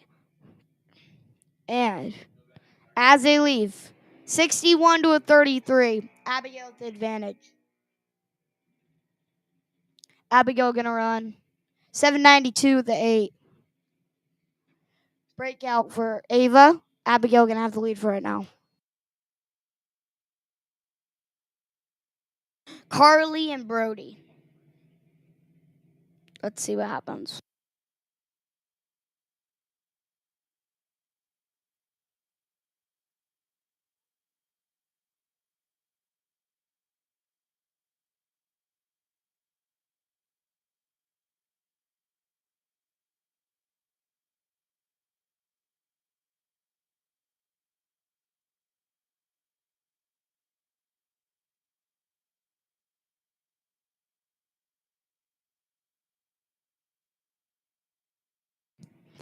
All right. Carly is into the first bulb. Brody's in the first. Oh, and they're staged already. I couldn't even speak. Oh, Carly 42. And as they get down there. Oh, breakout. Oh, no. Carly could have had the win. But Brody 66 went off.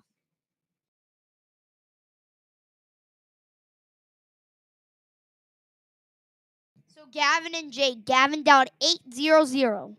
Jake dialed 7.90.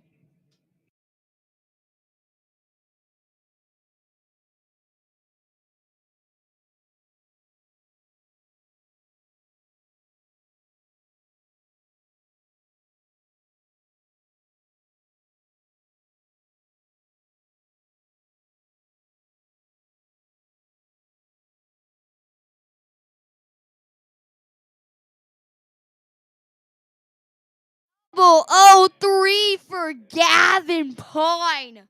Oh, what a light. Breakout.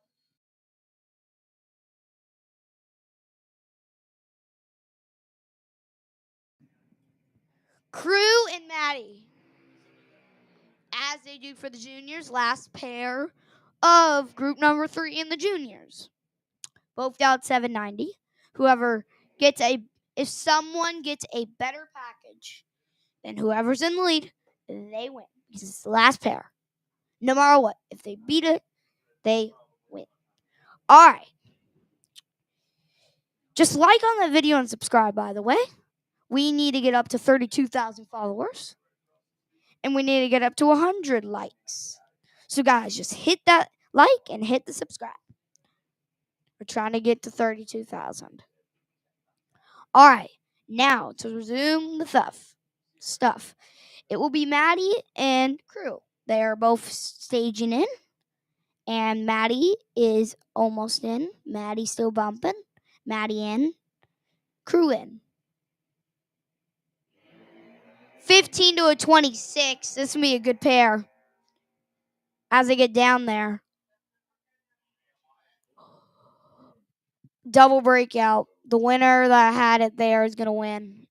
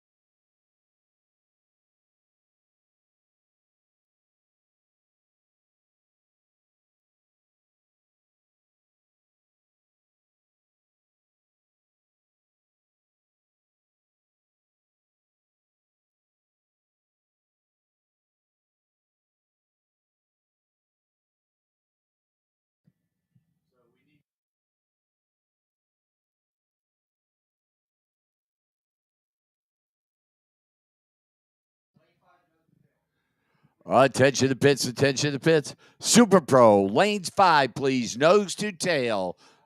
All of you that are still in, by the way. Thought I'd just toss that back out there. Pro ET, you will be out next. Pro ET, you will be out next. Super Pro, lane 5, nose to tail.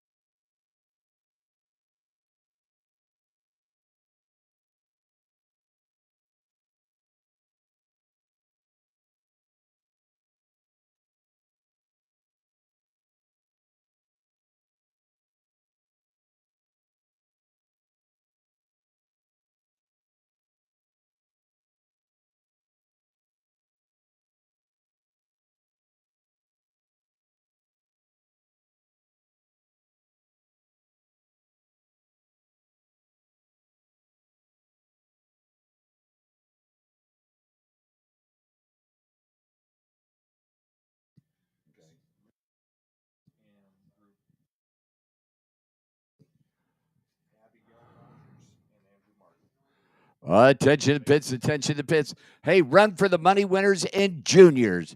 Junior group number 3. Abigail Rogers. Like that hasn't happened before. Come to the type, meet Chris at the base of the tower for your money and pictures. Juniors group number 2, Andrew Martin. If you'd meet Chris at the base of the tower there, run for the money. And Lucas Hodges, juniors group number 1. Meet Chris at the base of the tower here. The run for the money in the junior category. So Lucas Hodges, bring your crew and your car. Andrew Martin, bring your crew and your car. And Abigail Rogers. I'll need you to come to the base of the tower here for pictures and all that stuff here. And the juniors run for the money.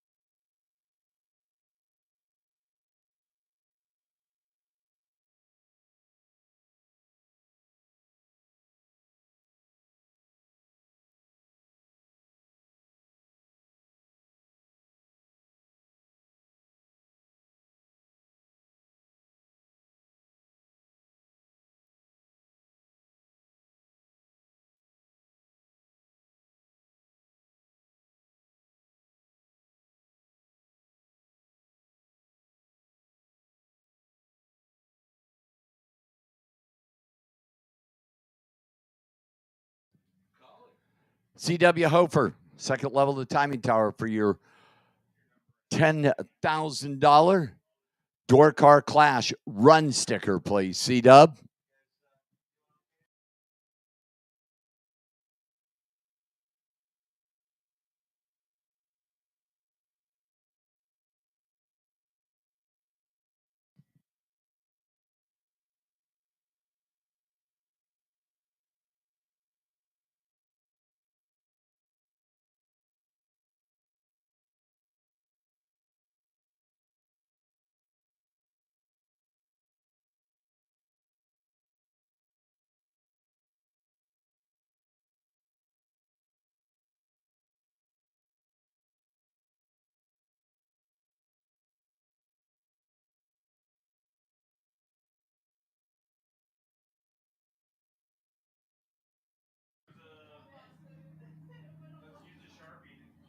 Pro ET coming out on Hughes Performance Saturday, the Silver State Refrigeration West Coast Classic. I believe I said that. I spoke too soon. Huh. I killed the motor. Not in those guys' cars.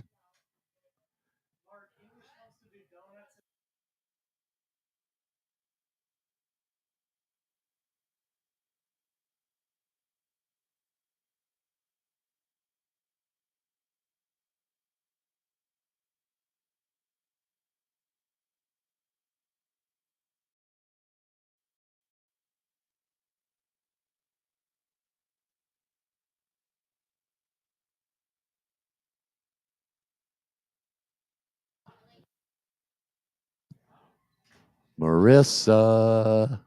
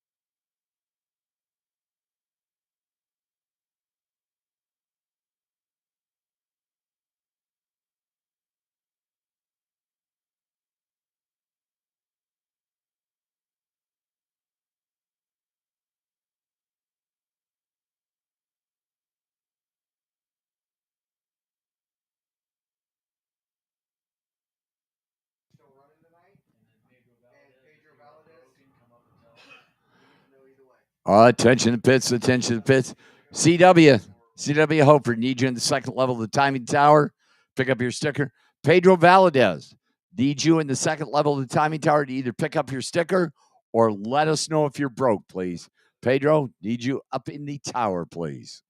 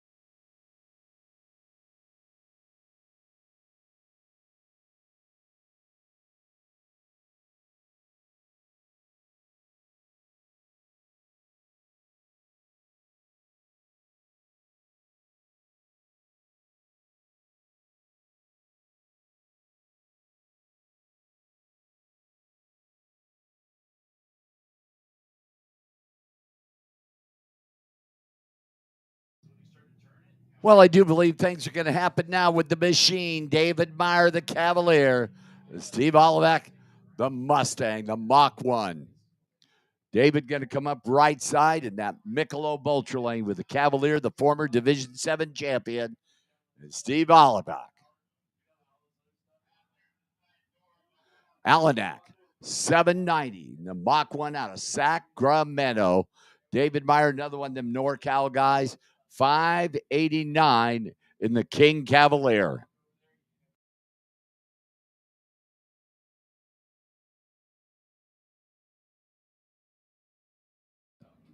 $654, Steve Alanak. 589, David Meyer.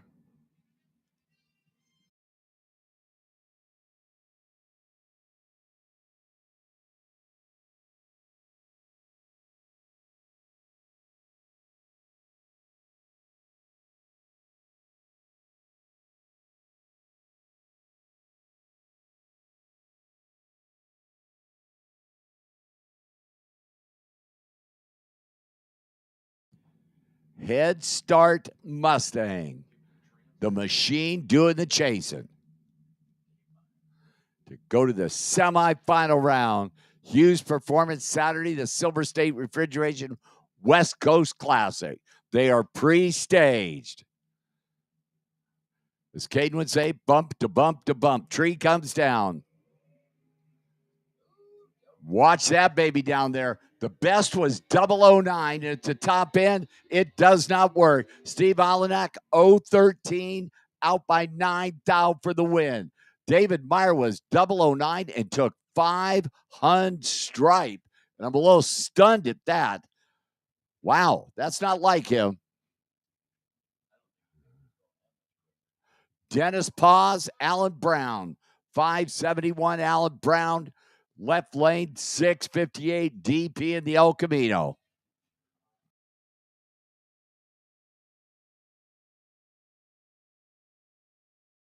Abigail Rogers, need you the base of the tower for Run for the Money pitchers. Lucas Hodges, need you to the base of the tower for Run for the Money pitchers. So Paz rolls up right side at 658, getting a head start. Alan Brown, the coupe, out of Vista. Jay Kasem's neighbor, poor guy, will do the chasing. Red light start, Allen. Dennis Paz, 019 on the tree. Is going to run it down through there. 658-1 on a 658 dial for DP. Start off 019. Another former Division 7 champ, Robert Crum, 660, the Nova, who is double entered. This is one enter. This is original enter. And the Hammer, Ron Nichols. Wow. Jay was commenting on Friday that Hammer didn't even make any time shots on Saturday. Came up, showed up, made one shot. And here he is. The late rounds on Saturday, on Hughes Performance Saturday. 698 for the Hammer. Getting the head start. 660 Robert Crum. Couple of guys who have pounded on each other over the years in Northern California drag racing. Clean green this pair.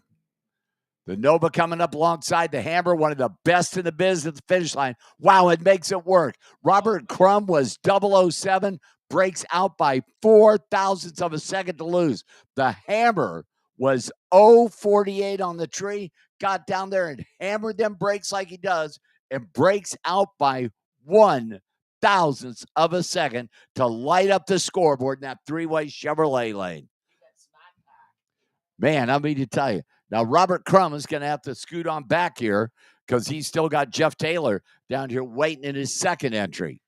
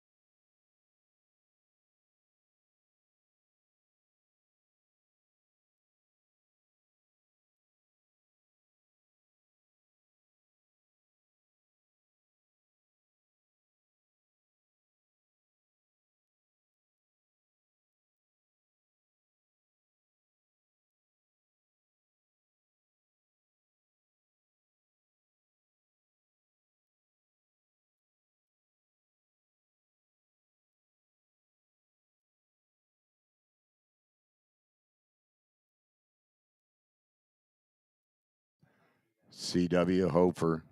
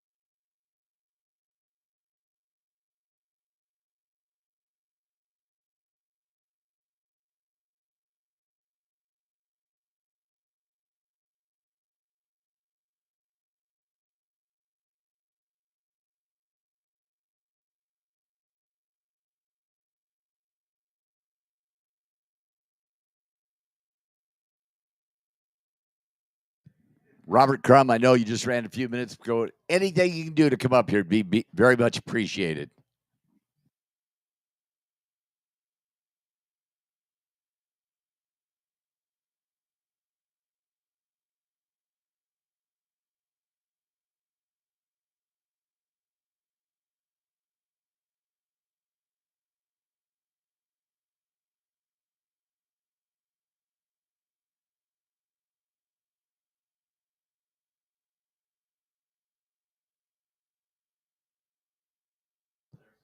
Attention to the pits, attention to the pits. Hey, junior dragsters, one of you left your equipment bag out on the starting line, and Jay has it in the second level of the timing tower. So if left it out there, bring it on up here. A black Quicksilver bag. Thank you, Chad. Yeah. Hip stuff, yeah.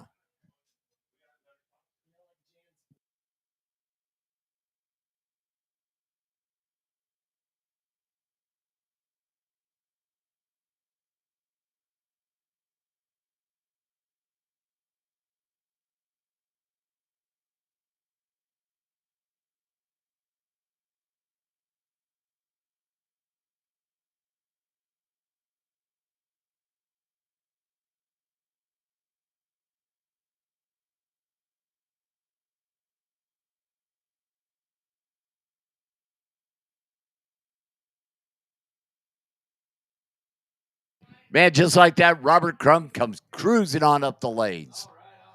Entry number 2.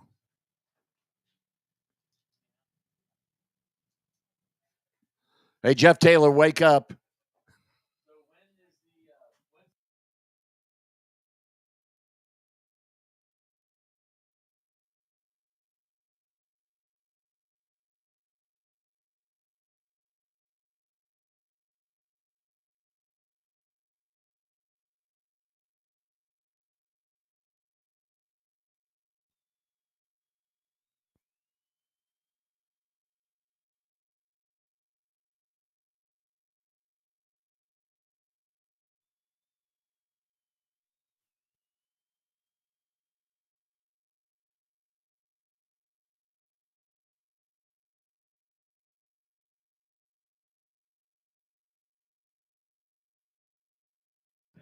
Robert, nice job, brother. Thanks for coming back.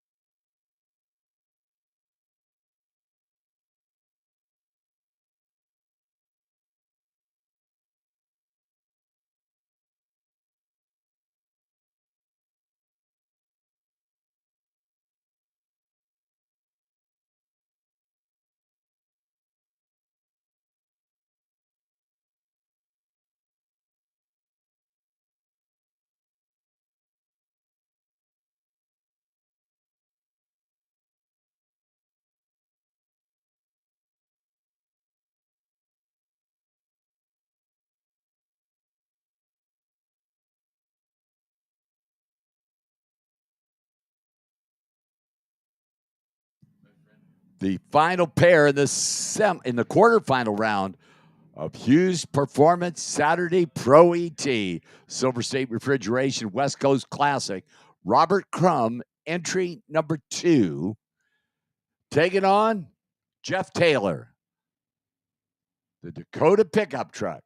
JT's going to roll up left side, three-way Chevrolet lane. And Robert Crum, another one of those former D7 champs in the Summit Series. Robert's going to be at 659 with the Nova. Jeff Taylor, in from Oregon, the Dakota pickup truck, 565 JT.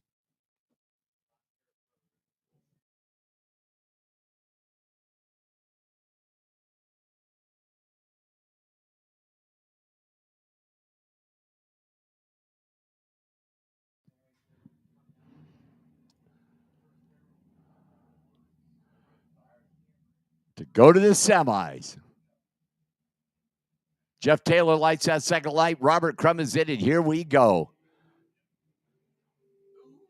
Jeff Taylor will move to the next round. True start is on. Jeff Taylor, 001 red. Robert Crum, 018 red. Jeff Taylor goes 5670 on that 565 dial-in. The only red light there. Super Pro's coming out. Jay Kasem's coming in. Tell you all about this round of Super Pro.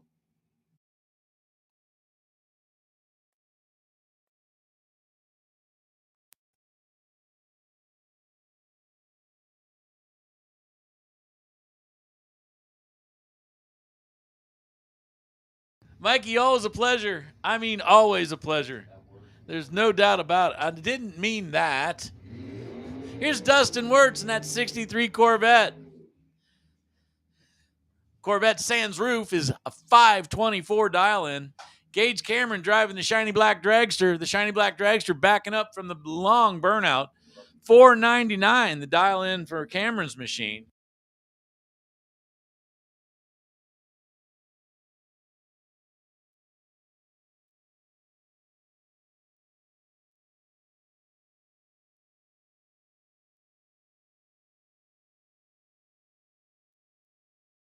So again, the black dragster is a 499 dial, so we're going to give a quarter of a second head start to the Corvette. Dustin Wirtz making the trip down from Nampa. I always say the farther you come, the more you're motivated, but Gage Cameron seems pretty motivated, and he's like local.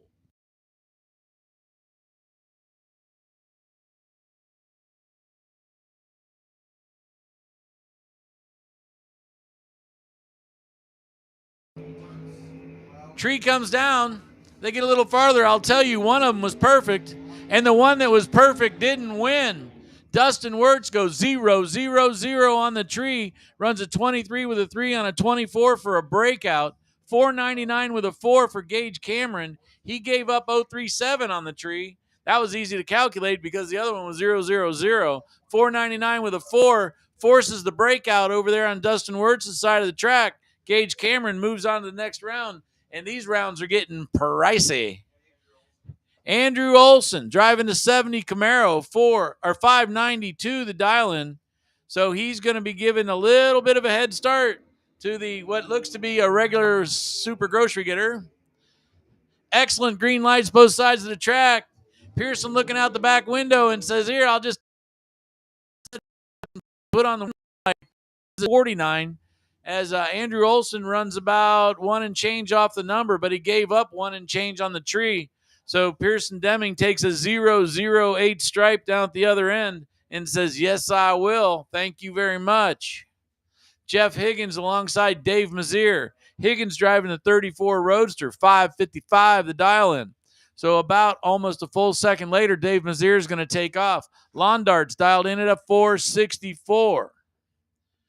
The number 10 undercover car, big block Chevy for power. Pretty much just about everything out here in Super Pro is big block something for power.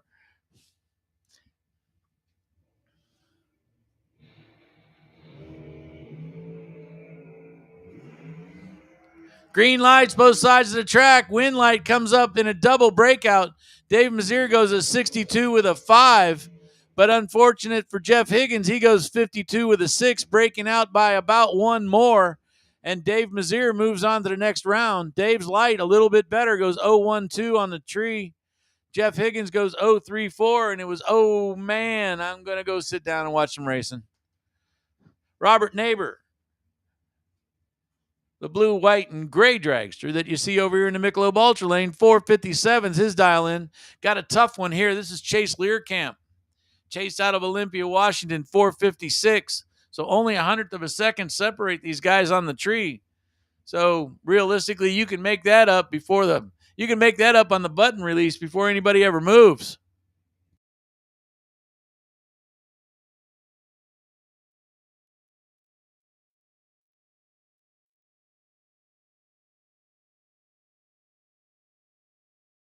And that kind of was what happened right up until the time it didn't.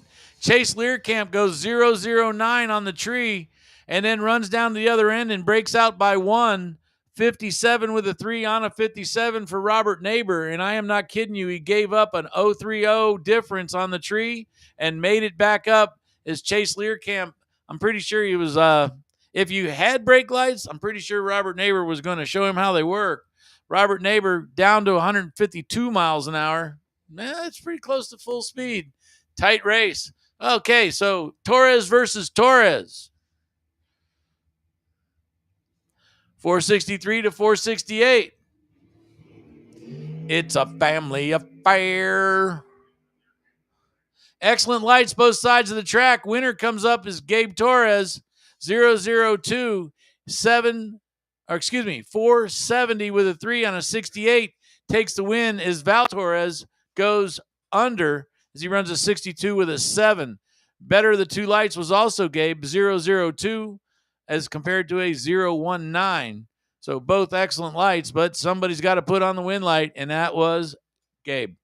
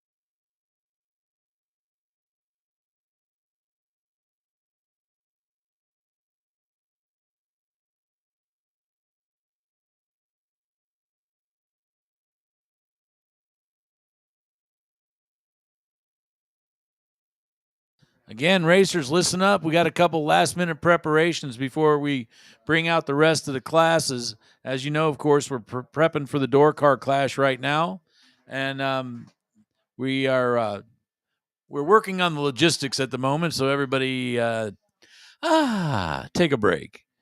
I would like to thank everybody again for all their patience.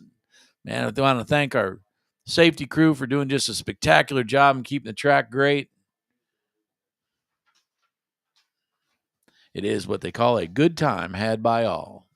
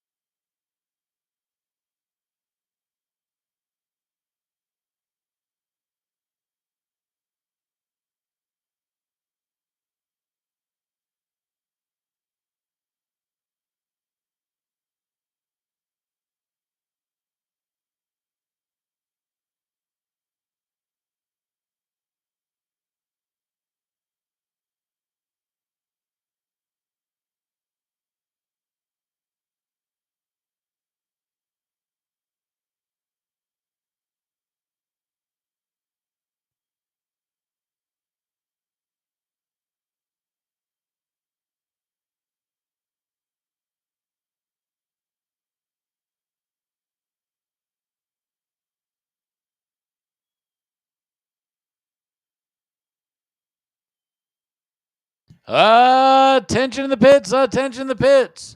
Pro semifinal. It's your turn. Come on down.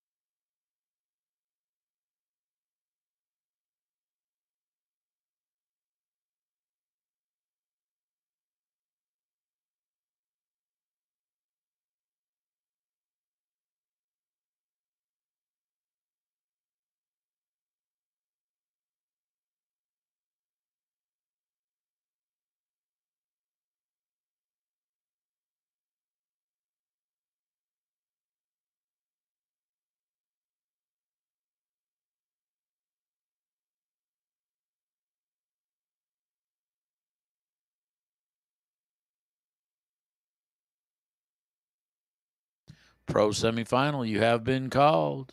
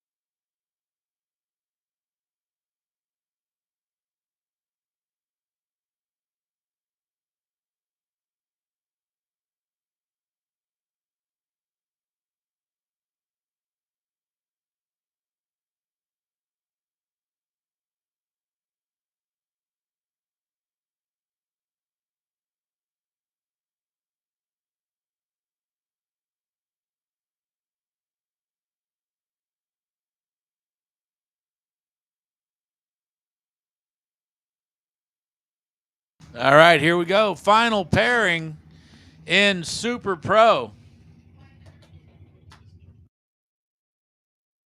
Dustin Wirtz, I could say, was double entered,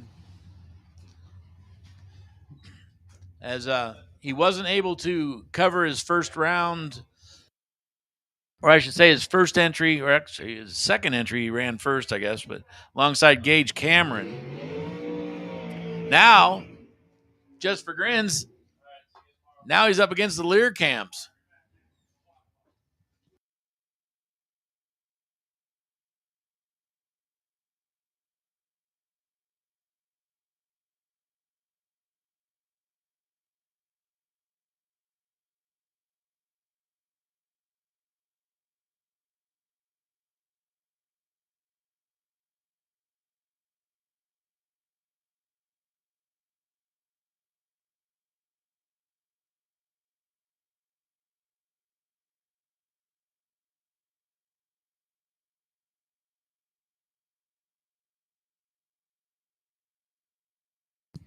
Everybody's staging up real gentle like. 521 on the Corvette, 461 the dial in on the Dragster. Dragster waits patiently. Corvette takes off. Baby, I don't know how many of these you can see in one day, but we like seeing them all. But the most amazing thing is not one 000 light won in this round, and there was 3 of them. Dustin Wirtz goes 0, 0, 0, then breaks out by 019 and gives the win over to Riley Learcamp. Riley 035 off the tree seems to be the safe light, as I think there's 2 different drivers that went 035 and watched somebody with a perfect light go too far under in the other lane. 460 with a 0 on a 461 at 150 miles an hour, and Riley Learcamp moves on to the next round.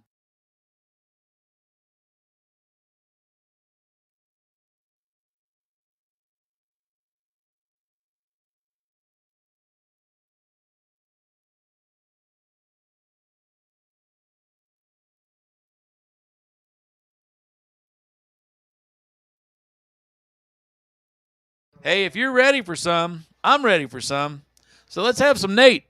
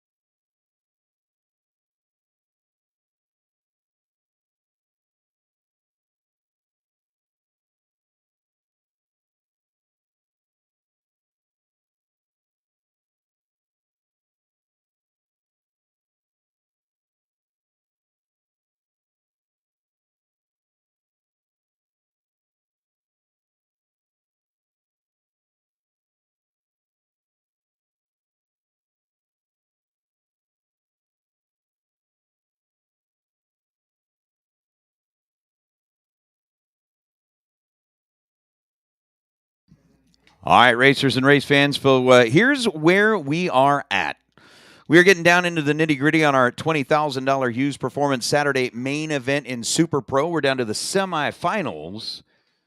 In our pro category, we've got all 4 of our semifinalists sitting back in the staging lanes. And as far as our door car clash is concerned, we're just kind of watching as some of the cars that have been hanging out in the later rounds that are also in the door car clash, kind of paying attention to see how they are doing, where they're going out, and when they're going to make themselves available for the door car clash. We want to make sure that, of course, we go into that with as level a playing field as possible. We've still got 1 car left in competition that is also in the door car clash, and we've got one that we're just kind of trying to finalize to make sure if we are going to need an alternate or not. So, Mr. Valdez, Pedro, if you could kind of give us that confirmation. We know that you are back there thrashing right now, trying to make sure that everything's good to go. But we are going to need that confirmation here very, very soon. We would ask if you would please kind of give us the information, let us know so that we can notify an alternate if necessary. But Pedro, if you would help us out with that information, we're going to need that soon, sir. Again, if you could notify us and let us know, that would be helpful. Watching to see what's going to happen here in the pro semifinals. And down in the pro semifinals,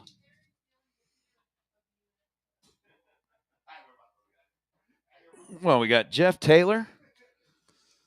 We got Mr. Olenek. We've got Dennis Paz and Ron Nichols, who are all going to be going after it.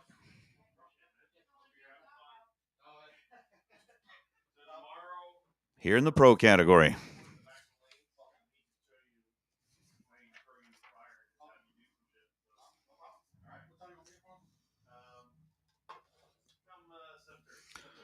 Like we said, our 4 pro cars, they're back there. The drivers are getting in. Again, Pedro Valdez, if you could please notify us if you're going to be able to get that car ready to go, or if we are going to need to notify our alternate that he will be needed.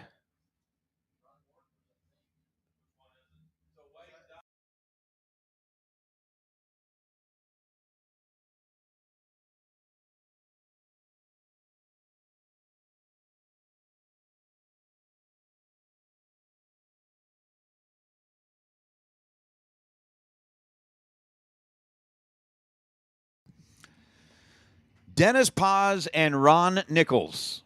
I'm talking about guys that have been floating around the West Coast bracket races, whether it be Summit Series races at local tracks, whether it be big money races like this, whether it be ET finals, whatever it is. These are a couple of guys that have lined up side by side over and over and over and over and over and over again. Like they are very familiar with one another. Dennis in the El Camino, dialed in at 658 on the right side. Ron Nichols in the Oldsmobile, dialed in at 697 over on the left side. One of them gets to move on and race for $7,500 on a Hughes Performance Saturday night here at Famoso. The answer is Dennis Paz will be racing in the final round. Ron Nichols turned it loose a bunch early. Unfortunately, Nichols, almost a full bulb early, leaving at this end of the racetrack, gets out of the throttle, goes through to go 882 down to the finish line. At Dennis Paz, 21 green. And with the win light already on, Dennis goes 658 on a 658. He puts it dead on the dial. So Paz makes that lap before the final round count, as he's able to put it right on the money is Steve Alnak and Jeff Taylor. Steve, the Mustang out of Sacramento, dialed in at 653. Jeff Taylor, the Dakota pickup truck. Rolling back up here, dialed in at 566. Hey, Super Pro. Your attention. Oh, double red light start. The win light's going to belong to Alanak as Jeff Taylor gets bit by True Start. Alanak was leaving first with a 653 dial and leaves 1,000th of a second early. Jeff Taylor leaving second, leaves 41 thousandths of a second early. So the Mustang of Steve will be coming back to take on the El Camino of Dennis.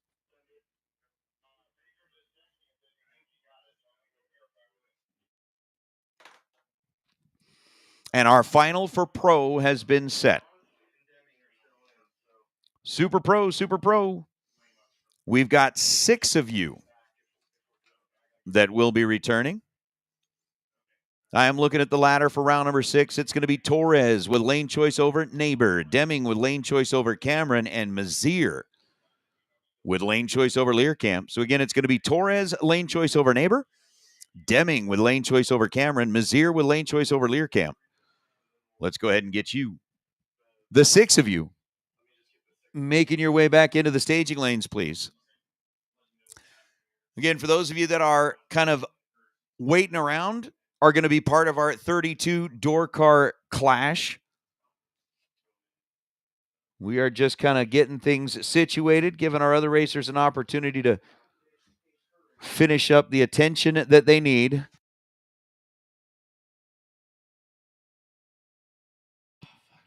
We love that.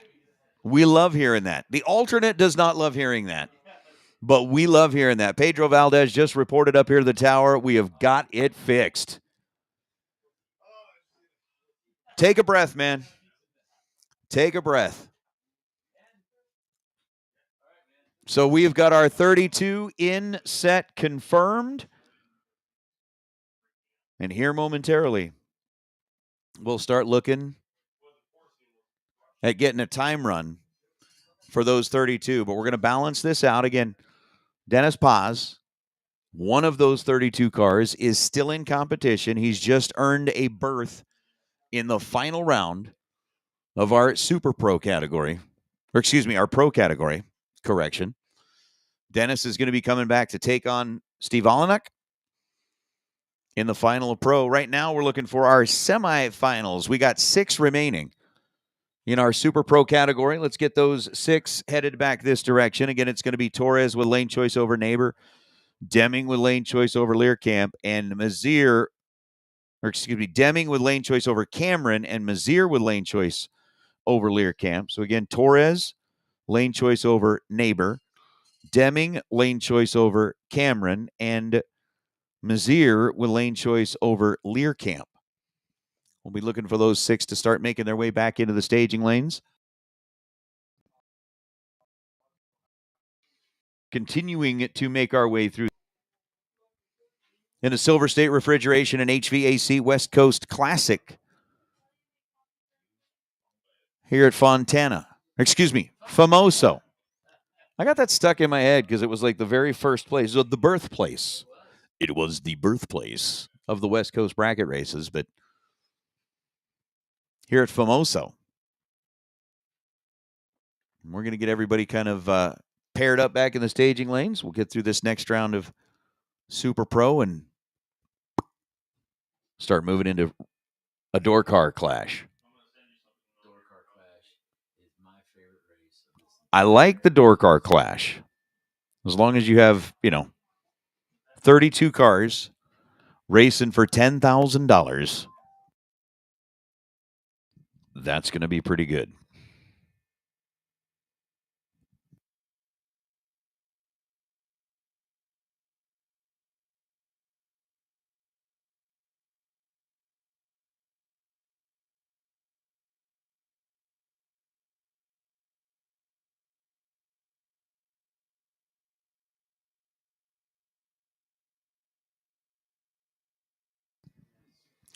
So as we are getting our Super Pro quarterfinals back into the staging lanes, hey, we've had a few things that have happened today, yesterday, things that have gone missing that we need to get found. Like yesterday, we had a fuel cap that went missing. We were able to find it. Today, we had a fuel cap that went missing. We were able to find it. We apparently have a set of keys for a little Bomax that has gone missing. It's got a Kyle Seipel bracelet on it. It's got 2 keys connected to it.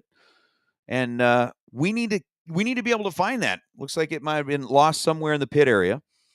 But we do need to find that Bomax key. Again, it's pretty recognizable. It's got the Kyle Seipel bracelet on it, 2 keys attached to it. And if you happen to be walking around out there and see something like that lying on the ground, or if you happen to have picked something like that up, if you could bring it up here to the tower, that would be super helpful. So if you guys start kind of looking around and can maybe help us identify the lost Bomax key, that would be amazingly helpful. Again, it's got a Kyle Seipel bracelet with 2 keys connected to it. It's a little Bomax key that's missing. If we could get that, if somebody finds it, bring it up here to the tower, we'll be happy to get it back to the person that is missing it. That would be fantastic. So again, we are looking for, we found the fuel caps. So we got to do another little Easter egg hunt. Again, looking for that Kyle Seipel bracelet with a couple of keys attached to it for a Bomax. If you ended up finding that, that would be spectacular if you could bring it back up here to the tower. Again, we've got 2 of the 6 that we need for our Super Pro quarterfinals.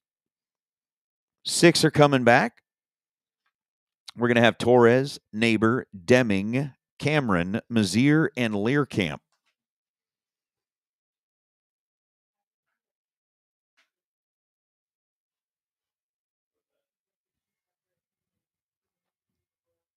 That's kind of one of those things like, last night? Kept seeing that Deming name pop up on the ladder over and over and over again. Doing it again here. Is that what we're down to? We're down to like 5 dragsters and 1 door car?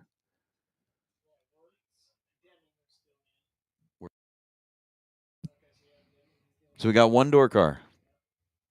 Back there going, 1 is the loneliest number. I was like, that's fine. I'll be happy to charge the beaches in my door car.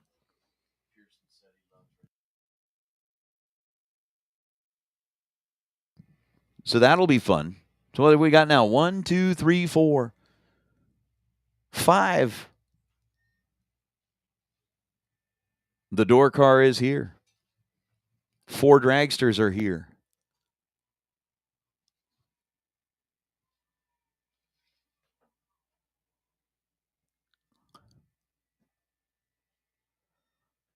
That was an odd noise. I don't know what that was. Either that was like somebody cheering enthusiastically.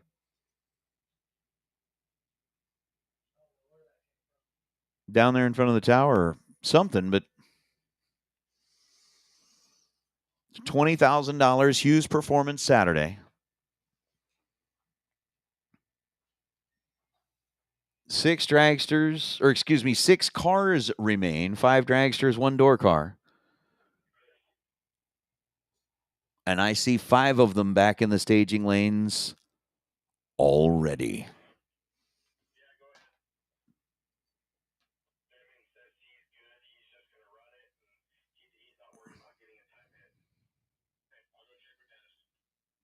So our next trip down the racetrack with our pro category will decide our winner of $7,500.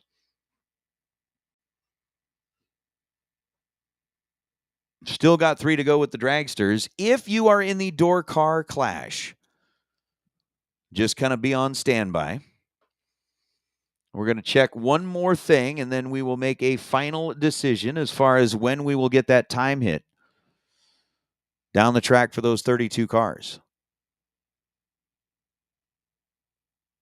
32 cars, 5 win lights, 10 grand. That's actually a pretty good little deal, right? All you have to do is turn on 5 win lights in a row. That's it. So easy. So easy.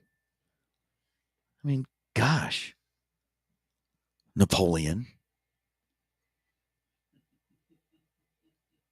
I don't know what you need, Napoleon.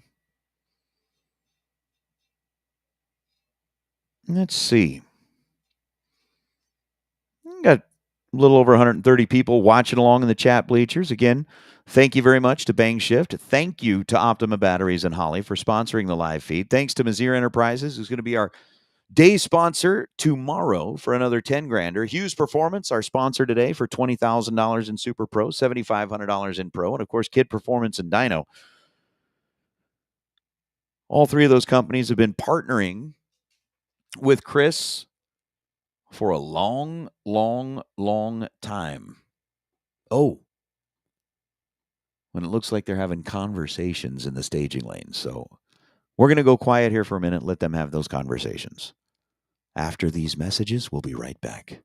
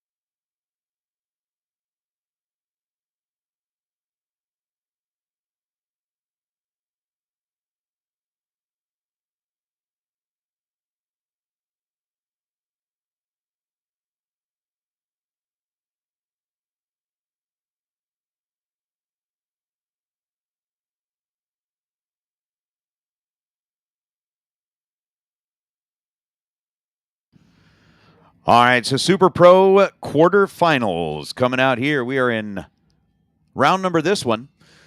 Racers, here is the plan for the Door Car Clash. We are going to get you your time run. What we're going to do, we're going to run our pro final. So pro finals. Let's go ahead and get you headed back to lane number 7, please. Pro finals. Let's put you in lane number 7. Pro finals to lane number 7. We are then going to run our Door Car Clash time run separated by category, whether you're pro or super pro. So for the time run, for the Door Car Clash, if you are interested in getting a time run before you get into the Door Car Clash, we'll go ahead and take pro, the 16 pro entries. Let's get you headed into lanes 3 and 4. 16 pro entries. Let's get you headed to lanes 3 and 4. And our 16 super pro door cars. Let's get you headed to lanes 5 and 6, please. So again, pro for the Door Car Clash time run to lanes 3 and 4. Super pro for the Door Car Clash time run to lanes 5 and 6. Pro main event finals. Let's get you headed to lane number 7, please. We'll run our pro final. Then we'll get into the time runs for the Door Car Clash. Right now, we've got our quarterfinals of Super Pro. Main event, $20,000. Gage Cameron dialed in at $499, the black dragster on the right side, and Pearson Deming, who carries all of the hopes and dreams and wishes of door car fanatics everywhere, praying that the final door car will stay in the game. 30 thousandths of a second separate them in reaction time, and the win light goes to Deming. Pearson 006 and dead on 5 is 11 thou total. Gage Cameron 36 on the tree, dead on 4 is 40 total. Win light goes to Deming, and Pearson with that 006 reaction time coming back at 3. Now, I will verify. I do not believe Pearson had a buy run today, but we will verify. So Pearson picks up spot number 1 in the final 3.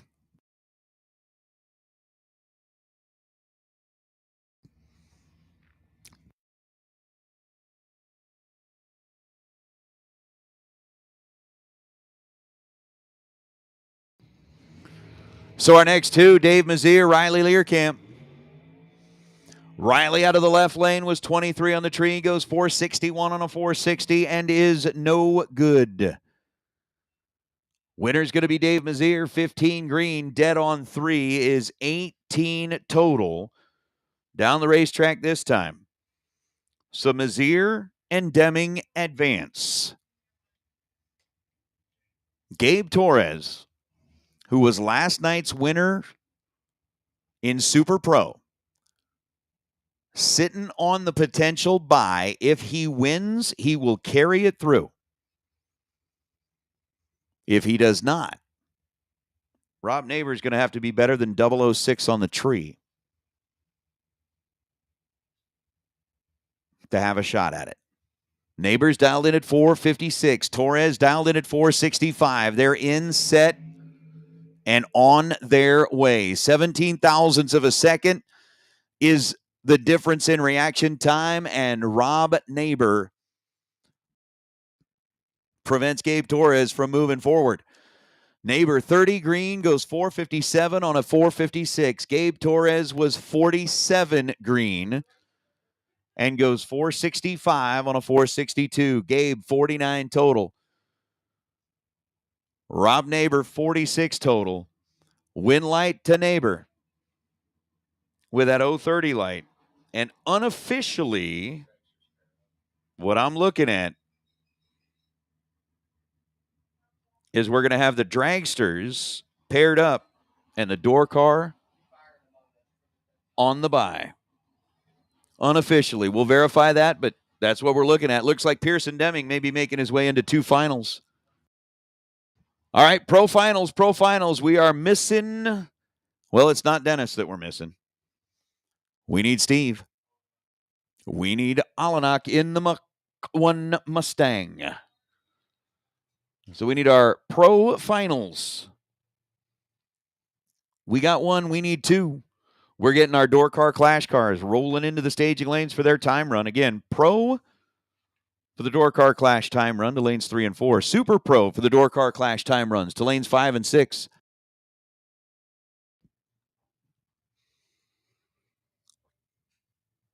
So if you're running the time run for the door car clash and you are in Super Pro, you should be making your way to lanes 5 or lane 6.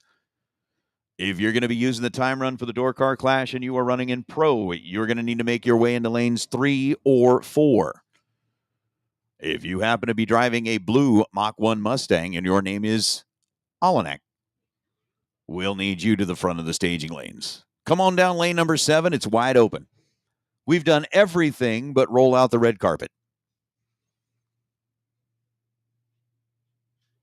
At least up to this point.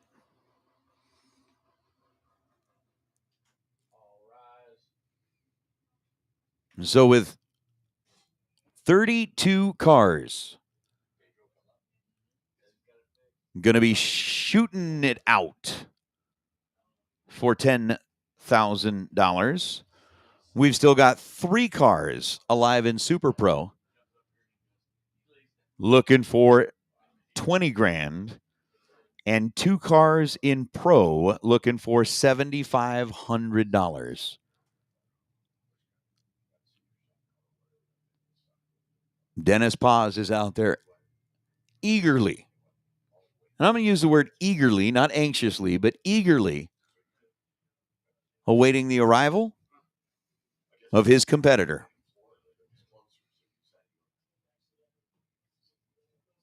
Staging lanes are starting to fill up.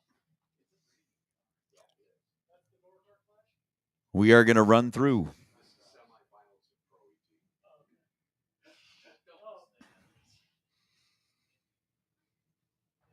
Our final in Pro. So essentially kind of the schedule as far as what we are looking at here. We got semifinals in Super Pro. We're going to run our Pro final. Then we'll run our door car clash time run. Essentially, we'll do our Pro final. Then we'll do our door car clash time run for the Pro cars. We'll do a door car clash time run for the Super Pro cars. Then we'll get into a Super Pro semifinal. At that point, we'll probably get into round number 1 of the door car clash. Then probably the final 4 Super Pro. And then we will finish out the night racing for $10,000.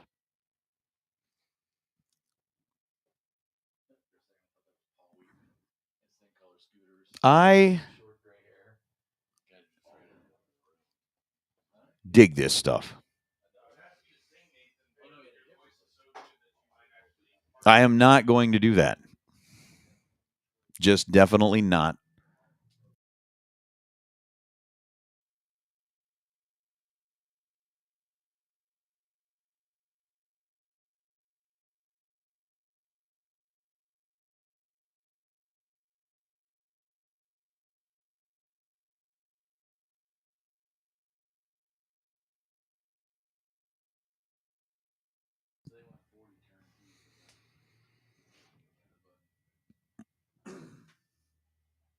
Yeah, Mark, I don't sing, so you don't have to worry about that.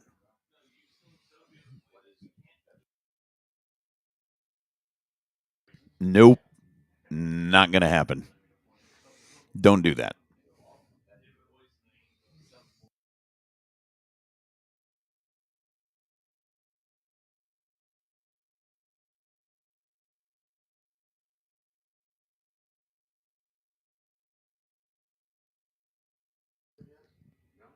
No. Unfortunately, with the live stream and all that kind of stuff, that's just not going to happen. I'm just saying. Not going to happen.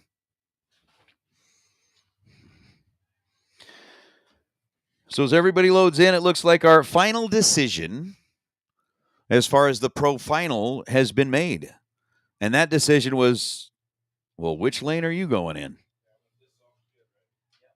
They've got it figured out. They've decided which ones they're going in. They've got dial-ins on the car. And very soon we are going to have 31 cars lined up back in the staging lanes. And the only reason that I say 31 and not 32 is because, well, one of our Door Car Clash competitors happens to be driving that copper-colored El Camino. Oh, he'll be back.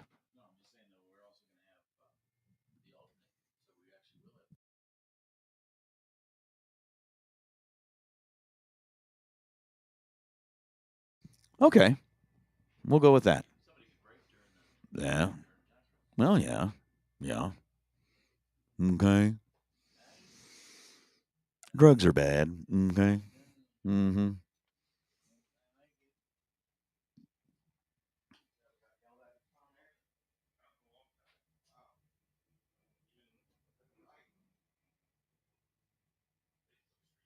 Yeah, that is one of those things. The chat feed, or the chat bleachers, they're quiet out there. I know there's people out there, but they're just like not saying anything. Barnes here.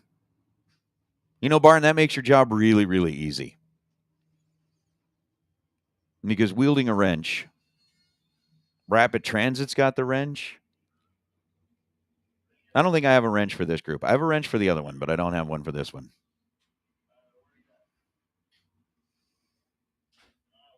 And I don't want one.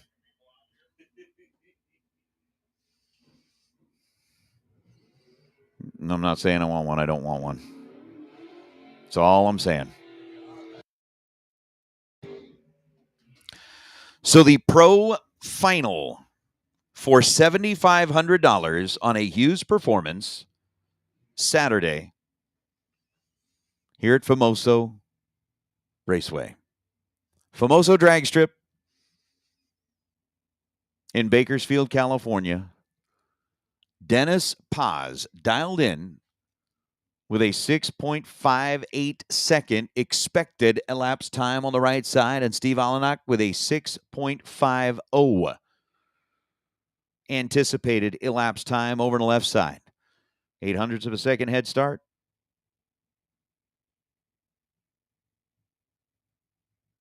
Will belong to Dennis.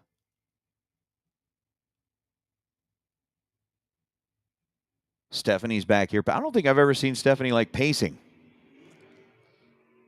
Oh my goodness. Wow. Wow.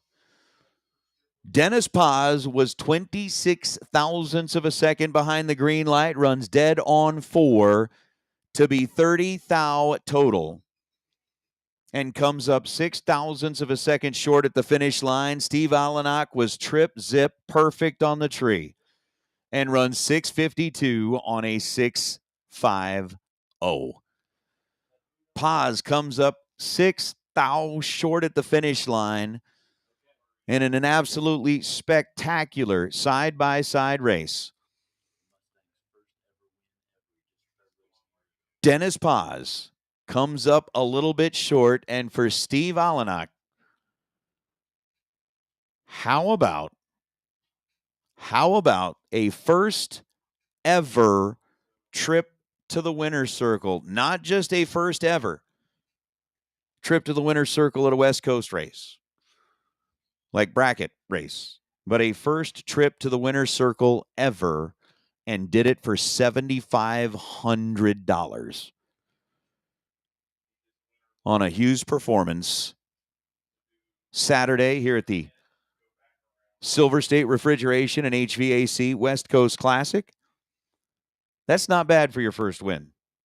It's going to be tough to beat that, like ever.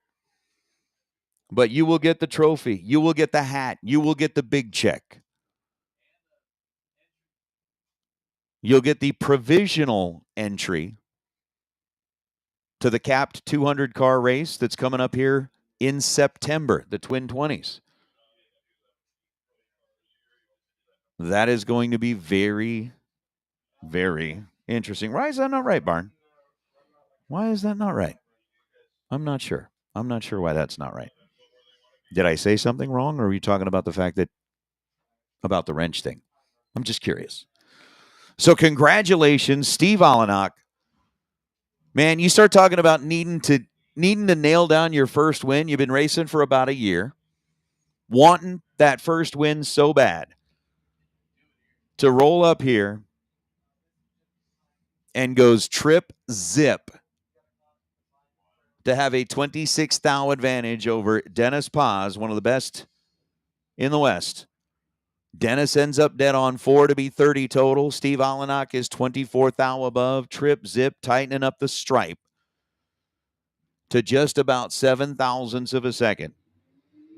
Congratulations, Steve. Nice job, Dennis.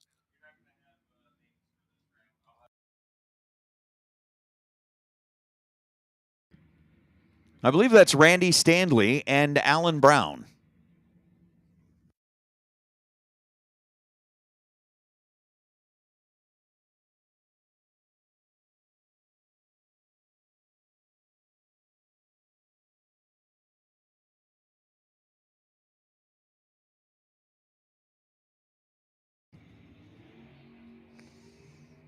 Stanley and the Nova. On a Alan Brown getting all kinds of kind of sideways out there. Gets a wiggle out of the front end, was 15 red and goes 613 and 93 miles an hour. Stanley was 002 red, goes 573 at 119 miles an hour.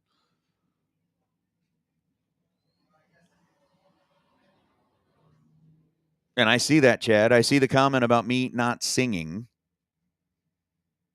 And I see the thing about no wrench. Look, they gave me a wrench in the other group and then found out that I was not qualified to wield the wrench. Just saying. 91 Calais over to the left side, and Mr. Ealing in the Corvette on the right side.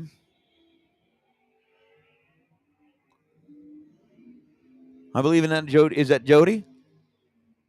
Is it George in the Calais? I'm trying to remember. 006, 684 down the left side of the racetrack. 004 and 643 down the right side. Is this pro? Like 006 and 004? That's pretty good. Stephanie Paz, Craig Merrilees. Of course, there again, in our pro final, we just saw like the guy who's going to be named the man, the myth, the legend. Olenek go trip zip. 94 on the tree for Stephanie Paz. 17 green for Craig Merrilees. In a time run, Merrilees is going to go 629. Stephanie's going to go 645.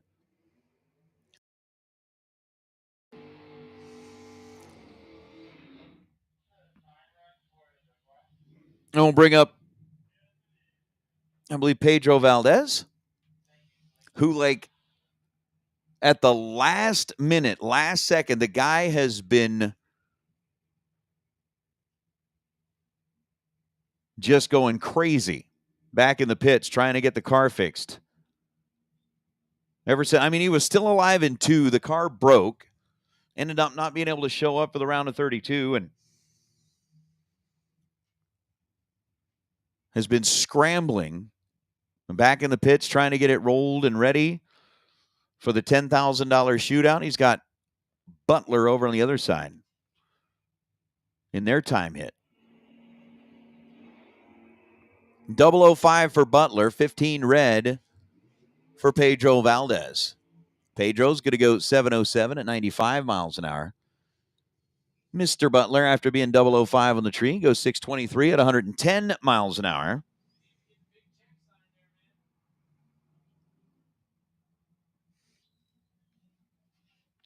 That's going to bring up Tim O'More.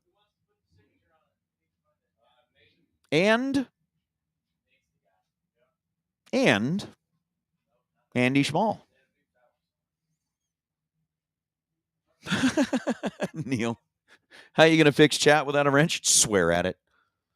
That fixes most things. If you get really frustrated and you just start swearing at it, always makes it better. Always fixes it. Hey, we're going to continue on with some time runs here. We got to get some stuff ready to go for the winner's circle down there. I'm going to go ahead and turn the mic back over to Jay Kaysen for a moment. We have got to go hand out a big check, a trophy, and a hat to a first time ever, not just first time ever at a West Coast bracket race, but first time ever winner, and did it in style. Nate, thank you very much. Oh, man, that's got to be just so cool. Can you imagine that? Drive down through there, watch that wind light come on and go, whoa, Billy, Billy, Billy. Wow, what a job. Steve Allenack, great job. Matter of fact, you might probably have to educate us all on how exactly to say your name. All right, as we continue on, looks like we are still in the process of running some of our Pro 16-car Clash cars. 16 cars, each category, Pro and Super Pro. And then they clash each other, and then they clash together.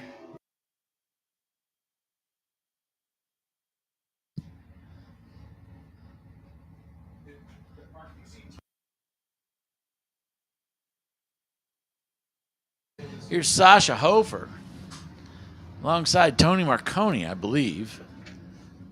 Put your glasses on there, big boy. Maybe you'll figure it out. There we go. Yeah, sure enough. Looks like Tony Marconi. That not only is he in the door slammer class, he actually has a door on that car. Usually when you see something kind of tricked out like a Roadster, there's no doors on it. That one actually has a door on it. Probably has a speaker in it, you know.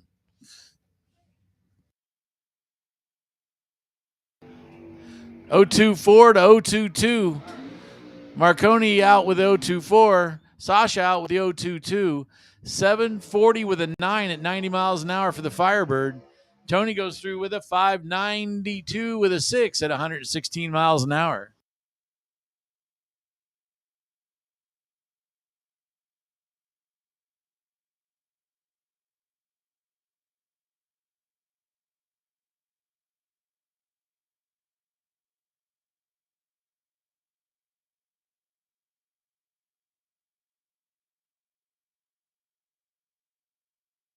Super Pro, Super Pro, Super Pro, this is your call to the lanes. Super Pro, this is your call to the lanes. Quarterfinal round, 3 cars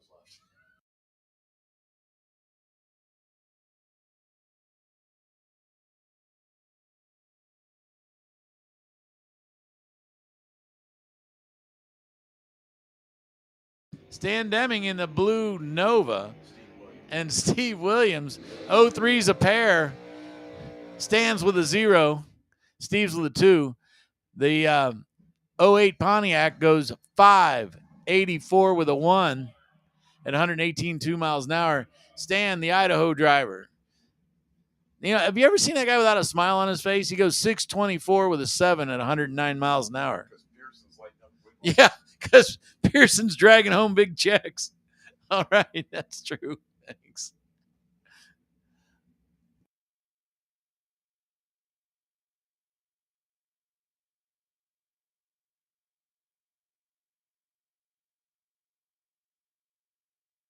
I can tell by the way you put those wheels up. Miss Williams' car runs really nice. Beautiful light, 018 light, and runs 620 with a 3 at 110 miles an hour. Shelly's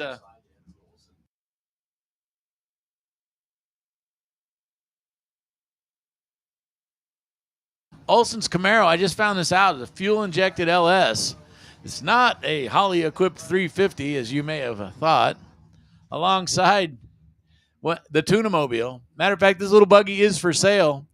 They are willing to part with it turnkey. Just they might be a little more difficult to deal with right before the final if it's still in. So Daniel McClellan, a little bit of stop action there, and then runs it out. How about you? 589 with an 8 at 131.5. Look at these lights. 013 over there for Olson. 014 for McClellan. 589 with a 4, 589 with an 8. These cars are just absolutely tied together the entire way down the track. except for the fact they weren't, because one dropped on the stop and went 160 to the 60 foot, and then starts flying on the other end.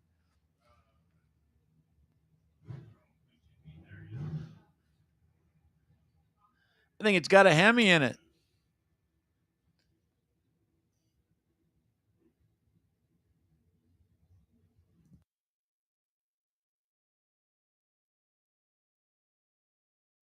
Everybody taking their time staging it up.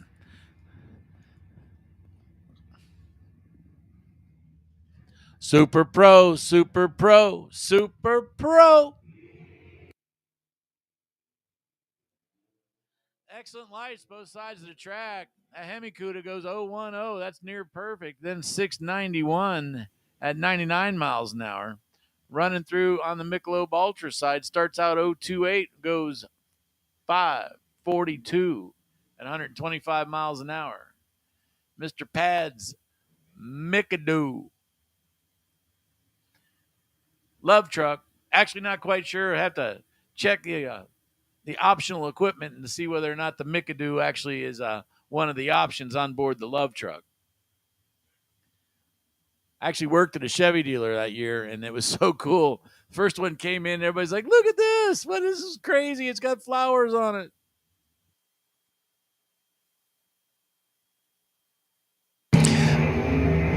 Black Nova. Beautiful machine. I believe that's Smith's car. Goes 031 on the tree, then goes 529 with a 6.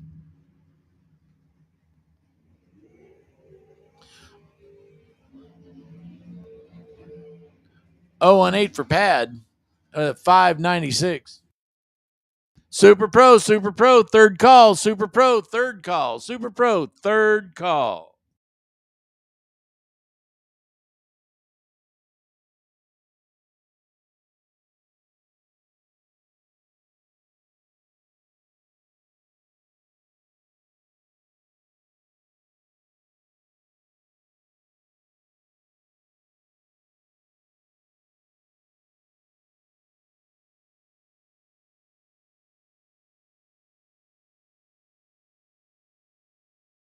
.003, how about you? No kidding.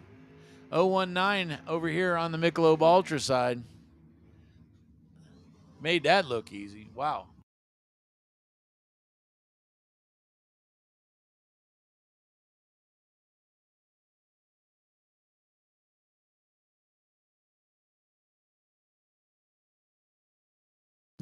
Ricky in the Corvette.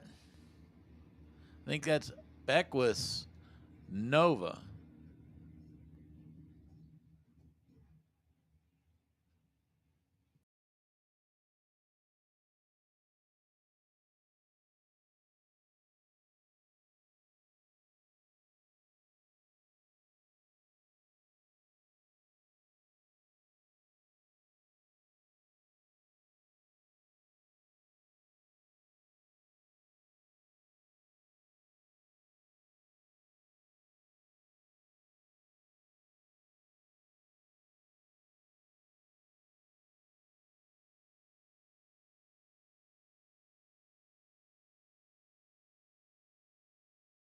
Well, I've sung it before. Ricky, don't lose that number. He goes 001 in the Corvette off the line, 551 with an 8 at 125 miles an hour. Mr. Beckwith goes red by 2 thou and then goes 607 at 113.8. Greg Dreher driving the Minor.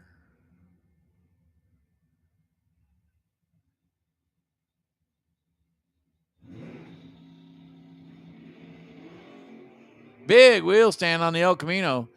017. Reaction time on the El Camino. 3.3 for Dreher in the Minor Headache. 6.84 with a 5 at 106 miles an hour. 6.54 with a 1 for the El Camino.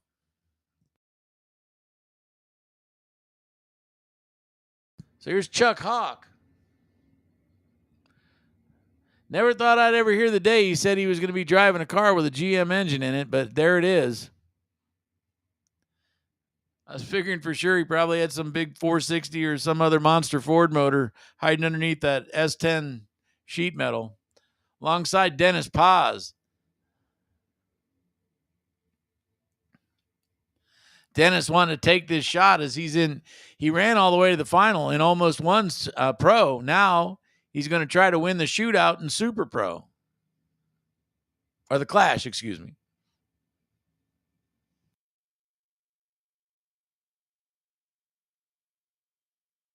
Red by 6,000s. Chuck Hawk goes 0-0-2 to the green side.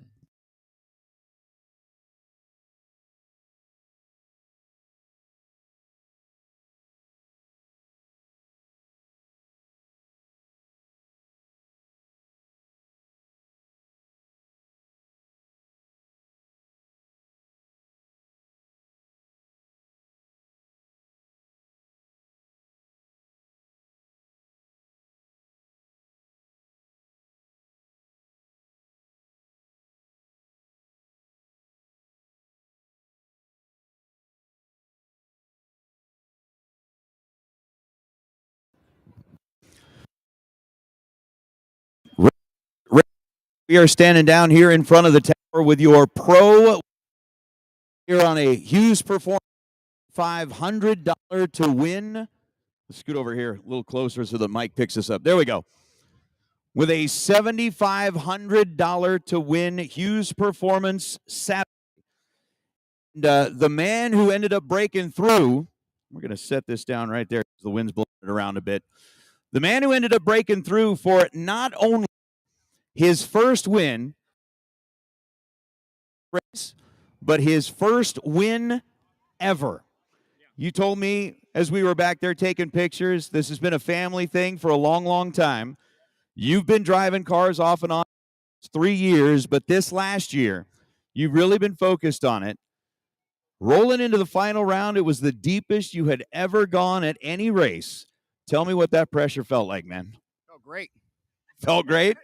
I like it. I like it. I just stayed focused and, all the chopping the money and all that. I just, whatever you guys want to do, I don't care, and just having fun. So. Well, tell me a little bit about, you were telling me back there, right? Mom raced for a long, long time, had a Pinto, it broke. Tell me a little bit about that story again. So my mom had a 75 Pinto, and all throughout my childhood from 80 to, early, I raced, and she raced, and it blew up, and it sat in the backyard for a good 30 years. Finally, we got it going again. I was going to run it. My mom took over and wanted to run it one day, and she told me to go get my own car after that, and so I did. So you went and got your own car. It wasn't the Mustang, something else.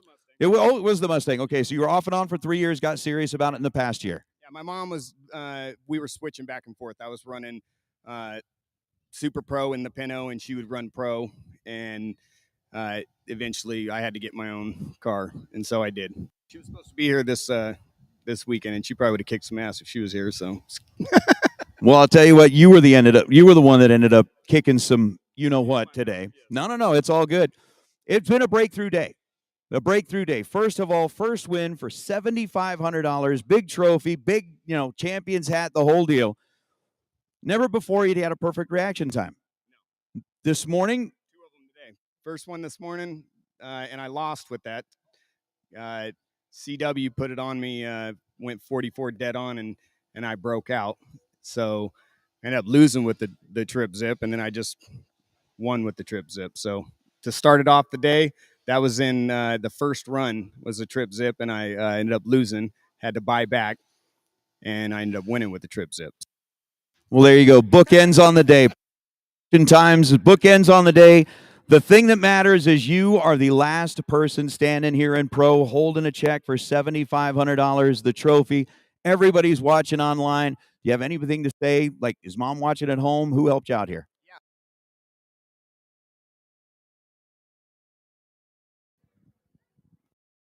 One more time. There we go. Coached me through this, and Cliff Hall and the guys that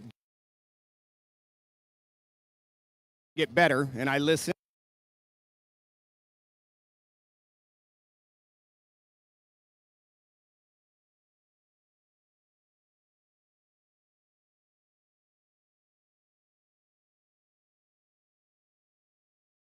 and yeah, couldn't do it without them.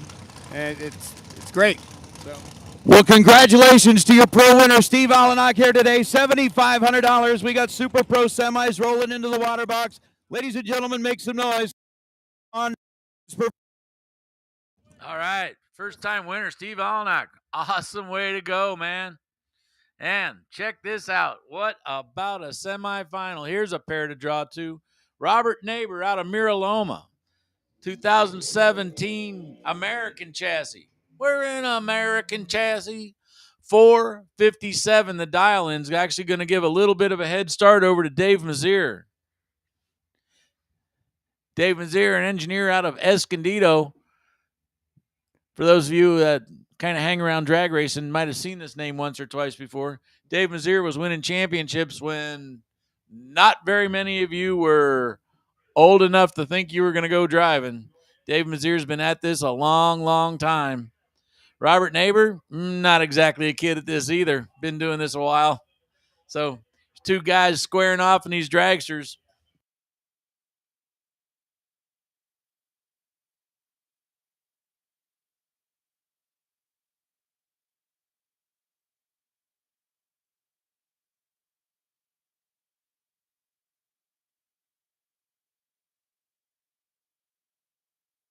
All right, here we go.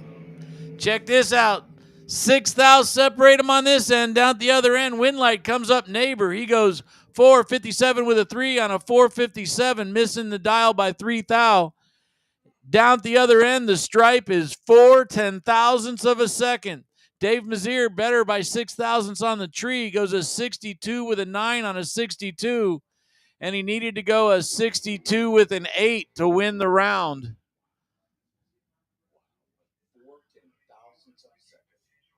Unbelievable. Missed that by 6/10,000ths of a second. Well, 5 would have been a tie, right? And 4 would have. I know. That is unbelievably tight racing right there. And then check this out. The dragster killer is out here on the single round. Pearson Deming said out loud, "I love racing dragsters." He just smacked a 003 up on the scoreboard. Runs it out and coasts through. Look at that. He doesn't want to give it away. Give it away right now. 686 with a 4 on the 49 as he was lifting at the top of the track, but he definitely wanted to hit that reaction time.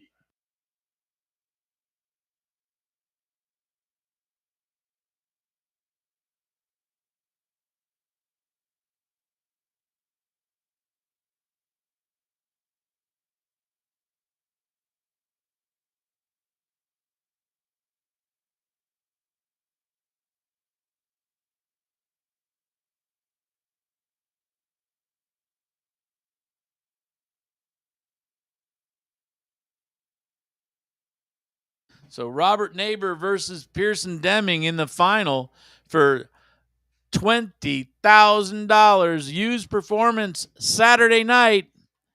Going to be crazy.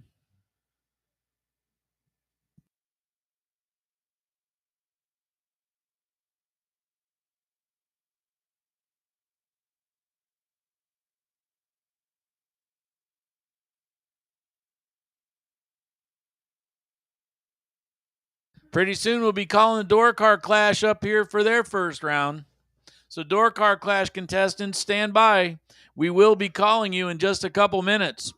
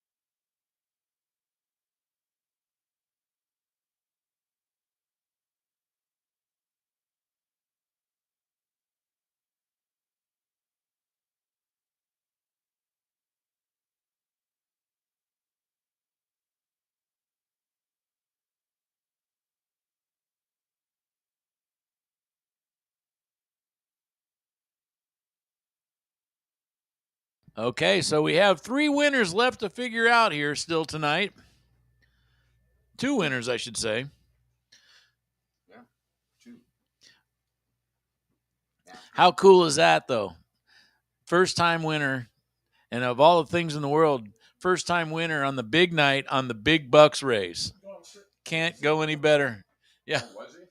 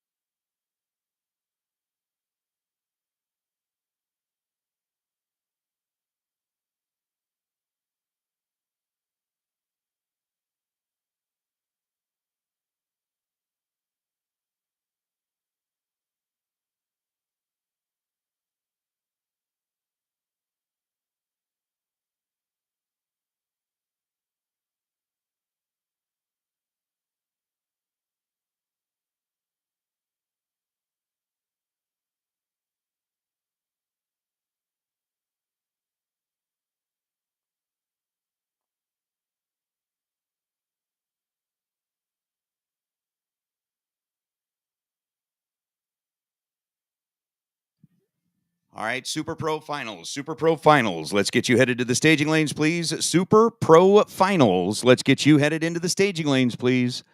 Super Pro Finals for $20,000 on a Hughes Performance Saturday. Super Pro Finals. Come on back.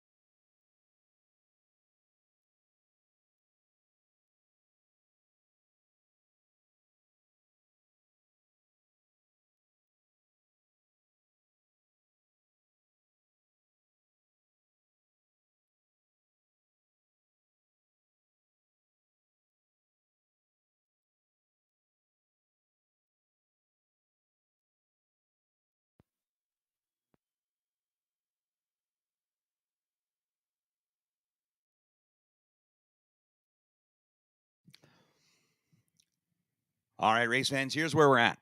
We have got one pair left to run in the Hughes Performance $20,000 to win Saturday main event.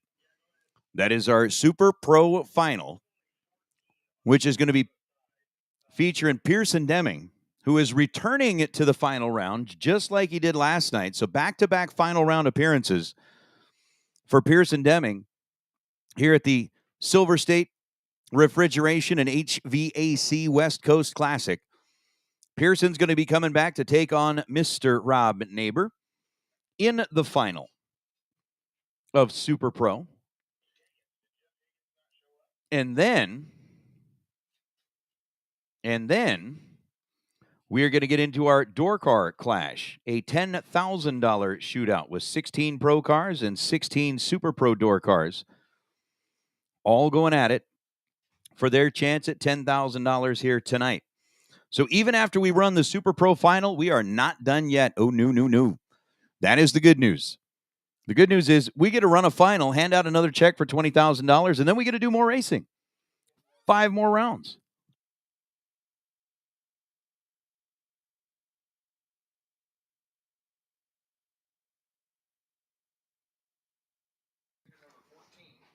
Jeff Higgins. If you are out and about, could you come up to the back of the tower and find Chris Forsyth, please? Jeff Higgins. Quickly, please, if you could. Come on up here and find Chris Forsyth. Jeff Higgins. We need to see you up here behind the tower, please. Jeff Higgins. Come on up. So again, as we were saying, we've got a Super Pro Final and Super Pro Final. Let's get you headed to the staging lanes. Also, at this time, let's go ahead and get our 16 Pro cars for the Door Car Clash. 16 Pro cars for the Door Car Clash. Let's get you headed into the staging lanes. 16 Pro cars for the Door Car Clash.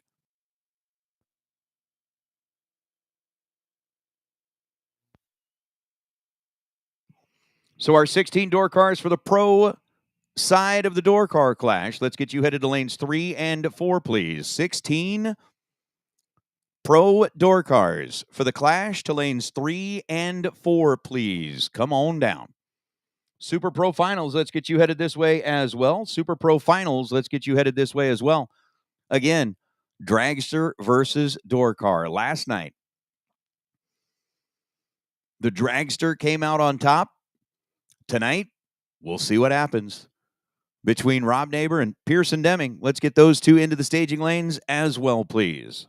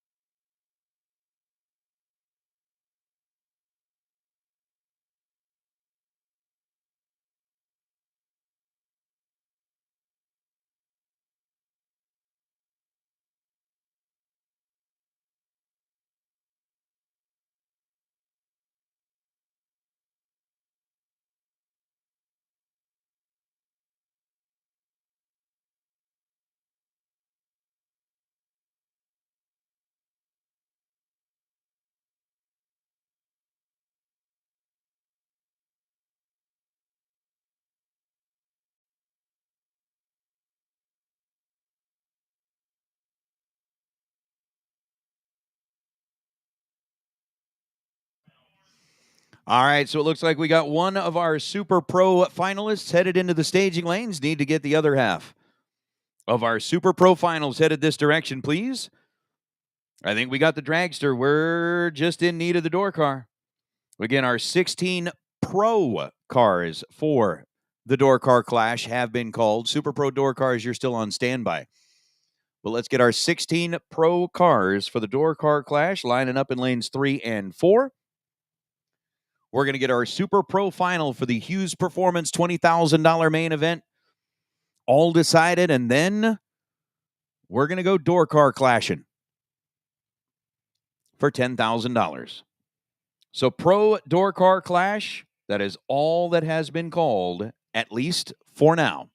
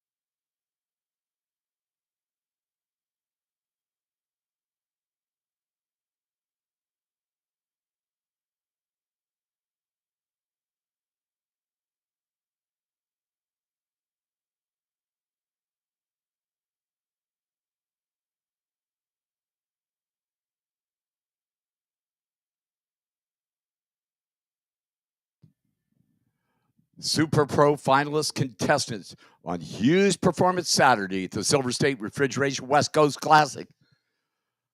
Final round is set. Pearson Deming, Robert Neighbor for $20,000. And oh, by the way, all our friends out there on the World Wide Web, don't go away.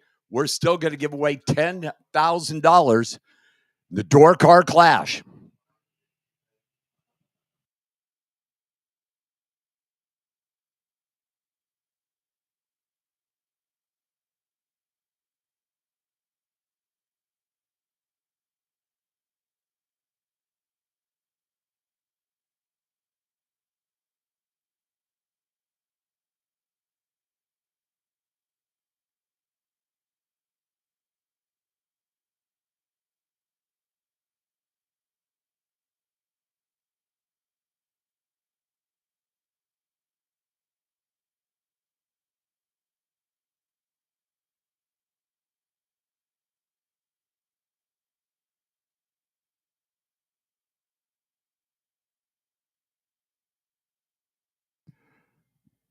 So Super Pro finalists are suiting up. Door Car Clash will follow the Super Pro final. Door Car Clash round 1.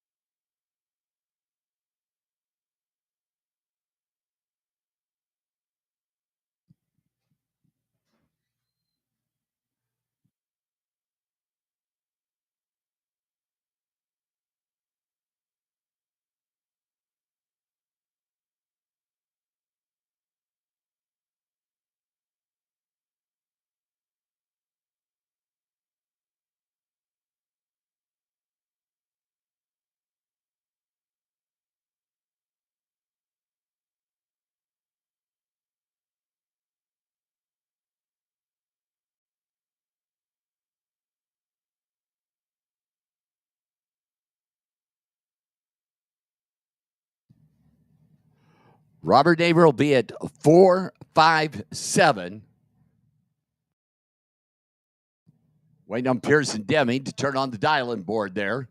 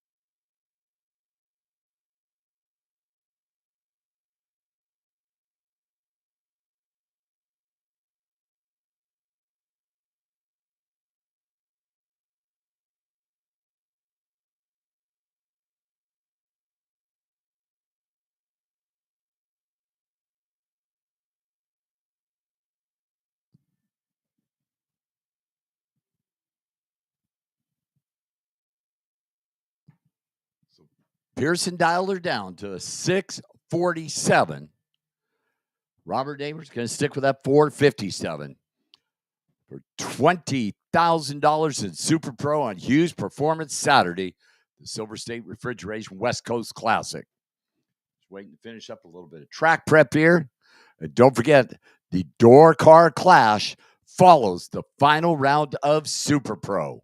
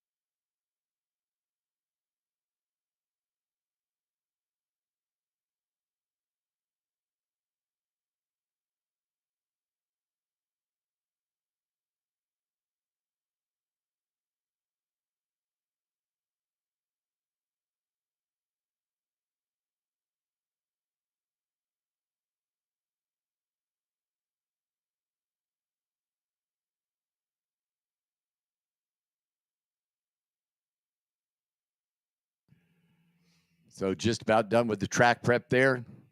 Finalists are in their cars.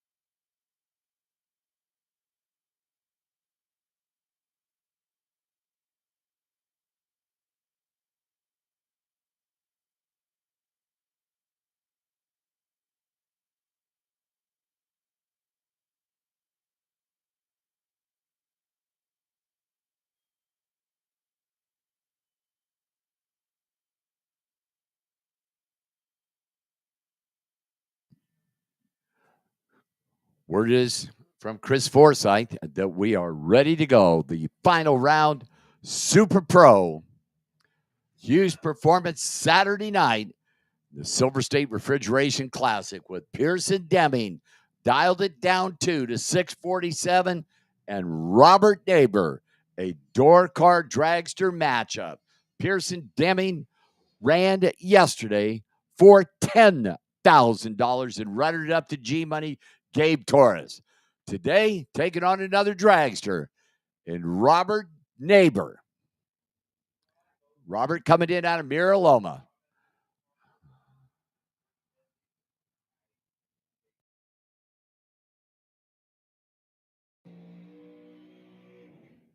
Pearson has been on fire yesterday and today. Robert hadn't been, but Robert went into the late rounds yesterday.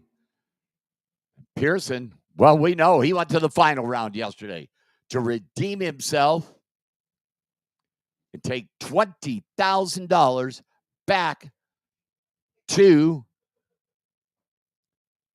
Idaho.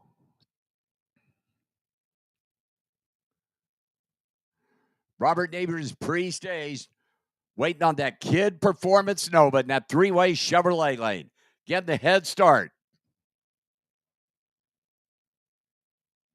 They are both pre-staged. Hughes Performance Saturday for $20,000 in the final round of Super Pro. Pearson Deming to stage. Robert Neighbor bumps in. He is set for the money and the trophy. They are clean. They are green. Robert Neighbor was better of the two by 9,000. Pearson Deming by 9 thousandths of a second is $20,000 richer. Pearson was 25 on the tree, goes 1 over 48 with a 1. Robert Neighbor was 16 on the tree. It goes a 2 over 59 with a 9. And by 9 thousandths of a second, Pearson Deming picks up $20,000 on Hughes Performance Saturday in Super Pro. Stan Deming and Randy Stanley down there high-fiving, hugging, and all that stuff. And, well, that trip back to Napa, Idaho is going to be a whole lot easier come tomorrow night. Well, I am going to slide out of here after that great final round with Pearson and Nate Hershey going to come on in here for a little bit. We wait for Pearson to get back for Winner's Circle pictures and interviews.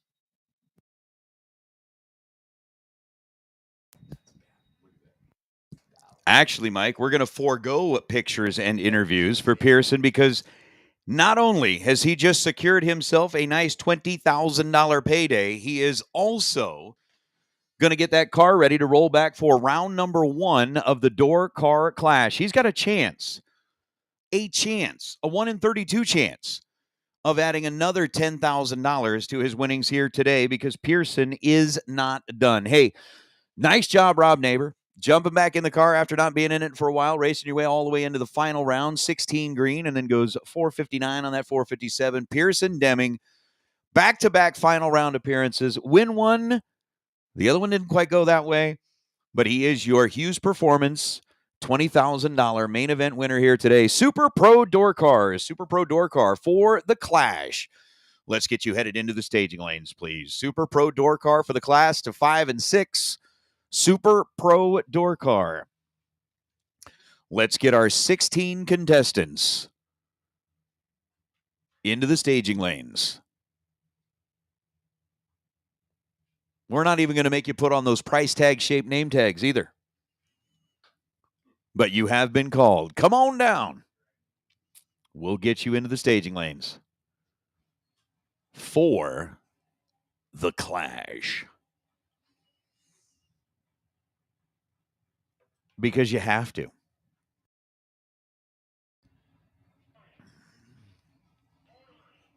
Because you want to. Because there's $10,000 up for grabs. We just watched Pearson Deming earn a $20,000 payday. We watched Steve Alanach earn a $7,500 payday. We are 5 win lights away from seeing another racer earn a $10,000 payday. And if this is how we're going to start this out, buckle up, Buttercup. We got Tony Marconi and Andy Schmall, who both are a couple of drivers who are able to regularly find their way into the winner's circle, whether it be at a local bracket race, whether it be at a big buck bracket race, whether it be at divisionals, nationals, wherever it is. These two have a tendency to find the winner's circle, and they are paired up here in round number 1, separated by 1/100th of a second in the dial. 592, the dial for the arrow of Marconi over on the left side. 593, the dial for the banana, the Beretta of Andy Schmall out of Idaho. 12 thousandths of a second separate them in reaction time, and at the finish line, 592 on a 592, and our very first margin of victory in the clash is 5/10,000ths of a second. Andy Schmall, 33 green, 14 thou above the dial. Tony Marconi was 45 green, 2 thou above the dial. 47 total to a 47 total. And in the very first pair, it's .0005. The margin of victory, with the winner of that pair coming out as Tony Marconi. Pedro Valdez. Now rolling up left side. Can't believe we still haven't fixed that. But it's Valdez who scrambled to get the car fixed, to be here in the shootout going up against Shelby Williams, the Foggett K&N sponsored 67 Camaro. Over on the right side, dialed in at 6.20 seconds. Pedro Valdez dialed in at 7:07. Separated by 19 thousandths of a second. Winner is going to be Shelby Williams. 61 green, dead on 2 for Shelby. Valdez was 42 green. Gets there first by 49 thousandths of a second.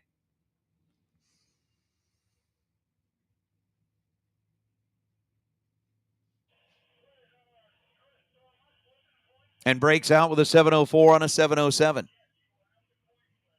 Tim O'More and Jody George. Tim, 590 dial left side in the Camaro.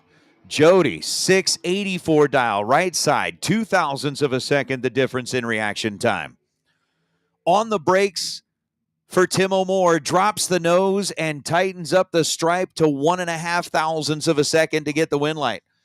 38 green to a 36 green, separated by 2 thousandths of a second at this end of the racetrack. Tim O is 29 thou above the dial and 1.5 thousandths of a second ahead down at the finish line to get the win light over Jody.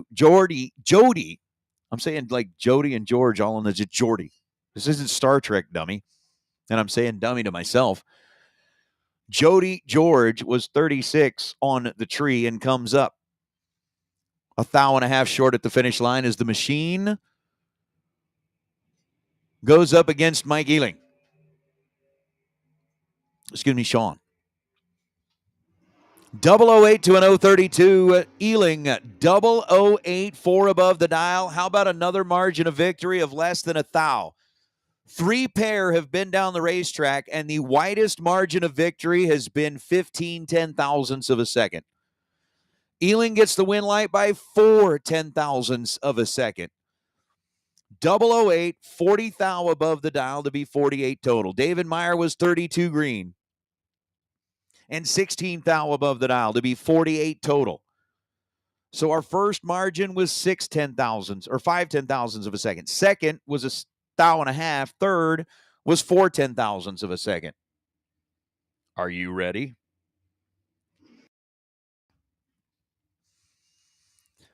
Because this is going to be mean. Tyler Smith and Stephanie Paz. The Nova. Nove is the plural of Nova. 645 to a 654. Out of the gate, we are green. 76 thousandths of a second is the difference in reaction time, and Tyler Smith 003 and another margin of victory of 1.5 thousandths of a second.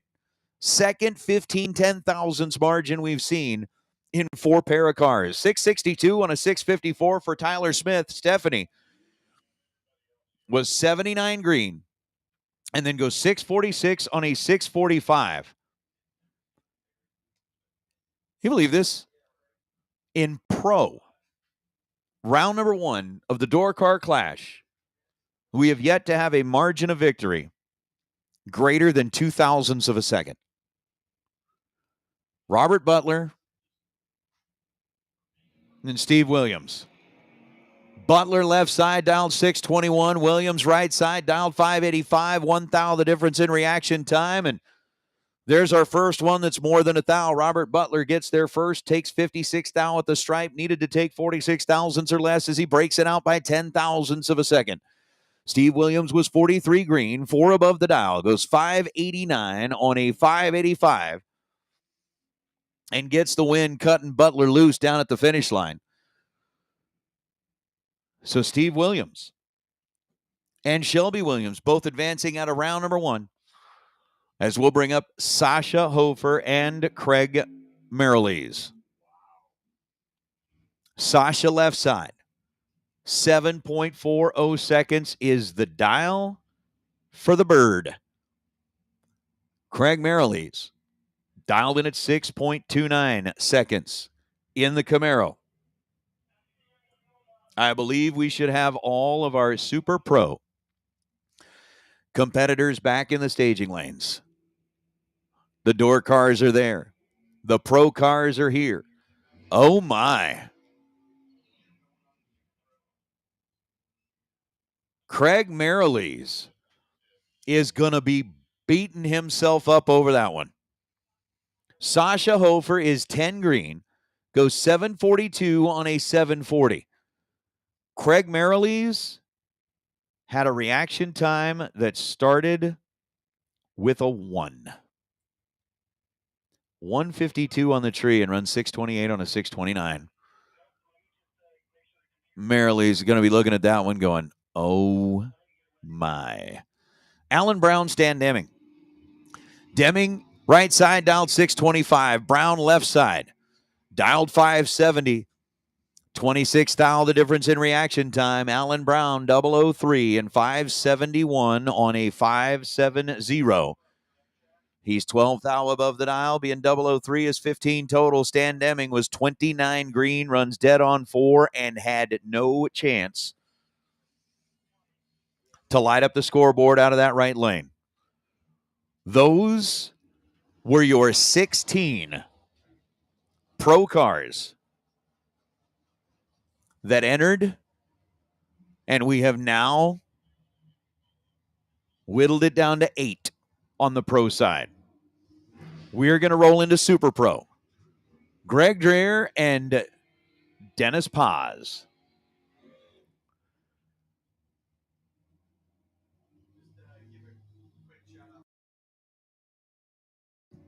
All right, once again, Pearson Deming. Hey, congratulations on your $20,000 victory. We would like to invite you into the staging lanes at this time to race for another $10,000. I mean, how many times in your life do you get to hear that? Hey, you just won 20 grand. Why don't you come on back and race for another 10? Not often in this part of the world. You're like, yeah, I just won 20 grand. Now they're inviting me to the lanes to run for another 10. Okay. Hey, Mom, guess what? Dennis Paz dialed 657. Greg Dreher dialed 686. 005 and 657 on a 657 for Dennis. Paz ends up 14 thou total. Greg Dreher was 13 green, needed to get down there and go 686 dead on with a 1 or better to have a chance at it. Ended up running 687 to come up 13 thousandths of a second behind. So Dennis Paz takes the El Camino into round number 2. Greg Dreher takes the minor headache back into the pits and will spend the rest of the night with a major headache, wondering and wishing What might have been. Eric Dodge and David Beckwith. Beckwith in the Nova, Dodge in the Nova. Eric spends a lot of time on the road because he lives in boring places. He's dialed 529 and 17 dead 0 for Eric Dodge. Dodge lights up the scoreboard to move into round number 2. David Beckwith was 003 on the tree, takes 22 thousandths of a second at the stripe, and breaks out by 8 thousandths of a second. Ends up with that 605 on a 606. Took 22. Needed to take 14th hour less as DJ Humard and Jason Pad. The Wagon versus the Love Truck. I do dig that truck. Jason out of Chestermere, 598 dial in on the right side. DJ out of Palmdale, California, in the 66 Nova Wagon. Running out of the left lane. 639 to a 598. Head start belongs to the Wagon. They are identical in reaction time. Both drivers leave 11 thousandths of a second after the green light comes on. DJ takes 22 thousandths of a second at the stripe and breaks out by 15 thousandths of a second. Runs 637 on a 639. Jason Pad was 11 green. DJ was 11 green. Pad goes dead on 7. And we'll bring back the Love Truck. Soon we'll be making another run. It's the Love Truck. Coming back for round number 2 is Andrew Olson and Wes Anderson. So it's Andrew versus Anderson. Mr. Anderson. Stage, set, ready. 541 the dial for the Altered. 588 the dial for the Camaro. With a 6 thou split in reaction time, comes down to a 7 thou margin of victory at the finish line. Wes Anderson was 10 on the tree, 17 thou above to be 27 thou total. Andrew Olson was 16 green and 18 thousandths of a second above the dial. Anderson moving on.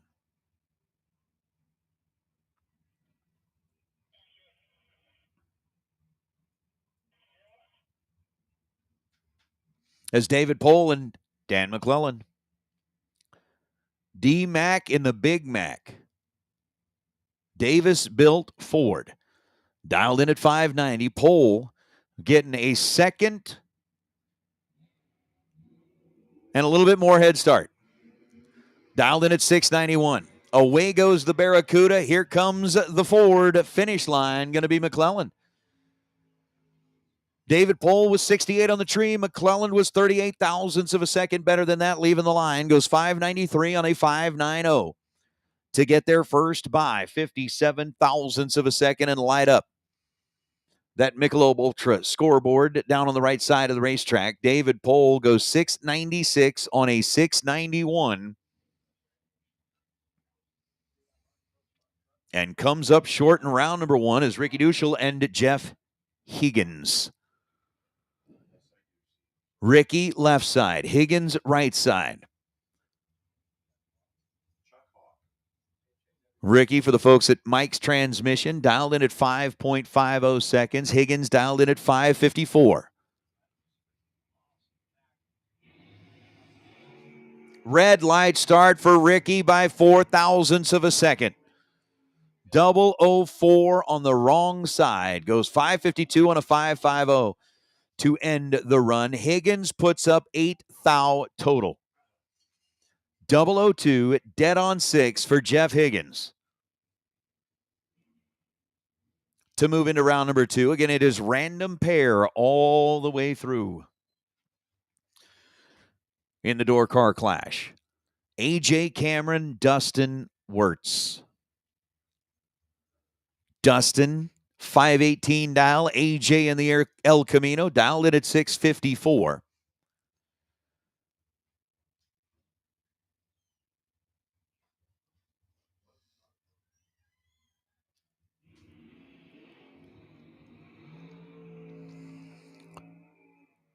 Dustin Wirtz goes red by 21 thousandths of a second to be red and dead on 2. Oh. 21 thou red, dead 2 for Dustin Wirtz. AJ Cameron, 001, dead on 7. Cameron was 8 total on that trip down the racetrack, and we have got 1 pair left. You know, you are at a race with a whole bunch of bracket racers when we have got like just about a full quarter mile's worth of grandstands, and every single person that's found their way into the grandstands is hovered around that 660-foot mark just to watch what's going on down at the finish line.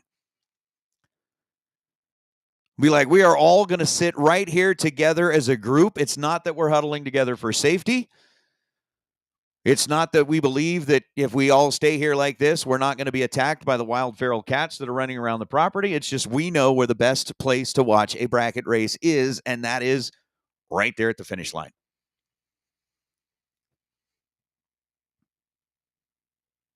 That's just awesome. That's just awesome.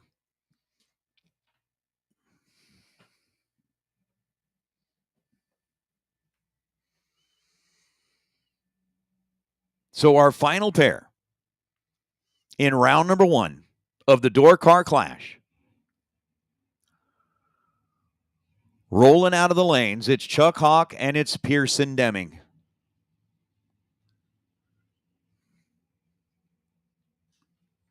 Huh. Ha. No, I'm just saying, man, this is round number 1 has been great. There's 16 guys back there in the pits right now going, no, it didn't. Well, there's 15 guys so far. But when round number 1 is over, there's going to be 16 people out there going, no, round number 1 was terrible. I don't know what you're so happy about. I hated round number 1. Then there's going to be 16 other racers that are going, and it was a little too close for comfort. But y'all know what you signed up for. You signed up. You signed up to run the gauntlet. You basically said, yes, let me see if I can face the firing squad and come out alive. Because that's what's going to happen. Pearson Deming dialed in at 648. Chuck Hawk dialed in at 488. Ooh. Out of the gate in green, Chuck Hawk is big time on the brakes, getting down to the finish line. He's going to go 491 on a 488 to get the win light after the 018 reaction time. Pearson Deming was 44 green, ends up running 647 on a 648, took 12 thousandths of a second down at the stripe, and breaks out by 5 thousandths of a second. So, Pearson, I'm very sorry that unfortunately you will have to be happy and accept only a $20,000 win today. I certainly hope that you are able to work through the emotional pain of only winning $20,000. I hope that the rest of your night will not be completely destroyed at the fact that you didn't get the extra 10, and that maybe $20,000 will be comforting enough to finish off your day with. We need Pro round number 2. Pro round number 2. Go ahead and come on back. Yep. Super Pro will call you back as soon as, basically, let's just kind of cool them, fuel them, make them back as soon as you can. You know why? You guys know Sean Langdon's here. We all know that, right? Yes, he's moved on to race in the big top fuel fancy cars and get flown around the country and all that kind of stuff. But when it comes down to it, everybody knows that Langdon is a bracket racer at heart. And round number 1 was exciting enough that he's like, I want round number 2 right now. I want round number 2 right now.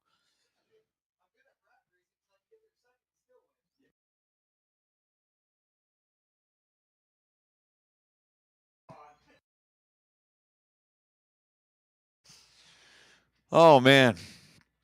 Oh, yeah. Round number 1 was great.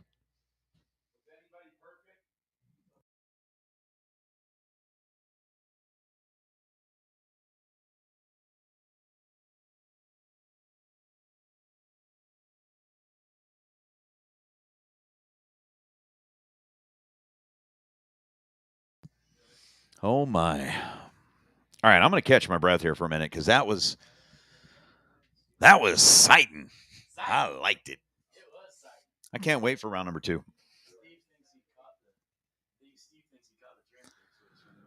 Oh, bring it on. Bring it on. Pro bracket, round number 2. Actually, I guess what I should say is pro car side of the door car clash. To lanes 3 and 4 for pro, please. Lanes 3 and 4. What? Uh-oh.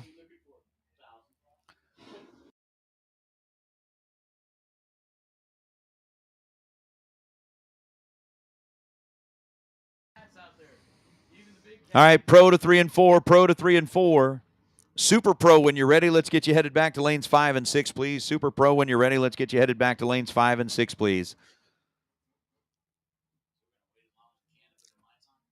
You know what, at this point, I'm jealous of, like, all of you guys sitting down there in the grandstands.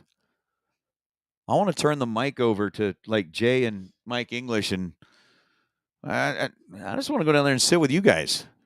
I want to find a beverage that goes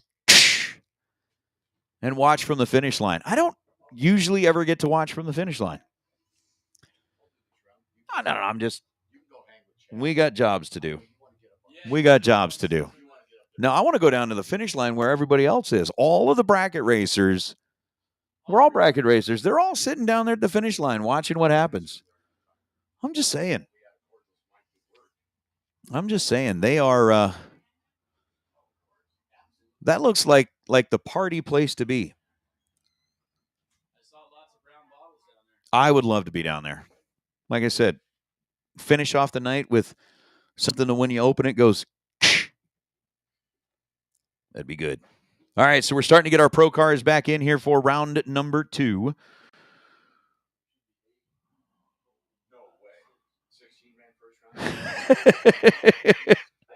Mark, I may do that. I may do that for the next round. Just because we can. But we've got big checks, or a big check, and a trophy to hand out at some point. Unfortunately, Pearson Deming was eliminated in round number 1. But that is going to give us the opportunity to probably get his winner circle photos and pictures all taken care of. Again, we're getting, well, we should have 8. Yeah, I did math. 16 divided by 2 is 8. So we'll get 8 pro cars coming back. We'll get 8 super pro cars coming back. Oh, that's magic. Jay Kaysen just made 4 of his fingers disappear, and I'm not going to tell you how because it would not be safe to air on any channel. Mm-hmm. So what do we got? 1, 2, 3, 4, 5, 6, 7. We've got 7 of our 8 pro cars. Let's get our last pro car down there. I'm going to find a big check and write Pearson Deming's name on it. We'll do photos. We'll do an interview. I don't know which of you boys is next. Which one of you gets to do round number 2? But I can tell you this. Nope. I'm going to tell you this. I got dibs. You guys fight amongst yourself who gets to do round 2 and round 3, but I got dibs on semis and finals. Mine.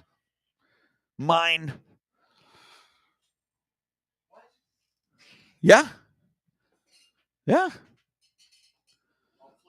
Nope. You did Super Pro finals. You're out. That's fine. You and Jay fight it out between who gets to do round 2 and round 3, but I'm coming in for, I get round 4 and round 5. That's all I'm saying. Yay. All right. We're going to be quiet here for a minute. And then while Jay and Mike figure it out, or Waldorf and Statler, as I'm going to start calling them. Ah. You two are kind of like the Muppets, Waldorf and Statler. It's awesome. It was awesome. Oh, it was great. It was wonderful. How's that sexual harassment? You need to figure out the correct harassment terms before you start accusing anybody of anything. That is not that type of harassment. That is not gender harassment. That flat out, my friend, is age harassment.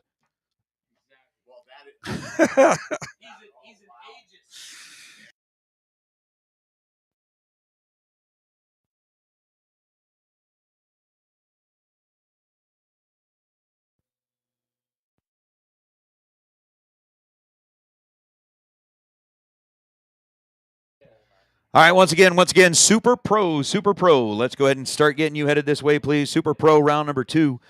Super Pro round number 2 of the Door Car Clash. Let's get you headed this way, please.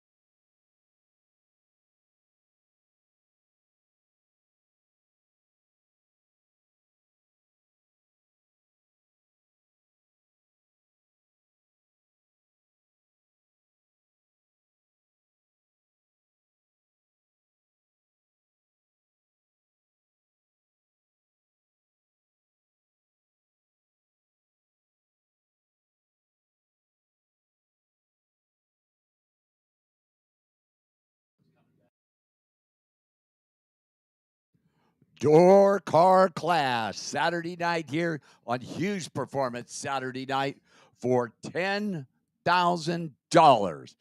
Pro ET round 2, Shelby Williams, the Foggett Camaro, and Tony Marconi in from Arizona for El Bandito Yankee Tequila.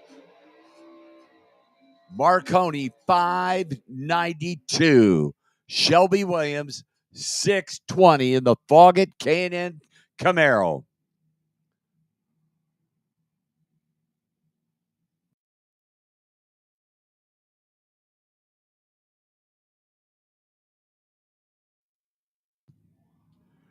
Eight cars left. Pro ET, same at Super Pro. Cut them in half. And I know, being the mathematical genius that I am, 16 cut in half is 8. Boy, a whole group of fans down there watching the finish line racing there. The best spot in the house to watch the Door Car Clash. You should go down there and call the race from down there. I've done that before here. Pre-stage, Tony Marconi's in, waiting on Shelby Williams to light that second light. Bumps it very carefully, as Caden would say. Head start that wheel standing Camaro. Here comes that Plymouth Arrow. 003 was the starting line advantage, and it goes, wow. Tony Marconi, 18, dead on 0 for the win. Shelby Williams, 003, and is 2 over 22 with a 5. Tony Marconi. Going on to the next round is Tyler Smith. Tim O'More. Tim O'More in from Arizona. That's the Camaro at 591. Chasing Tyler Smith for Mountain View Performance. The 68 Nova at 651.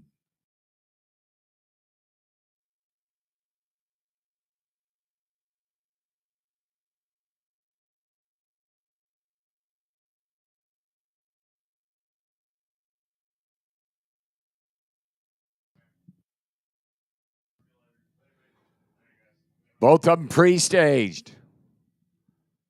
Head start goes at Stealth Black Nova.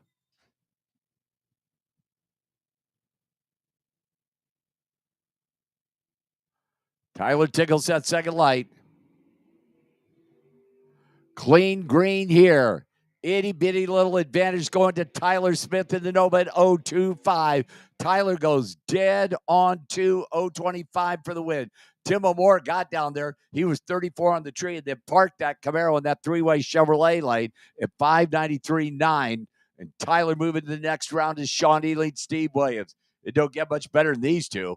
Sean, the Corvette, get the head start at 642. Steve Williams, the K&M Filters, Pontiac G5 at 585.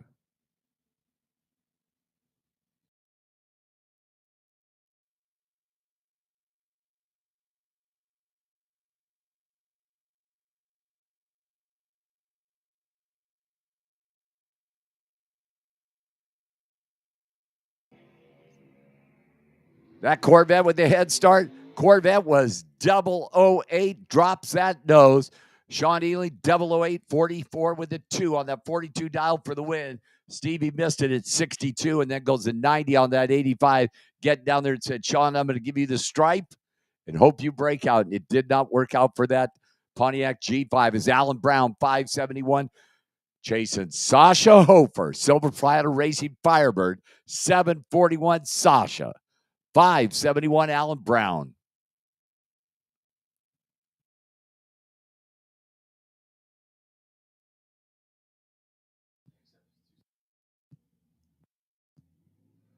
Head start to that Firebird. Red light start, Alan Brown. Sasha's 26 on the tree on that 741 dial-in. Sasha goes dead on 7 to move to the next round. Alan Brown, 573.3 on that 571 dial-in. And the red light start. Super Pro, you will be out next. Super Pro Door Cars for the $10,000 to win Door Car Clash on Hughes Performance Saturday for the Silver State Refrigeration West Coast Classic here. Man, what a great Saturday it's been.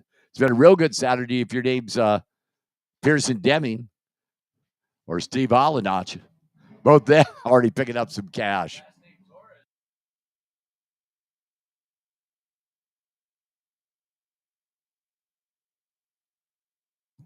Super Pro Door Car coming around the corner with Dan McClellan. The car that is for sale at $589 in the Big Mac Racing Roadster. Eric Dodge out of Oregon. The Nova at $529 for Eric.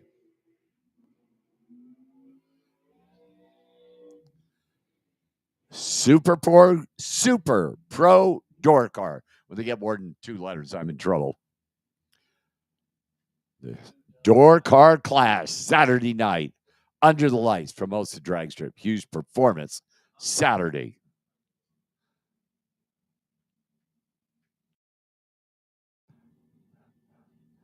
So the head start going to Dan McClellan. Eric Dodge doing the chasing.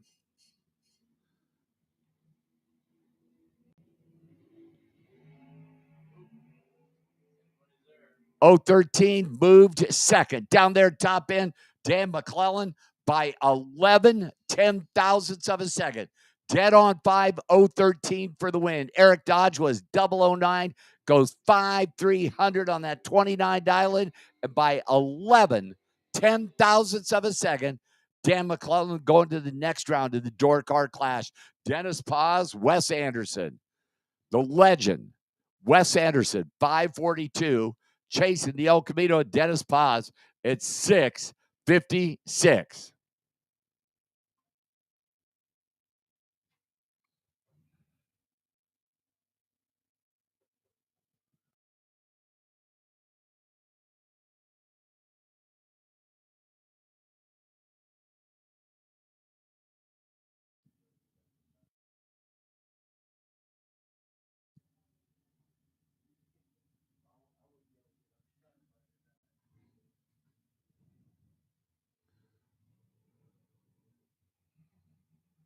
Really, Mark Yeager, let Nate do the work? Guy had worked a day in his life. Come on. Oh, clean green in this pair. Here comes that legend, Wes Anderson, that roadster down there top end. How about Dennis Paz? 005, 1 over 57 with a 2 on that 56 for the win. Wes was 25 and a 2 over 44 with a 1 on that 42. And the El Camino going rounds again in the door car class.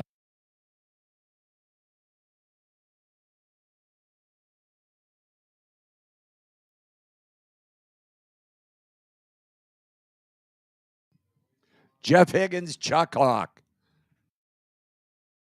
Chuck Hawk, 488, the pro stock style pick 'em up truck out of Arizona. Jeff Higgins, the 34 Chevrolet Roadster, 554 for the runner in from Boise, Idaho. Alvin, we're not going to tell stories like that. Come on. A 20-second story with Jay telling it would take 3 hours or longer.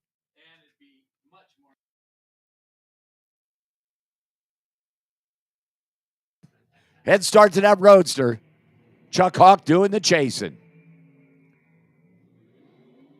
Watching it to the finish line. Chuck Hawk tacking the brakes. Chuck Hawk, 029 on the tree, 96 with a 1 on that 88 dial for the win. Jeff Higgins missed the tree at 98, and then a 6 over 559.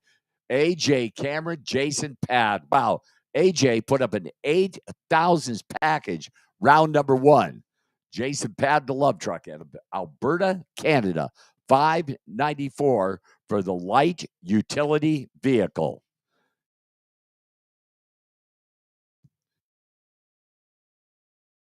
Pre-stage, final pair, the door car clash in Super Pro.